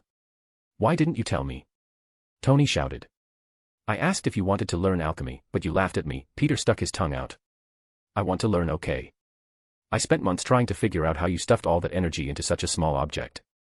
I'll lend you some books, Peter snickered. Can we get back to the Phoenix issue? Charles asked. Right, after you train, we can talk about that more. The only reason I'm telling you guys this is in hope that you don't create a dark Phoenix. If you reject the Phoenix, try to suppress the Phoenix, or harm it, it will just straight up corrupt you. Your impressions on this age-old deity shape how it will act. Treat it with respect, but don't allow it to control you, and you'll be fine. You make it sound like I'm not carrying a nuke in my body, Jean sweated. That's because it isn't. You can communicate and reason with her. It just takes time and a lot of mental strength, MJ said. I read up a lot on the Phoenix and other mythological beings during my magic studies, and there were Phoenix Heralds that were great heroes and or terrifying destroyers. You can do this, Jean. Thanks, Spider-Woman, and it's good to see you again. Yep, you too. We should catch up after Hydra's defeat. Knowing Pete, he's going to lock himself in the lab for the next couple of days. He's got that itchy twitch again, MJ laughed. Ah, my soon-to-be wife knows me well, Peter snickered. So, how are we going to deal with them? Fury questioned as he looked through the stack of papers. I was working on a spell in combination with my soul emerald and space amethyst. I can teleport everyone on this list into a star right now. However, there are lots of victims and bases that are holding innocent people, so I suggest I teleport them all to Venus and take them down as a team. Eddie will never see this one coming. We'll need every abled fighter and then some. I've also prepared equipment that emits hypersonic vibrations for you all. If Hydra has symbiotes, then we need to use their biggest weakness.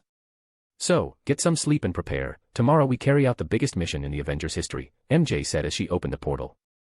We have work, so we'll pick this up after removing Hydra from Earth. Peter opened a portal to Camartage. Scarlet Witch, Jean, I've contacted the Ancient One for you and she has agreed to be a teacher for you both. Please step in the portal. Wanda looked to her father, who nodded her head, while Scott and Jean looked at each other with a nervous expression. I promise, depending on how you are trained, it won't be that long. A year maybe. A year. Both women shouted. Did I forget to mention there is a room where time flows quicker? If you do the training in there, a week is about a year, Peter chuckled. What about the mission? Charles asked, won't we need their firepower? Oh, I think we'll be fine. After all, we have a Hulk. Finally, the voice of Bruce Banner echoed in the room as he stepped through the portal. Only, he was 8 feet tall and green. Hey guys. The Hulk called out. Banner. Tony tilted his head. Yeah. It's good to be back. I've got a lot to catch up on. Nice tattoos, Tony said as he saw the tribal-like ink bracelets. Oh, the only thing I could do was work on mental-type spells. These are kind of like training wheels. It keeps the Hulk in check until I can control it without them. So, no more outburst. Actually, I can do one better. Bruce started to shrink down to roughly 5 feet and looked way less bulky. Isn't it cool? The cloths shrink and grow with me. Though, I feel uncomfortable, like I'm squishing my own body. Bruce held his arms out in a presenting manner. Well, I'll be damned. Fury looked at Peter. What, you want to learn magic too? Not my thing, Fury rolled his eyes. So, you girls ready? Peter asked. Yeah, Wanda walked through the portal before Jean gave Scott a kiss and went in after. Peter saw Scott pouting as the portal closed. Relax, Scotty boy. Look at the upside, it's just a week for you. And a year for her, Scott sighed. Yeah, but think about it this way, she is going to be pent up when she comes back. You might not even make it to your rooms before she rips your pants off. Redheads are feisty, that, I would know. Scott blushed as his jaw dropped. Everyone in the room snickered before the hero Cyclops responded, the hell, Peter.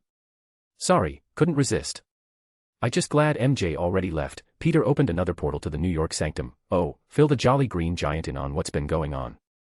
I've kept him updated for the most part, but a lot has happened these past few months. Chapter 74, Issue 74, A New Age Part. As the portal closed behind him, Peter walked over to where Strange usually was, meditating upstairs. He sat down and waited for him to respond, only taking him minutes of relaxation before the sorcerer finally spoke up. Something I can help you with, Peter. For one, you can hand over the time stone so I can dispose of them. Is it that time already? Don't worry about the ancient one, in fact, I have a proposal for you. Peter lifted a finger. I accept. Like I was saying, if you don't agree, wait, what? I accept, Strange smiled. Ah, why'd you have to ruin this for me? I had all sorts of wacky and strange, Peter wagged his eyebrows, gimmicks to make you agree. Yes, I saw them, quite annoying I might add. Right, time stone, Peter passed over a few items, here's a key to my lab, you're a doctor, shouldn't be too hard to figure it out, and give Jean and Wanda the upgrades too. Strange opened up the Eye of Agamotto and revealed the stone before Peter tossed into the pocket dimension that existed outside their universe. Clever, they're inactive in other universes, so they won't generate any energy for radars to pick up on. And it keeps them from being snagged up since I'm the only one that knows the exact spatial coordinates of the vault. Why not keep them there forever? Strange asked. It's the stones. I believe they have great importance and destiny. At the peak of entropy, it will be the phoenix that becomes its wielder. The universe will be reborn. Ah, I see, it appears I still have much to learn, Strange chuckled. Just a bit, Peter snickered. Not all of us have access to the multiverse, Spider Supreme, Dr. Strange gave a knowing smirk. Yeah, I found a shortcut, so what?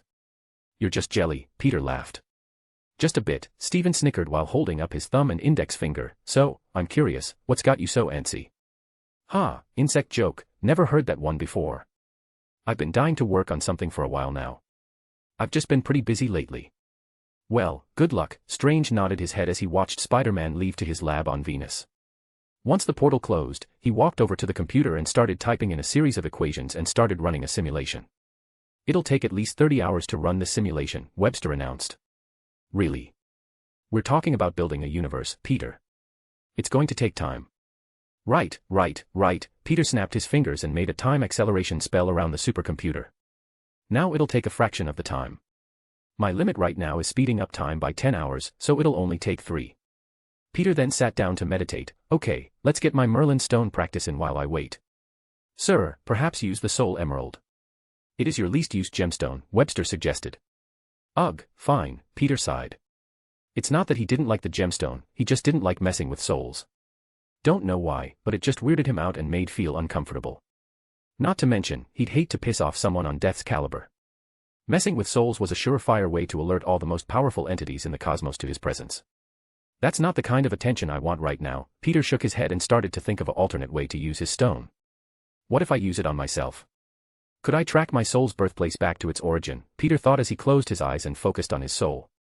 I can. Let's follow it and see if I can't return home. After searching for a bit, Peter tilted his head. Universe 38119, wait a second, I've heard that one before. He thought hard before opening his eyes in realization. Get out, I'm from the universe the 90s Spider-Man went to and met with Stan Lee. That's actually really cool. Peter laughed at his origin and said, I guess this makes Stan a prophet or the one above all's incarnation. No wonder they're in every universe. The 90s Spider-Man was the one he watched growing up. He'd have to pay a visit sometime in the future. It's been his dream to help the guy out after he lost MJ at the end. Peter sighed as he tried using his soul emerald in a different manner. I got soul tracking down. I've made an A.IA soul.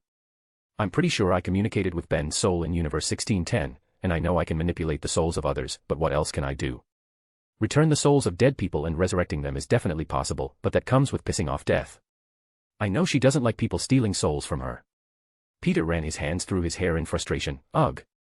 I just can't think of anything. Maybe I can combine it with my physical powers to attack a person's soul. I know plenty of beings in this universe that are impervious to such attacks. This isn't a bad idea. I can either kill or cripple their souls. Peter continued his train of thought until it hit him. Wait, I could make copy souls and read their minds to gain their knowledge. Testing it out, Peter activated his emerald for a second before he used both magic and the reality topaz to recreate Otto Octavius 616 soul. Using Charles's mind-graping abilities, he stole all the scientific knowledge from the copy soul and dispersed it. To avoid any privacy invasions, he made sure to stay out of any personal stuff and solely focused on the scientific genius that was 616 October. Wow, dude really is crazy smart. Peter took a breath of fresh air, but cramming decades of data and scientific methodology wears me out. I feel like I just went through a 1,000 classes in 1 minute. I can actually feel my brain throbbing. However, it has its uses. I could learn what a bad guy is planning without actually reading his mind. I could use it to learn of tech, but I don't like this method. Feels way too cheap, and it takes the fun out of learning it yourself. Peter got up and started tinkering around until he had built a large circular gateway and grinned. Hee. Well, Thanos, if this doesn't prove you wrong, I don't know what will. Using a small amount of tritium, he started up the machine and watched as it formed a star. Stars are the biggest resource makers in the universe. Well, now I can say I forged a star. I wonder if I can get the dwarves to teach me their methods. Ooh, now I want my own Nidavellir. Peter also wanted to test his strength against an Asgardian too. Should I ask Thor for a spar? Using the power ruby, I'm sure I could fight with him. Maybe I should look into increasing my strength more. I know the Celestials created gods, and I just so happen to have their spinal fluids and brain matter. Peter pulled out a vial of the stuff and tapped his foot on the ground. I really don't want to become an omnipotent being right now. I still feel I have a lot to do as a human, but I guess I should prepare for the worst. Building a super soldier serum with this as its base might be able to make me as strong as a god. I just hope there are no side effects. Peter started working on the formulas and possible ingredients, and for the first time in a long time he had a challenge. Whenever he tested the blood with his own, it would undergo rapid and wild evolution. It could take him years to modify it in a useful manner. He got to work and didn't even notice his phone's alarm blaring for over 20 minutes. Oh crap. I'm supposed to be teaching combat and biology class at Avengers Academy. Peter noticed that his time until his supercomputer finished his calculations was only a few minutes away. He sighed. Ugh, lots to do. I'll get back to you later. I should have put a time bubble around the whole lab. Which reminds me, I have to do the same for Richards, get him up to date with what's been going on, and I have to take down Hydra tomorrow. I can't wait until Avengers take all this off my back and get back to daily patrols. Peter opened a portal to the school and got to work. He taught alongside scientists such as Hank Pym, Otto Octavius, Kurt Connors, Henry McCoy, his own mother, and a few dozen of Spider-Man's old nemesis were working in this school. With cutting-edge technology, resources, and a hefty paycheck, the scientists were right at home. He spent about 8 hours teaching science and advanced technological engineering before heading off to see the Avenger recruits. Peter didn't want any incidents like what started the Civil War in the Ultimate series. So, heroes under the age of 18 were forbidden from fighting crime without a license, and to get one, they must have had adequate training and completed the promotion exam. He took some ideas from My Hero Academia but made a few changes. For one, you're allowed to keep your suit and gear. Secondly, regardless of whether or not they had their license, they could engage the villains if they were in the right place at the right time after calling the authorities. Thirdly, a body cam had to be on whenever they were in the field. and lastly, they had the same courtesies and benefits spies had, which meant that their identities would be kept secret for as long as they wanted to. Of course, if their identities were ever ousted, their immediately families and closest friends would enter a form of witness protection. Peter went to the danger room and met up with students. Unlike other classes, this one wasn't separated by age groups. The hero thought that it would be a bad idea to segregate the combat and situational lessons because it would be detrimental to their training. You're not always going to end up fighting someone the same age, and having experienced a loss from someone more experienced or more powerful despite their age is a good lesson for them to learn. He looked into the room on the other side of a one-way window and smirked as he saw the first group of kids enter. Amongst them was a 16-year-old Miles Morales and a 17-year-old Gwen Stacy. Her outfit was almost a perfect match for her Ghost Spider variant, and Miles had on what looked like his own black and red version of the MCU one Peter recognized from Tom Holland's first appearance in the movies. Peter watched as the room came to life and started preparing a series of hero tests. They fought against robots that impersonated the abilities of well-known villains, rescue operations, environmental disasters, and hostage situations. There were mutants like Archangel, people with tech like Amadeus Cho, and of course, empowered people like the Spider Heroes. He couldn't help but feel proud as the two Spiders not only completed their training but excelled at it due to their unique abilities. Peter watched the students change out the roster and gave his advice before looking at the two Spider Heroes and said, "You two, come meet me after class. I'll be waiting on the roof." "Yes, sir." The two shouted as they gave a salute. "Put your hands down, I'm not in the military," Peter chuckled as he dismissed the class. The classes continued for another 3 hours straight, and when it finally ended, he went to the roof. He only had to wait a few minutes before the group showed up with excited expressions on their faces. "Pete." Miles held his hand. Peter gave him a high five. "Good to see you again, kid," Peter chuckled. "Dig the suit, you make it." "Yeah, I had some help from a friend though," Miles rubbed the back of his head. "So, Gwen, enjoying the school?" "It's great. Besides getting to geek out over alien tech, I get become a better hero," Gwen smirked. "Yeah, I bet. But I didn't call you up here to catch up. Care to tell me what you were doing patrolling?" Peter pulled up video footage of them going on night shifts in their neighborhoods. "Ah." Gwen's eyes darted around like fish in a bowl. "Are we in trouble?" Miles asked. "PTHBB, no. While you have to abide by the rules of the school, we can't exactly stop vigilante behavior, nor should we want to. The most we can do is try to convince them or at least instill morals that align with our own. Just try not to get caught." Peter opened a portal to his old underground lab. "Come on, follow me." The two followed through and gasped when they saw the old abandoned train station that had been reconstructed into a lab. "I used to use this place back in my rookie days. It's yours now. You don't have to pay for anything and you don't have to worry about people tracing it back to me." "How'd you pull that off?" Gwen asked. "I purchased it under a false identity." "Is this really for us?" Miles started geeking out as he looked through the carts and saw various pieces of technology. "Yeah. I know how hectic the grind can be. Feel free to make yourselves at home.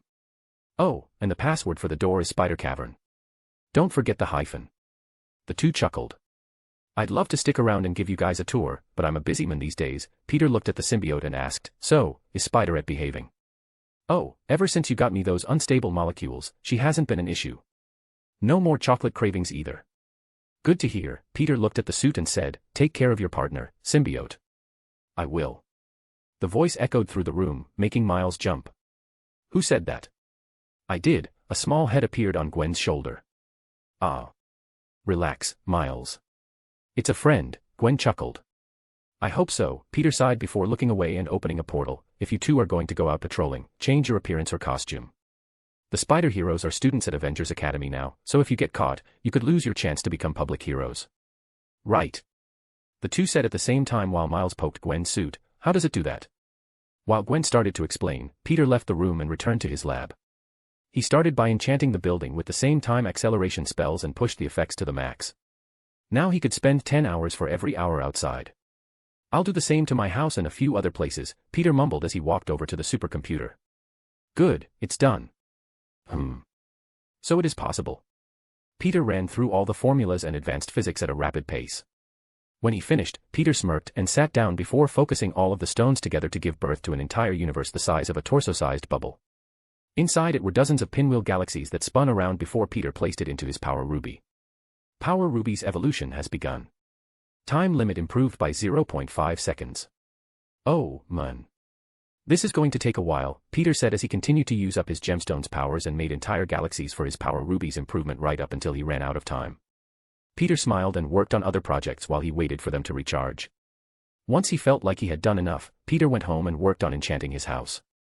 Once that was finished, he went over to the Baxter buildings to do the same.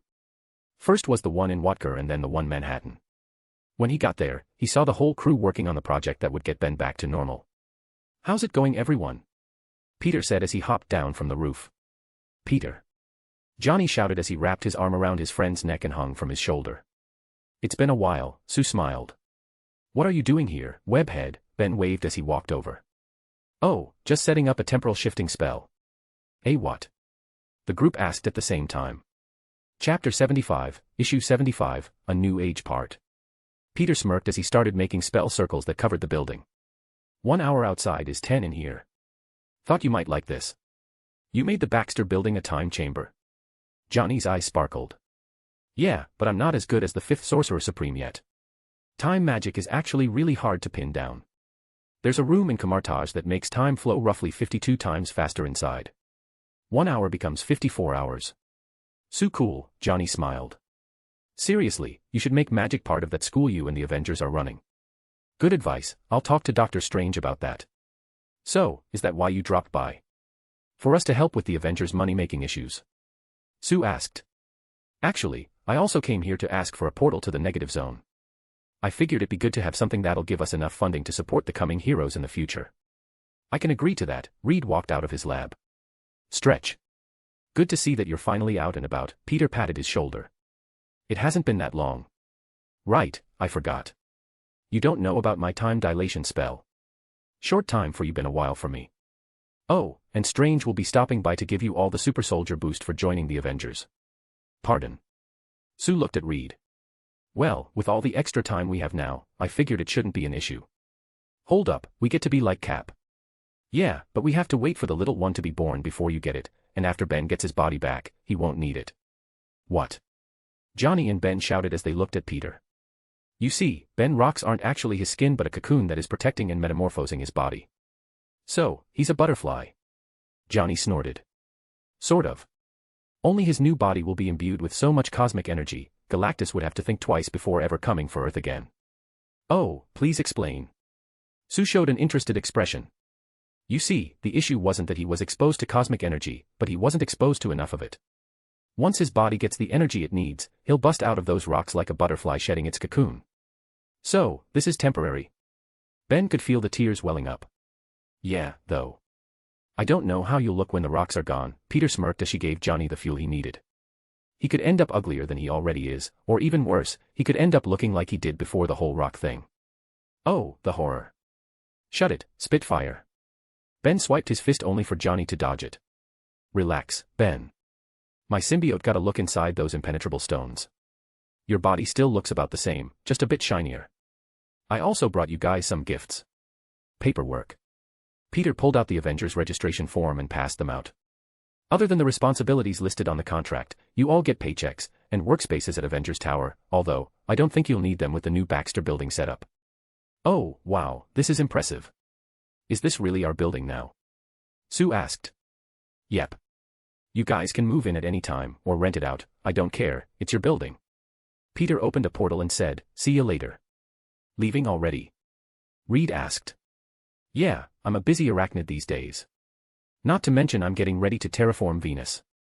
Oh, we so have to get in on that. Johnny smiled. For once I agree. We saw the video with the Mu, or metahumans, and I'm curious to see it in person. I'll let you guys know when it's going down. I have some free time coming up next month, so we can spend some time with our friends. Sounds like a plan. Later, Bug Boy, Johnny joked. Great, he's flame retardant and a plain old retard. How many times do I have to tell you? Arachnids, spiders are arachnids. The portal closed before Johnny could get another word in. Peter was back in his lab and worked on other projects until his gemstones had recharged. The project he worked on was the revival of the dragon race and the study of their physiology. He looked at 5,000 floating eggs inside incubation chambers while the other side of the room was built to preserve the dragon bones. With these many, it goes way beyond the 5,500 rule. I also managed to alter the genetic coding of each dragon so that the majority of them aren't even siblings anymore. With this much diversity, there's no need to worry about inbreeding or genetic drift. I'm sure Kuan Luan will enjoy it enough to allow me to learn from their dragon god. Peter looked at the genetic structure of the long species. After several months of testing, he had managed to extrapolate quite a few useful genetic markers from the dragon bones. One being their ability to have a godlike lifespan. However, there were also several other useful abilities he could make use of. With the symbiote to edit his own genes, Peter could gain skin tougher than dragon scales, fangs, claws, and incredibly robust blood cells. Is the serum ready? Peter asked. Safety protocols have reached a 99.999999999999999% probability of a successful mutation without drawbacks. Webster called out. So, no scales or slit eyes. I'm not going to turn all lizardy. Testing is required. Right, better safe than sorry. Peter created a soulless clone of himself and injected the serum. With the symbiote working its magic, Peter watched his scans and saw that he grew fangs, sharp retractable claws, and its overall muscle mass increased by 15%. Peter read off the scan's data and laughed. Is this right? Yes, my math is impeccable, Webster said with a snarky attitude. Incredible, regeneration factor has increased by 500%. With this, I could regrow limbs in half a day. With Chi, I can heal it in minutes. And with me, you could heal it in second. There also has been a substantial increase in physical strength, Webster finished. How much strength are we talking about? Peter remote-controlled the doll to his testing room. Without the symbiote, his soulless double was able to lift up around 750 tons without any effort, and 1,000 tons being its peak limit. With the symbiote, it could lift 50,000 tons. Still don't know if that's enough to beat Thor. Let's see speed. Running on a track made out of hard light, Peter's jaw dropped as he saw the clone hitting 1,000 miles per hour like it was nothing. When he told it to go all out, the clone hit 5,000 miles per hour, and that number only got faster as the symbiote amplified it further. 25,000 miles per hour. That's 32.58309 times the speed of sound. When I started this gig, I could barely get up to 250 miles per hour. I'm not Quicksilver, but I'm certainly no slouch. Peter noticed a drastic increase in stamina, reflexes, senses, and visual acuity. He had near-perfect night vision and could see that his chi levels were through the roof. If I'm right, I can live up to a few 100,000 years. If I imbue chi throughout my entire body, I can enhance my physical abilities 100-fold. Webster, run the numbers. Running calculations, total increase estimated at 155x increase to all current abilities. Too bad you can't magnify chi, Peter chuckled. Indeed. But I can amplify your base physique to get better enhancement during chi use. I'm turning into a super scion, Peter laughed. But you don't have a transformation, Webster replied. Oh hush, quit ruining my fun, Peter snickered before saying, let's test those claws. Peter put up a dozen or so different types of metal. The claws easily slashed through almost all of them, titanium and tungsten as well. It didn't make a dent and even broke his fingernails when he tried to cut adamantium and vibranium. However, he was even able to break through alloys that the Nova Core considered invulnerable. So as long as it isn't a legendary tier metal, I can cut through it, good to know. I suggest you try applying chi, Webster suggested. Peter lifted a brow and went ahead with it.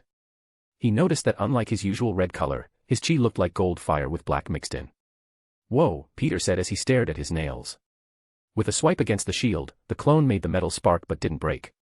No noticeable damage, Peter looked over it and scanned it, but there is microscopic damage. I scratched vibranium. Peter examined the same way with the adamantium and sighed as he noticed that it didn't so much as scuff the metal. Ah, adamantium is the denser material, and I'm basically scooping rather than outright cutting. Still, my claws are on par with vibranium. This is so cool. Peter retracted his claws until they looked like his plain old, trimmed nails. After his test run, he made the body vanish and created another to test a different dragon serum on. The one he used previously was made from the bones of the youngest dragon that he had at his disposal, and the next one was from middle age to oldest. Peter injected the serums and saw that the physical boost remained similar, but the chi magnification was greater the older the specimen was. The oldest dragon allowed him to boost his physical and mental strengths by 200 times when using his chi. It just occurred to me, I can run around 4% of the speed of light with you and my chi amplifying everything. If Quicksilver hasn't discovered that he's faster than light yet, I might be able to outrun him. His phone buzzed. Well, I'm glad the mimic molecule I made works. Peter thought long and hard after losing contact with the Earth during his trip to space. His solution to long-distance communication was a cloned molecule. With it, regardless of space, time, or distance, these molecules would mimic the state of the other one. Once he made the mimic molecule, he had MJ make the technological equivalent in the form of new phones for the Avengers. What serum are you going to use? Webster asked. None. I want to see if there's a difference from a living dragon. Not to mention, if the chi enhancement is better the older the dragon is, then I imagine the immortal dragon of Kunlun must be worth the wait. What about the Jade Tiger? Webster asked. I'll send MJ after her to get White Tiger join the defenders. I can probably revive the tiger god species, but I'll need a corpse of some kind. Any DNA from that era will be hard to find. You could just create it, Webster informed. Yeah, but I told you about this before. I'd prefer to use all other methods before relying on them. You and your sense of accomplishment, Webster sighed. Hey, it's not just about that. If I can do it without the gemstones, then that means that others can too. I want to pave a path, not make people it's impossible without godlike powers and cheats. Peter opened a portal and said, I'll go get Danny. We have work to do. Peter snapped his fingers and made all the incubators appear inside his bag of holding. After jumping through, he smirked as he saw Danny training in Colleen's dojo. He had her pinned to the ground and was seconds away from giving her a smooch when Peter snickered, Man, is my timing bad or what? Peter. The two shouted as they separated. I can always come back, Peter grinned as he opened a portal. No. It's fine. What did you come here for? Danny said as he helped Colleen up. I thought you might want to return to Kunlun a hero. Peter smirked as he tossed the torso-sized incubator. The moment Danny caught it, his chi began to react to it, almost as if it were excited. Is this a dragon egg? Peter finished as he changed the portal location to the gates of Kunlun. Ah. Danny looked nervous while Colleen looked excited. Relax, Danny boy. Once they realize I have 5,000 dragon eggs that can restore Kunlun to its golden age, you abandoning your post won't really matter. Those old fogies are the type to weigh good deeds and bad before coming to a decision. How did you? Peter lifted a brow. Danny, I can learn anything I want as long as it's considered past information. So, when I say I do background checks, it's the whole shebang. I know about you leaving Kunlun, and before you say anything, I think that you were in the right. The world is changing, and Kunlun's reclusive nature has left the world weaker and more open to attack. I promise you, let me talk to them, and I'll do my best to resolve our particular situation. I'm scared of what they might think of me. I don't wish to see the disappointment in Lei Kung's eyes. Who is Lei Kung? Colleen placed her hand on his shaking shoulders. He picked me up after my parents died, raised me as his own, and taught me everything I know. I just don't want him to hate me. Peter shook his head. A father can never truly hate their own child. Come on, Danny. No more running. It's time for Kunlun to stop hiding from the world. They won't think the same, Danny sighed. He knew just how stubborn the people in Kunlun were. I can be quite persuasive, Peter patted his bag of holding. I'll go, but there is just one issue. Kunlun only opens up every 5 years. Peter lifted a brow as he pointed to the glowing portal that he was holding open. Right, I almost forgot you were a master of the mystic arts. Get something warm on, and let's go, Peter chuckled as he hopped on the roof and laid back. I'll wait. The two walked off and came back 5 minutes later with heavy jackets, boots, and their masks on. Peter smiled and put his mask up as he jumped through the portal with his friends. They ended up in a snowy mountain with a long and narrow canyon path when it closed behind them. So, how's the battle with the hand? Peter asked. We took down 3 of the 5 fingers, Colleen informed. Make that 4, I took out their leader a while back. Have you had a chance to meet Shang-Chi yet? Really? You took out the hand's leader? No wonder they've been running around like a bunch of chickens with their heads cut off, Colleen snickered. Shang-Chi, we met a while ago. He's a good martial artist. He taught me a thing or two on how to manipulate my chi. Big world, lots of talent, yet another reason to end the seclusion of Kunlun, Peter sighed as they approached a stone gateway. Let's see, Peter started deciphering the runes carved into it. Oh, this is pretty good. It uses ambient energy to charge and open itself every 5 years. Well, if the power is the problem, then it's no problem at all. Raising his hand, Peter filled gateway with an abundant amount of pure energy, opening it up without any trouble at all. Let's go, Peter walked through first, only to meet with 2 spears that stopped short of his neck.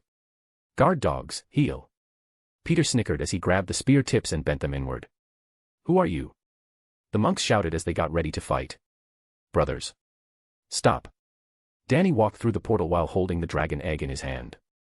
As if the hidden realm knew what they brought, the chi in the area suddenly became several times stronger, growing the plant life around them, making the flowers bloom, and filling the air with life force. Ooh, now this is interesting, Peter mumbled. I understand our chi reacting to the dragon's presence, but the realm itself recognizes it. It's like it's alive. Danny, you're back. One of the guards seemed happy while the other, not so much.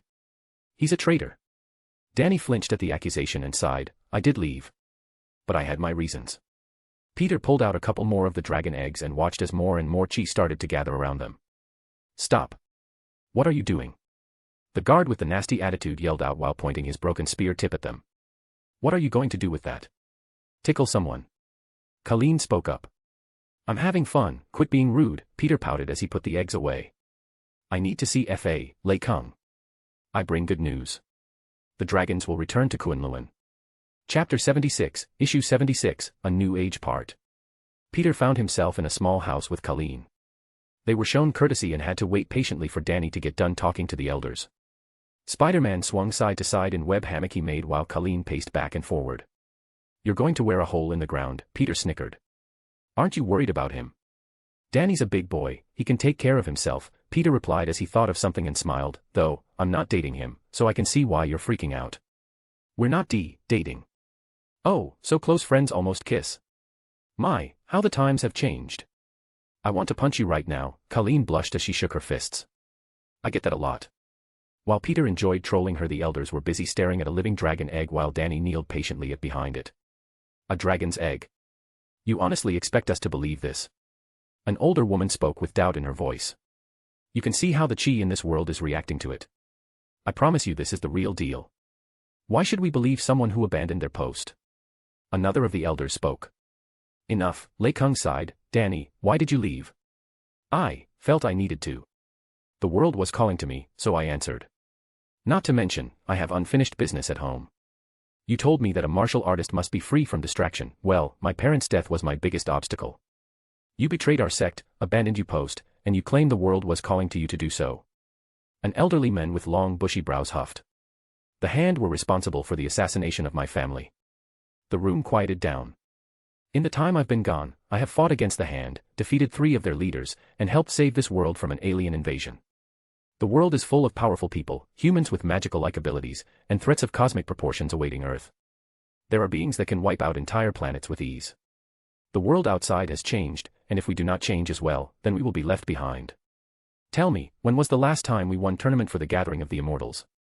Silence. One of the elders shouted in anger. I will not. I will not stand idly while the world is destroyed. Kunlun is no longer safe for any of you. Strip me of my power if you must. However, I will no longer follow a flawed system. We have lost the last 6 immortal tournaments and the clans they took with them left us weaker. By secluding ourselves from the outside world, the talented people that could lead us into a brighter future are overlooked, our progress is stagnating, and we live like cavemen. While our enemies adapt and get stronger, we rot here in a tiny realm. Nothing about this is good. A few of the elders were so red they started looking like chili peppers about roasting over a fire. A woman suddenly started chuckling. He has a point. The woman who spoke was Fan Fei, another martial artist who had achieved the timeless body like her husband, Lei Kung. You're just saying that because you see him as your child, an annoyed elder spoke up. What does that have to do with anything? Right is right, Fan Fei rolled her eyes. Is that the same thing you said when you taught commoners to use chi? An angry female elder spat. You want to be very careful with your next words. The mystical beasts of these lands were killing innocents every day. If commoners disappear, so do our roots, Lei Kung nearly snarled. What I did was for Kunlun and its future. If you continued to go about it your way, we'd run out of students in 100 years or so, Fan Fei added, and now my son has returned with a similar goal, of course you old bastards would be against it. Why you har? The elder didn't get to finish before Lei Kung shouted, enough. The room shook like his voice was thunder. I will take the egg to Sholau. We will decide Danny's punishment when I return. An elder made a smug expression before Lei Kung added, if he deserves one. About that, I was wondering if he could take the guest I bought. The one known as Peter used science to not only clone this egg, but he has 4,999 remaining. He wishes to speak with the immortal dragon. Everyone in the room gasped while Lei Kung frowned, and what does he plan on doing with so many? I don't know, but my friend gave me his word, whether or not he gets what he wants, he will turn over all the eggs to the immortal dragon sect. Come with me, Lei Kung started walking out of the door. Iron Fist followed his teacher and adoptive father before ending up at the guest house. When Colleen saw him, she ran over and hugged Danny while Peter stared down the man known as the Thunderer. Interesting child, Lei Kung noticed the vast well of chi inside the spider hero. Hi, nice to meet ya, Peter held out his hand. Seeing he was lost, Danny snickered at his father figure and said, you're supposed to shake. It's a Western greeting. I know that, Lei Kung blushed a little as he shook his hand. Name's Peter Parker, I'm a hero from New York, they call me Spider-Man. Spider-Man, huh? There used to be a clan of spiders that lived in Coulson many years ago. Well, no relation here. So, did you guys finish? Peter looked to Danny. Actually, I would like to know what you plan on doing with those dragon eggs you brought here. Oh, I plan offering Shou Lao a trade. You wish to trade with the immortal dragon? The Thunderer lifted a brow. I do. Lei Kung tapped his foot against the floor and said, may I see these dragon eggs? Sure. Peter threw out all of them inside the large courtyard and watched as the chi in the hidden realm started acting up. They marveled as the chi in the area suddenly exploded like the land was welcoming them home. Are you a mystic? Lei Kung stared at his bag. Somewhat, Peter replied with a smirk. Very well, I will allow you to. A might dragon's roar suddenly shook the ground. A golden flame spewed into the air as the chirp-like roar got closer and closer. Peter could feel his own chi being suppressed while Danny seemed to be growing stronger. Before he knew it, there was a giant snake-like dragon with 4 limbs and wings flying above them. My champion, Shou Lao's voice boomed, you have returned. Yes. My apologies for leaving, Shou Lao. My champion has no reason to give apologies. What you do is your own choice, and as long as it doesn't bring shame to our clan, then I could care less what you do. Whoa. It's a real dragon. So cool. Peter's eyes sparkled alongside Colleen. I know I shouldn't, but I kind of want to pet him. Colleen blushed in embarrassment. Who is this one with the power of the spider totems emanating from him, and how? Shou Lao looked at the eggs. How is this possible? Peter might have been mistaken, but he swears the dragon was smiling. I used the bones of ancient dragon to clone new ones. I altered their genetic coding a bit too. It should be easier for them to produce offspring. How? Lei Kung asked. The dragons barely managed to produce a single child every 1,000 years or so. It was their biggest flaw, and yet here a stranger was telling them that he fixed it. Male dragons need mates with equal or superior chi levels, and since the males of the species have chi levels are usually 1.75 to 2 times stronger, it was so rare that they ever had children at all. I augmented their DNA and forwent that trait by quite a bit. I couldn't scrub it, but I think the 50% chi difference I managed to pull off should improve their ability to procreate. How'd you do that? Danny questioned. I made the genetic sequences for producing bioenergy stronger for the females. By now, a crowd had gathered, but they all kept their distance, most of them bowing on the ground as they worshipped the immortal dragon like he was their god. What did he mean by spider totem? Colleen asked. Complicated higher-being stuff, Peter replied as he walked up to the dragon. Immortal dragon Shou Lao, I bring you 5,000 dragon eggs ready to hatch. I hope this offering is enough for you to grant my wish. Peter removed them from their incubators and held the eggs with his telekinesis. It is a worthy deed you have accomplished, young spider. What is you desire from me? I want a few drops of your blood and a bone from you. I will heal any damage done to your body, and even if you refuse, I shall leave the eggs here. While the people of Kunlun looked at Peter as if he was a sinner worse than the devil, the dragon suddenly laughed. You wish for blood and bone, that is all. That's it. What do you plan to do with it? The immortal reptile questioned. I'm something like a chimera. You blood and bone will further my own evolution. I need it to become strong enough to protect this planet. The dragon laughed once more. If you wish to obtain my blood and bone, then you must earn it through a trial of combat. Well, I don't know if I can win, so how about we make it so that if I draw blood, you'll concede? Very well, let us begin. The dragon suddenly erupted in flames. Wait. Hold on just a second. Maybe we should move away from the city. Not to mention the eggs need to be protected. A sweat dropped on the dragon's forehead before it nodded his head. We are in agreement. Thunderer, take them to my abode and place them next to the brazier. Yes, my lord. Lei Kung used his chi to make the eggs float beside him before he flew away. Come, jump on my back.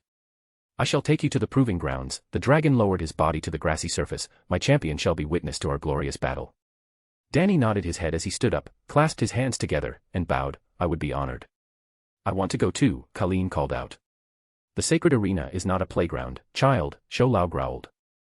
Matriarch, could I ask you to look over my, Iron Fist blushed as he nearly called her his girlfriend. Fanfei smirked as she placed her hands on the woman's shoulder. Of course.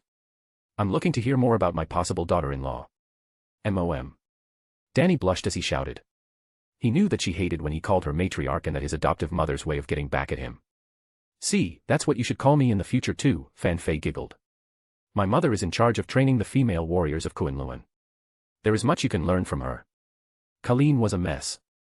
Her face was bright red, and she could barely contain her outburst as she said, then, I'll look forward to learning about you too. The dragon took off with Danny and Peter while Colleen was being dragged away by the matriarch of the Iron Fist clan. You have an excellent foundation. Who trained you? My parents, and then, the Hand. Colleen looked away with shame written all over her face. I see there is a story to be told. Come child, I will not judge you too harshly. We all have our stories that haunt us. Fen Fei shook her head. You too. I once taught commoners the art of Qi in combat. However, it was forbidden for anyone to teach the Iron Fist style that was not of the same clan. The elders had given the order to feed my pupils to same mystical beasts that they trained themselves to fight against. What happened? Colleen asked with a worried expression. My husband put a stop to it and invited those commoners into the clan. Of course, he wasn't my husband at the time. Ooh, Colleen seemed more interested in hearing that story. Chapter 77, Issue 77, A New Age Part. Peter and Danny rode on the back of the dragon until they reached a large arena surrounded by braziers containing yellow flames. There was nothing but open fields around the arena with the mountains and the distant city acting as quite the scene to admire. Shall we begin? Peter closed his eyes and created a clone for him to puppet. Of course, he replaced the adamantine with adamantium, or else it would have been impossible for him to use his psychic powers on. Interesting ability, young spider. You haven't seen anything yet. Peter injected him with his strongest dragon mutagen serum he had. Danny and the immortal dragon were surprised to see and feel his clone's chi go through a massive transformation. Incredible. A spider totem with the body of a dragon-human hybrid. The spider goddess must be elated. Spider-Man breathed a sigh of relief. Glad you didn't call me an abomination and demand I perish or something.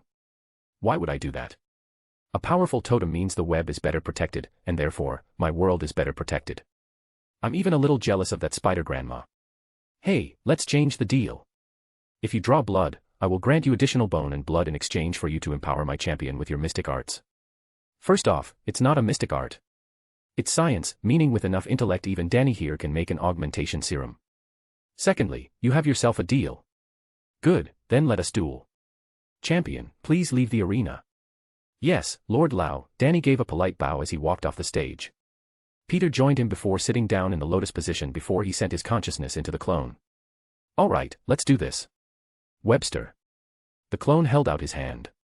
The symbiote jumped over and covered his clone body before Peter looked at the dragon and said, I'm ready when you are. The dragon stomped his feet on the ground and roared before flying at Peter faster than a bullet. Spider-Man dodged the attack and threw out a punch that was in turn dodged as the dragon took flight. Fire spewed from his mouth while Peter leapt back and shot out a web line. With a fierce pull, Peter yanked the dragon down and made it slam its head into the ground. He rushed forward with his claws extended and tried to swipe at the dragon's face. However, Shou Lao used his own claws to break through his chi and sent Peter flying back into the ground. Peter jumped out of the dirt hole his body made and charged up his chi into his webbing before launching large pellets at Shou Lao's legs. The webbing exploded on contact and hooked the dragon's legs to the ground. Shou Lao blew fire on the floor, burning the webbing off before Peter jumped above the dragon head and landed a spinning kick to the giant foe's skull. The immortal dragon's head was thrown to the side before Peter webbed another line out to pull it back. He readied another attack, but Shou Lao opened his mouth and chomped down. The hero webbed the ground behind him and pulled, narrowly avoiding the bite, but before he could touch the ground, Shou Lao hit him with his chi-infused tail slap. Peter was flung into the air, but his web line allowed him to redirect himself back to the dragon as he landed a stomp kick on his back. Spider-Man wasted no time trying to cut into his scales, but the dragon had other plans. Shou Lao wrapped his tail around Peter's waist and slammed him into the ground before raising his claw and tearing into the hero. He then quickly grabbed the dragon's claws before it could crush him completely and started pushing back. Growling, Peter strained his entire body while trying to push back. Impressive might, young spider, but not enough. The dragon began to charge up another flame blast. Peter took a deep breath and felt heat rising from his lungs before letting out a roar. Lightning and fire shot from his mouth and pushed back against the dragon's breath. His muscles then swelled while he pushed Shou Lao's leg into the air. Peter twisted the dragon leg and flipped the dragon on his back before webbing him up with his organic variant. Shou Lao grunted as he noticed how much stronger the webbing was compared to the artificial shooters and struggled to break free. He blew fire at them, but even then, he could only feel like the purple webbing was slightly weakened. Peter took the chance to jump high into the air before shooting out two lines and stuck them to the ground on both sides of the dragon's body. He then pulled himself out the ground and extended his claws before swiping Shou Lao's underbelly. The scales made sparks, but Peter wasn't strong enough to break through them. Shou Lao suddenly broke free from his webbing and rammed Peter into the ground before stomping on him several times. Danny could barely believe what he was witnessing. He knew Spider-Man was strong, but he was far more than that. Faster than lightning, swift as the winds, sturdy as a mountain, and as strong as a dragon, Spider-Man was everything a martial artist such as himself aspired to be. Peter dodged and deflected attacks, never looking at the blows and only focusing on advancing towards his target. While glowing claws tore up the ground beside him, Spider-Man ducked, jumped, and tilted his body until the dragon suddenly moved faster than his senses could follow. Once again, the dragon managed to land a series of blows. First his tail knocked Peter into the sky. The immortal dragon flew up and coiled his body until he looked like a spiral and suddenly released himself in a lightning-fast lunge. Shou Lao's head smashed into Peter's body and hit the ground with enough force to cause an explosion of dust and debris. The dragon continued to slash his claws, tearing into his flesh with every blow. Shou Lao pushed him deeper into the ground, his muscles tore, his organs were severely damaged, and the pain was more than traumatizing, but even with all the damage he sustained, his bones didn't break. Oof, man, that hurts. I can't feel my body. Now I know what produce feels like when they go through a meat grinder. Peter suddenly channeled his chi to heal himself and threw a punch that knocked away the dragon's fist. The hero felt a surge of strength pooling above his navel while his body glowed with an intense light and he started punching back. Shou Lao wasn't holding back his strength anymore and started clawing at every opportunity. Danny couldn't help but think it looked like a cat pawing at an ant. However, this ant punched back and knocked the fierce immortal dragon's claws back. Spider-Man then leaped into the air and slugged the dragon in the jaw before the beast used its antler-like horn to smack him back. Peter avoided the blow by repositioning himself with a zip web. His claws glowed golden and black before slashing across the creature's face once more. The blow sent the dragon a few dozen feet in the air when Peter spotted it, the legendary weak point of all Eastern dragon. The reverse scale, no, I might end up killing him if I go for that, there has to be a way to. Peter suddenly smirked as he found himself raising his arms to block. A powerful downward slash ripped through his arm and stopped at his forearm bone before Peter grunted and webbed Shou Lao's other leg and pulled it toward him. Through manipulating the immortal reptile's movements with his webbing, he made Shou Lao's arm and claw collide with the underside of the dragon's body while he held the other with all of his strength. A splash of blood ran across the ground as Shou Lao let out a cry of pain. The clone vanished as Peter walked over and said, "That counts." The wound recovered rapidly before Shou Lao laughed and said, "It has been many years since I last suffered a wound made by my own claws." "Very well, Spider, you win." Peter chuckled, "You didn't go all out." "But neither did you," Shou Lao responded. "One of us would die if we did," Peter nodded his head. "Yes, that one being you," the dragon rolled his eyes. Shou Lao honored his deal and pushed its claw into a vein in his wrist. Peter summoned a container and collected it before the mighty dragon cut off its own tail and passed it over. "I only needed a single bone," Peter shook his head before sending his symbiote to the dragon. Danny watched in awe as the tail regrew back in a matter of seconds. "Ooh, what manner of creature is this?" Shou Lao asked as he felt his body gaining an abundant source of energy. "It's an artificial symbiote. My parents made it," Peter replied as he recalled the suit. Peter then looked to Danny and said, "I'll be back in a bit with the new serum. Go mingle with Colleen, and for God's sake, don't drag on asking her out. A/N. She's, ugh, just leave," Danny groaned as all the respect he had for Peter vanished with his joke. He hopped back to his lab and got to work. Peter couldn't wait to dismantle his gains and get to work on the serum. He started with the tail and stripped down the hide, scales, and deboned it. "I wonder what dragon tail steak tastes like," Peter thought as he felt a bit of guilt eating such meat from such an intelligent creature. However, the allure was just too much for him to take. After he finished harvesting bone marrow, tissue samples, and storing the blood, Peter set up everything he needed to use in order to make the most potent dragon serum he could. While he waited, he cut up a piece from cooked one of the very large tail steaks and threw it on a grill. He nearly groaned in delight when he smelled the fatty parts sizzling. "Oh, whoa," Peter drooled, "it smells better than any cow I've ever cooked." Once cooked to medium rare perfection, he took a bite and saw stars.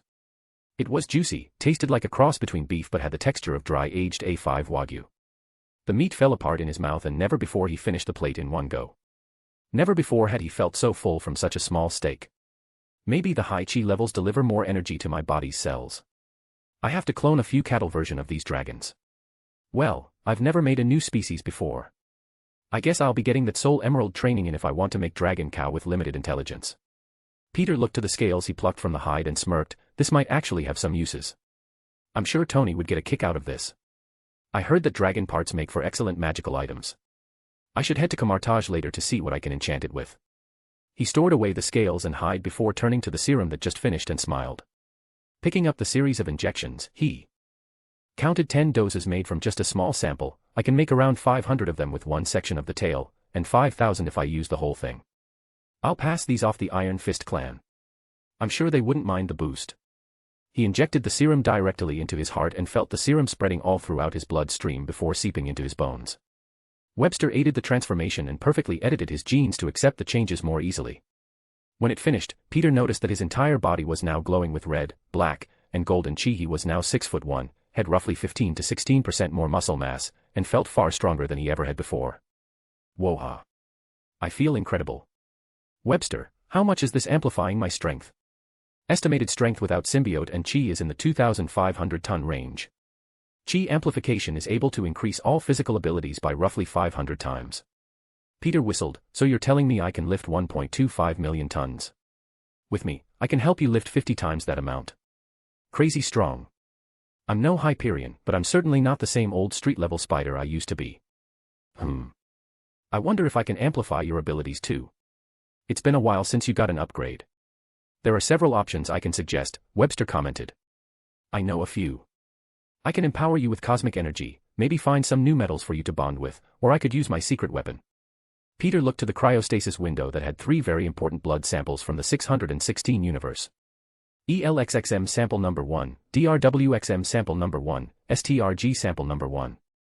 Tony has a celestial buster, I have this. I just hope I never have to use it.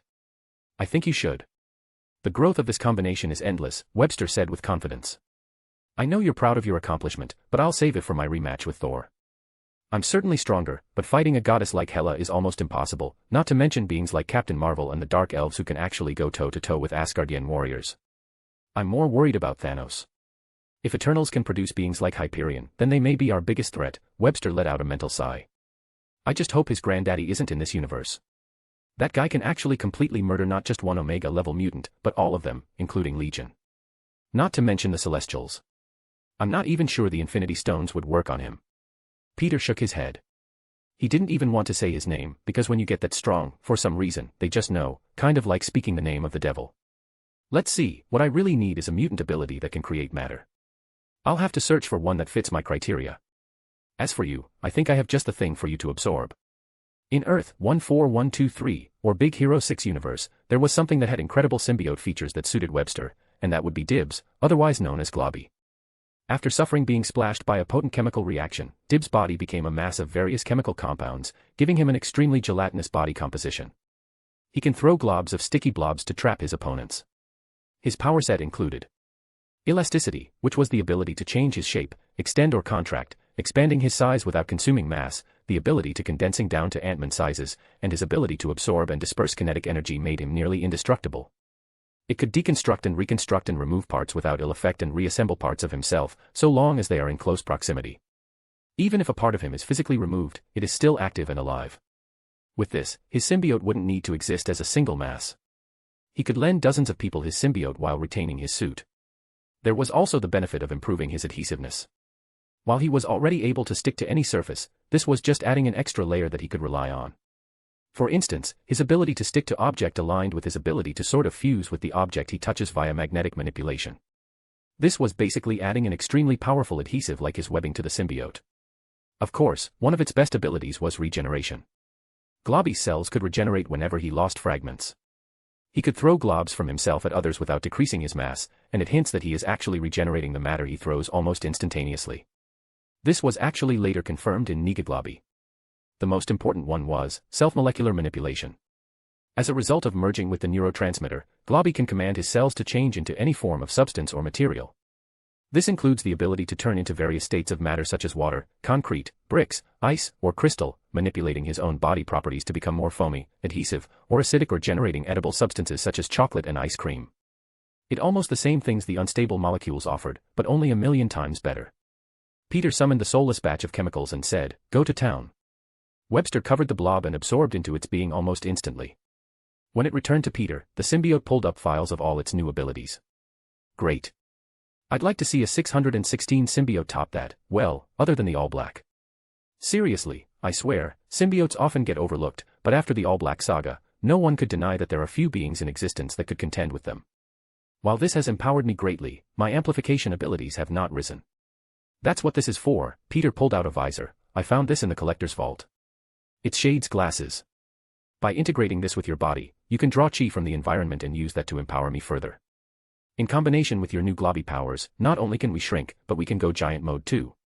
Once Webster completely integrated the visor into its body, Peter walked off and went back to Coulson to give out the serums to Colleen, Danny, and his adoptive parents.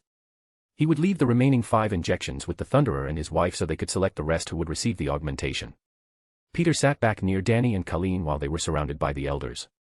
Are we going to do this or what? Peter asked as he looked at Danny. You're sure this will work? Danny eyed the injector gun in his hand. I'm living proof, Peter replied. Relax, you're in good hands.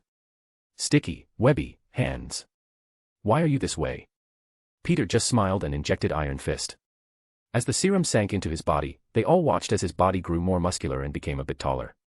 This power is incredible. It feels like I'm carrying around a sun inside my body. How would you know what that felt like? Peter chuckled. Who cares? Me next. Colleen had an excited expression on her face. She had her abilities to manipulate chi like a master, but she always fell behind her friend's powers multiple times. With this, she felt like she could actually join the defenders rather than help out every now and then. Peter passed her the injector and gave the rest to the Thunderer while saying, you guys can decide on what to do with the rest. I thank you for your assistance. About that, it doesn't come cheap. I need you guys to open Coulson to the rest of the world. Peter created a projection of the events that he'd been through and enemies the Spider couple faced, aliens, superpowered villains, and scientific advances are rapidly shaping this world of ours. What was once considered the most powerful place on the planet is quickly falling behind. Someday, someone will find this place, and I can only hope that they are as nice as I am.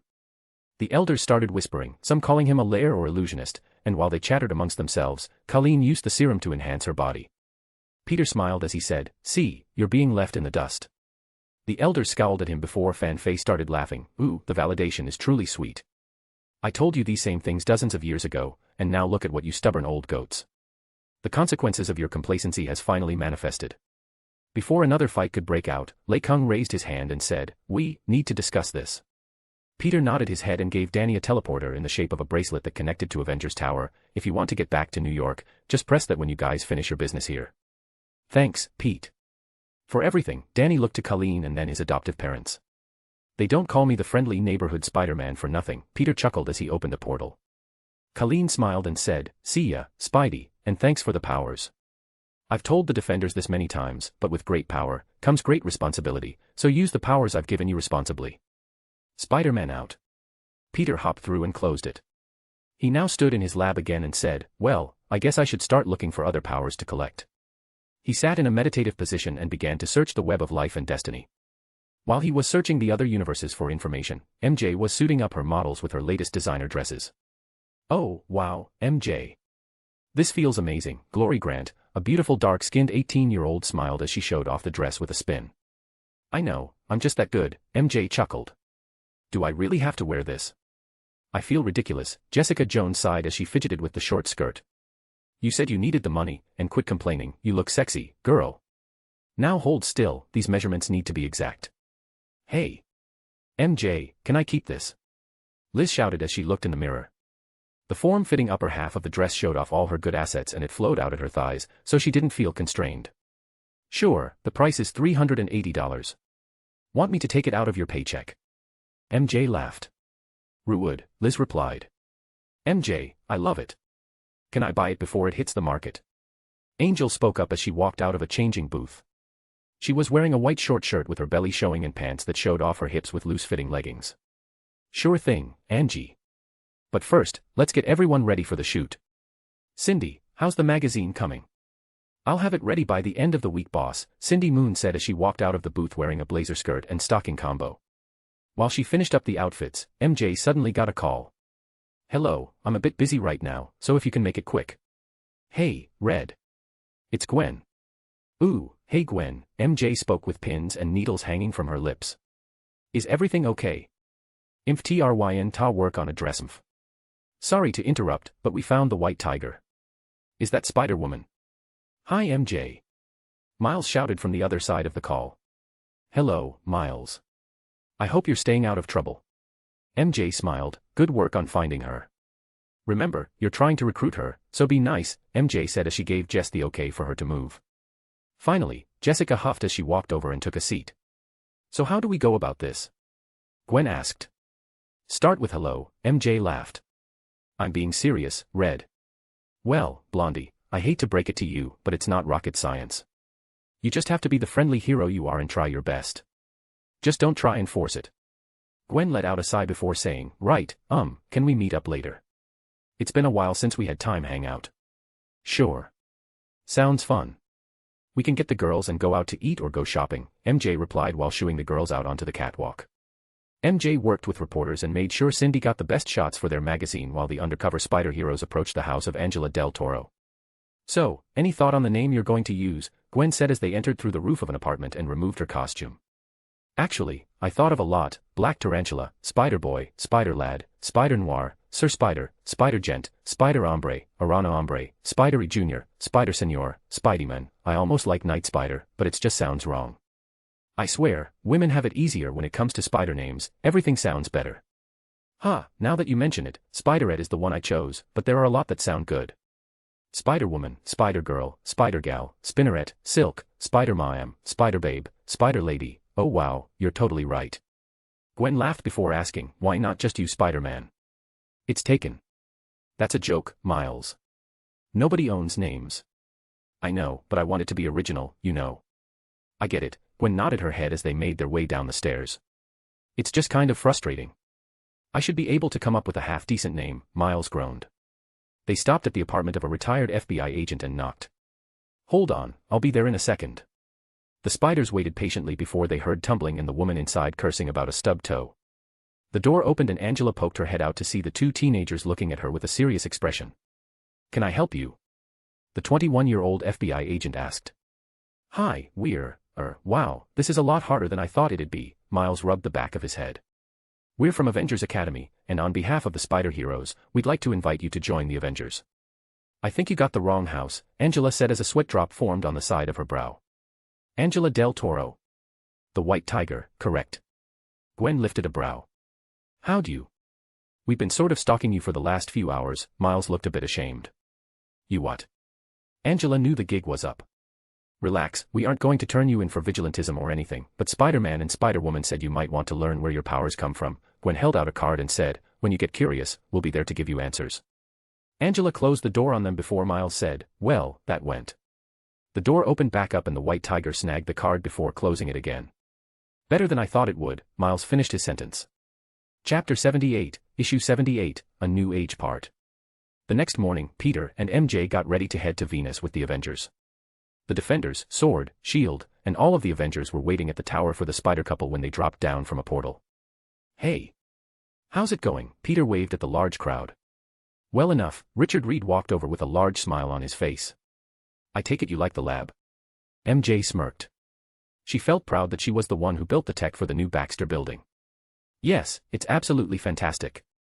We plan to move the equipment from our first building over sometime this week, Reed smiled. What are you going to do with the original Baxter building? Peter questioned. We decided to give it to Johnny. He wants to turn it into a garage for building future cars, Reed laughed.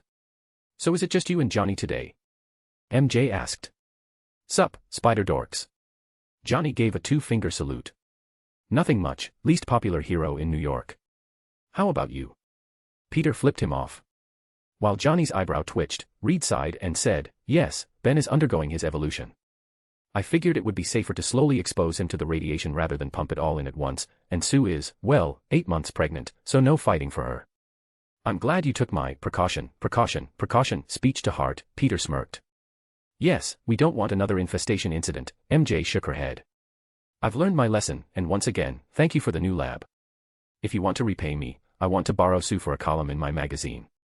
Mother's Day is coming, and I want her to model some outfits for me, Mary Jane smirked. I'll ask her about it, but no promises. Hey MJ, Jess and Angel walked over and gave a hug. Going good, girls.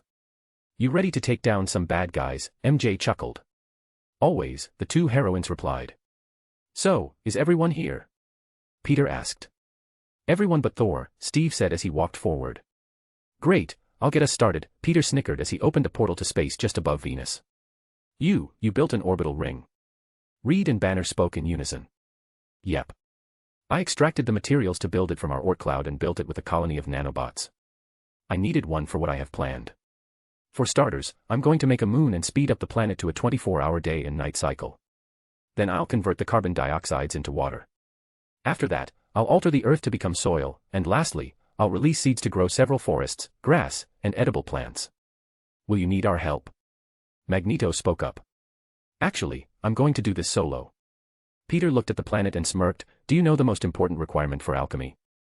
Strange gasped as he saw the giant ring around the planet for its true purpose, a circle. You made a planetary circle. First, I'll go ahead and teleport a stray exoplanet from our Oort cloud and put into a stable orbit. Peter pointed to the distant ring circling Venus. Those with superior eyesight saw it and looked at Peter like he was a monster. He opened the portal when the ring glowed. It magnified his magical abilities and slowly started moving a frozen object half the size of Venus in the center of it. Spider-Man then said, Webster, start Project Eden 2.0. The ring they were standing started glow before lines formed all across the space surrounding Venus. The planet then started to glow brightly, until it reappeared with blue skies, a large ocean, and was completely greened. Just mere minutes had passed, and a fully habitable planet was made. Incredible, Pete. Do you realize what you have just done? Saved humanity from killing themselves. Yeah, I know. I'm awesome like that. If we can replicate this, we can make even the most inhabitable planets livable, MJ laughed.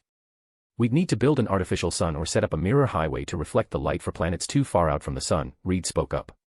Actually, making a star isn't that hard for me, Peter smirked as he pulled out the nuclear fusion reactor and flipped it on. Once they saw the star being born, everyone, including Fury's jaw dropped. When'd you make a fusion reactor? MJ's eyes sparkled as she examined the equipment. You didn't make it with your reality topaz. This is made with modern tech. What does she mean by reality topaz? Reed asked. Oh, I have a stone that grants me similar abilities to warp reality. If I make tech that way, it can't be backwards engineered. Peter created a pebble that glowed brightly. It doesn't need physics to work, it just does. Tech I make with it can't be used for humanity to learn from and understand. There's no actual technology if I don't understand how it can be done. The gemstone will just make the object and make it work. Incredible, absolutely fantastic, Reed's eyes glowed as he raised the glowing pebble. We are going to have a long talk about this, Peter, Fury huffed. Hey, leave my butt alone. It's his shiny rock, he can do what he wants with it, Tony moved between them. You took the Infinity Stones, and now the only thing that could compete with your power is gone. I can't help but have suspicions, Fury replied. Would you guys chill out, Iceman said as he walked up with the X-Men. I have no doubt that Peter will use the stones responsibly. You should know better than to doubt him. I know that those words are not what you truly feel, Charles added. Easy for you to say, you can read minds. Even if there's 1% chance that he'd abuse them. Fury, quit. I understand that the ultimate power I wield comes with the ultimate responsibility. Relax a little, man, there are things in this universe much stronger than my Merlin gemstones. So it's not like there aren't methods to stop me. I won't lose myself to power because I understand that it should never be abused. I only want to help. I know, kid. But there are things that can go wrong. You could be mind-controlled, manipulated into using them for someone else, or just lose it. We need a contingency in case that happens. Sounds fair. I can appreciate the Batman-style planning. Preparing for any possible event is something I can get behind. Feel free to make any safety measures you want, but it won't be with the Infinity Stones. That's too much to ask. Whoa, Pete. Are you okay with that? I mean, you're talking about letting them plan to harm or kill you, MJ looked peeved. Sweetie, it's smart to prepare for such occurrences. We might be just the most powerful force on Earth. If something went wrong and we didn't have a plan, a lot more can go wrong. What if some villain swapped minds with me and took my body? MJ looked down and gripped her fists. It doesn't make it right. You talking about making plans to bring harm to us? I know it sounds crappy, but it's necessary, Peter groaned as he pinched the bridge of his nose. Seriously, I can't believe you. I thought us trusting each other was the whole point of a team. How are we supposed to trust one another if we're constantly plotting behind each other's backs? MJ asked with a clearly frustrated expression. I didn't say it was nice, but it's necessary. Precautions are needed to prevent tragedies. Everyone here is capable of bringing down entire cities, and in the crazy world we live in, anything can happen. You know that's not the point. We're supposed to be heroes. Heroes don't do that kind of stuff. Bat. If you say Batman did it, I will make you sleep on the couch for a month. MJ stomped her foot. Mary, please, can we talk about this later? Peter sighed. Ugh. This isn't over. MJ looked the other way. Peter looked to the group and said, sorry about that. Dude, did you just have your first fight? You two never fight. Johnny shook. I know it's a lot to take in, but better safe than sorry. I'm on board with whatever contingency plans Fury has. As much as I dislike the idea, I see its importance. Reed looked a bit sad. I don't think I have the guts to tell a guy to plot my possible demise. Danny shook his head. I'm not. Firstly, I doubt it'll ever be necessary to use the plans. Second, just like how reality warping should never be a power that is accepted in this universe, neither should absolute power not be under suspicion. If someone had all the stones, there would be no stopping them from breaking our reality. If think you don't need a plan for such an event, I'd think you were crazy. Is that why you removed Franklin's power? Reed asked. Ah, you came up with a name. MJ asked with a smile. Yes, we decided a while ago, Franklin Pete Richards will be his name. That's sweet, Tony chuckled. Flattering, Peter followed up. Is it really that bad? Cyclops asked. I can literally retcon people's existences, make it so that they were never even born. These actions put a tremendous amount of strain on the fabric of our reality. However, I would never do that, the consequences are too much to bear for a single man. But a child could have a bad day and wish their daddy or mommy was never born and well, yeah, bad stuff happens. Peter made a cube of adamantium. I use it for creating matter from nothing or gaining materials that are otherwise impossible to make in this universe. What I use my stones for is the knowledge to better myself, and in turn, I repay the universe by making it prosper. Peter then looked at his hands and said, however, I understand your concern. Should these gemstones be used for nefarious purposes, a lot can go wrong. Fury furrowed his brows, and how do you suggest we stop you? One mutant would not only be able to stop me, but he could possibly kill me with ease. Peter looked at Reed. Do you remember a man named Owen Reese? Yeah, he was an old enemy. He could manipulate inorganic matter. We trapped him in a prison years ago, Reed replied. Save him, and help him become a better man. If you can make him an ally, he should have enough power to be a good deterrent. How? Molecule Man is strong, but... Johnny spoke up. Owen Reese is not some ordinary mutant. He is the world's first alpha-level mutant. The only reason he's limited to inorganic matter is because of a mental block. He looks down on himself more than any other person in this world, so be his first to not do the same. Help him understand just how special he is. Owen can be a great force for good, but he has to be given a chance. Sound like more trouble than he's worth, Fury crossed his arms. He's worth it. He's just a guy who's in a bad place. But heroes don't just punch the bad guys, it's our responsibility to try and save their souls too. Peter looked at Charles, can I count on you? If he is a mutant, I will do my best to guide him back to the proper path. Thanks. It won't be necessary, MJ crossed her arms, he has me to keep him in line. Besides, Peter would never abuse his powers. Thanks babe, Peter gave her a kiss on the cheek. I'm still mad at you, MJ huffed as she looked away. Yeah, but you still love me, Peter smirked. Ugh, enough of the mushy stuff, I thought we came here to kill Nazis, Quicksilver rolled his eyes.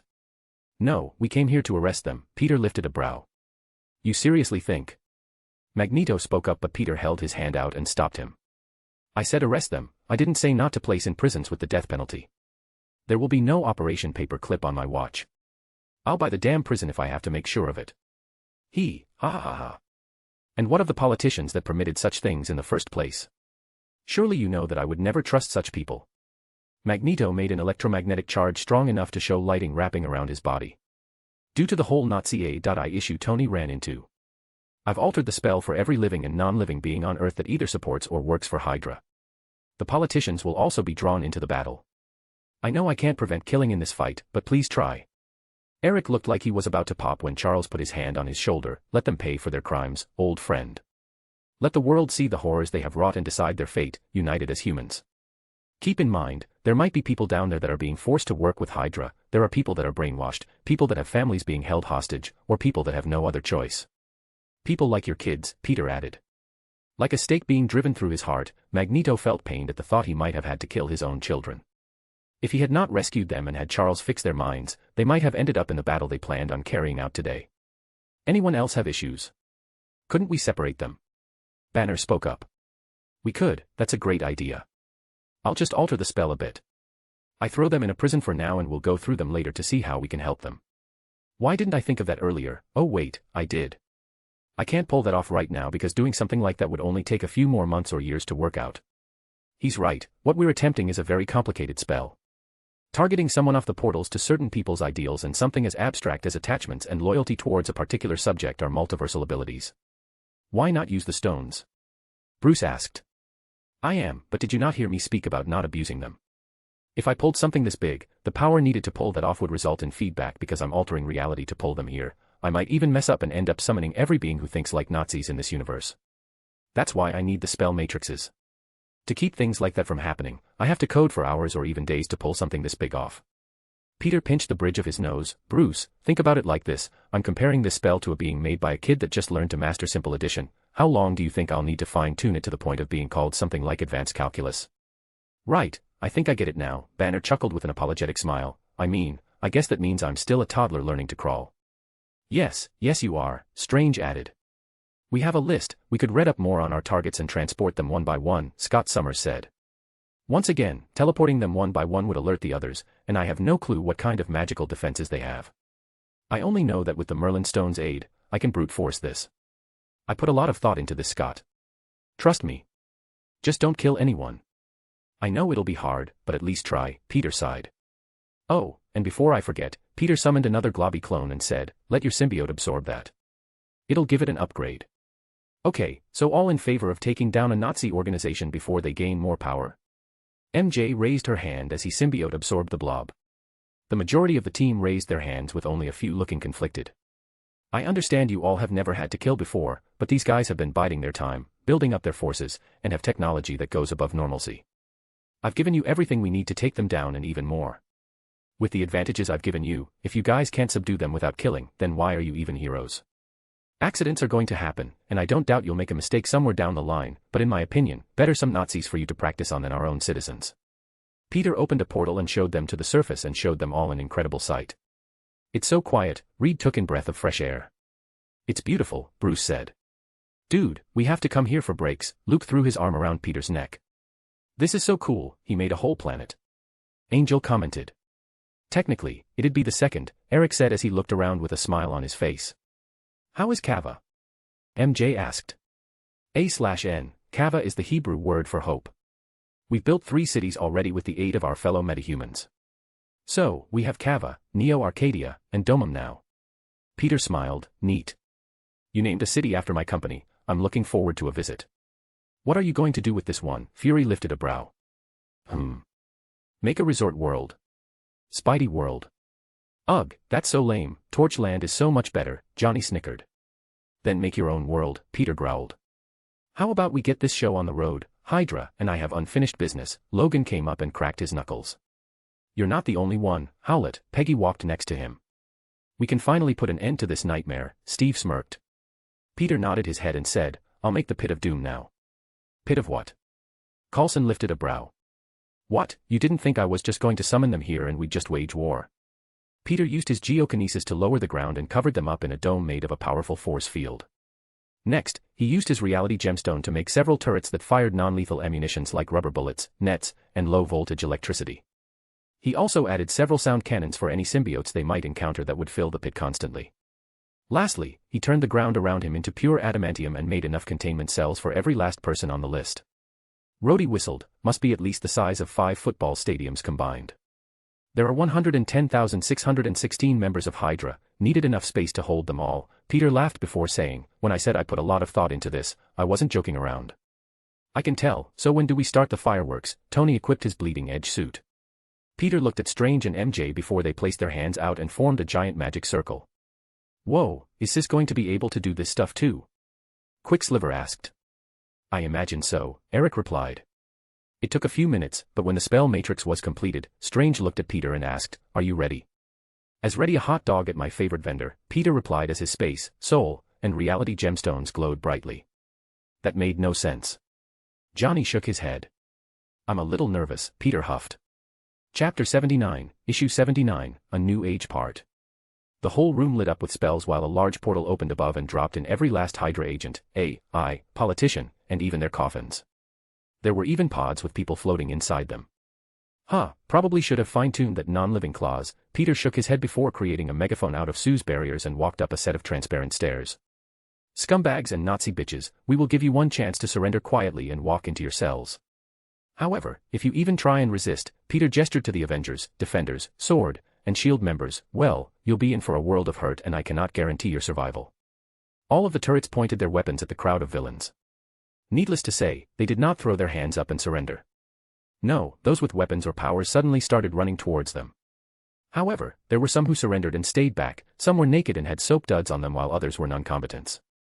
Avengers, Cap shouted, attack. Peter laughed as he clicked on the defenses with a snap of his finger and watched as the turrets came on and stared firing into the crowd.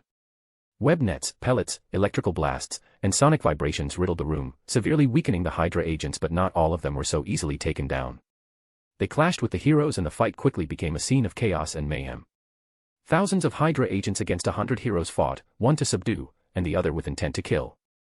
The proto-symbiotes all screamed in pain before turning into slush, and every now and then the turrets took down some men. Peter weaved through the crowd, knocking out everyone he touched with a venom blast, bunching them up in webbing, and spitting quips like a pro. Wow, I bet you guys never saw this coming. Then again, snakes have bad eyesight, so I guess that was to be expected. Peter kicked a dude into a jail cell. You know, they say laughter is the best medicine, but I recommend aspirin and washing it down with a little punch. Spider-Man's fist nicked a guy in the chin. Cute pistol, did your mommy buy it for you? MJ laughed as she webbed out of his hand and hit him with it. Now, I know what you're thinking. How did we get ourselves in this sticky situation? Peter and MJ slammed a few Hydra agents together. Bob. Deadpool stopped his sword short of cutting through a guy. Wade.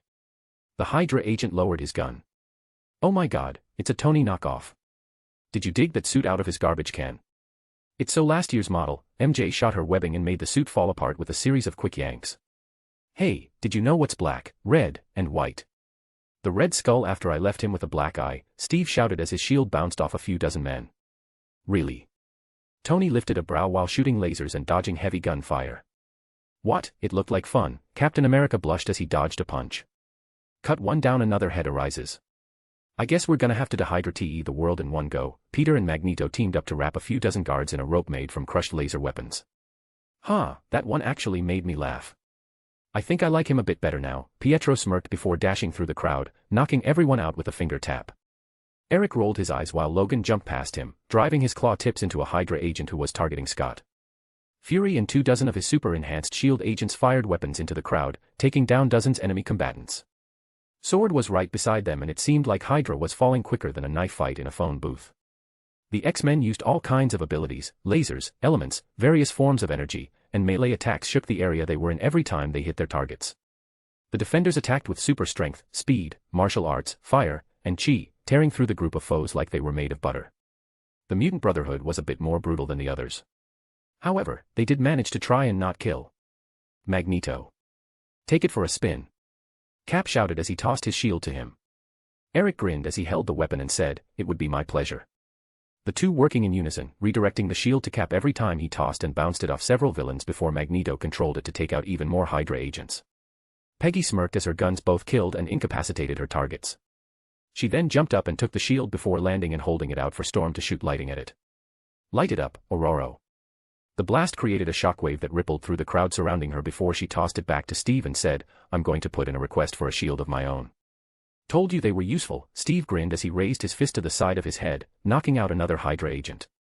Cyclops widened his visor as he let a stream of kinetic energy that took out dozens of Hydra agents with one turn of his head. Nice, Scott. Let me in on this. Gambit joined him and tossed dozens of cards that blew up like landmines. Not bad, Sugar, but I'll show you how it's done. Rouge absorbed the powers of her enemies and gathered more strength with every foe she took down. Xavier made dozens of people fall asleep as he walked through the battlefield while Beast threw their unconscious bodies into the containment cells. Fury worked together with the Avengers, punching, shooting, and kicking Hydra as like he was born for the role. The Hulk smashed, a lot. Parker. The voice of Venom roared out. Peter dodged at the last second, narrowly avoiding the fist that slammed down beside him. Eddie stood up with the Venom symbiote, however, there was something different about him. He had streaks of metal tattoos that were made of vibranium. I guess that explains why Venom's not freaking out, Peter said as the sound waves melted and incapacitated the other symbiotes. You ruined everything. Eddie shouted. I tend to do that with villains that have world-conquering goals. Peter dodged and weaved away from Venom's attacks. He didn't need his spider senses to avoid these blows.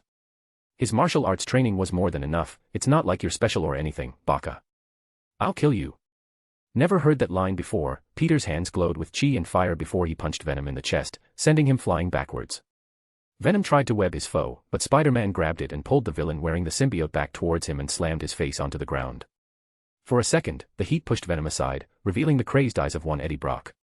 You stole it from me. Stole. Peter shouted, "Your father was the thief.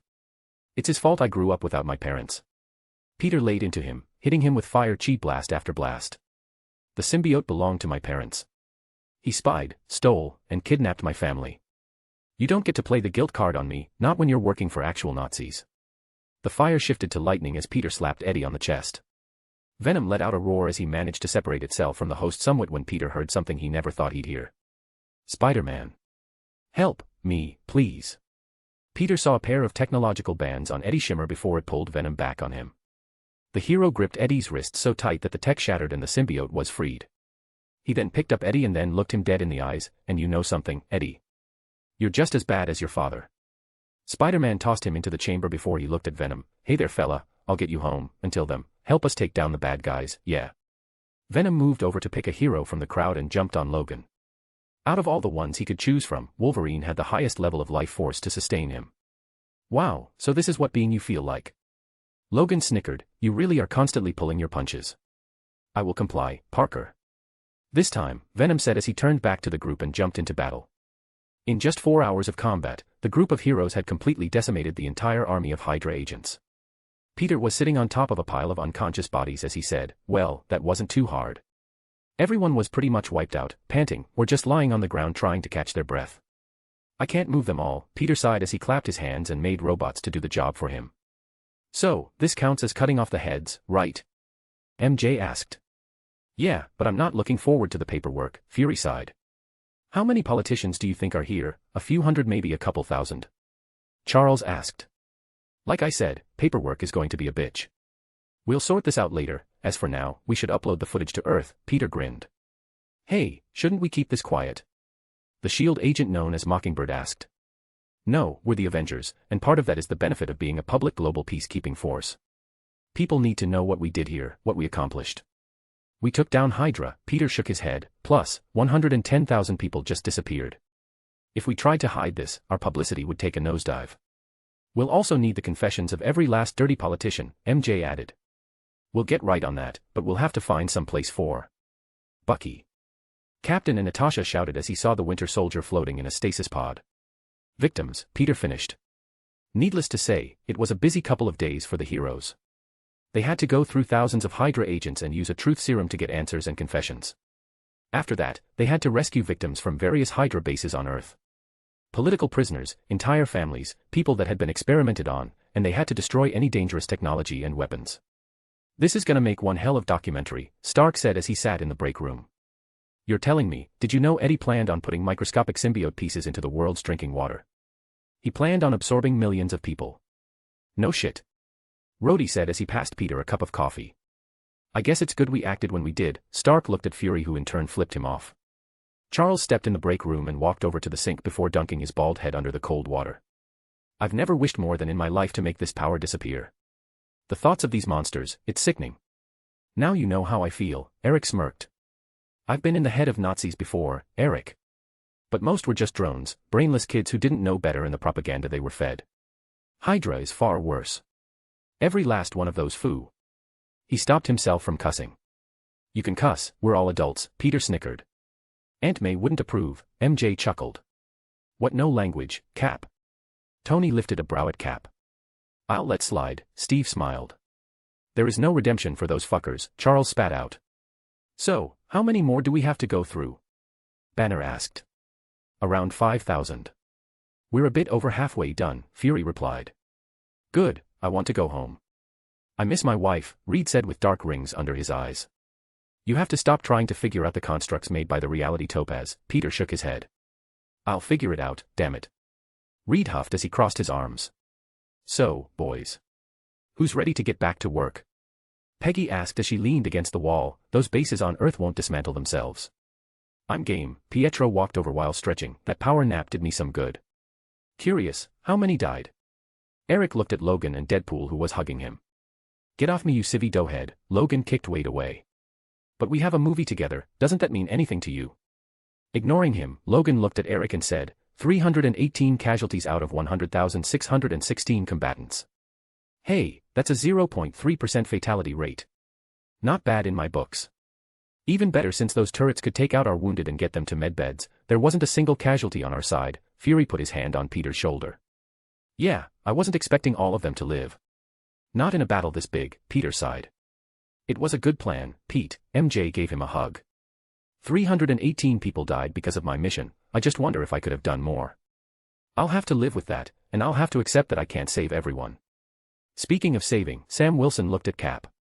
I'll have to ask Reed. His mind has been fried. There are signs of electroshock torture and a large bath of various chemicals were given to him. The others are the same, super soldiers with programmed minds. It's terrifying to imagine how it felt going through what they did. What are his chances of recovering? Natasha asked. Been meaning to ask, what's your relationship with Bucky? MJ lifted a brow. He's my husband, and I thought he was dead. The room looked at Nat with a serious expression before several shouted, what, at the same time. You and Bucky are married? Steve tilted his head. I haven't seen him for more than 20 years. Wait, how old are you? Tony asked.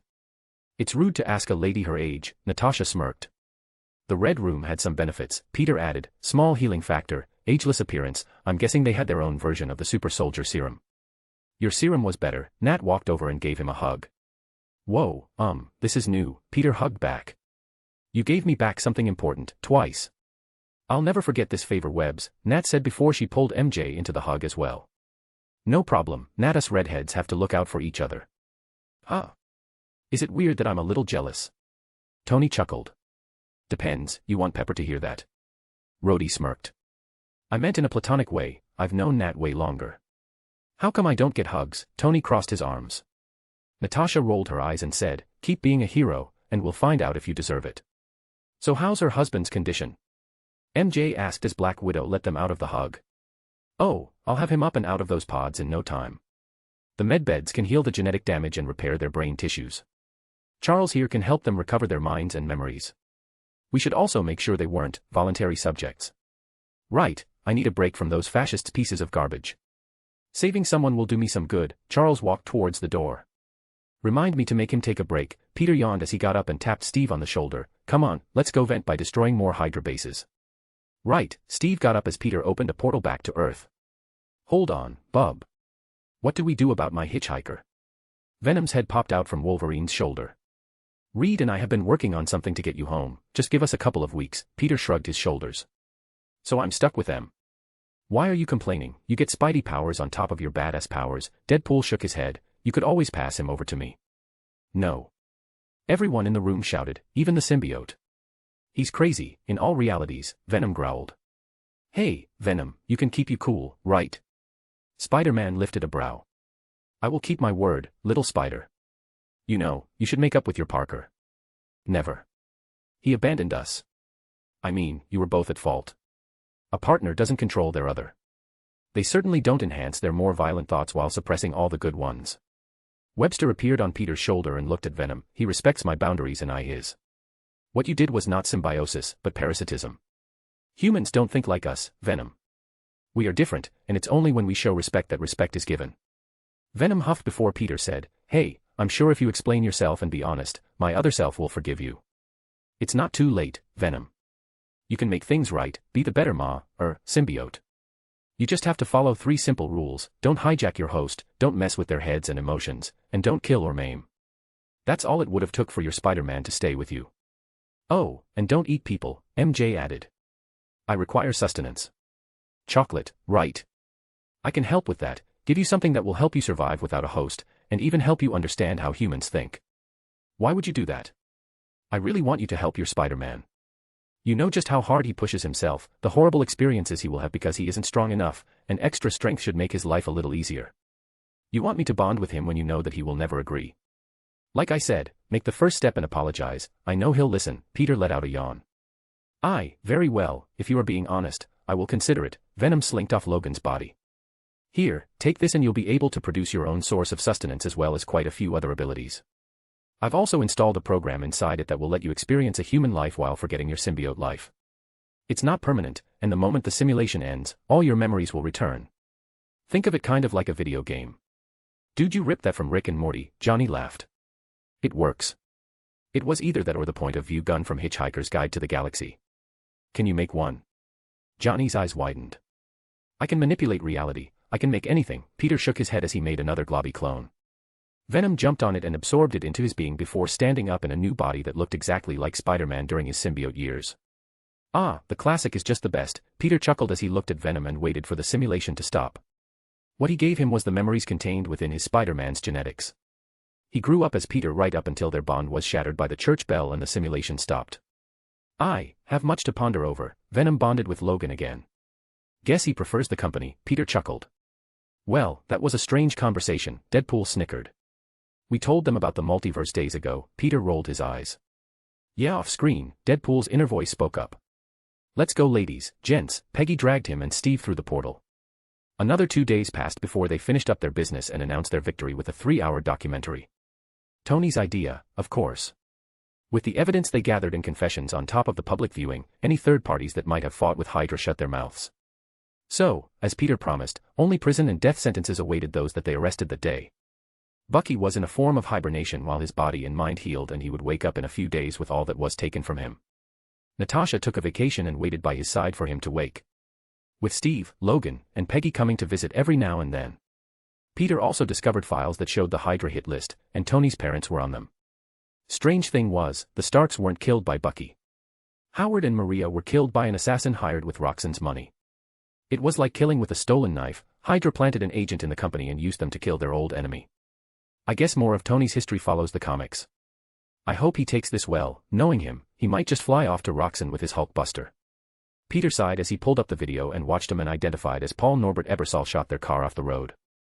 As it just so happened, he was one of the villains they captured that was put on death row, so Peter had a way to calm Tony down, but he knew for a fact that it wouldn't end just like that. I still have to tell him, ugh, I hate bringing bad news like this. Peter called him up and looked out his window. Hey. You seeing this? Our Avengers YouTube account is going crazy. Yeah, I saw it. Feels nice not paying for everything, right? Peter chuckled. You're telling me, after Reed joined and opened up that nifty negative zone portal, we can support the Avengers until the end of time. The extra cash is just a bonus on everyone's checks. Air Tony, I have something to tell you. I'll stop by in a few minutes. What's up, kid? Bad and good news, just promise me you won't fly off the handles. Seriously, what's up? Tony's voice grew a bit frustrated. I'll explain everything in a couple minutes, just make sure your pants are on when I come over. Seriously, still bringing that up? I'm leaving a tie on the door from now on. Chapter 80, Issue 80, A New Age Part. Peter changed his clothes to a long-sleeve red shirt and blue jeans before opening a portal to Tony's place. He walked up to Pepper's office and popped his head in. Hey, Pep, can I borrow you for a second? Sure, Pete. What's up? I need you around to keep Tony from doing anything, well, drastic.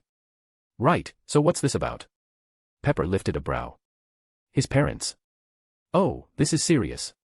Where is Tony? Peter asked. He should be in the garage, as usual. Right, well, sigh, let's get this over with. Peter walked off with Pepper leading the way. He went down a few floors when he saw Android Jarvis in a full-on Alfred Butler getup. Good morning, Peter. It's nice of you to visit. Yeah, it was a good morning. Sorry about ruining it for you. Peter sighed again. He walked inside to see Tony fixing up something on his workbench. Stark turned to Peter and smiled. If it isn't my favorite arachnid. So, you gonna spill what you had to say now? Tony, take a seat. Stark gave him a deadpan stare before saying, I am sitting. Right, God, I'm terrible at this. Well, the good news is we have your parents' killers in custody. What the hell are you talking about, Peter? My parents died in a car crash. You see, that's the bad news. Webster, pull up the file. The video played showing the murder of his parents. Tony started hyperventilating when he suddenly looked at the file's information about the assassin. He summoned his armor when Pepper got in front of him and hugged him. Tony, I'm so sorry, but whatever you're planning, stop. Let me go, Pepper. No. I know how much hate must be filling you, but you can't give in to that. You have the guys in custody. They were hired by Roxxon. You can't just attack a company, Tony. You'll be labeled a terrorist. Everything you built, all the changes you went through to better yourself, you'll be throwing them all away. Peter webbed Tony's feet to the floor and said, listen to your wife. We're not married yet. Both of them shouted at the same time. I know, but that got you off kill mode, didn't it, Roboman? Peter flicked his forehead. Can you think straight yet? Because if you want to take down the company, I just thought you should know that there are easier methods than committing career suicide. He's right, you know. Pepper added. I doubt they go down easy, but you can do a whole lot to cripple the company, and from what I can tell, they have a lot of dirty laundry that needs to be aired out. Start thinking like a businessman, Tony. That's the right way to take them down. Now sit down and cool off, Pepper demanded. Tony pouted a bit and said, I can't, my feet are webbed to the floor. Peter held his laughter back and quickly removed the webbing and let Tony decompress. He could tell he was still fuming about what he learned, but at least he was thinking with his head instead of his darker emotions. Look, it looks like you need some space, right? So I'm going to head off, but I'll come and check in on you every now and then. Peter patted his friend's shoulder and whispered, call me if he does anything stupid. Thanks, Peter. Say hi to MJ for me. Can do, Pep. Peter opened a portal. Tony, I'm sorry. I didn't want to be the one who told you this, but... Kid, it's okay. I'm thankful, really. Spider-Man shook his head. I gave you this information hoping you'd be responsible with it, so don't make me regret this. Please, Tony, I don't want to see my friend being hauled off to jail. I hear ya, Pete, thanks for being there for me. Peter gave him a hug and said, I know what you're going through. I'm sorry I can't do more. Tony patted his back and sighed as he saw Pepper smiling while wiping the tears from her face. I will lie if anyone questions me about this, but Peter, being your friend has made me a better person. I won't let you down. Meeting you is one of the best things that has happened to me in this life. You, Mary, Pepper, Happy, and Rhodey are probably the only people I can call my best friends. What I'm trying to say is thanks for looking out for me, kid. Hey, they don't call me the friendly neighborhood Spider-Man for nothing. Peter chuckled as stepped back and said, take care you too. Spider-Man portaled out and appeared on top of a skyscraper. He suited up as he said, well, I guess I better get in my rounds first. Peter jumped off before he webbed to a nearby building and swung with all his strength, throwing him miles up into the air. Yow. Peter webbed out another line. Even though he could fly and teleport, nothing beat web swinging. It helped him get his head off things and focus on the task at hand. Dealing with Tony's issues was a whole can of worms he didn't want to open. There was the drinking, the age of depression, and his bad guy phase. Well, what are friends for? Oh, man, he can't even get drunk anymore. I guess I'll just have to look out for crippling depression and fits of murderous rage. The things I do for my friends. Peter stopped above a ledge and leaned out to look around. Okay, let's focus on my danger radar. It's been quiet lately, crime is down, deaths are at an all-time low, and JJJ isn't on my back about BS. I keep waiting for the hammer to drop, but... He heard a yell for help and jumped off before swinging over 2 miles in less than a second. Spider-Man landed to see a girl with a cat stuck in the tree. Well, not a mugging, Peter chuckled as he hopped onto the branch and said, come here fella. The cat ran over and hopped in arms before he jumped down and handed the feline menace over. Take care, little missy, and next time, try snacks and a basket full of blankets. Cats fall for that every time. Thanks, Spider-Man. The girl cheered happily as he webbed away. Peter swung low and ran his hand across the ground while the crowded streets took pictures and whistled. Peter pulled up as he flung himself into the air, flipping and landing on a wall. He then looked off into the distance and shot out 2 lines before turning himself slingshot that soared above the rooftops. Okay, focus your senses, come on. The day is just getting started. Seconds after honing his senses, Peter could hear the sound of an alarm going off. I doubt that's another cat in a tree. Spider-Man glided towards the building while using his webbing to speed up until he landed on a ledge overlooking an apartment complex. Well, it's not in a tree, but it is most certainly a cat, Peter snickered as he hopped down and turned invisible. He walked inside and moved close to the black cat and coughed into his hand before saying, you know that stealing is illegal. Felicia jumped as she looked around. Okay, maybe I should take a break. Kane said he'd take me out to dinner, maybe I should reward him. Well, if it helps you stop stealing, Peter held back his laughter. Okay, seriously, who's there? Your conscience. I know it's been a while since we've talked, but you should know better, kitty. Hearing his voice, she frowned and said, Kane. This isn't funny. Peter couldn't help but laugh as he removed his invisibility. Seriously, cat, why are you here? Spider-Man. What? Where? I want his autograph. Funny, shame Kane doesn't have your sense of humor. Felicia rolled her eyes. So, how is my brother from another portal doing? Peter crossed his arms. Better, less moody than when he first got here. Nice to hear. Oh, and you tripped a silent alarm. Peter pointed to the windows. What? Black Cat nearly jumped. Getting rusty? Peter asked. No. Ugh, Kane and I had a fight. He thinks I need a break. I kind of told him to piss off. Ooh, sorry. MJ and I had a bit of spat too.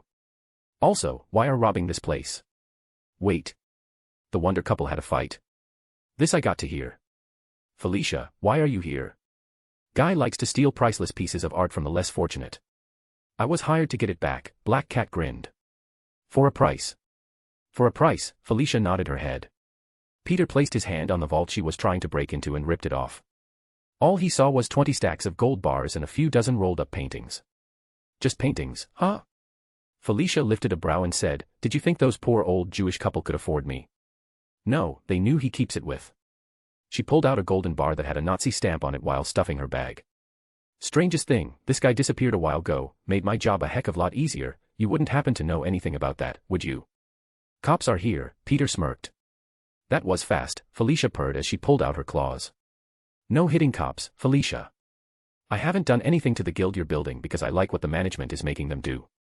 So don't go making me change my mind. Was that a compliment? Felicia, I'm serious. Relax, Spider. It's not for them. Felicia tore into the wall beside the safe and grinned as she pulled out a stack of journals, ledgers and locations for art and treasures the Nazis plundered during WW2. Neat, gonna give it back. Not all of it, Felicia grinned. I could care less for the gold and gems, but the art has to be returned. Cops are coming up the stairs. Peter activated his invisibility. Felicia ran towards the window and jumped out while Peter followed from behind. When the cops got there, only a single gold bar laid on the table as evidence to whose house they were protecting. Spider-Man followed her back to the guild and turned off his cloaking ability while walking beside her. So, what do you do when you two fight? I mean, to make amends and stuff. Have great make-up sex. Peter coughed a few times. Well, that's an idea. Well, first, you should tell us why you're fighting. Kane shouted from behind the bar. He was wearing a Hawaiian shirt with loose-fitting shorts and sandals. Kane. Are you drunk? How? We can't get drunk. Well, with Tony's stuff, I can. Dude, Kane chuckled. When did you impersonated me, didn't you? They never suspected a thing, hick, the perfect crime. You taught my brother to break into Avengers Tower? No, I taught him to break in anywhere he wants, Felicia smirked. So, why you fighting? Not to brag, but I actually have some experience in dealing with some of your issues. Kane took another shot of what ungodly proof alcohol Tony had brewed up. Is because she wants you to hang up the webs? No, MJ's a hero in this world too. We would never ask each other to give that up. So, did you kiss another lady? No. Big no. I'm faithful Spider. Peter sat across from him while Black Cat put away her spoils and joined the two Spider brothers. Well, out with it. Cat asked as she took a cup for herself. Well, so, I may have agreed to let Fury make plans in case one of the Avengers or heroes go off the rails. You know, brainwashing, mind-swapping, the whole shebang of issues that come with being a superpowered team. You did what? Black Cat went wide-eyed. Sounds smart to me, what's the problem? Hick. The problem is a team isn't supposed to plot their own teammates' demise, Felicia yelled. That's what because you don't know when that'll happen, love. Wait, I said that wrong. I think what my drunk brother is trying to say is, you don't know how devastating the consequences are when these things eventually happen. You've never experienced what happens when it all goes wrong. And you have. Black Cat lifted a brow. I can peer into the multiverse, I've seen quite a few bad endings, Peter replied with an honest expression. My Spidey couldn't do that, hick, Kane mumbled. Actually, he can, he just needs to learn magic, Peter chuckled. Still doesn't make it right, Felicia added. Doesn't mean he was wrong either, Kane rolled his eyes. So, why are you two fighting? Peter changed the subject. I wanted to go to the beach and relax for a while, but no, Kitten here wanted to work, she never stops working. I told you that a series of jobs came up that were just too good to pass up. That's what you said the last time, and the time before that, and the time before that. What do you want me to say? It's been a busy time trying to revive a dismantled thieves guild while trying to recreate their original purpose. I want you to relax for a day, you've been on edge all week, Kane groaned. I wouldn't ask you to stop ing, why would you ask me to stop? Because even I take a couple days out of the week for myself.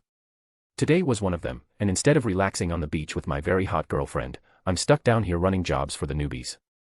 Felicia sighed before she leaned over the counter and said, Honey, while I love the idea of spending time with you, it's just not a good time for a break.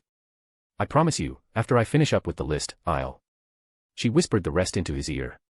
Kane lifted a brow and blushed a bit. How many? I have 6 locations left.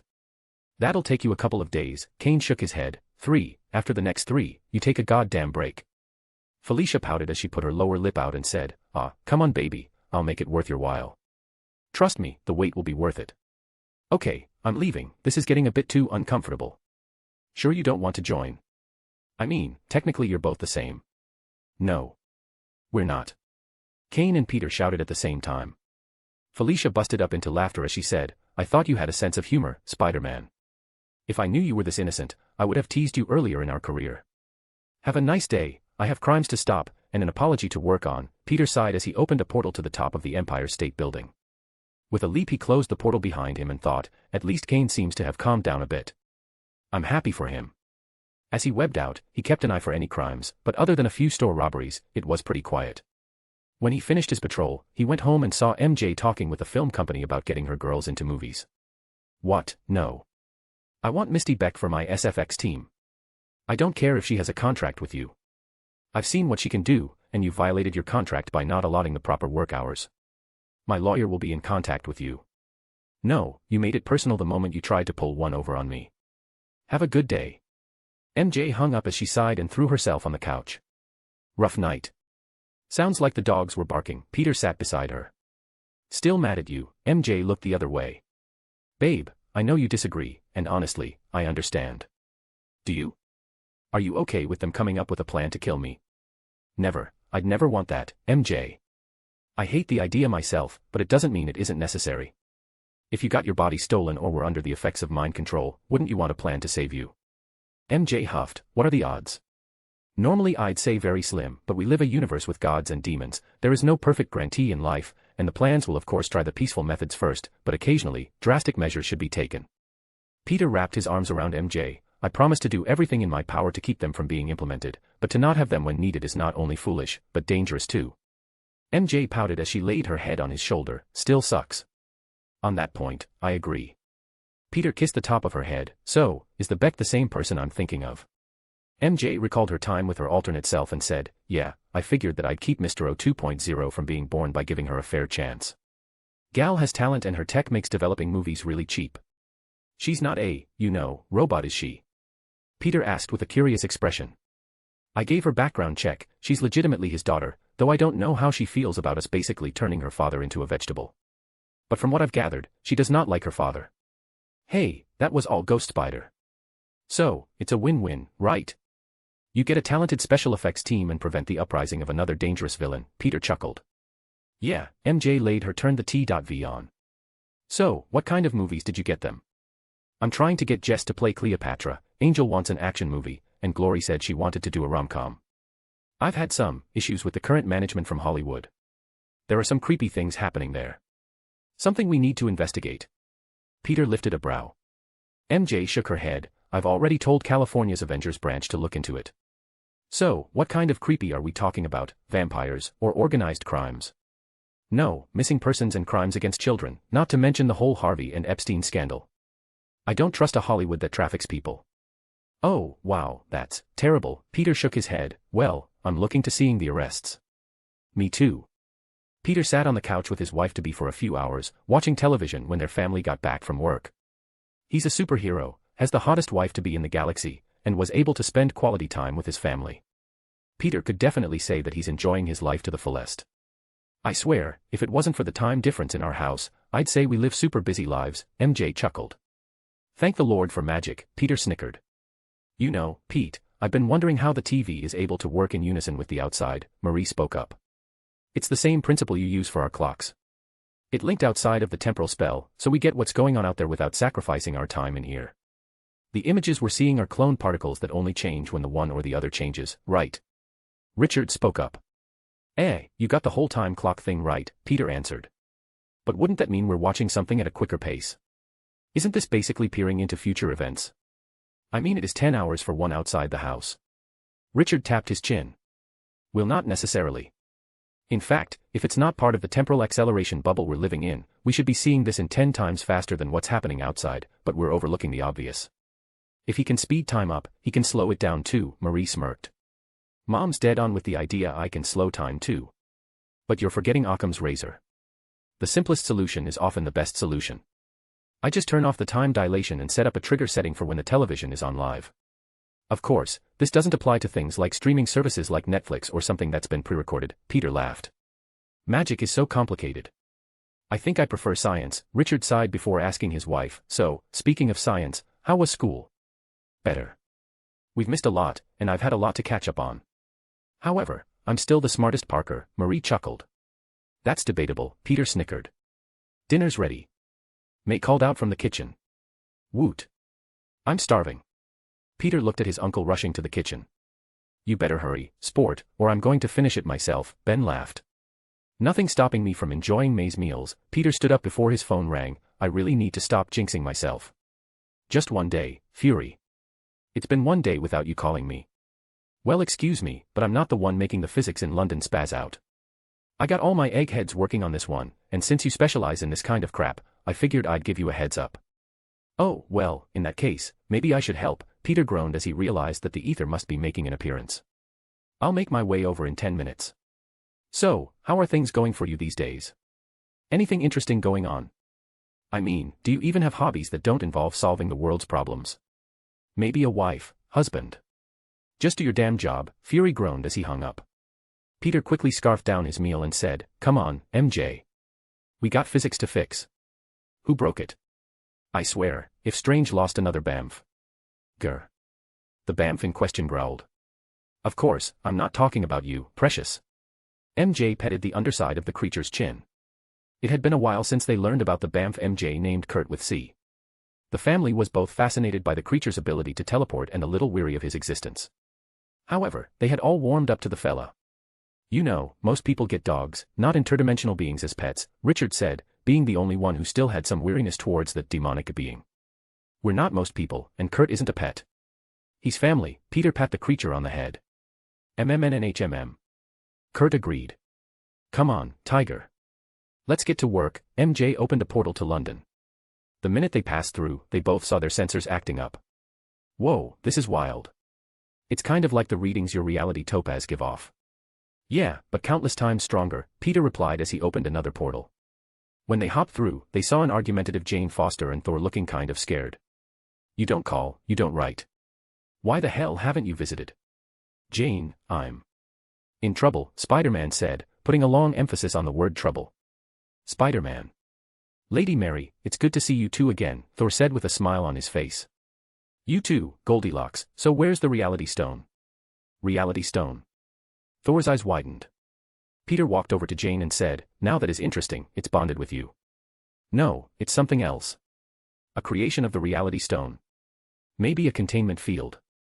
We can figure that out at Asgard. Lady, Jane, please come with. Thor went to touch her arm but was blown back by a powerful wave of energy. Peter managed to put up a force field in time to protect the officers in the area and MJ. Jane nearly fell down, but Thor was able to catch her. Are you okay? What happened? Jane asked as she tried to stand back up. Hold on to me, Thor said as he looked up. Heimdall, open the Bifrost. Peter grabbed MJ's hand and put his arm on Thor's. Mind if we come with? Too late to say no, Thor said as a beam of light fell down on them and transported them to another world. They stood at the entrance to Asgard with Heimdall looking at them with interest. We have to do this more often, Jane said as Thor gently put her down. Wow, this tech is incredible. MJ squealed, Peter, it's part magic and part technology. It's magi-tech. I can see that, and please don't take it apart. I'm not so sure they'd understand, Peter pointed at Heimdall. Right, sorry, kind of lost my cool there, MJ blushed. Welcome to Asgard, Heimdall said as he closed the portal. Peter smirked and said, Well, Thor, care to show us around? It would be my pleasure, but first, maybe we should do something about Lady Jane's condition. Right, actually, I might be able to do something about that. But first, we'll need to scan her body. I need to know what I'm looking at. Come. Lady Jane and Lady Mary will get a punch out of seeing our technology, Thor laughed. You'll get a kick, you know what? Never mind, I'm getting tired of that joke, Peter walked off with Thor leading the way. They saw the golden spiraling city in the distance and awed at it while Thor had a shit-eating grin on his face the whole time. Holy crap.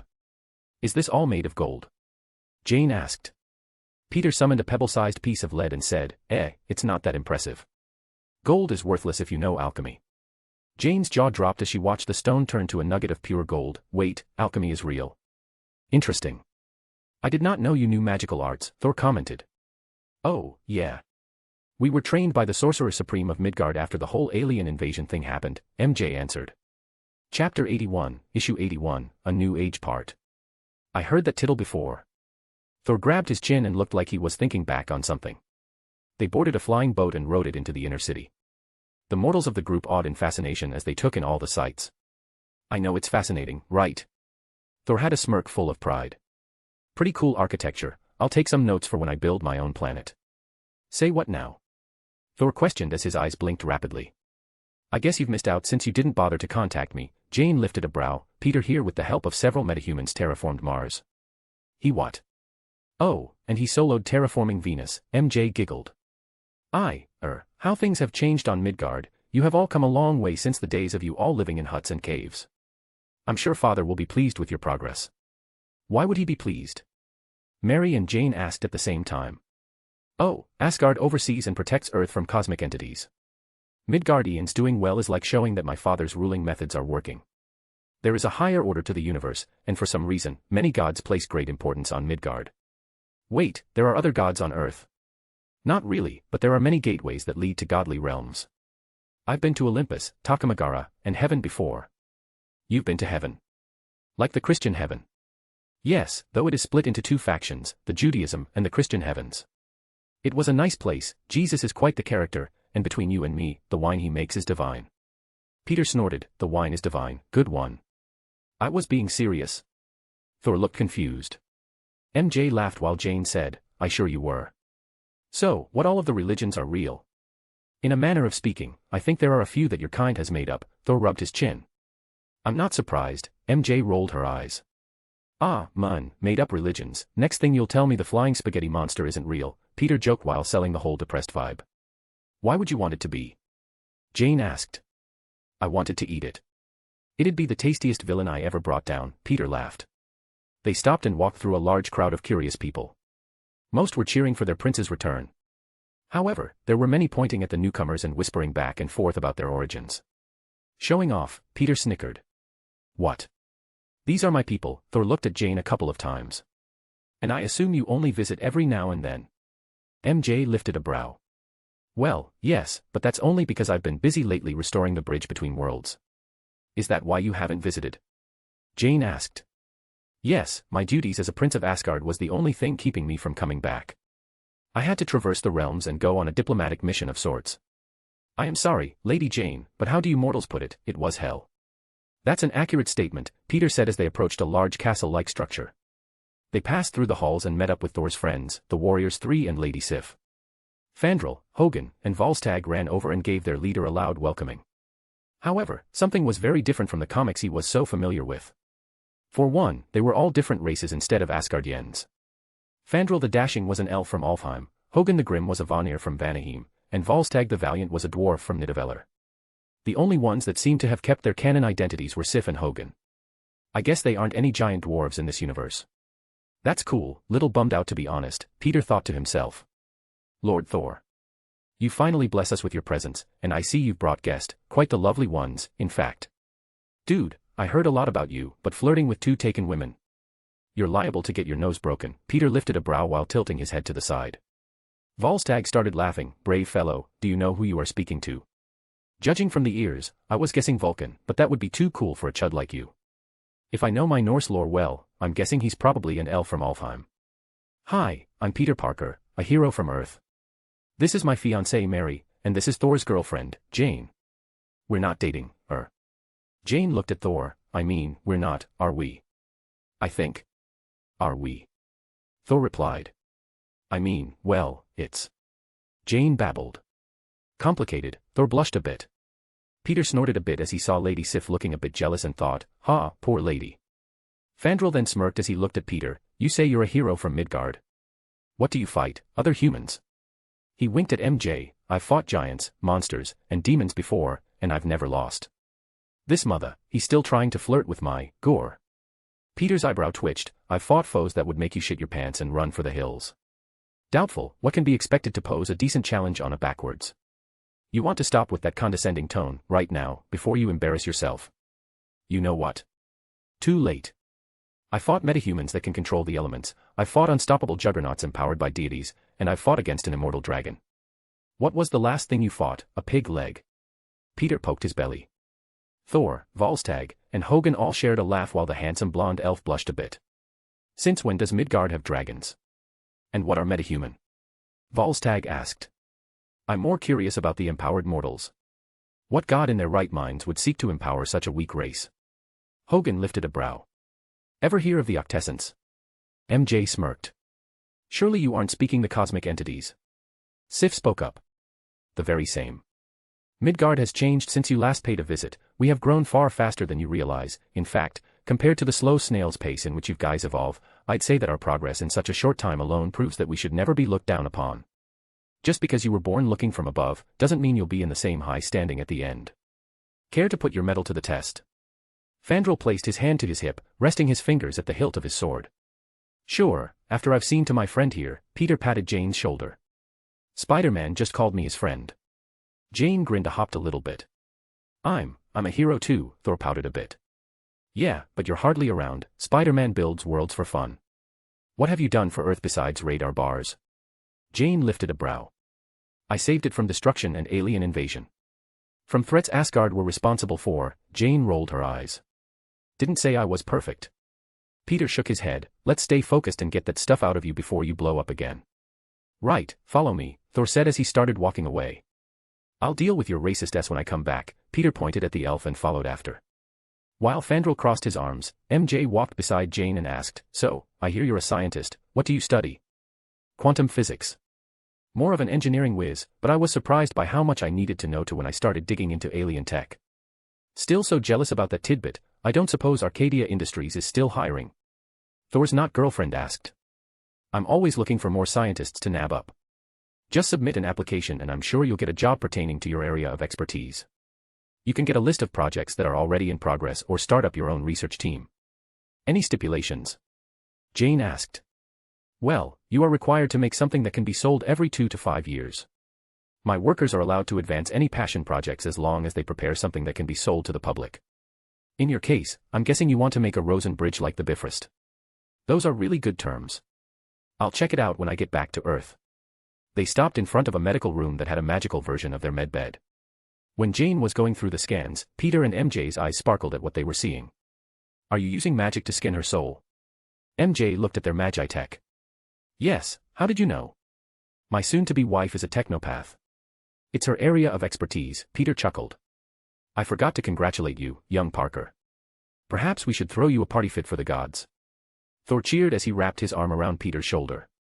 Sounds like fun. Peter nodded his head as he read over the data pertaining to Jane's condition. It's a bit weird, but I think I can extract it from her. Peter raised his hand and activated his reality topaz with his soul emerald and suddenly made the ether vacate Jane's body. Dear Valhalla. That was inside her. What is it? Jane felt weak while the Asgardian doctors were freaking out. You haven't seen anything yet. Peter opened up his subspace pocket and extracted the reality stone before throwing it next to the other stones. Were those? Thor's eyes widened.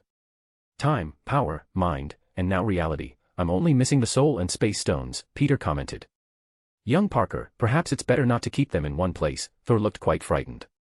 Oh, relax. Notice something about the stones. Peter let him get a closer look. They're inert.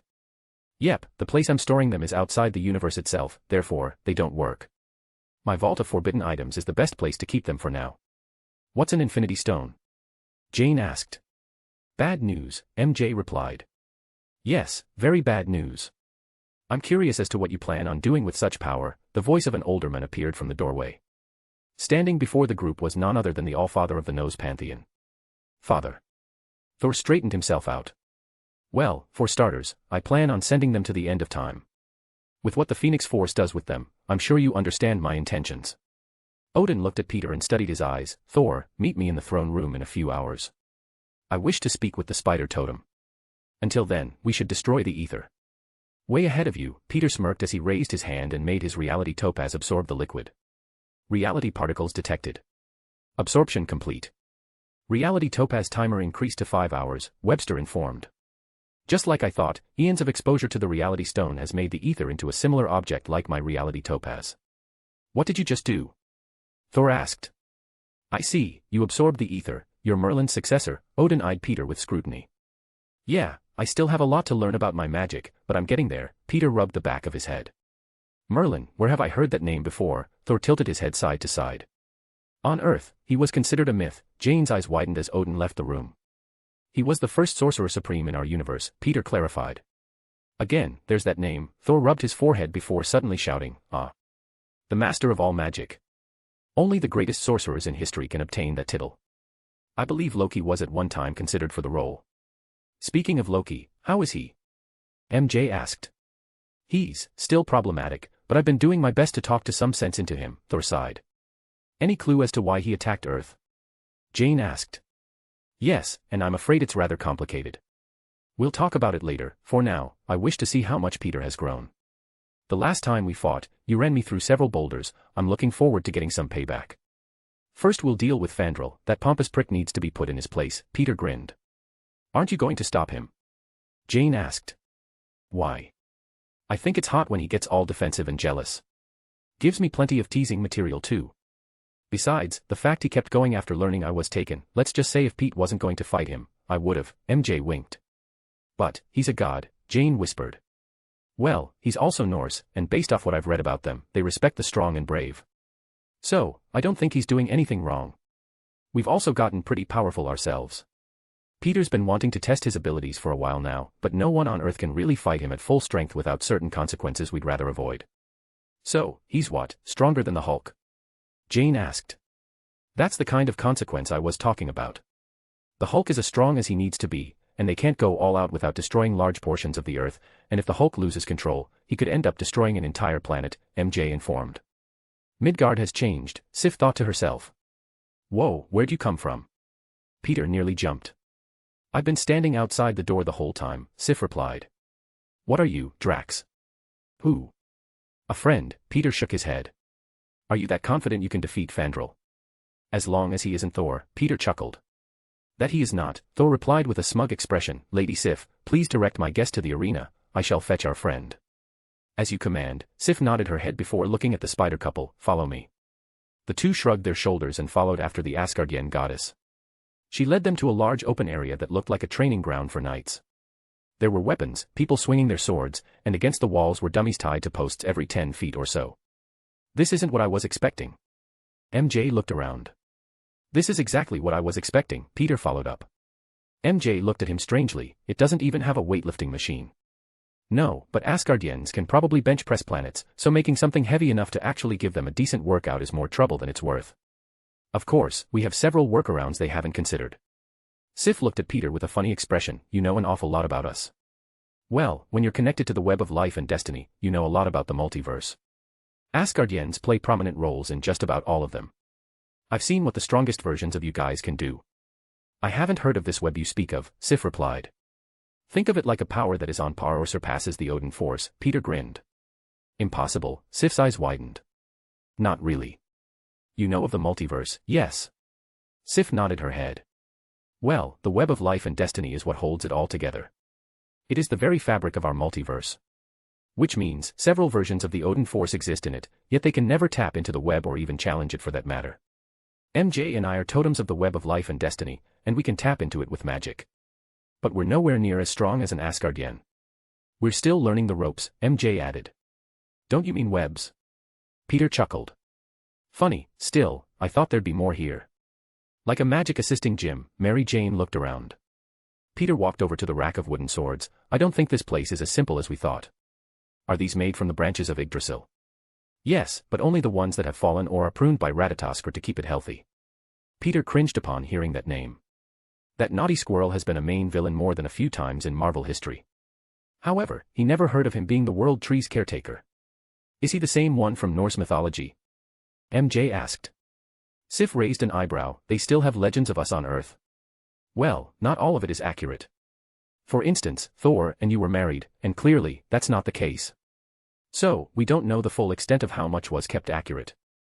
Ratatoskr was known for running messages up and down the tree." Sif looked a bit surprised to hear Earthlings thought that she was the bride of Thor. "I see. Well, he still does that, but for more than 10,000 years, it has been his responsibility to not only groom the tree but protect it as well. I hope it stays that way," Peter thought to himself. "So, this place isn't what it seems." MJ lifted a brow.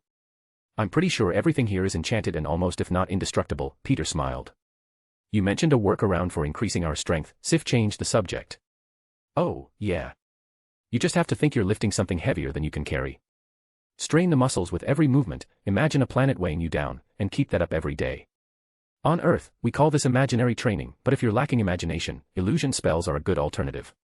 I see, we just need to convince our bodies that we are lifting at our greatest capabilities, an interesting method. How effective could it be? We are gods, we have no limits, Fandral said as he winked at MJ. MJ blanched as she shook her head, so not my type. Well, I didn't hear about you getting a tie with Thor, so I know that whole all gods are born equal thing isn't true. Seriously, how can you expect to improve if you don't acknowledge your weaknesses? Peter shook his head while Thor snorted. He has point, Hogan nodded his head. Ahahaha. He's got you there, that was a pretty stupid thing to say, Volstagg pointed his finger at his longtime friend. Well, step up, I'm curious to see how I stack up against an elf, Peter smirked. Draw your sword, Fandral said as he unsheathed a pair of sabers. A real man fights with his hands, Peter smirked as took a stance. Thor grinned widely while Sif looked confused at his expression and asked, what is it? It's what makes my friend such a deadly opponent. He gets inside your head and messes with you. Watch, Fandral will be dancing in his hands. Sif looked on as the elf huffed and put his blades away, fists it is. Well, come on, pretty boy, I ain't got all day, Peter wagged his finger for him to approach. Fandral rushed forward with intense speed and threw a punch Peter almost couldn't keep up with. Chapter 82, Issue 82, A New Age Part. Nope. Peter ducked under a jump kick. Fandral frowned before punching out with a hook. Too slow. Peter leaned back slightly. How? Fandral punched and kicked dozens of times only for them to be dodged with ease. Are we dancing or fighting? Shut up. Fandral attacked with more force. Peter dodged a wind-breaking kick as he rolled his eyes and said, Sheesh, my Aunt May kicks harder than that, and she's a 50-year-old woman. Do you ever stop talking? Fight back, you coward. Fandral punched at Peter's jaw only for the spider hero to tilt his head to the side. Wow, who taught you to fight, a koala? I could see that punch coming from a mile away. RAAA. The elf threw dozens of punches that all let out small sonic booms. Peter ducked, dodged, and weaved before jumping on his shoulders, that one was almost too close, almost being the keyword. Get off of me. Fandral tried to grasp the spider's ankles. He hopped off and landed a few feet away with a 180 flip and said, You're looking a little tuckered out there. I think someone needs a nap, should I ask Thor where the closest crib is? The crowd was both shocked and amused. Fandral could hear his friends snickering at the insults being thrown around and he couldn't bite back his anger because he had yet to land a single blow on a Midgardian. Is this all you have? I thought elves were supposed to be swift and powerful. You. Fandral tried to rush forward when he saw his opponent grin. My turn, Peter snickered as he webbed the elf's chest and yanked him over. With a fierce punch to the gut, he sent the warrior flying back before the web stretched and suddenly pulled him back towards Peter's fist. That one was 10% of my strength. Let's see how you handle 30%. Fandral reached for his weapons, but a quick couple of thwips and Peter had sealed his hands to the twin sheaths of the elf's weapons. Another punch hit the elven god on the chest, sending him flying back again. However, Peter saw that his punch didn't do much other than keep him in the air. Hey, MJ, check it out. It's an elf punch paddle ball. Peter pulled him back and punched him with all his non-amplified physical strength. He managed to get a grunt out of the elf before he infused his fists with chi and pulled him back for another hit. This time, he let go of the web line and sent him flying out of the training grounds with a fierce punch to the chin. When he landed, the warrior was completely knocked out but only bruised. Huh, that wasn't too tough. Though, I figured that punch would be enough to break his bones. I guess elves are sturdier than I thought. Way to go, babe, MJ whistled. Isn't using those webs a bit like using a weapon? Sif asked. A real man fights with his fists, but a great man fights with his head, Peter smirked as he did some stretches. Ha ha ha. Marvelous young Parker. I see you have grown much stronger than when we last met. Well, why don't we go around, Thor? I'm curious to see how much I stack up against an Asgardian while going all out. That was not your best. Sif asked. Not even close, MJ snickered. It sounds like fun. Thor jumped on stage and put his hands up. Peter made his classic suit appear as he took his low-to-the-ground stance and said, I'm going to use everything I have, but as long as you don't use your hammer, I won't use my gemstones. Gemstones. Oh, are you talking about those things that glowed when you made the ether disappear? Oh, that's right. I got them after the whole alien invasion. See, this is what happens when you don't visit.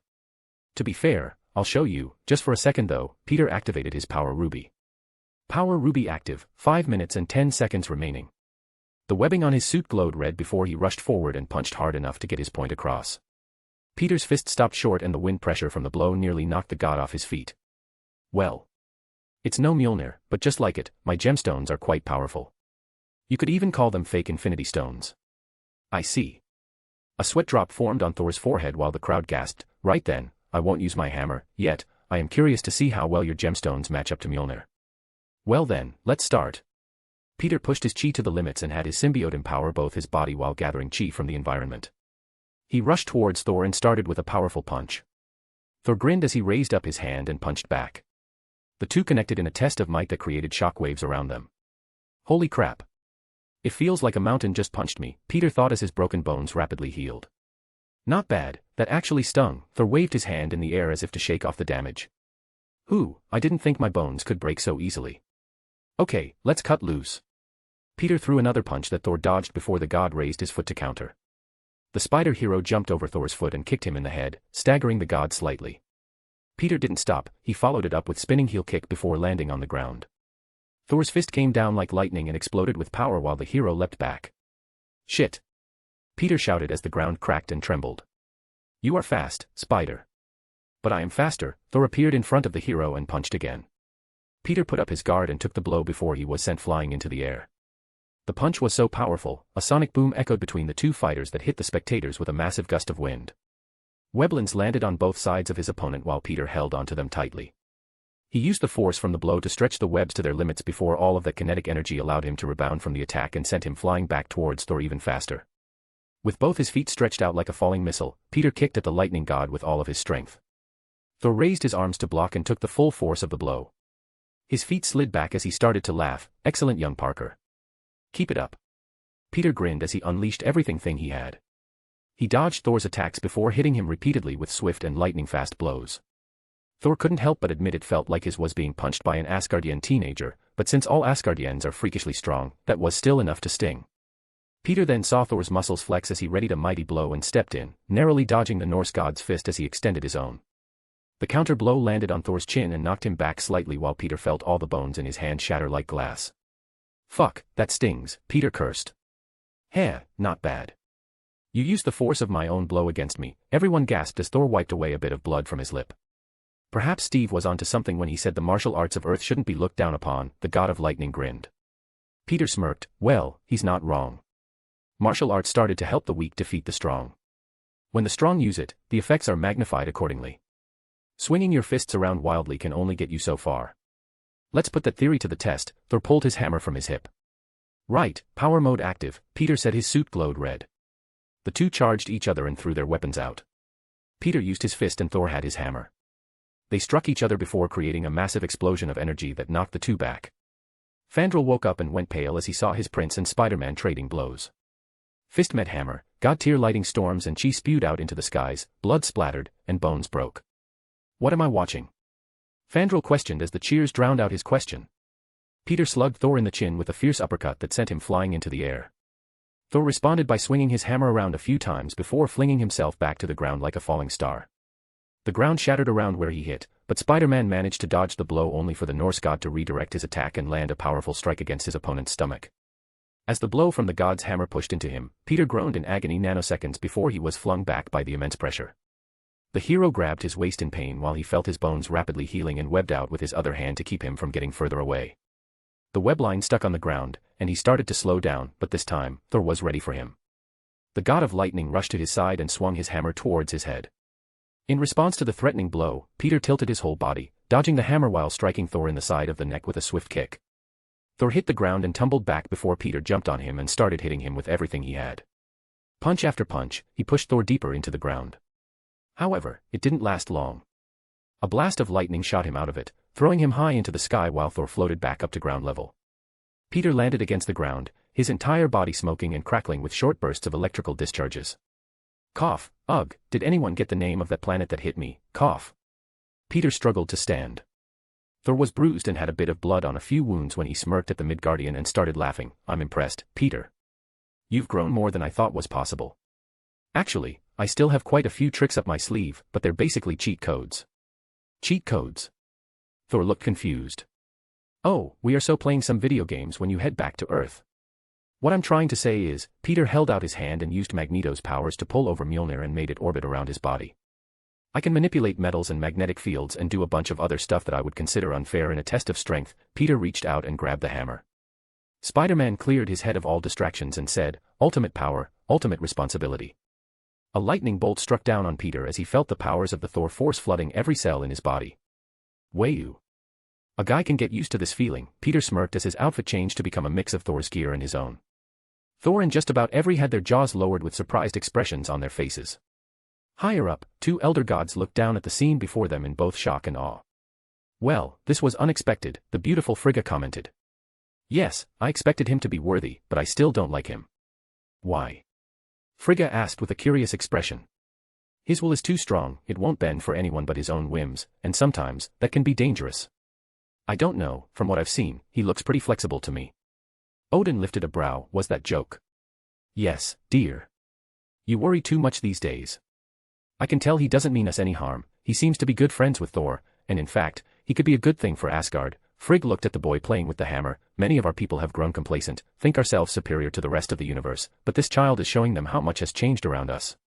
When was the last time our people strived for a goal of self-improvement?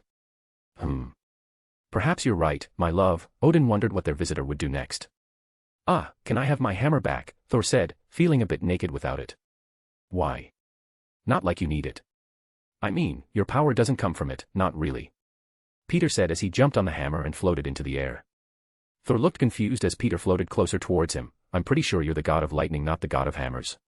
This thing, Peter jumped off and grabbed hold of the handle, it's just a conduit to help you control it. The real power, that's right here, buddy. As Spider-Man poked at where his heart was, causing he Norse god to really ponder about his powers. Similar to various cosmic forces, the magic running through your veins, the blood of the gods, it's all yours. The first step in conquering it, is becoming aware of it. Peter activated his reality topaz and let him experience the full power of his godly might. Tell me, Thor, what are you the god of? Thor opened his eyes with a wide smile on his face and looked up. Storm clouds gathered above them and massive lightning storms shot down and covered Thor's body completely. He raised his hand and called back his hammer before saying, I'm the god of lightning, sky, and believe it or not, agriculture. I am Thor Odinson. Peter smirked as the powers left his body and he returned to normal. Only the entire time he was generating the Thor force, he was pouring the pure energy into his power ruby. Surprisingly, he had increased the timer limit from 5 minutes to 45 in the short time he wielded the godly force. I knew pure energy was better for the power stone, but without adding all that matter, I'm not sure the microverse inside them would have been able to absorb all that extra energy. Shall we continue? Thor asked. Nah, I can see that you're way stronger than me right now. Maybe we can spar or train together on Earth sometime. Peter held out his hand. Thor smiled and shook it before they heard the crowd cheering like madmen. The god of lightning raised his friend's hand into the air and shouted, Subjects, this here is one of my best friends. He is the champion totem of Midgard and I hope you show him the same respect you show me. How'd you know I'm the champion totem? Peter asked. While the Asgardians cheered at the top of their lungs, Thor smiled and said, Let's just say, I'm more in tune with my godly abilities now. I can see more about the universe, it's almost like the knowledge is pouring into me. Peter titled his head and thought, maybe I just strengthened his ties to the Odin force, neat. Thor looked back at the crowd and said, Prepare a feast. Tonight, we dine on the boys' first prey. The crowd cheered again and started scrambling to prepare for the party. Come, young hero. We shall go to Aesir and hunt a god beast for us to feast upon. I did promise you a hunt. Right. Peter looked to MJ. Sure, go have fun. I'll spend some time with the girls.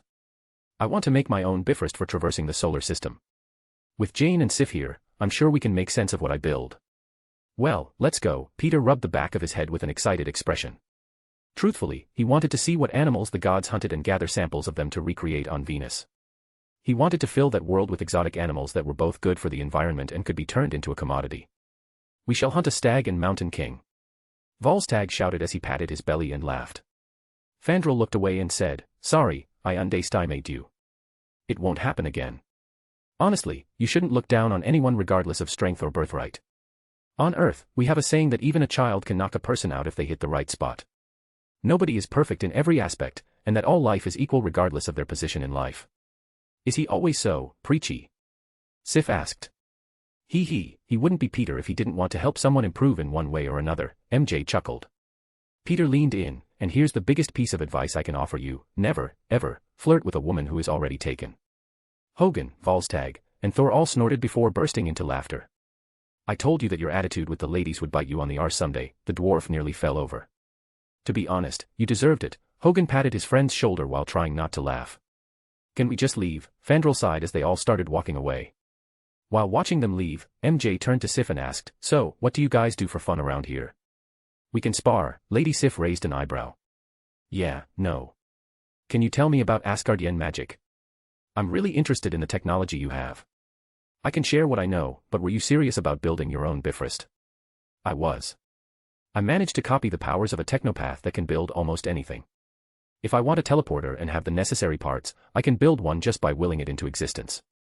From there, I take it apart and figure out how it works." "So cool," Jane smirked as she walked beside them. "What does her temperature have to do with anything?" Sif asked. It's modern slang for something amazing or awe-inspiring." MJ felt a sweat drop down her brow. "Oh, how strange. Well, follow me, I shall lead you to some of our brighter Asgardians." While they guided into the castle, Peter and the warriors three stopped at the Bifrost entrance. To Aesir, Heimdall, Thor cheerfully shouted. "Very well, pick up some angel berries for me. I haven't had the wine in years." "Will do, gatekeeper," Fandral said as he held his hand on the hilt of his swords. Heimdall slammed his sword into the key holder and twisted as the machine came online. They hopped through and landed in the middle of a vast wilderness that spread far beyond what Peter could view. Incredible, this planet must be 5 times bigger than Earth, yet the gravity is 2.1 times heavier. "Aesir is my home, please allow me to show you where to hunt," Hogun said as he held onto his dagger. "Lead the way, old friend," Thor patted him on the shoulder. Peter took in the sights as they passed through the forested terrains. There were trees that stretched thousands of feet into the air, rivers filled with rare minerals, waterfalls that spilled into lakes hundreds of times larger than anything he'd seen on Earth. He saw giant animals such as boars, deer, elk, goats, and even a few wolves from Norse legends.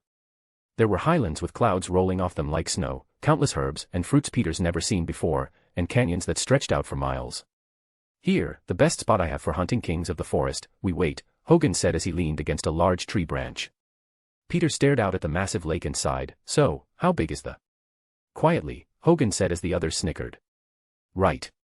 Peter sat against the branch and waited. It took several minutes before he saw it, a massive 30-foot elk with branched horns bigger than his body. Thor tapped him on the shoulder and pointed at him to make his move. "What, no help?" Peter sent a telepathic message. "Ooh, you can use telepathy too?" Thor thought with a surprised expression. "I can do a lot these days," Peter smirked. "To answer your question, the first hunt is sacred. You have to kill the beast by yourself. We'll help after."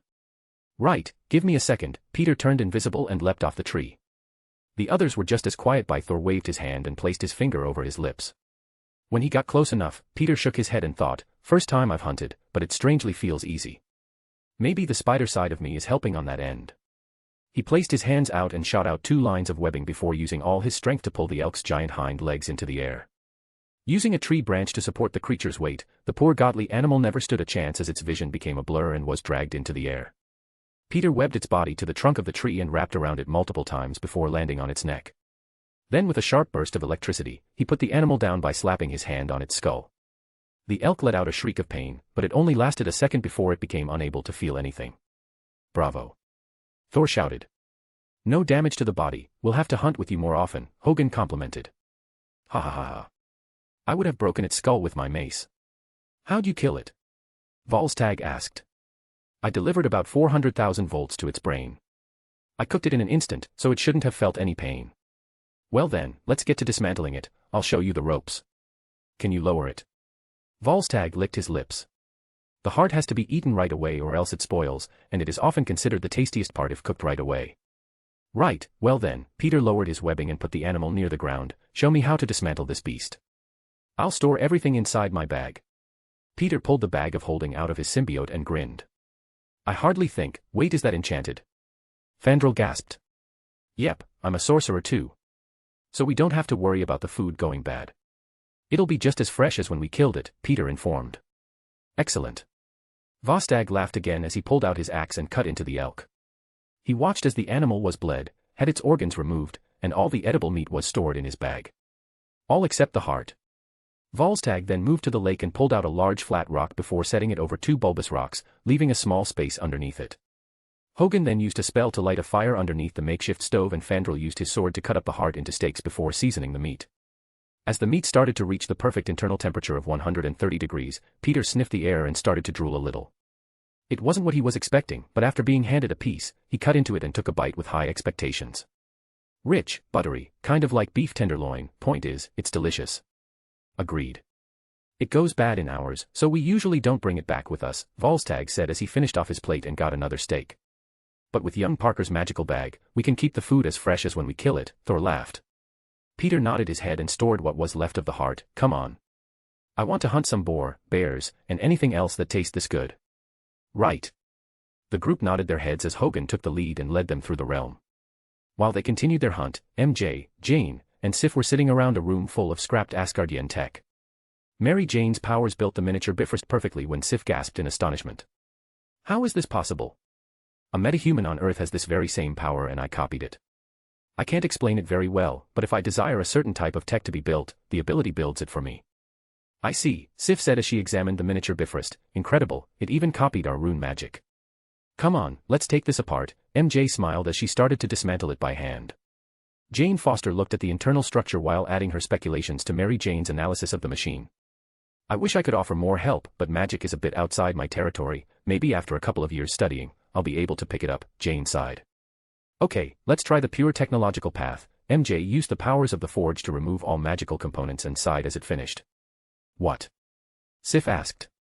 Well, it's able to work, but without magic powering, the device is missing a power source. Ooh, I know. Let's try an arc reactor. MJ pulled the object out of her bag and plugged it in. Still not enough. I'll try the Philosopher's Stone instead. After pulling the gem from her bag, Sif gasped as she looked at MJ with an expression of pure disbelief. Where did you get that? My husband makes them, it's a little funny how easy it is for him. MJ put the stone in the power source and smiled as it booted up to maximum capacity.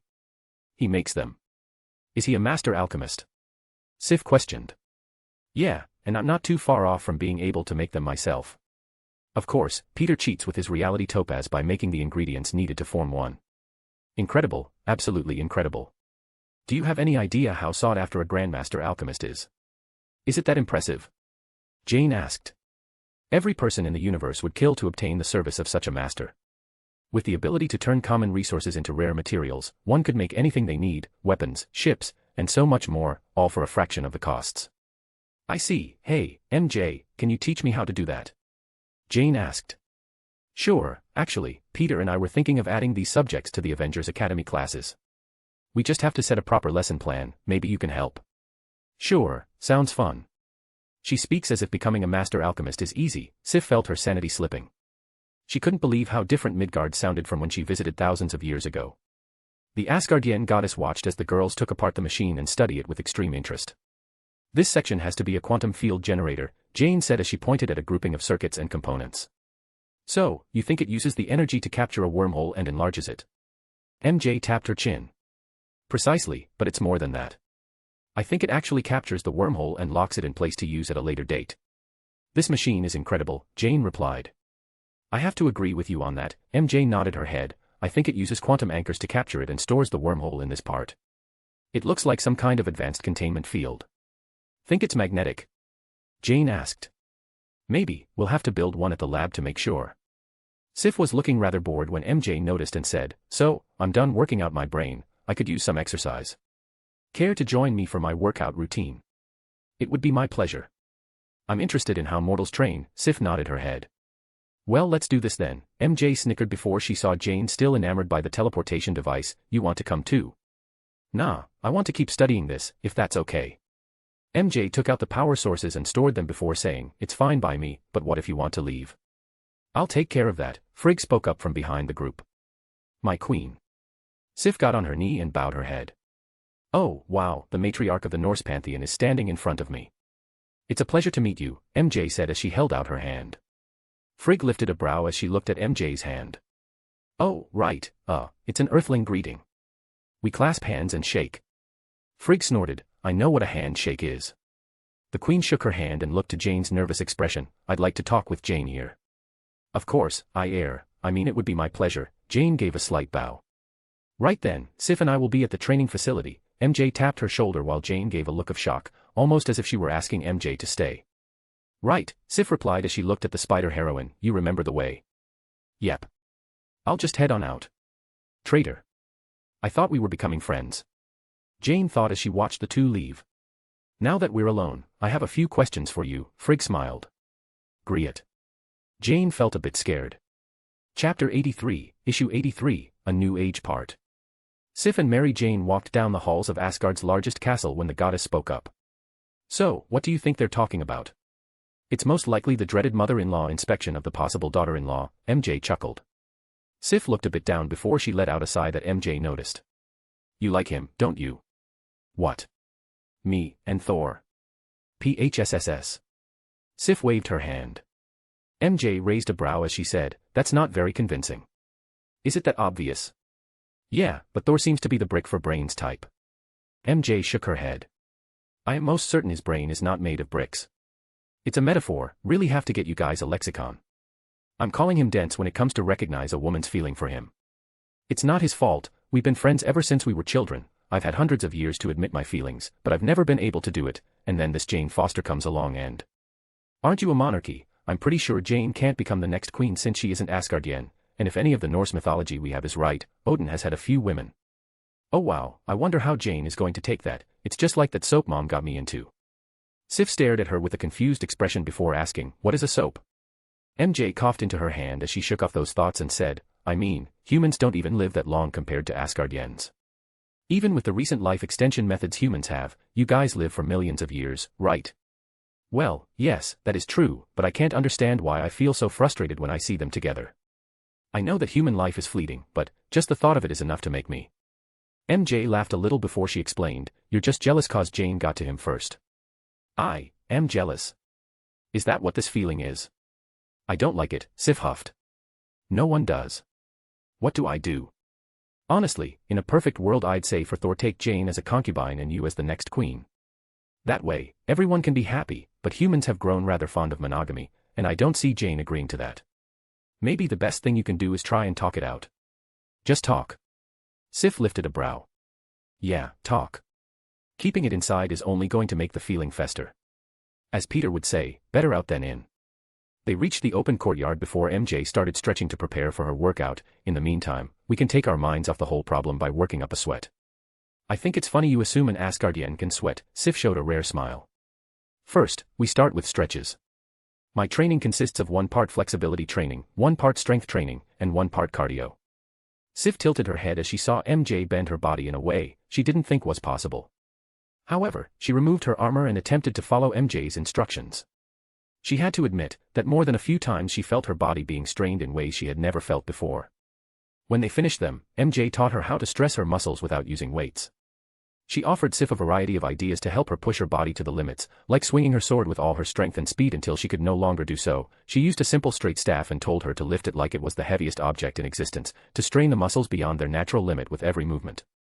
Lastly, she made Sif run as fast as she could back and forth since they didn't really have enough room to let loose.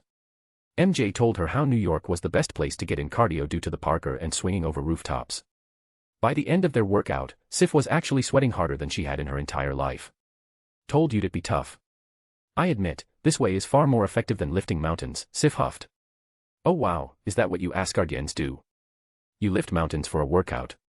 More as a test of strength. The older we grow, the stronger we become, so it's more like a benchmark of sorts, kind of like a warrior's rite of passage. I see, well, the whole point of working out is to break past these limits with hard work. I think it'll suit you Asgardians well, MJ smiled. Perhaps it will, Sif smiled brightly. A horn echoed out, signaling the return of the hunters. Although, they were a little confused as to why they carried no game. That was until Peter brought out a large animal hide from within his bag. They're back, Sif said as she patted off the sweat. Let's go great our heroes, MJ smiled. How come you're not sweating? Oh, I am, but my suit takes care of that by expelling the impurities and reabsorbing the water. I still sweat, but not that much. I want one. Do you Asgardians accept sky gold? Well, if I can convince Peter, I'll let you know. You need his permission.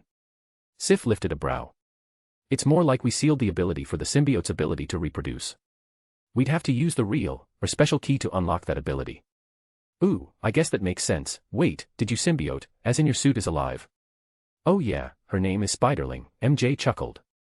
Hello, it's nice to meet you, Spiderling said as a small head popped off of MJ's shoulder. Interesting, what does it do? Well, she can amplify my abilities, allow me to copy the abilities of others, translate any alien tech via a form of short-range telepathy, and a whole bunch more. They walked side by side as MJ explained all the upgrades Spiderling has gotten over the years. They only stopped when they saw the crowd gathered around the massive disassembled animals while the cooks quickly took them to the kitchen. Peter saw MJ running towards him and caught her in a hug. Honey, I'm home. Good to see you too, babe. MJ kissed him on the lips, but we're not exactly home. Wherever you are is my home, Peter chuckled as he gave her another kiss. MJ would normally call him corny, but she couldn't deny it made her happy to hear that. They all gathered in the mess hall and listened to Thor and the group brag about their hunt when Jane came downstairs in some Asgardian clothing the queen lent her. It was a nice dress that hung low to her ankles with everything below her knees made of transparent cloth. She had a nice gem necklace, a few armbands, and a pair of blue slippers. Even her hair was braided in a style befitting a Viking. Wow. Thor said with a red face. Jane looked a little flustered as she waved at him. Frigg couldn't help but snicker at how speechless her son was. Ahem, Lady Jane, you look lovely, Thor said as he kissed her hand. Thanks, your mother put a lot of work into it, Jane giggled. Mother, where is father? He's sleeping. I see, well, I'll start the feast off with a toast.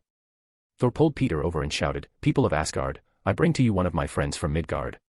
Heroes from the realm bless us with their presence, so it is my hopes that you bless theirs. The crowd cheered as Thor held Peter's hand up. It's a bit late, but tonight, we celebrate the Midgardian's growth into an adult. The feast you eat tonight was hunted and gathered by Peter Parker, so it is my hope that you treat him as a true warrior of Asgard. The crowd cheered again while Peter blushed a bit and said, All this attention is making me feel a bit uncomfortable. Let's eat. Volstagg shouted as he held up a giant pig leg. They all started eating and enjoying themselves while Peter made a call back to Fury and informed him that they'd be gone for the night and to get the defenders to cover their part of the city. He ate and chatted with the locals until it started to get dark. While the party hit maximum capacity, Peter walked off with MJ and looked at the stars and nearby planetoids that orbited the massive slab of land that was Asgard. It's really beautiful. Every planet we visit has vastly different views to look up at, MJ smiled as she held Peter's hand and laid her head on his shoulder. I can't wait to build my own planet. I have to make sure the stars in the area provide quite the show, Peter chuckled. You're not going to use Venus? Nah, I'll give that place to the Asgardians or something. After all, as beautiful as this place is, it will face Ragnarok in the future, and they'll be homeless. It's the least I can do considering how much the Asgardians protect the 9 realms. Peter. Mary Jane. Come join us for a drink. Thor shouted as he held up a mug of ale. They both chuckled as they walked over and took hold of the mug. You know we can't get drunk, right? Peter downed it in an instant. That is an issue. But no worries. I have the perfect solution. Thor laughed as he pulled out a small flask and opened it up. I got this from Olympus. It's called ambrosia and can even get the gods drunker than dwarf at open bar. Sounds like fun, MJ said as she held out her mug. Thor was very careful to only give them 1 drop each and the two downed their mugs before looking at each other with a surprised expression. Wow, this is, I think, what you call being buzzed. Peter licked his lips. It's tasty, and I feel a bit like I'm floating, MJ added. The party kicked it into high gear. Peter was challenged to a couple fights, but he easily defeated them. The only ones that gave him any trouble were the Asgardians above the age of 1000. MJ chatted with several women and even had to fight to show that she was just as strong as Peter. They drank, sang, exchanged cultures, shared knowledge, and even showed them images of Earth's recent improvements. They were awed many times, and several Asgardians thought of paying a visit to Earth. Somewhere between fighting Sif and eating an entire 10 pounds of the tastiest pork belly he had ever eaten, Peter blacked out. He woke up the next morning with a naked MJ sleeping beside him before grabbing his head. Ooh, so this is what it's like to be hungover. That ambrosia stuff really packs a wallop. MJ groaned next to him before pulling him back down to cuddle with. She's handling it better than me, Webster, clean me up. Toxicity was purged from his body, and while the hangover cleared up, Peter woke MJ up with a kiss and said, Come on, we got work to do. No, just a little longer, MJ pouted. Peter snickered before he started tickling her. MJ started laughing as he continued to run his hands across her sides until she jumped on him and said, Okay. I give. Peter kissed her and said, I vaguely remember us promising to meet with Odin and Frigg to speak about what to do with the Infinity Stones. Right, well, I guess I better dress nice, MJ said as he symbiote took the shape of a rather pretty black dress that showed off her cleavage. Everything above her breasts was a dark-colored fishnet cloth that covered her shoulders and stopped at the black choker.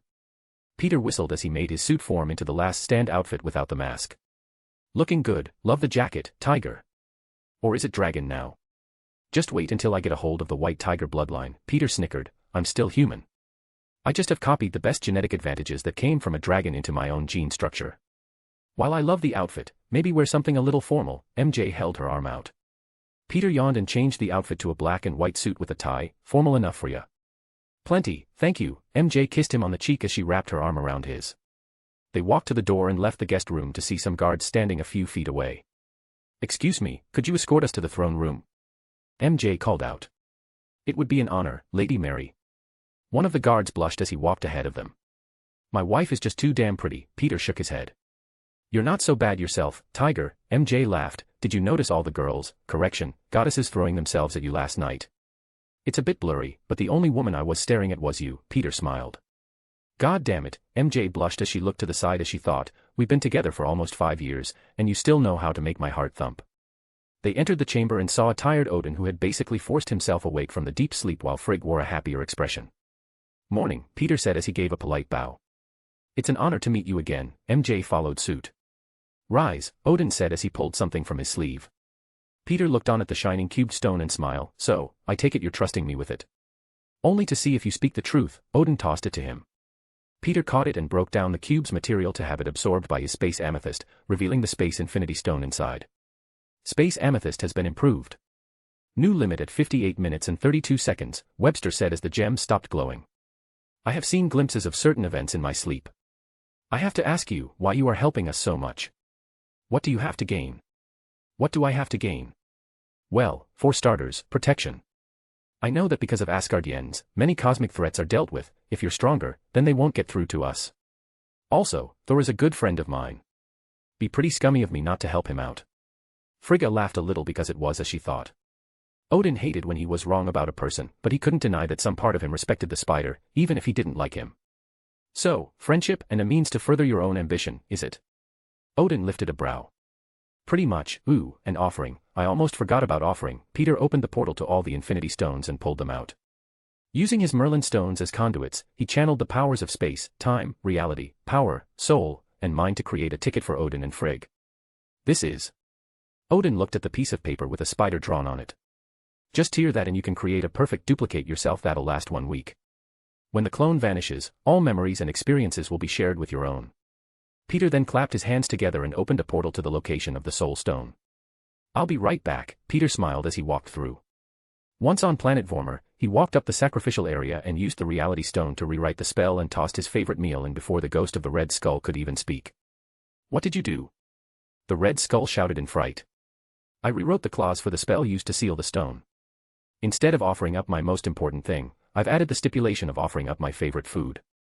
Once the soul stone was in his hands, Peter looked at the Red Skull and snapped his finger, sending his soul to hell where it belonged. Next, he returned to the throne room, pulled out a pair of Philosopher's Stones, and imbued them with a portion of the Infinity Stone's powers.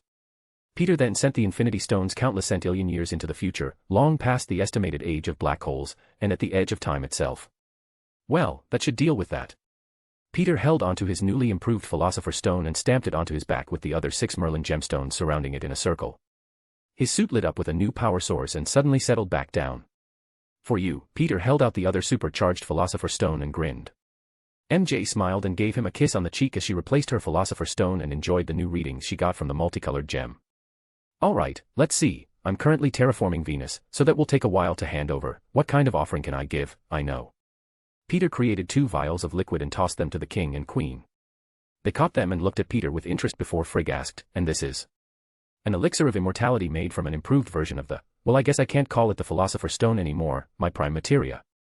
It should work on godly beings such as yourselves. MJ lifted a brow as she looked at Peter. So, you actually pulled it off. Yep, couldn't have done it without the Infinity Stones, but now that it is, well, I guess certain humans will never die of old age. I kept thinking, what can I give to a hyper-advanced species like the Asgardians? Thor got a power-up thanks to understanding his own godly might. Venus isn't ready, and there's not much I can grant to someone that wields the Odin force, but returning a god of Odin's caliber to his prime will not only grant us better protection but might be beneficial for the universe as a whole. That is, quite an accomplishment and forethought into your plans. Perhaps being friends with Thor will do him some good. Odin lifted a brow as he popped the vial's cork and downed the liquid. His body glowed as the winkles on his face smoothened out while his physique grew stronger. Frigg did the same and the two eventually returned to the primes of their youthful image. Oh my, I haven't felt like this in eons, Frigg giggled. Yes, it wasn't enough to give us eternity, but it did return us to our youth and expand our lifespans multiple times. It is an impressive creation, Spider Totem. Thanks, hopefully that should buy Midgard some extra protection. I could send Baldur to check up on Earth every now and then. Frigga poked her chin in contemplation. I have a request, if that's not too much to ask. Speak, Odin nodded his head. I'd like for Loki to receive the same treatment Thor got when you made him a human. What did you call him, Davi? No, Donald Blake. I want you to make a similar persona for Loki to inhabit. You really know too much, Odin sighed. Frigg showed a curious expression as she asked, may I ask why you request such a thing? I think he can be a great force for good, but he needs a change in perspective. Send him to Earth, give him a good family, and let him live out a life as a mortal. I think that's better than keeping him locked up. How do you know of this? The Norse goddess questioned. I looked into his past and found some, well, let's just say I know that he's suffering, and it would be good for him to gain a different perspective on life. Especially considering what will come in the future. You speak as if you know it, Frigg lifted a brow. Not our future exactly, but futures from other realities, ones that are close to ours but countless years ahead, Peter shook his head. Right, the web of life and destiny. Odin sighed as he thought back to his past. During his youth, he once attempted to peer into that pantheon's power but was blown away by a force he did not yet understand. Very well, I shall grant your desire. In turn, we can consider Midgard as an ally faction of our pantheon, Odin declared. He sounds huffy, but I guarantee that he's quite proud of how far Midgardians have come, Frigg smirked. Now that I put a stop to Thanos' plan and countless others who thought of using the stones, I wonder what I should do now. Peter thought to himself, well, there are still plenty of people with reality-altering abilities I need to track down and remove, so this universe isn't out of hot water just yet. So, what now? MJ asked before the ground suddenly shook. Odin frowned as he stamped his spear against the ground. Who dares attack Asgard? Chapter 84, Issue 84, A New Age Part. A bolt of lightning rained down on the castle as Thor shouted in rage, you dare to attack us. Disgusting dark elves. It was like Armageddon had arrived, countless bolts of lightning rained down on the ships and foes attempting to invade their land. However, the sheer number of them was staggering. Spider totems. Defend my home and I shall reward you greatly, Thor shouted as he turned into a blur and exited the throne room. Peter and MJ suited up and immediately jumped into action. MJ, move with Frigga and find Jane. They could be after her because they might think the ether is still inside her. Got it, MJ nodded her head as she looked to the queen and asked, care to join me for an outing? Frigg pulled out her sword and said, lead the way. They took off in different directions while Peter activated his power ruby. He leapt out of the castle and charged into battle where help was needed most. He saw screaming citizens that were powerless against the dark elves being hunted down and whipped into action. After webbing up the group with his organic webbing, he heard them yelling and struggling to break their bindings. But it was to no avail, they couldn't even stretch the material. Good luck with that, you'd need Antarctic vibranium to melt my webbing, Peter thought as he rushed off to help more people. Sleipnir, come to me. Odin shouted as a massive horse with 8 legs appeared from a burst of light. He mounted his horse and flew into battle next to his son. Father. What happened to you? You look young. Thor asked as he smacked a dark elf's head off with his hammer. Your friend brought quite the offering from Midgard, Odin announced as he ran his spear through a spaceship, shattering it into millions of pieces. What's happening? He was supposed to be sleeping. One of the dark elves shouted. Another thing to be thankful to the spider for. If not for his visit, I would not have forced myself to enter the all-sleep earlier. They would have arrived while I was vulnerable, this was planned by someone much greater than the dark elves. Odin smashed through a group of attackers, slaying dozens with every swing or stab made with Gungnir. The warriors 3 and Sif were in the middle of fighting off a group of enemies that crowded around them. Die. Volstagg shouted as he swung his mace at a group that knocked over half a dozen dark elves. Fandral cursed in his native tongue as he said, damn dark elves, they give every one of us a bad name. I thought they were extinct, Sif shouted as she cut through multiple opponents. Apparently not, Hogan shouted as he shot arrows through the heads of 6 foes with 2 draws of his string. Don't mind if I drop in, do you? Peter shouted as he landed on the largest grouping of dark elves. His hands turned into blurs as they shot out webbing that tied their foes together or outright disabled them from moving. Nice timing. Volstagg laughed. Take them out, warriors 3. Sif shouted as she wielded her sword with immense power and speed. They made quick work of the entangled foes while Peter waved and webbed off while saying, "Move to the west side of Asgard, more of their ships are docking as we speak." An explosion shook a nearby building that was about to fall on a group of Asgardians. Peter waved his hand and reappeared the building with magic before webbing the ship that shot the lasers. Then, with a single pull, he confiscated the ship by drawing it into his bag of holding. Of course, he made sure to teleport the defeated Dark Elves into his subspace prison. "Don't just stand there, run, get to shelter," Peter shouted at the civilians while he jumped into the air and landed underneath another ship. He then hopped from ship to ship while storing them in his bag and sending the elves to his prison. Every now and then, he would have to drop down to save people in need. Falling buildings, groupings of Dark Elves attacking survivors, and massive structural destruction to the environment were stopped just as quickly as they occurred. With the Warriors 3, the Asgardian army, Odin, and Thor helping, the dozens of thousands of enemies were pushed back to the edges of Asgard, but it was still too slow for Peter's liking. "Perhaps I can help," Webster called out, getting its host's attention. "Oh, yeah, that could work." Peter slammed his fist into his hand as he dodged a laser that tried to get him from behind. Without looking, Spider-Man webbed the guy up before saying, "Webster, split and empower everyone you can find." Thanks to the absorption of the created Globby, the symbiote could now split infinitely and join with every Asgardian that they came across. With Webster turning the civilians into well-equipped warriors that were being guided by a symbiote equipped with one of the most advanced supercomputers in existence, the battle not only turned to their favor, but became completely one-sided. Even Thor and Odin agreed to wear the symbiotes, though it was mostly out of curiosity. Odin wanted to know what a symbiote made by humans could do, and Thor was eager to see how much stronger he would be. It's like a reverse symbiote takeover arc, Peter thought to himself. While the Dark Elf army was being outright slaughtered, MJ helped Frigg take down any that infiltrated the castle and even stopped a group from entering the family vault, which seemed to what they were going after. Jane stayed by their side while all this happened and couldn't help but feel a bit like a liability. As it turns out, her suspicions weren't unwarranted. There were many times during the scuffle that she was targeted. However, MJ was a damn good guardian and even gave Jane a copy of her symbiote when things started getting dangerous. When she was finally able to help, with Spiderling's assistance, Jane was able to fight efficiently and was able to help clear out the vault. Well, if it isn't Spider-Girl, Loki smirked as he walked up to the edge of his prison. Loki.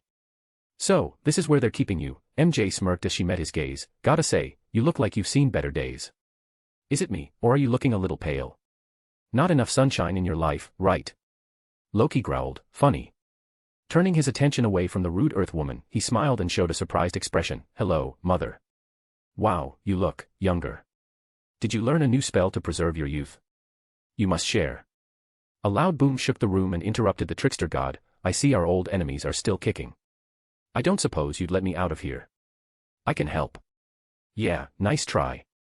I'm going to enjoy seeing you as a normie." MJ shook her head. The Asgardian prince lifted a brow as he said, "Normie? Whatever that means, I don't like it." "Get used to it, Goatman," MJ smirked. "Why so sour, little spider? Holding a grudge against the jackass that put my planet at risk and cost the lives of thousands of innocent people? No, why would you ever think that?" There was a clear and thick accent of sarcasm in her voice. "Not my fault, blame Thor. He's the one who kicked me into the Bifrost. If not for him, I never would have been forced to work for that mad titan." "Loki." Frigga shouted with a frown. The god flinched as he looked over at his mother and said, "Yes, mother. Now is not the time for your trickery. Our world is under attack, our people are dying." "Your people," Loki frowned. "Our people. It matters not that you were born from another. We are your family, Loki. You know what, Loki? I agree with the queen, she may not have birthed you, but she raised you as her own. So maybe lay off the snide remarks and, sigh, hold on," MJ said before she suddenly webbed out a line towards the entrance seconds before a dark elf tried to rush into the room. She pulled the web line back and punched the dark elf so hard that he saw stars before falling unconscious. "We cleared out the room, but nothing is going to stop them from sending more in. I'll web the entrance."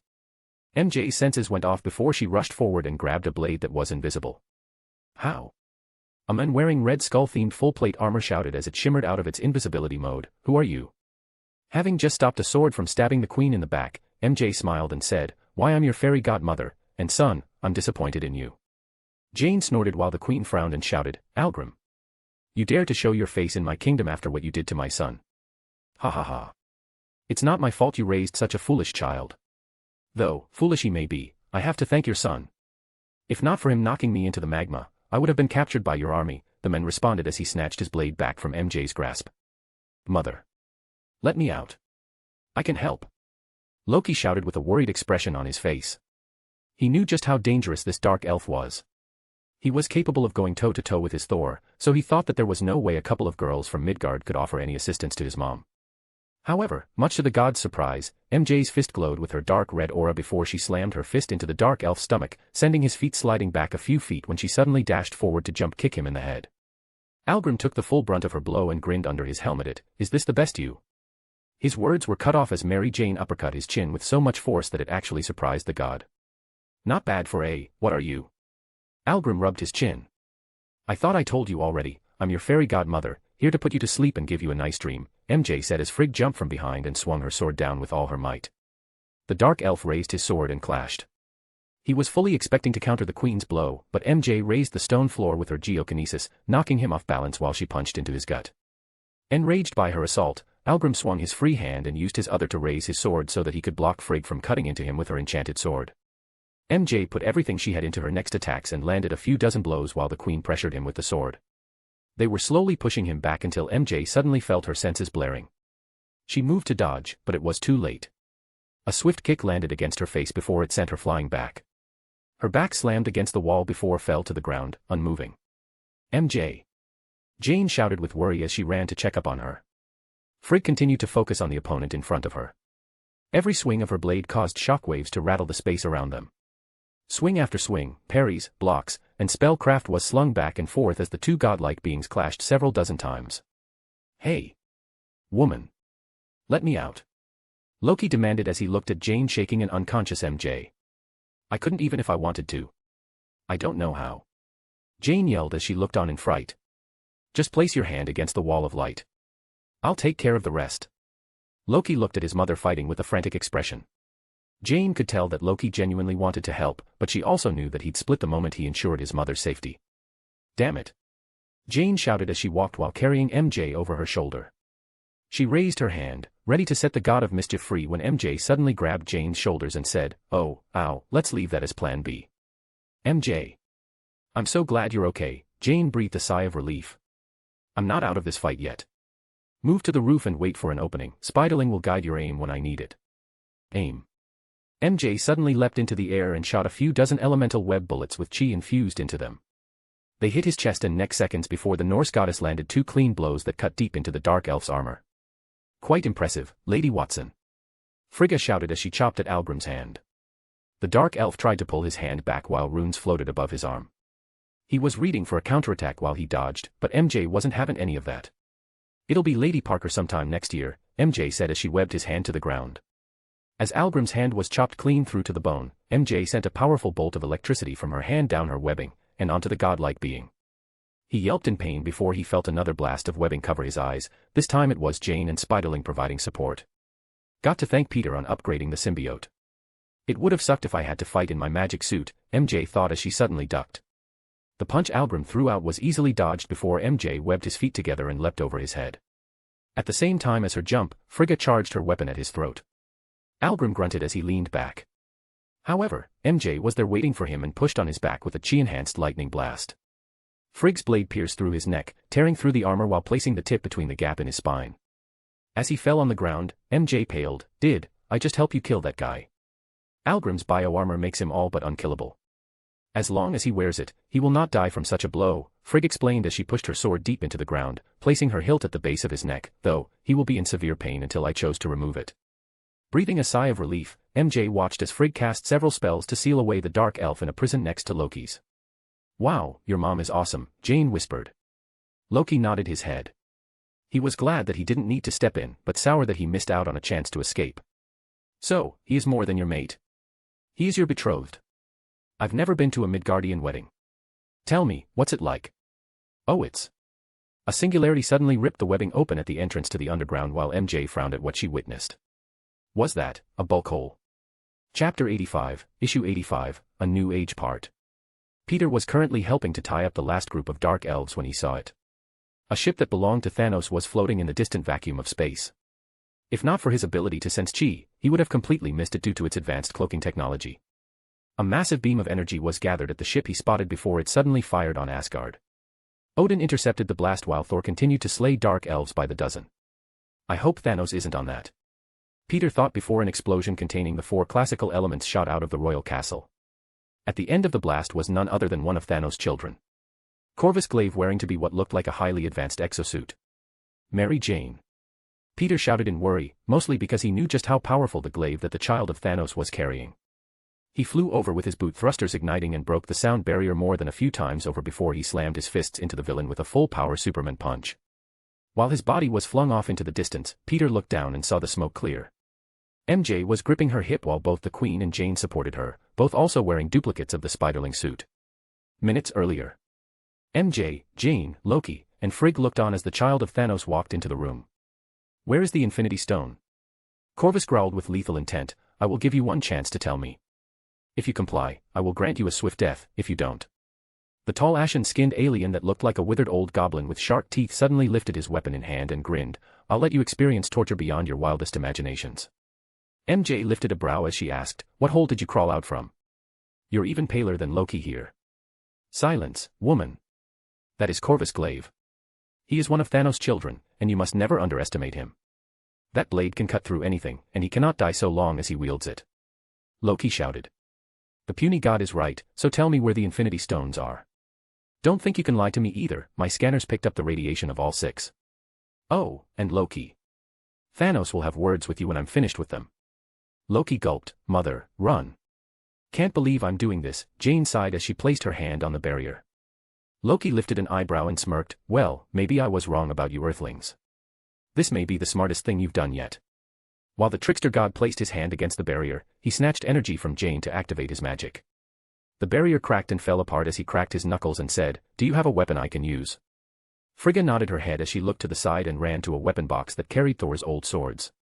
They were unnamed, made of URU, and granted no unique properties to the wielder, but they were more than enough for Loki and herself to use.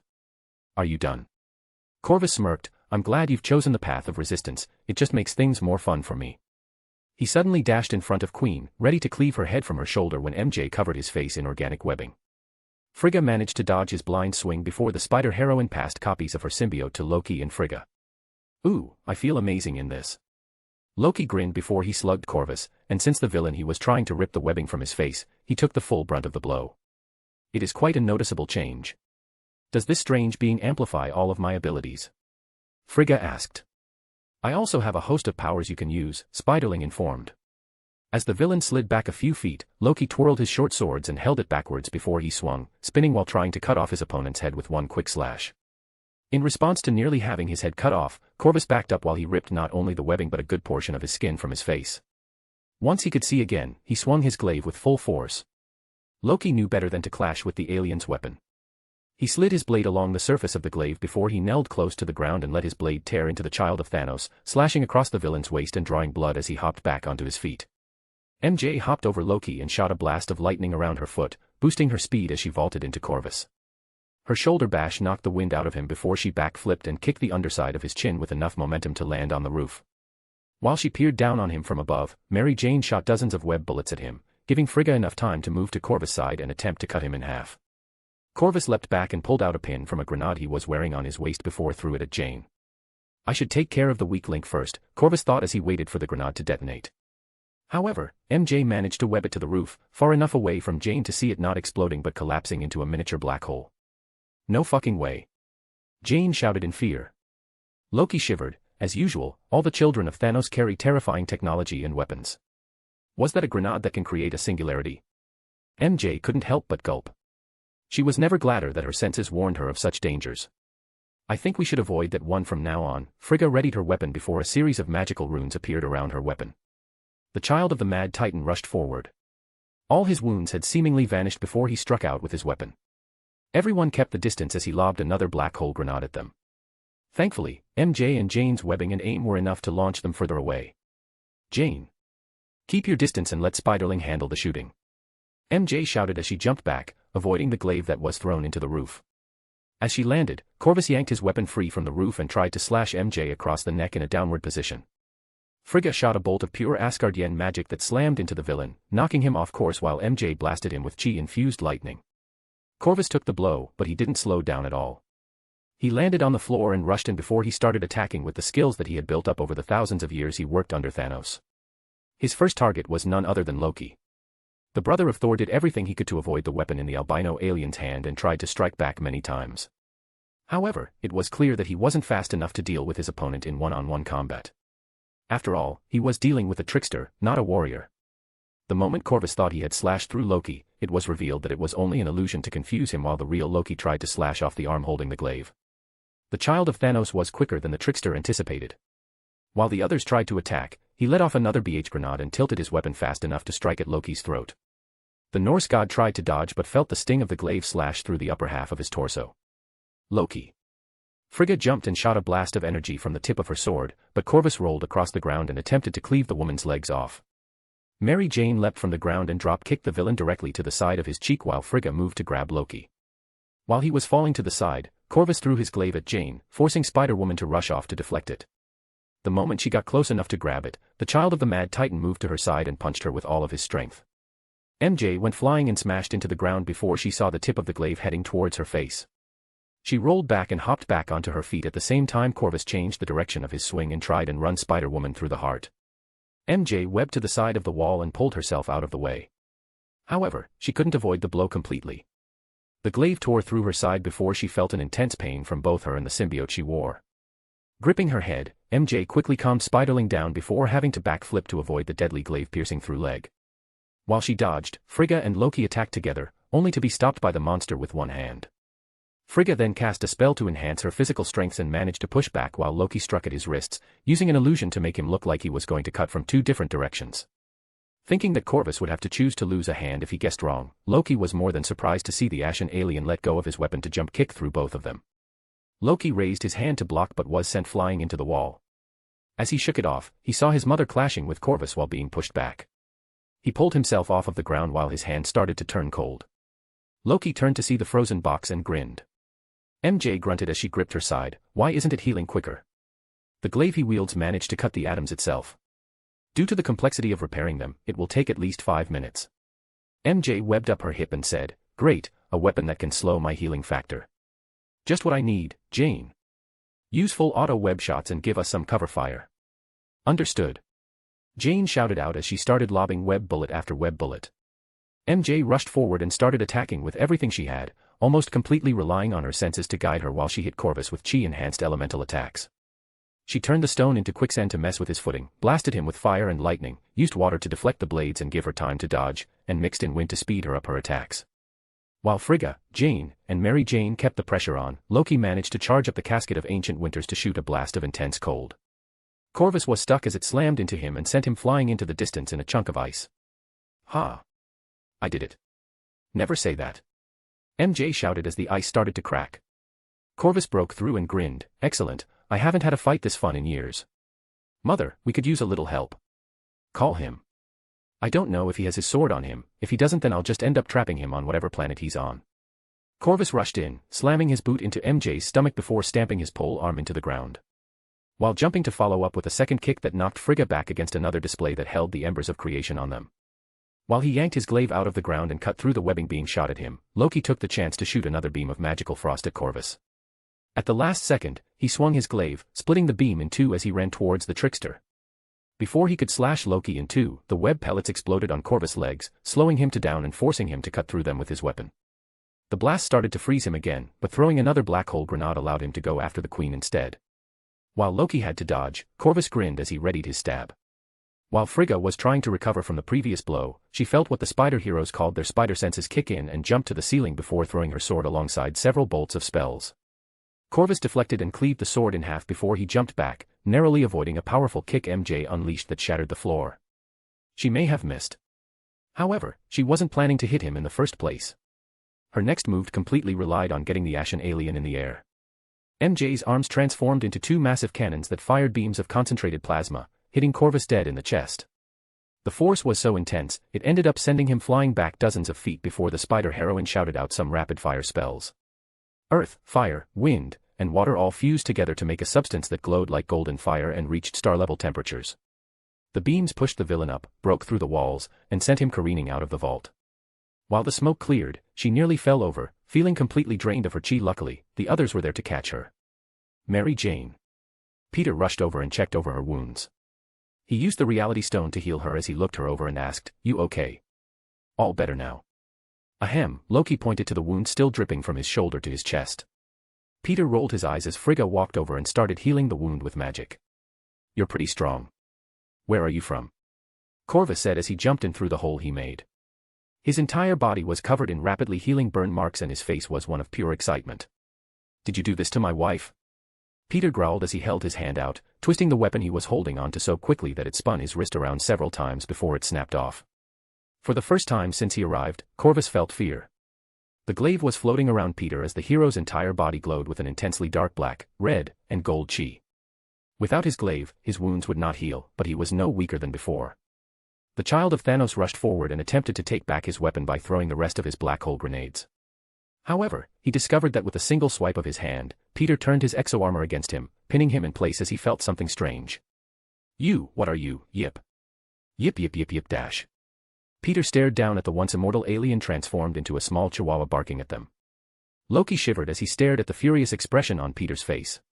When he snapped his head towards the trickster, Loki coughed into his hand and said, "Well, now that has been settled, I'll just..." "Loki, if you don't want the same treatment, I suggest you walk back into your cell willingly. I helped save your woman, doesn't that earn me anything?" "Yeah, but you still helped bring an army and killed quite a few people on my planet. So at the moment, you're still on my shit list. I was under the influence from the Mind Stone." "Really? That's the best lie you have." Peter raised his hand and threw the real Loki who was trying to sneak away while the one with his mother vanished. At the same time, he made sure that he returned MJ's symbiote. As the barrier came back on, Frigg looked at her son with a shocked expression. "Ah, you tricky. Admit it, you're impressed," Loki groaned as he picked himself from the ground. "You couldn't tell the difference." "My spells are improving." Peter looked around and said, "I'll fix the place up and transport the unconscious dark elves to my private prison. I'll hand them over after all this is all over." "What do we do with the dog?" MJ lifted a brow. "I'll be taking him in my prison for now, as for this little war he's waged. I'm done with this whole event. It's time I send a message to that purple bastard." Peter teleported all the bodies and materials away before taking flight. As he shot out of the building, he repaired the damage with the reality gemstone and flew straight towards Odin's location. MJ opened a portal and said, "I'm going after him. You guys hold down the fort. You could use portals." Loki and Jane shouted at the same time. "Yees." MJ lifted a brow.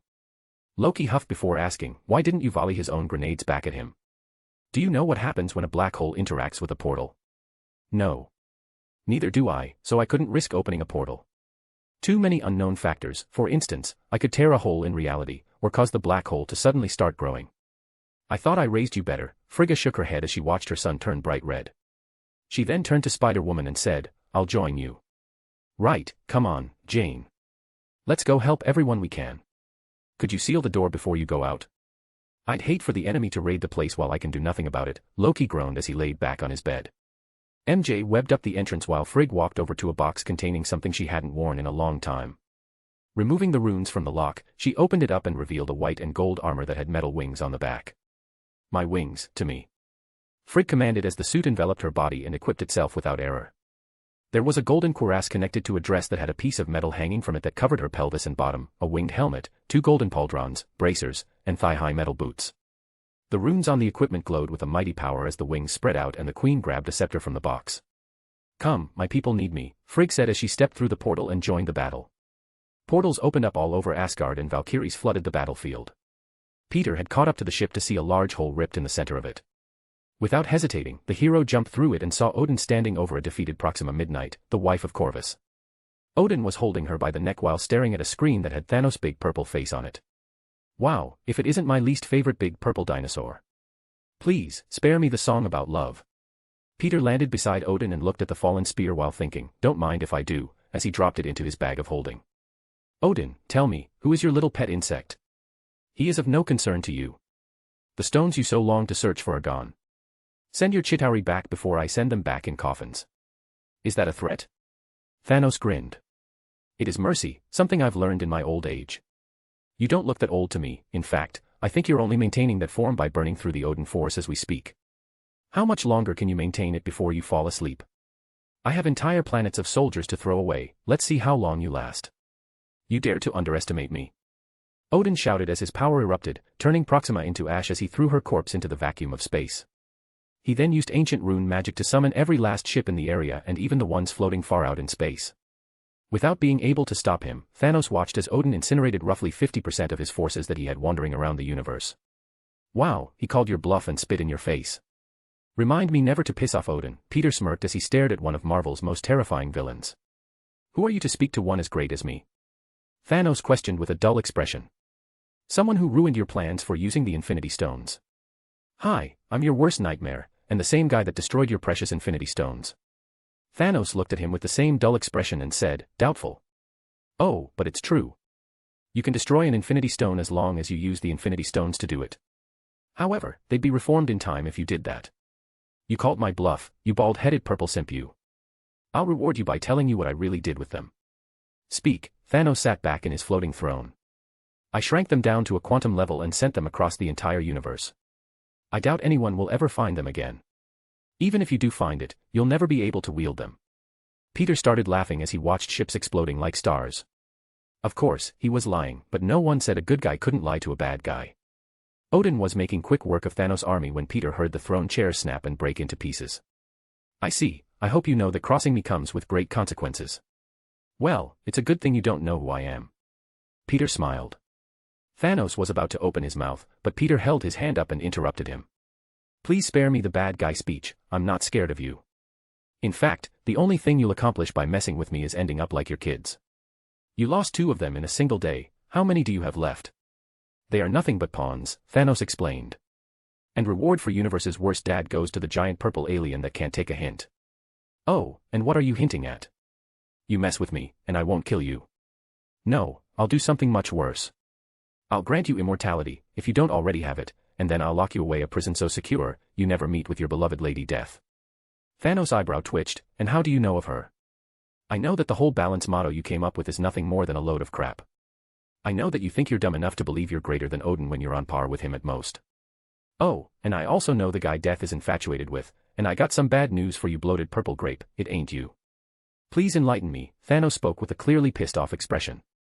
No, I don't think I will.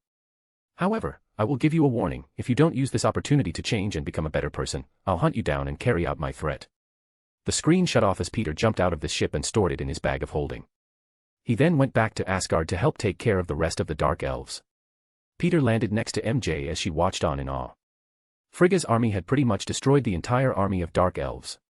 They were literally doing crowd control and locking all the surviving combatants in heavy-looking cuffs. Wow, look at them go, MJ smirked as she put her hands on her hips. Peter recalled his symbiotes, all except the one Odin was wearing. He figured he'd let the old man play around a bit longer. After all, the powers he had access to actually allowed him to avoid using the Odin Force, and with his godly wisdom, he was able to use them to a level Peter didn't know they were capable of. There was a lot for the spider hero to learn. Magneto's power combined with Johnny's power allowed him to create stars that exploded and contained supernova that he then directed with a chain lightning that came from Electro's power. He used his magic to summon hordes of enemies to him instead of chasing them down. There was no escape from this force of nature, this god of battle and wisdom. Odin then opened a portal that showed the image of every Chitauri planet owned by Thanos. The God King then held his hands out and sent a chill so powerful that it froze trillions of soldiers in mere seconds. When the planets were cold and fragile, he tossed Gungnir. The godly spear split into 12 different spears that shot through the planets and shattered them like glass before the gravity caused the planet to collapse in on themselves. The massive planets suddenly burst into powerful explosions that disappeared behind a fading portal. Odin took back his spear as he rode his 8-legged god horse back to his land and dismounted next to Thor and Heimdall. Report. We have stabilized and locked the space around Asgard. We won't be able to use warp technology for a while, but they won't be able to send more in. The Queen has captured Algrim, Heimdall informed. The enemy forces have been dealt with, our prison might be a little crowded, but somehow, I think Niflheim should be able to hold them all, Thor informed. Is the Bifrost still operable? Odin asked. Thor did well in protecting it, Heimdall nodded his head. Good, open the gates to Niflheim and toss them all in. Odin walked off to go find his wife. Chapter 86, Issue 86, A New Age End. MJ and Peter were relaxing with the Warriors 3 and Lady Sif while Peter waited for Thor and the Royals to finish taking care of the aftermath. I must thank you for your assistance. Many more lives would have been lost without you, Sif said with a bow. AI, that the lad has been of great help is no lie, and that armor you got on, how'd you make it? Volstagg spoke up. Lots of prep and hard work, How do you make you into weapons? Peter shot back.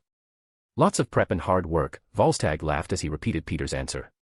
It felt like all of my abilities were amplified several times over, and the powers at its disposal. You truly made a fearsome armor, Fandral shouted as he wiped the blood from his own Asgardian alloy armor. The symbiote is alive, so I wouldn't call it that. Might not favor the next time you might end up wearing it. About that, can I give a copy to Sif? MJ asked. Well, it's your choice. I mean, if you're asking me to make her one, I suppose I could, for a favor. What kind of favor? Volstagg showed an interested expression. An oath that you'll never try to duplicate or copy the suit. Of course, the ones I'd give you wouldn't have the same powers MJ and I have collected over the years. You have to collect them yourself. The upside is that it will be made from the same materials and will be equipped with the latest A.is. Is that it? Sif blinked as if what she heard was just a joke. Of course not. I also want to be taught the methods of forging done by the dwarves and runic magic, Peter crossed his arms. That is a difficult request, Hogan rubbed his chin. But doable, no. Peter smirked. We can teach what we know of runic magic, but asking the dwarves to train you is harder. In order for that to happen, we'd have to ask for the blueprints to make this symbiote, Volstagg replied. How about various rare metals from across existence? I can even make you all a large storehouse of URU if you let me study it. Peter made a pile of adamantium, vibranium, and even proto-adamantium. Volstagg's mouth began to water as he stared at the materials. How did you? Did I forget to mention that I'm an alchemist at the same level as a grandmaster? Making materials is child's play to me. MJ rolled her eyes and thought, you can do a lot more with those Merlin stones. Alchemy only lets us turn one thing into another, equivalent exchange doesn't mean squat when you can manifest matter from nothing. A grandmaster? I'll have to speak with them, Volstagg grinned wildly. Then you can take this as an offering to arrange that meeting, Peter smiled as he handed over a bag of holding that was just big enough to transport the metal bars. Volstagg laughed loudly as he took them and said, very well. I'll do just that. Thor interrupted their conversation as he flew down and spoke, Peter, Mary, my parents wish to speak to you. That time already. Peter smiled as he got up and stretched. They were led into the throne room again where a more youthful pair of gods look at the two spider heroes with respect. For defending Asgard, my son, husband, and I have discussed what your reward should be, Frigga spoke up. For aiding Asgard during an invasion, dealing with the Infinity Stones, saving hundreds of our citizens, and restoring our youths, we have granted you the status as an honorary Asgardian. Should you two ever die, we will personally ferry your souls to whatever afterlife you desire. We also grant you land and titles for whenever you two are upon the soil of Asgard, Odin spoke with authority as he stamped his staff on the ground. I helped come up with the titles, Thor smiled, the spectacular spiders of Asgard. Gee, you shouldn't have, Peter's eyebrow twitched. It was no trouble at all, Peter, Thor slapped his back. No really, it wasn't necessary, MJ sighed at how bad that sounded. Since you have an interest in Asgardian magic, I've informed the Tome Keeper that you can have unfiltered access to the library. Frigga smiled as she announced her reward. That is pretty interesting. Rune magic always interested me because of how much it resembled coding. The only difference is it uses characters instead of zeros and ones. Peter started mumbling. Does he do that a lot? Thor asked. All the time, MJ chuckled. Well then, shall we go? Peter held his arm up. Yay, more books, MJ shook her head. It's a good thing we studied ancient Celtic and Norse languages during our stay at Camartage. Thor, can you show us to the library? MJ asked. It would be my honor, Lady Mary. The three walked away while Odin looked at Peter's back. What do you see? Frigga asked. Much, my dear, perhaps it will become Asgard's salvation. However, there is much that he has to go through. One chosen by Merlin will not live a peaceful life for long. The poor child, I'll never understand why that man would put his successor through such trails, Frigga sighed. As Peter and MJ walked through the corridors, they chatted about Earth, catching Thor up on their many adventures and battles. So, you defeated Heralds of the Octessence. That is quite the feat. Thor showed a shocked expression. I had help. It wouldn't have been so easy if not for Kokiangwoody's help. Peter replied. The spider goddess? Now there's a name I haven't heard in eons. Thor showed a pondering expression. Anyways, MJ beat this guy who claims he's an Atlantean god. I think that's way more impressive. You defeated the demigod Namor? Thor's eyes widened. Sort of, MJ shrugged her shoulders. I'll have to visit after I finish my business re-establishing the Bifrost to rest of the realms. I'm quite curious to see how much Earth has changed. Sounds fun, we can get the whole gang together and throw a party, MJ added with a smile. Ah, how are the Avengers doing? Thor questioned as he smiled brightly. Well, we're a much bigger group now, but we're all a lot stronger than you remember, Peter said seconds before they stopped in front of a large archway. On the other side were rows and rows of books containing the collected knowledge of Odin and his many Asgardians compiled through their history. Peter whistled. Wow, it looks like this goes on forever. Everything we Asgardians ever learned since the founding of our homeland. My great-grandfather Buri was the one who inspired the people to learn and founded the Royal Library. There are many secrets and a wellspring of knowledge gathered over thousands of years contained within these halls. I can see. Peter thumbed through the books and pulled one out called The Birth of the 9 Realms and created a couch, table, and coffee with his reality topaz. I have to go, check up on Lady Jane, Thor said as he looked at the book. Peter smirked and waved his hand, locking Thor inside a barrier. Stick around, Blondie, I'm sure you should take the time read in here too. I think you should focus on subjects on rune magic. It's a little weird that Loki is so good at the stuff, but you're stuck at the rudimentary level. He released the barrier and said, besides, a library can be romantic too, especially for nerds like Dr. Foster. Trust me, she'll love this place. Is there any particular reason you want me to learn? Thor showed a curious expression. Yeah, you're the dumb one, Peter said as he started reading. Pardon. MJ snorted and giggled before saying, that's a little blunt, Tiger. Tigers got claws, Peter chuckled before looking at Thor. How many times has your brother outsmarted you? Seriously, in the recorded lore we have, he's been pranking you since you were kids. Well. Peter cut him off and continued his explanation. Well, now your brother is a killer and a war criminal. I don't want him breaking out someday and pulling one over on you again. Besides, you should honor your ancestor Buri's spirit by abiding by his wishes. He wanted Asgardians to have good brains on top of good bodies. You can consider it my request for saving Asgard if that makes you feel better. So, Odinson, what say you? As he held out the book he was reading, Thor sighed in resignation and said, I've already read that one. Good, glad to know you aren't illiterate, Peter chuckled as he picked up where he left off. He was curious to see if he could inherit a fraction of Rune King Thor's ability if he just put in the effort. Very well, I shall get Jane.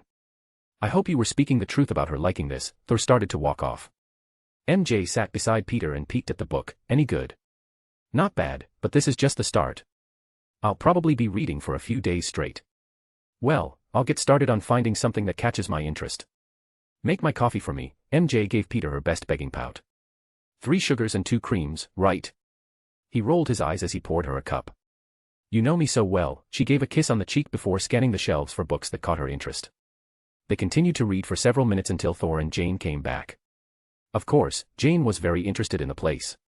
Her eyes were practically glowing. However, her understanding of their ancient language kept her from being able to read them.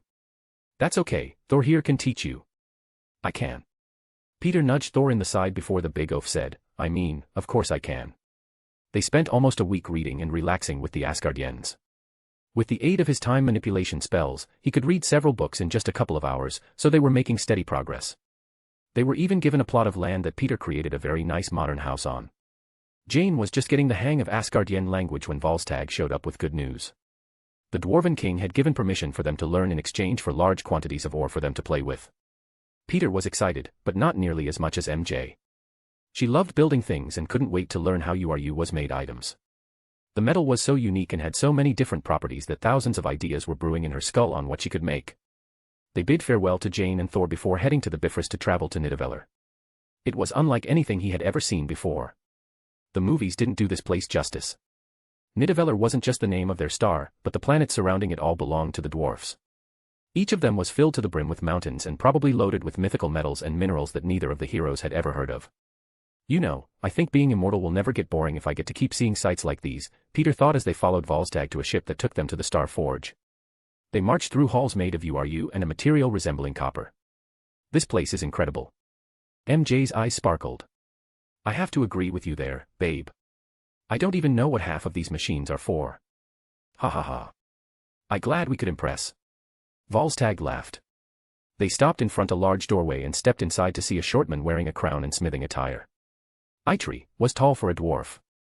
Roughly 5 feet 7 inches, he had a long flowing beard, sculpted muscles, a pale complexion, and was also quite handsome. Volstagg. What brings you to my personal forge? Eitri shouted as he opened his arms and gave his friend a hug. Sire. Glad to see ya in good health. As for why I'm here, you promised to speak with the Midgardians. Oh, was that today? Right, sorry about that. It must have slipped my mind. Eitri rubbed the back of his head before looking over at the two spider heroes. Is that them? AI, they be the ones I spoke of. Good, I really like the metal you brought, especially the proto-adamantium. Strange name though. So, you've agreed to teach us? Peter called out. Depends, can you deliver on your part? Peter smirked. Do you have a map of your star system I can look at? AIE, that I do. The king nodded his head as he walked over to a pile of trinkets and started shuffling through them. He stopped when he found a small golden sphere and walked back over before poking its top. The sphere suddenly opened up and shot out a holographic image of their star system. 3 habitable planets. How heavy is your star? It's about 11,583,201,002.555233117353419 pounds. Alright, I'll make an entire planet out of proto-adamantium on the outskirts of your star system's gravitational pull. Its orbit shouldn't affect anything inside the inner planets. You can do that. Eitri showed a shocked expression. Peter pointed to a spot around 2 light years away and said, I already did. Erdi walked over to his window with a portable telescope and peered into it. Well, I'll be a donkey's ass, it's actually there. The dwarf king saw the shining ball of smooth metal the size of Earth quickly frosting over due to how far away it was from their star. 3 more of those, and you got a deal. I want the sonic metal, bone steel, and you are you. Get me those at the same size, and you'll be a welcome guest and student of Nidavellir. I get that you'd call vibranium sonic metal, but what's bone metal? MJ asked. It's a type of steel mixed with the bones of powerful creatures. We also call it Asgardian steel. The king answered. Oh, so that's what Sif's weapons are made from. What bones went into hers? MJ followed up with another question. Her sword is made from the bones of an Aragorn. However, my hammer is much better. It was made with the bones of an elder troll rather than some scrawny winged horse. Volstagg bragged as he held up his precious hammer. I don't think the Valkyries would appreciate you demeaning their steads. Erdi shook his head before looking at Peter. I want one made with the bones of a creature on par with Fafnir. The dragon from the Norse legends? MJ questioned. Peter nodded his head and said, I think I can do that, but I'd need to inspect the bone first. But if you don't have one, I can think of a good substitute. Sorry, but we don't have the remains. They're hidden somewhere in the 9 realms and imprisoned by the All-Father himself. Well, I hope an immortal dragon is a good substitute. Also, I'll need to inspect you in order to copy it. Right, Erdi nodded his head before he went over to his forge and returned with an ingot of you. Peter's heart thumped as he saw the metal and smirked. No matter how much he tried, he couldn't completely replicate the URU. He could make metals with as many properties as he wanted, but without knowing what made URU, it always resulted in an inferior product. Even while copying Thor's hammer, from what he knew of the mystical metal, it was capable of many things outside of how the hammer worked. He needed URU in its rawest form in order to truly understand it. He scanned the ingot with the aid of his mind stone and symbiote and felt like a wave of information exploded inside his head. The hero gripped his forehead as he began to sweat. Sweat formed on his entire body as he fell to one knee and panted heavily. Peter. MJ called out with a worried expression. Sorry, man, this is the real deal all right. It felt like I was watching the birth of the universe. God-tier metals are really on another metal/level, get it? This thing is built like nuclear pasta but it doesn't have the same weight. It doesn't have weight at all, not unless you want it. Is the URU too much to ask for? Erdi asked with a furrow on his brow. Peter shook his head and gave the OK sign as he poked at the locations of where the objects would form. A quick burst with his reality topaz, and 3 new metal planets formed on the outermost reaches of their star's gravitational pull. I've added solar moons to them to make mining them easier. There's no light out there, figured that might help. Solar moon. Volstagg and Erdi showed a look of confusion. Just a really bright moon that emits starlight. You should be able to spot them from here. The dwarves and MJ looked over to see 3 small star-like objects faintly glimmering in the distance. The Dwarven king looked through his magical telescope and smiled. He confirmed that the URU and vibranium were legitimate, but the strange golden glow of the bone steel concerned him. Hey, lad. The bone steel is supposed to be silver in color. This one has a soft golden hue. Well, the immortal dragon's bones were used to make them. So that glow probably represents the immense life forces within the new metal. The immortal dragon. Never heard of that one before, Eitri commented. AI, it's news to me too. Volstagg nodded his head in agreement. I'm sure you haven't. It's a type of dragon born on Earth. They're called Loangs and the immortal Loang is basically a deity. They have so much life energy that they're pretty much immortal. Ha ha ha. What an interesting property. I can think of a few things that it can be made into. Erdy's eyes showed a hint of greed and his fingers were twitching the desire to hold his hammer. With this much material, Nidavellir will have enough ore to play with until the next 500 generations grow old and die. Volstagg laughed. 500 generations. Isn't that too little? It would take humanity hundreds of thousands of years to use up all that, MJ commented. Dwarves live for about as long as Asgardians. So that much should be plenty for these guys. Especially considering almost every dwarf born has some form of magic suited for handling metals and crafting. In one of the books I read, it was said that ancient dwarfs were able to build stars and entire galaxies, Peter explained. He knows his stuff, Volstagg laughed. I had time to read up, Peter smirked. That's good you have a brain on those shoulders, but our smithing methods are about hammering our souls into the metal. It takes more than smarts to learn from us, the Dwarven king crossed his arms with a cocky expression. Peter accepted the dwarf's provocation and shot back just as hard. Humans are pretty passionate and creative creatures. I'm sure we can show you a thing or two, maybe even more than you can show us. Erdy laughed as he slapped Peter's shoulders. I can see why Thor likes this one so much. He's got a sturdy backbone. Should make a fine sword when he passes. So, when do we start learning? MJ asked with an excited expression. Eager loss, isn't she? The king let out another cheerful laugh. The group was led to a room where another dwarf was teaching a class about various ores and their properties. So, school, huh? Peter shook his head. If you want to gain our approval, you should learn with the newborn chicks, Eitri laughed as he walked away. The two sighed and sat down for the lecture. Surprisingly, there was many subjects raised that piqued their interest. The spider heroes continued to work in earnest. They were given their own room, a forge to work in, and spent almost a full month learning from the dwarves and their methods. As it turned out, they forged with their hearts, willpower, and imagination. It was basically its own form of magic. The two humans worked tirelessly to improve and learn as much as they possibly could. So much so, that it was wearing them down. Luckily, they had the ability to remote control their clones and visited Earth every now and then. Little by little, the spiders spent more and more time delving into dwarven mysticism. They had the basics down, but when it came to forging abstract materials, the two were at a loss. For instance, the ingredients to make the chains that held down Fenrir were as follows: noise of a cat's footfall, a woman's beard, mountain roots, the sinews of a bear, a fish's breath, and the spittle of a bird. How this made the one of the universe's strongest items of restraint completely baffled the two. Of course, it wasn't a simple thing to make. Even Erdy couldn't easily perform such a feat at his current level. His father on the other hand was well versed all forms of smithing.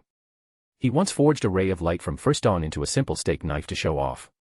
The days passed and the two were eventually allowed to forge alongside the other dwarves.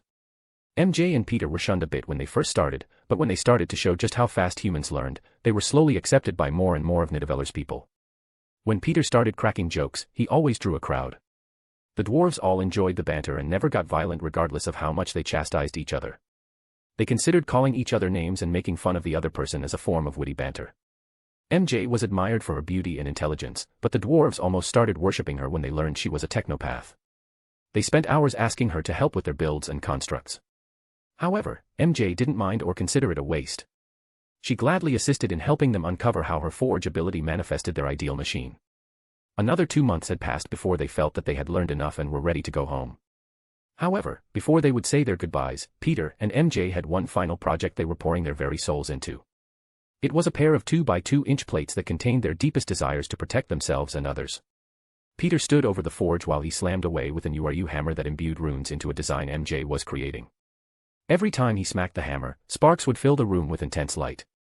If not for the specialized equipment keeping their bodies safe, the sheer heat from the sparks would have been hot enough to sear through flesh and bone with ease. Eitri watched on in awe as he saw the humans use their will to manipulate the URU plate. With every blow, they continued to grow in expertise. Incredible. These two have such strong hearts. Buri, the brother of Eitri, nodded his head in agreement. Their focus is incredible. Most rookies end up letting stray thoughts affect the outcome, but these Midgardians are completely honed in on their idea. Have things changed since the last time we visited Midgard? Well, there were quite a few blacksmiths that used to follow us back in the day. I don't remember any humans with this kind of ability. Perhaps we should take a look at Midgard and see how they've changed, the king spoke with his eyes never leaving the forge. Midgard, huh, it's been more than 1,000 years since we last went there. A loud explosion interrupted the brothers as the light from the star forge and item enveloped the room entirely. When the room returned to normal, both MJ and Peter were on the ground panting as if they had just got done running a marathon. 2 spider symbols that matched the ones on the fronts on their suits floated over the forge. Why is this so exhausting? MJ groaned. I guess our healing factor doesn't help with magic drain. Peter laughed as he said, not enough mana. Dork, we still need to quench them. But I can barely move. How about we finish it for ya, lass, Beery spoke up. You just want to take part, MJ smirked. What dwarf wouldn't want to be a part of this? I've never seen such an advanced armor design before. How is it even supposed to work? Erdi asked as he put on pair of URU enchanted gloves and grabbed the symbols. Our suits are alive. It'll be able to fuse with the material, MJ answered. I see. Now it all makes sense. Beery rubbed his chin before opening a metal barrel filled to the brim with a large quantity of clear and vibrant-looking oil that had mystical properties. The Dwarven brothers used their magic to make the glowing spider symbols cool while getting infinitely harder. The glowing runes on the two vanished as the metal spiders cooled down and turned white and black. They then etched in the runes the spider heroes requested and felt the room shake as the items finished cooling down. I call dibs on the black one. It goes better with my color scheme, MJ said with a smile. Fine with me, Peter grumbled. Truthfully, he wanted the black one, but his soon-to-be wife was right. Her regular attire was a color swap of his own, so the black looked more appealing over the blue chest. White does pop more when it's against red, MJ smirked and gave him a kiss on the cheek. The dwarves finished solidifying the hero's enchantments and pulled it from the oil before they walked over with each in hand. They were inspecting it as if they were some kind of precious gemstone. In all my years of forging for the gods, this is undoubtedly one of the best protective items I've seen, Beery commented. Oh, how you rank it? Peter asked. It's easily the 5th greatest armor enchantments I've had the pleasure of helping craft. Erdi handed over the items. Peter and MJ helped each other stand up as they reached out and took their newest addition to their symbiotes. They placed the spider symbols against their chests and watched it wrap around them like armor. The symbiote absorbed it and suddenly sent a jolt of energy into their bodies. Their magic levels quickly returned to normal and all their fatigue from earlier vanished. Wow, you were right. URU makes one hell of a source of magic. While we're not at max, I definitely feel my mana returning, MJ smiled. Of course, that's not all it can do.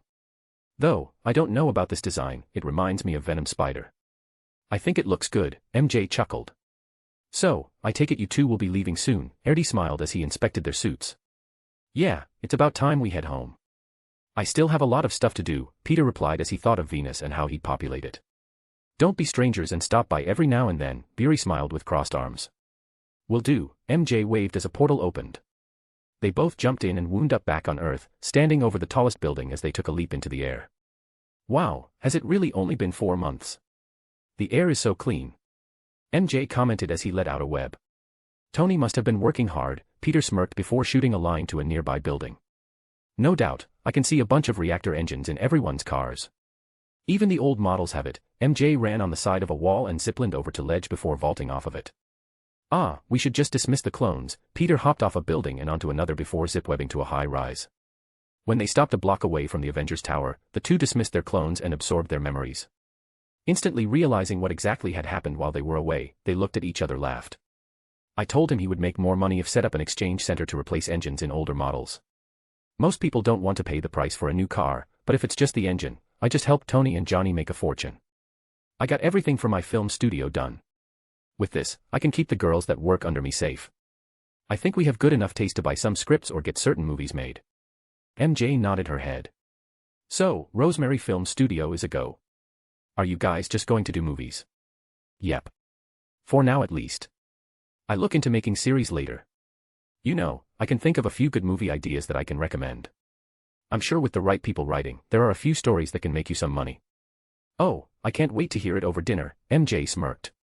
You don't believe me. Spider-Man looked hurt. Ooh, I believe you. I sure it'll be very interesting, Mary Jane laughed as she shot out a web line. So, what are you going to do now that you have the studio? Whatever I want, MJ smiled as she jumped off the building and started swinging across the city. Peter chased after and checked out the new sites. All of the minibots had improved several of the buildings and even repaired older houses to make everything way better than it used to be. They had a clean source of energy that was capable of powering entire planets, crime was at an all-time low, and New York was now considered to be one of the safest places in the world. Peter landed on a building next to MJ and said, So, how's the whole White Tiger situation? She's interested. However, if we want to find the bones, we'll need to go to Africa. Wakanda, huh? He thought to himself before saying, well, I have to help Reed with the multiverse tunnel. With what we learned, I think we can actually pull it off. Cool, so, 3 more months. MJ grinned under her mask. Getting nervous. You wish, she chuckled as she sat against the edge of the rooftop. See ya at home. I'm going to check on the girls. Peter shook his head as thought, I'm the one that's nervous. I can't help but feel like the universe was out to get us sometimes. I just hope nothing happens to interrupt us. Shaking his head free of any anxieties, Spider-Man slapped his cheeks a couple of times before he webbed off to the Baxter building. He landed at the upper balcony and made the symbiote take the shape of blue jeans, Converse sneakers, and a black t-shirt. Anyone home? Peter loudly asked as he walked inside.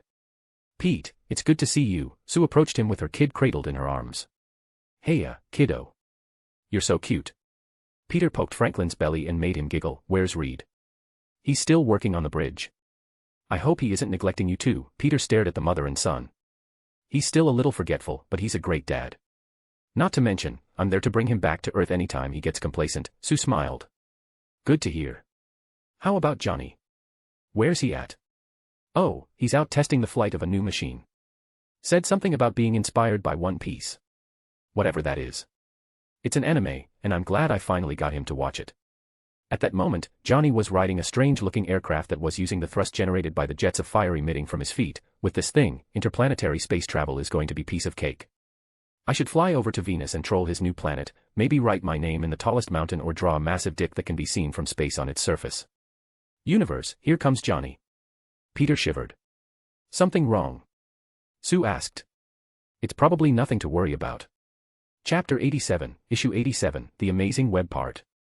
After some chatter with Ben and Sue, Peter went up to the lab to see Reed with some incredible bed hair.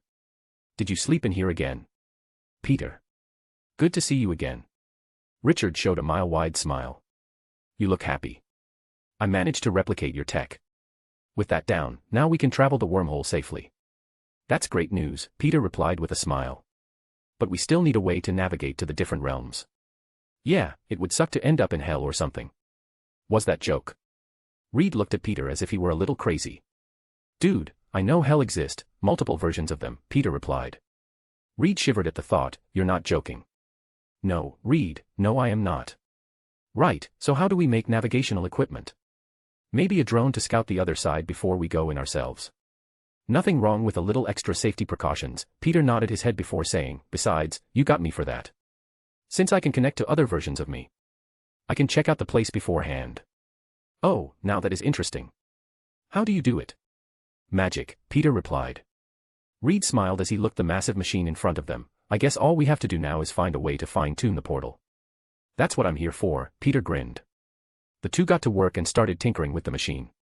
While Peter shared information about dimensional travel and various magics he uncovered over the past few months, Reed found himself more and more interested in learning from him. The day passed by when MJ called Peter to let him know that White Tiger agreed to go to Africa with her in a month. That's great news, babe. I'll get to work on dealing with reintroducing the species to Coulson. It shouldn't take too long to make a serum either. Planning on mixing the bloodlines? MJ asked. Well, Coulson lore states that great changes come when the bloodlines of tigers and dragons mixed. We have the spiders too, so the boost we can get from it should be way greater. Truthfully, Peter was trying to add the powers of more totems to his side. When Merlin comes to his world, he won't just be fighting the spiders. Ever since he learned that his powers came from a Native America goddess, he began wondering what totems would have good synergy with the spider. Apparently, dragons, phoenixes, griffins, lions, beetles, and unicorns have a synergistic effect when working together. Danny was the dragon totem, Jean was the phoenix, and Kraven was locked up somewhere, and he knew the hunter had the greatest potential to be a lion totem. He had hoped that a tiger would be a good replacement since he knew he could find Kraven, but he didn't trust the hunter farther than he could throw him, and he was pretty sure he could chuck that guy into the next star system. That leaves a beetle and a unicorn. The only beetle I know is a criminal half the time in the comics. However, with my tech, I can probably make it so they can be enhanced like me but with beetle genetics. Abner Ronald Jenkins was his name, maybe I should buy his loyalty and make him a family bodyguard. He was a mercenary and did team up with the Avengers and Spider-Man more than a few times. As for the Griffin, there was John Horton, but he's also a villain. No, I should try and track down the scientist who made the mutagen and give it to a more worthy person. Peter tried hard to remember anything about unicorns. While he was in Asgard, he was told that they were mostly hunted down for their pelts and horns, and that they were considered extinct. He knew that there was some in the Savage Lands. However, he didn't know who would be a good recipient to receive the powers of one. For some reason, Deadpool popped up in his head. Yeah right, like a real unicorn would willingly go within 10 feet of that guy. What was that? MJ asked on the other side of the call. Nothing, just thinking out loud. I'll be working with Reed late tonight, so save me some dinner. Don't stay up too late. Alright, see you around, babe. Oh, actually, maybe you can help me. I'm looking for a way to traverse the multiverse and locate ones that aren't, well, dangerous. Think you can help us out? I'll make it worth your time. Sure, I'll drop by when I finish up at work. Clone Me did a good job getting my girls work. Apparently, we already have some decent actors lined up for a job. That's great. Clone Me finished the AI for Parker Industries, so I have a lot of time on my hands these days for personal projects. I guess we'll be spending a lot time together. MJ grinned. I'm looking forward to a good date. I'll do my best, ma'am, Peter joked by speaking in a southern accent. After they ended the call, the two went right back work. What about using the radiation the gate emits like sonar? Reed suggested. I don't know, maybe it might end mutating those that are hit with it, giving them powers or worse, killing them. Really? Interdimensional radiation giving a person powers? What would be the odds of that happening? Around the same odds of a radioactive spider bite making me a hero. Oh, and Kettle. The pod is calling to say you're black. Fair point. Reed relented. How about scanning with magic tech? Peter rubbed his chin. Don't spellcasters draw their powers from extra-dimensional energies? What if the multiverse we're visiting doesn't have magic or lacks that particular energy? Peter slapped his forehead. Right, there are magicless universes, I almost forgot about that. Not to mention there might be worlds that can interfere with such things. Like a magic EMP of sorts, a MEMP. A MEMP. Reed paused. I feel silly just saying that. I hadn't thought of that. You think there's weather and stuff, like dimensional storms and tears in the fabric of reality that we have to worry about? Peter asked as he thought of a few events. Right, this is still all so fascinating. So many things to prepare for, so much to learn. Reed's eyes sparkled. Go take a break. Spend some time with you, kid, Peter said as he looked at the whiteboard full equations and technological blueprints. Coffee's over. I know, Peter held a full cup that he manifested with his powers. Thanks, but not necessary. Right, I'll be back in a few hours after putting Franklin to bed. Peter smiled. Reed. Yeah. You need to cut back on the all-nighters. Spend more time with your kid, they grow up too fast. 1 minute you're changing their diapers, the next, you're watching them start a family of their own.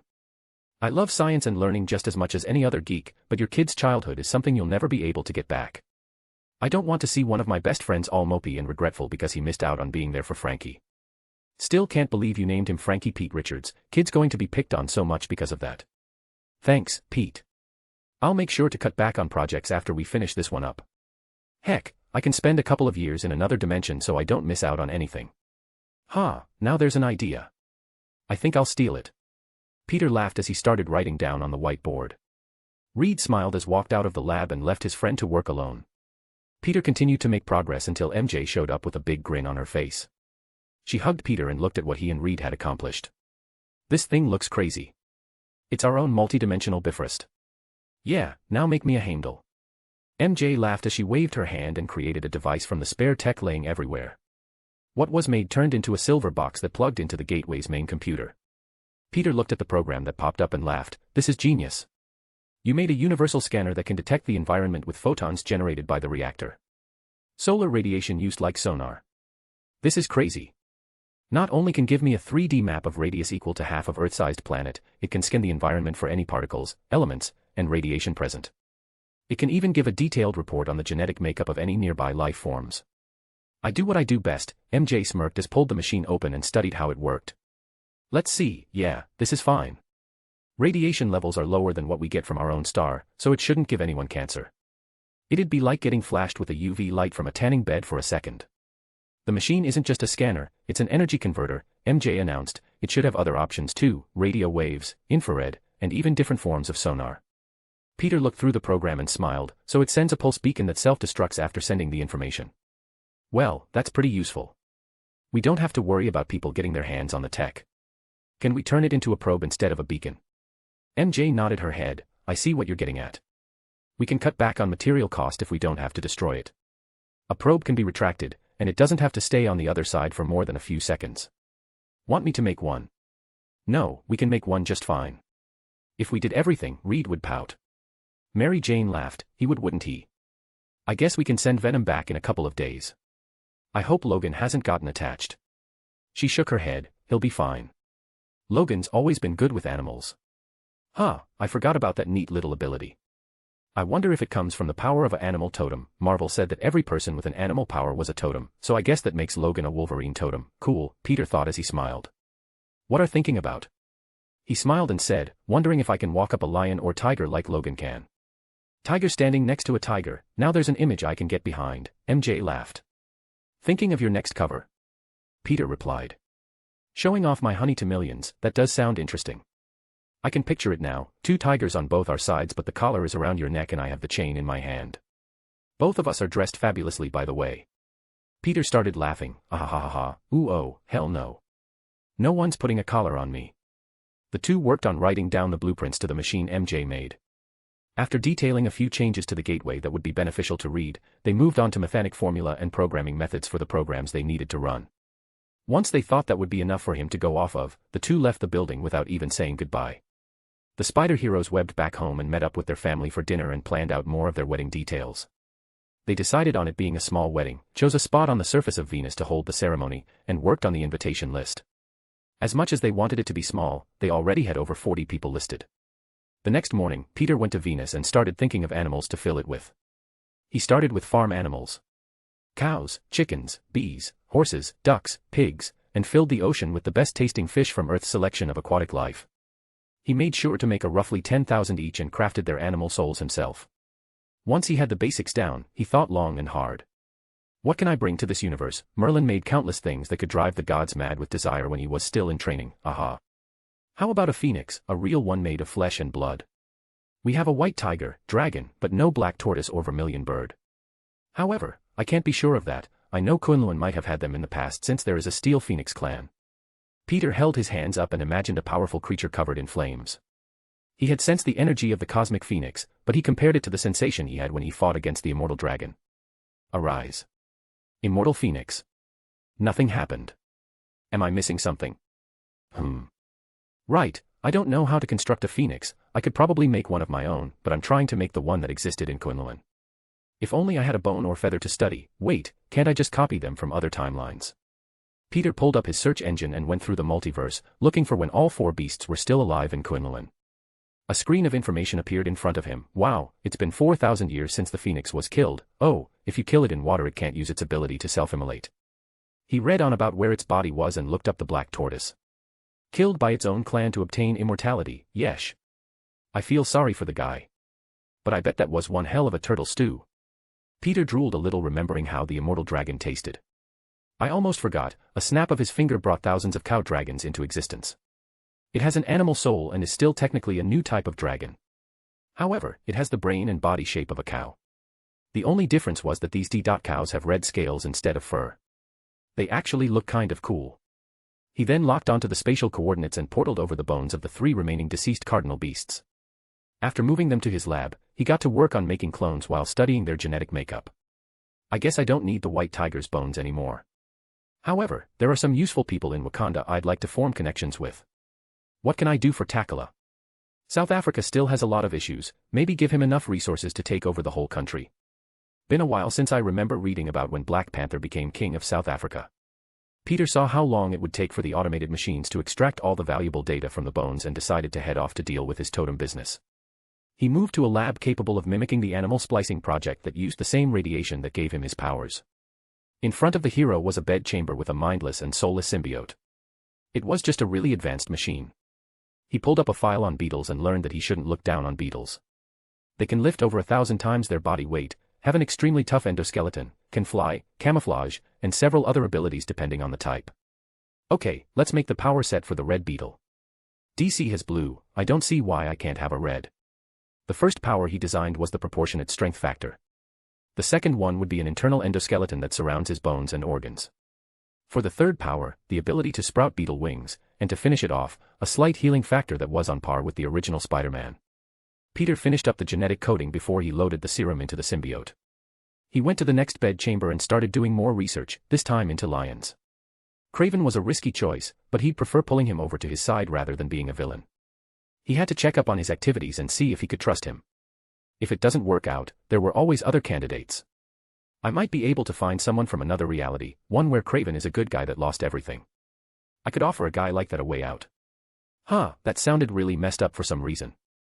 Once he finished the lion serum, he hooked it up and pulled up his screen to find the last location the creator of the Griffin formula. He didn't even bother to talk to the guy. Peter simply locked him up and destroyed the illegal lab. He was experimenting on homeless people, prisoners, and kidnapping victims. He set them free and returned the prisoners back to their cells before going back to Venus. He spent around 8 hours deconstructing the serum and perfecting its flaws. Now who get the Griffin powers, strangely enough, the only power it really has besides the basic super enhancement is to continuously grow stronger when facing stronger opponents. If I gave this to the Hulk, he'd be unstoppable. So maybe not him, someone from the police force, or maybe, ugh, I can't believe I'm considering him, but Wade is actually perfect for this one. His regeneration factor mixed with this could make him a valuable ally, but also a terrible anti-hero that can't stopped. He let out a sigh. To be honest, even without this, I'm not sure I can stop that guy. Maybe I can use this as incentive for him to stop killing every crook he can get his hands on. Reel him in a little. Okay, now to teleport over some unicorn bones. I should make sure to tell Asgard not to come and hunt my unicorns down, and I can never let Wade know about them, ever. He loaded up the bones into spectrometer and started to deconstruct its genetic coding. Peter prepared it to be cloned alongside the other ancient beasts he was resurrecting. The machine notified him that the complete scans of the vermilion bird, black tortoise, and white tiger were finished. Great. Now I can make a serum from their blood. Peter created living samples to use for his cloning process. After he set the process to automated, Peter got to work on his serum and started testing it on clones. The vermilion bird serum gave him wings, increased pyrokinetic abilities, jacked up his healing factor, and allowed him to go through a form of rebirth should his life ever be in danger. The white tiger serum made his bones as dense as metal, gave him sharp canines, made his claws stronger, and increased his physical ability several-fold. The black tortoise gave him a hardened exoskeleton that looked like scuttles and increased his hydrokinetic abilities by several dozen times. When he added all four, his clone's chi changed completely. Before it was already insanely power, now it felt like he was standing in front of Thor or some other deity. He had lost dragon claws, sharp canines that came from the tiger, boiling blood that came from the phoenix, and denser skin thanks to the black tortoise. Peter smiled and went through with the procedure and felt an explosion of energy erupting from his chi center. It felt like a star blowing up inside of him. It continued to grow wildly before the crippling pain caused him to keel over. The sounds of bones cracking and muscles shifting while 4 bloodlines remolded his body into its most perfected form continued for several hours. When it was finished, for the most part, he looked completely human. However, inside him was a vast ocean of chi he could draw from. Peter felt as if he had a massive star in his chi center. Peter clenched his fist and extended his claws that glowed with pitch-black chi that had bright white motes of light inside it. Wow, just wow. I feel like I could blow up a moon with ease. Like a trillion nuclear bombs are all exploding at the same time. I don't have the appearance of the physical mutations anymore, besides the retractable claws, but it could possibly be that the claws actually came from my spider totem. Nonetheless, they aren't dragon claws anymore. It's something completely different. Peter smiled happily as he made his chi and claws recede before he got back to work. He started by tracking down the beetle. Hiring him on was rather easy. All it cost him was a fat monthly paycheck and some tech upgrades for the suit. Of course, he didn't turn down the chance to become a superhuman like Peter when Spider-Man mentioned he was working on serum that would grant powers in the form of a beetle's abilities. Peter already had the cash and the serum ready to go. He hired him on as his family's bodyguard and gave him a cushy life to enjoy. The transformation was a complete success. There were no physical deformities and he looked completely human. After giving him the details needed for his job, he gave the Red Beetle the DC version of the suit, powers and all, but with a red color and an advanced AI. After that, he went Avengers HQ and started looking for candidates for the other serums. He decided on giving the Lion serum to a SHIELD agent known as Clay Quartermain. He was a highly decorated SHIELD agent with many accomplishments under his belt, and one of the few agents that Fury trusted completely. After setting him up as the next candidate, Peter went on to give Maria Hill the Unicorn serum. To his surprise, the serum gave the taker an incredible healing factor, enhanced physical abilities that leaned towards a speed type, and made their blood a tonic that could heal almost any wound. All that was left was the Griffin. Against his better judgment, Peter went to Deadpool's apartment and knocked on the door.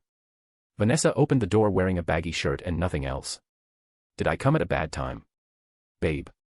Spider-Man is here. What? No, it can't be. A naked Wade walked out from the bedroom. For Christ's sakes, put some pants on. No, you should take your pants off. Wade replied with crossed arms. I like that idea. Vanessa nodded her head. I will snap your neck. Again, Peter covered his eyes. Fine, Deadpool sighed in resignation, I'll take them off for you. If you so much as come within a single foot of me, I'll rip your heart from your chest and feed it to you. You know, you're seriously making me regret coming here. Why are you here? Vanessa asked. I came with a proposition. Vanessa raised her finger and opened her mouth. Not that kind of proposition. Boo. Deadpool gave 2 thumbs down. Deadpool, how would you like to join the Avengers? Not just work with S.H.I.E.L.D., but AF, full-blown Avenger. Peter barely got the words out. Are you for real? Wade and Vanessa shouted at the same time. Yes, now would you please, put some pants on, I'm begging you. All right, you win. Thanks for giving him back his life, Vanessa smiled at Peter. Huh, is he doing all right? I mean, up here. Peter pointed to his head. Oh, yeah, he's doing great. No more cancer and is back to the old Wade I know and love. Good to hear, I think that's a good thing. So, anyways, I figure I should give you a gift. Take this and you won't age. Wade's regeneration factor makes him live a long time. Like a long time. Vanessa raised her eyebrow. What is it?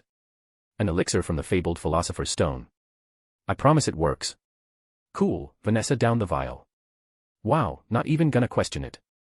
Nah, you seem to be good people. Ooh, I feel a little strange. Yeah, you have a healing factor now. It's pretty good, but if your brain is destroyed, it won't work. In other words, protect your head. Got it. Okay, I have pants now. What do I have to do, sign a contract or something? There better not be any hidden taxes. I hate those. Or something. Paperwork can wait for later. Peter held up the Griffin serum. I want you to promise me something, Wade. What's that? You do shots. Well, I'm down if I get to drink it off your. It's a gene splicing serum I made. It'll give you the powers of a mythical beast called the Griffin. Other than enhancing your physical abilities greatly, it'll allow you to grow wings from your back on command, and its most powerful ability will make it so that you get stronger when facing a stronger foe. Sounds like I hit the jackpot. You don't say that. You never that. Only MJ can say that. Peter shook Wade back and forth with anger in his eyes. Sheesh, it's just a saying. Ha ha ha. Vanessa held her stomach and laughed for some time. It's like you're a comedy duo acting in a sketch. You guys have great synergy. Promise me, DP. Do not kill unless absolutely necessary. Wow, you're not going to make me quit cold turkey like Colossal Nuts wants me to. I know better, but I also know you can be better. Help me make a difference that matters, Wade. Look, I'm on board with you, bro. You can count on me. Please, one above all, don't make me regret this. Peter prayed as he gave the serum to Wade and injected it. Woo. Feels like I took drugs, all the drugs. Deadpool jumped from his couch. Wait for it, Peter smirked. Wait for what? Wade lifted a brow. Wait for it. Oh, pain. Deadpool clenched his sides as he fell to his knees and his head hit the ground. Jiminy Christmas, this hurts. Yeah, body reformation isn't pleasant. Usually, the pain is enough to make anyone pass out. But since people like us have high regeneration factors, well. Oh, ooey. Ooh, that kind of tickled. Nope, back to hurting again. Wade clenched his teeth while his body grew more muscular and brown wings sprouted from his back. As he panted in a pool of his own sweat, Wade stood back up and rotated his arms. This is incredible. I feel like a brand new me. Just remember, Wade. This power comes with great responsibilities. Saving the world and doing good, that kind of stuff. I get ya, bro. I really do. But sometimes, some people just gotta die. I agree. Just try to be a hero. I'll let Fury know you're in. Just don't mess up the chance I'm giving you. You can count on me, Spider Bro. I'm already regretting this. Peter opened a portal to his office to make some calls and get Deadpool settled. The clone he left in his lab, on the other hand, was hard at work. It just finished the unicorn serum and started cloning the ancient beast. Within a few days, the magic clone he made would take them to Kunlun and populate Venus as well. Peter finished up his call and worked till late. After some light patrolling, he headed back to his house and spent the night with his family. The next morning, he got a call from his clone telling him that there a giant penis carved into the surface of the planet with the words, "Who's the biggest dick in the world now?" written on it. I'm gonna kill M, Peter huffed as he got up and went to fix the damage. After fixing the landscape, he teleported to Reed's and shouted, "Where is he?" He. Sue tilted his head. The flaming turd. He graffitied my planet. Peter showed her a picture. Ah. You finally saw it. Johnny poked his head out from the next room. Peter rushed over and slapped him on the forehead. What the hell? It was just a joke. Johnny rubbed the spot where it hurt most. Oh, I know. But payback is a bitch, bro. You gotta learn the lesson the hard way. Unbeknownst to him, Peter had stamped the image dead center on his forehead with the words, "Still the world's biggest dickhead." Sue snorted before she started laughing. What? Peter held his finger up to his lips from behind Johnny. It's nothing. You should consider this you getting off easy. Who does that? Seriously. Johnny lowered his head. I thought it was funny. A penis on Venus. Is that Peter? Reed came in before he started laughing at Johnny. What? Sue covered her husband's mouth. You have a handprint on your forehead. The flaming hero looked at Peter with a hint of anger. Really, dude? Don't draw dicks on my planet. As Johnny stormed off, Sue leaned over and asked, that will fade, right? Yeah, it'll fade all right, in about a week. Where's Frankie? Taking a nap, Sue showed a sigh of relief. Keeping you up too late. Just a bit, Reed nodded his head. Just you wait, one day you'll understand. Sue pinched the bridge of her nose. Anyways, I finished the probe and the gateway. It's ready for use. Reed smiled. Ooh, that is good news. I'll go get our visitor and send him back. I also wanted to go to a few places with some friends. Just to freak them out a little. Alright, since you are navigating the first jump, you should set the coordinates. Reed nudged his head towards the lab. Right. Peter walked into the lab and used his Merlin stones to locate Venom's home universe. After he entered the coordinates, the portal opened, and he opened another to Xavier's mansion. The hell? Logan mumbled as he saw the portal floating in front of him. Time to go home, Venom. That time already. Logan stepped through the portal. I'm almost sad to see the creepy crawly go. You are a suitable host and I have learned much from you. Venom separated from the hero. This will take me back to Flash. It will. I've even locked onto his biosignature. So, you should appear within 100 feet of him. I will trust you, Spider-Man. Just this once. Venom slinked inside a pod that zipped through the portal before Peter shut it down. Now that it's done, I'll have to give you something to pay you back since you've been babysitting that guy. I think a reinforced adamantium suit that doesn't have any weight to it ought to help. Peter snapped his fingers and gave Wolverine the yellow, blue, and black suit. Huh, thanks, bub. Getting shot does nothing to me, but it still stings. Logan hopped back through the portal. Stop by sometime. Kids miss you. Yeah. Make sure your schedule is clear for December 5th. You got a wedding to attend. The invitation is coming in the mail. Don't lose it. So, Steve was telling the truth. Congrats. I had a bet with Cap that you were too chicken to pop the question. I guess I gotta pay you. The portal closed on his face. Okay, Venom is taken care, the totem stuff is taken care of, Venus has life on it now, and the company is doing great. I'm free to do whatever I want now. He was about to go home when the portal suddenly turned back on. Peter turned around and saw a massive web-like structure appearing before his eyes when a series of screams echoed out from across the multiverse. Peter clenched his head in pain as his spider senses went haywire. Chapter 88, Issue 88, The Amazing Web Part. Arg. Peter smacked his head against the ground before jumping to the ceiling. He rolled around and struggled as visions of reality being torn apart by a pitch black hole suddenly filled his head. When it stopped, Peter realized that countless lives had just been lost. He looked up to see that the portal was off, and the strange web was nowhere to see. The web is in danger. He hopped back to the ground and connected to MJ telepathically. You felt that right?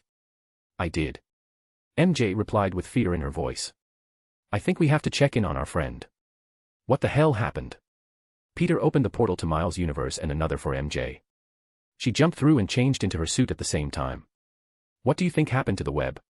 There's a hole in it. It like an entire universe was sucked into a large empty void. Peter held out a set of injections. What's that? I cheated a little on finding the bones. I just teleported them over and got all 4 immortal beasts in one go.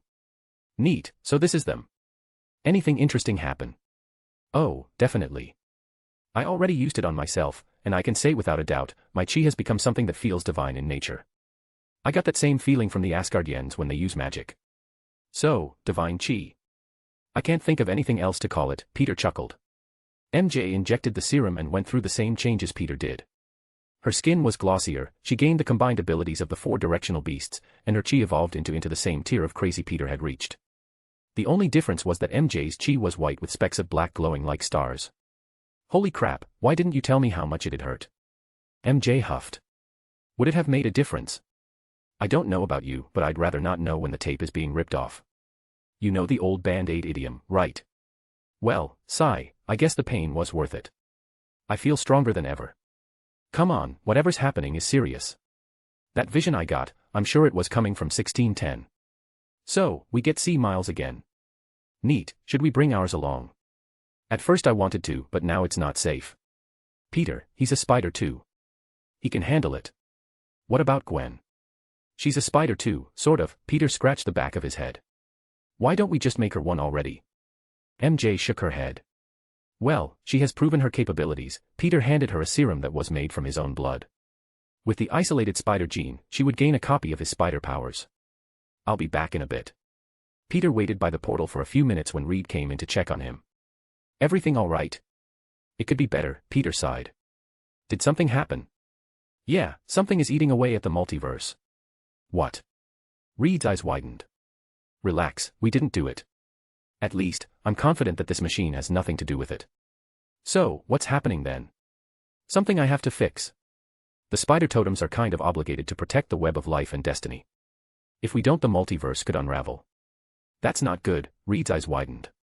No, it really isn't. I'm back. MJ said as she hopped through alongside Miles and Gwen.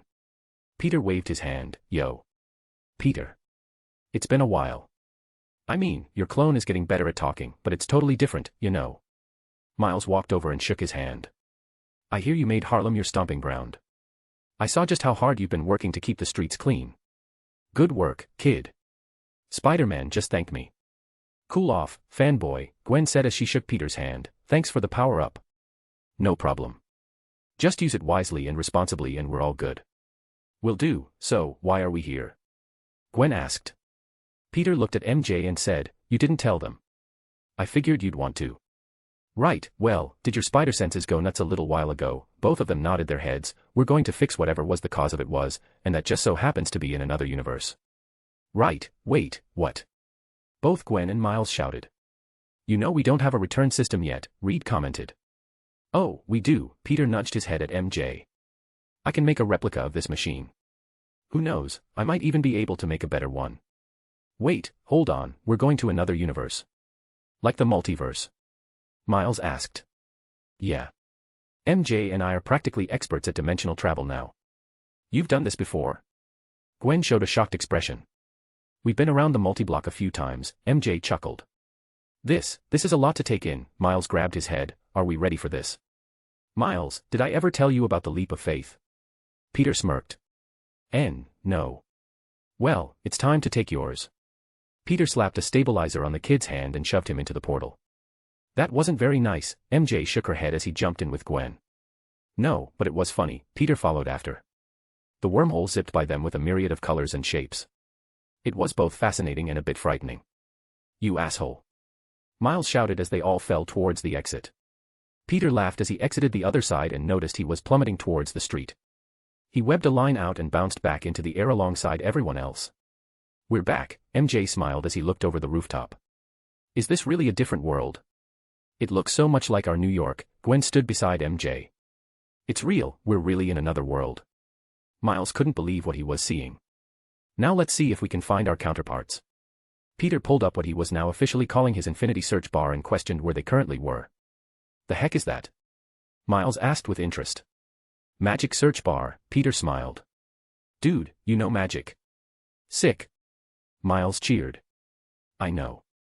I thought the same when they brought me to New York Sanctum, Gwen nodded her head. How come she gets to go to a magic sanctum? Miles thought it was a bit more than unfair. If you want to learn magic, it'll have to wait a while. We're still working out a schooling program with Kamartaj. It takes a lot to move a seasoned sorcerer, especially when it comes to making them teachers of teenage children.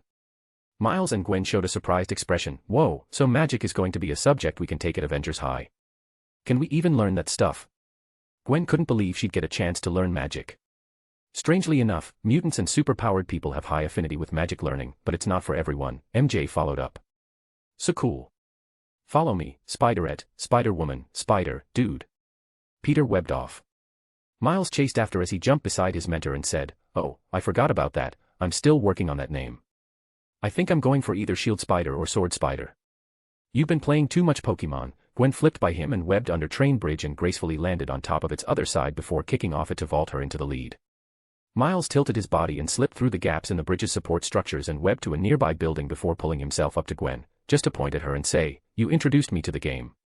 MJ ran on the side of a building before ziplining to a flagpole and then webbed out between two buildings to vault her right up next to Gwen and Miles. "How about naming yourself after a color or different species of spider? Natasha's got the whole Black Widow thing." Peter hit the top of the bridge and shot zipline to pull himself down before kicking off the very edge of the metal structure. A small footprint was left behind seconds before a small sonic boom echoed out, putting him in the lead as he vaulted over the kids.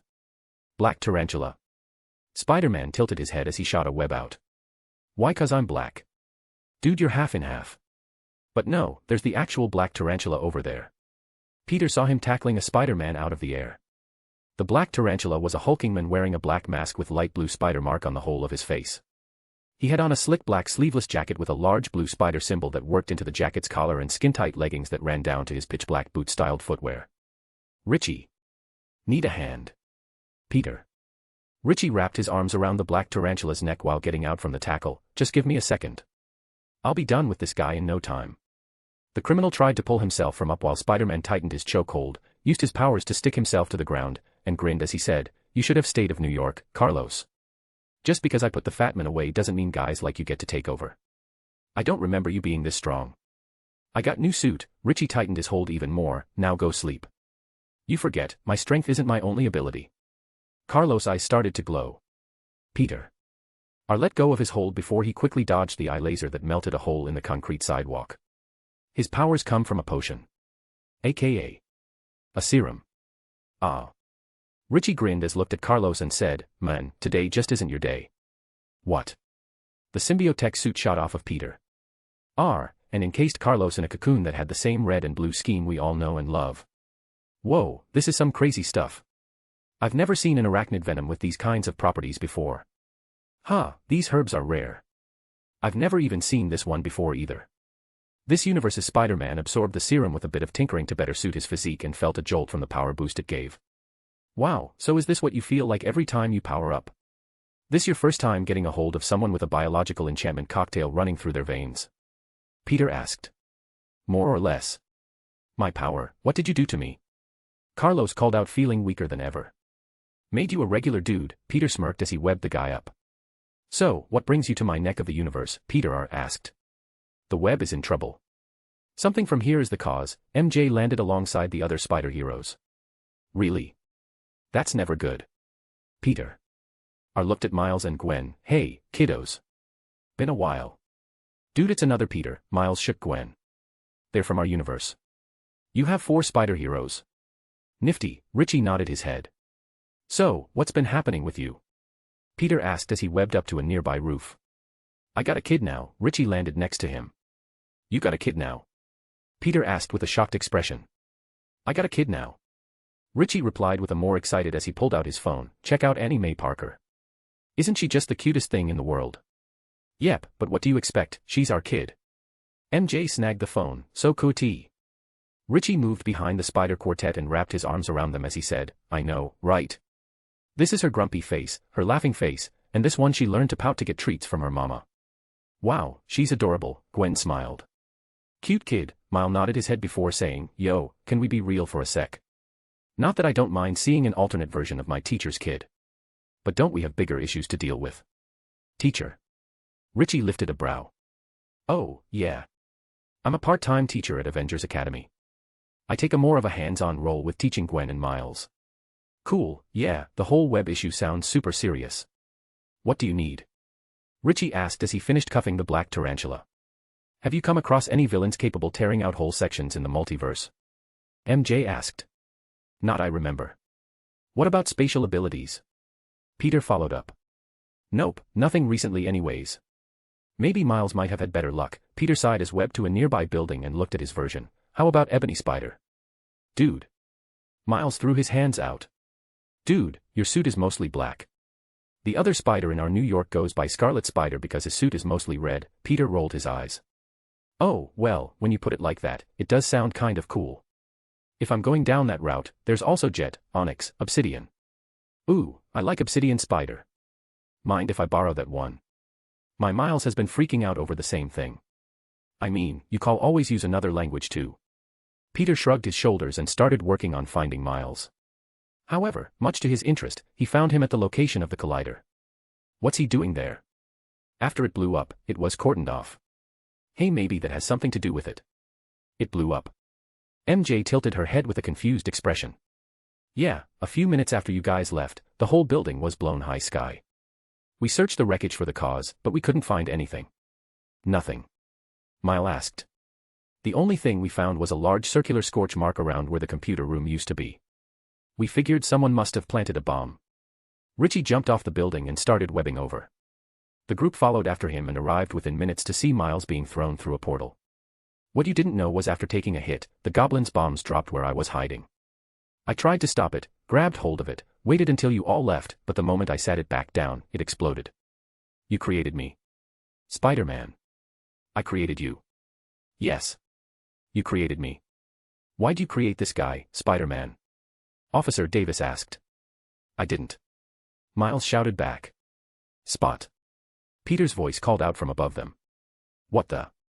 More Spider-Men. And women. Gwen and MJ said at the same time. The father of Miles followed up by saying, and women, why are there so many of you? We have a club, Peter joked. Duh. I mean, how's it going, Officer Morales? The possible ebony spider spoke up while trying to disguise his voice. That's my wife's last name. I'm Officer Davis. Really? Ebony Spider felt confused because his dad took his mother's last name in the marriage. Don't ignore me. Spot shouted as his powers went haywire. Everyone's spider senses alerted them to danger as they grabbed the other Miles' dad and leapt out of the way. The pitched black portals he opened tore through what was left of the building and left only a massive crater in its place. That's one way to save in cleaning costs, Peter said with a look of fear on his face. His spider sense told him he was in immediate danger. That hasn't happened in a long time, especially after augmenting his body so much. On top of that, it came from a B-tier villain Spot. Of course, Peter only considered him B-tier because he didn't understand how to properly utilize his power. However, Spot did have a series of abilities that would make him an Omega-level threat. He was practically immortal, able to create portals with the same dark force the hero cloak was connected to, and even had his own empty realm to escape to. However, what he saw here was frighteningly different. I don't remember him being able to do that, Peter mumbled as he saw how his holes decayed the surrounding area. The matter was breaking apart and actually fading from existence itself. Which should be impossible since matter can't be destroyed. Even the most powerful disintegration abilities he knew of left some form of particles like ash or pure carbon. Where is he? MJ asked as she landed next him. Gone. Peter said as he tried to use his infinity search bar to find him. The hell? What? MJ asked. The information, it's just a single black dot. According to this, he isn't anywhere right now. That's impossible, Peter scratched his head. Can you please get me down now? Jefferson sighed as he hung from his son's hands. Right, sorry about that. Miles lowered him to the ground and looked at the destruction. No, you saved my bacon. Thanks for that, Jefferson patted the dust off his uniform. What we do now? 881,211 Miles asked. Find him, somehow. Spot used to be a scientist, so he must have a paper trail we can follow, Peter said with a frown. So, some old-fashioned detective work, MJ smiled. You know, I am a cop. Jefferson mentioned. We'll need an employee register to find out who was there when the collider blew up, MJ said. No need. His name is probably Jonathan Owen. At least that's who he was in our universe. However, we should still run a check. It could be a completely different person here. Universe. Jefferson's eyes widened. Oh, yeah. Hey, how's it going? We're spider heroes from another universe. Apparently, multiversal travel is kind of in the job description. Really? Gwen in both versions of Miles asked. Web of Life and Destiny. Have you guys not found out what your totems are yet? Peter lifted a brow as he looked at his counterpart. What, you haven't told them either? I still remember meeting mine, Richie grabbed his sides and shivered. Dude, they appear to you how you imagine them. It doesn't have to be creepy. Spiderette here just got her powers, and I didn't tell Ebony Spider because I thought he already went through it. He seemed pretty on board with accepting his spider side. Peter shook his head. What? Really? So, I didn't have to see that building-sized guy. I had nightmares for weeks. What are you guys talking about? Gwen, Miles, and Miles said in unison. They're conduits for our powers, gods technically, seeing the blank looks on their faces, MJ smiled and Teased, oh, you guys are going to have a fun time meeting your totems. Just hope you don't get a giant monster with all the eyeballs. That's a joke, right? Gwen said with a worried expression. Right, both Miles questioned. This universe's Miles Morales Davis looked at his counterpart, Ebony. Really? I'm working on it, I actually kind of like Onyx better. Hold on, you know what, let's settle this once and for all. What are the different colors for black? Black, ebony, charcoal, midnight, ink, raven, oil, grease, onyx, pitch, soot, sable, jet, coal, metal, obsidian, jade, spider, well that one won't work, spider. And then the last one is leather. Miles Davis rubbed his chin. If we're going to do the whole color scheme thing, then I think using sable is better. Spider sable just makes sense, Miles Morales replied. Holy crap, I'm a genius.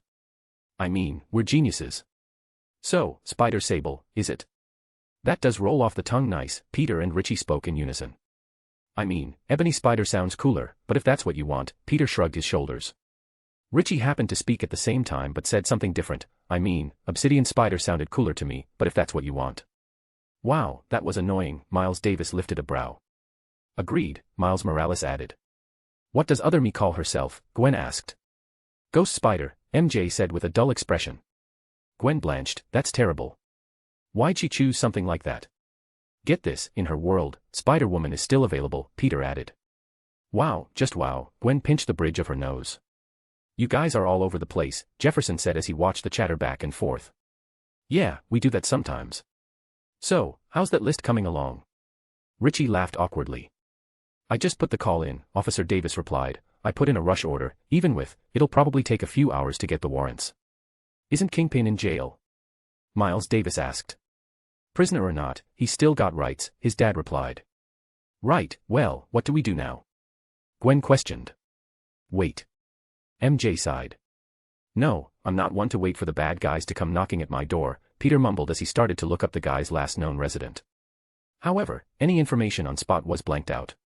My family's throwing a birthday party, we got good food, good company, and I would consider it an honor to host the party with this city's hero. Not to mention, with what you did for my brother, a bit of grub is the least I can do. Richie smiled, it would be an honor. I can bring my wife and kid, can't I? My wife would love that. She's a big fan of Mary Jane Parker's work. Especially that soap she stared in. Ugh, I hated that one, Richie shook his head. Yeah, me too. I like dramas, but soaps just take it too far, Jefferson sighed.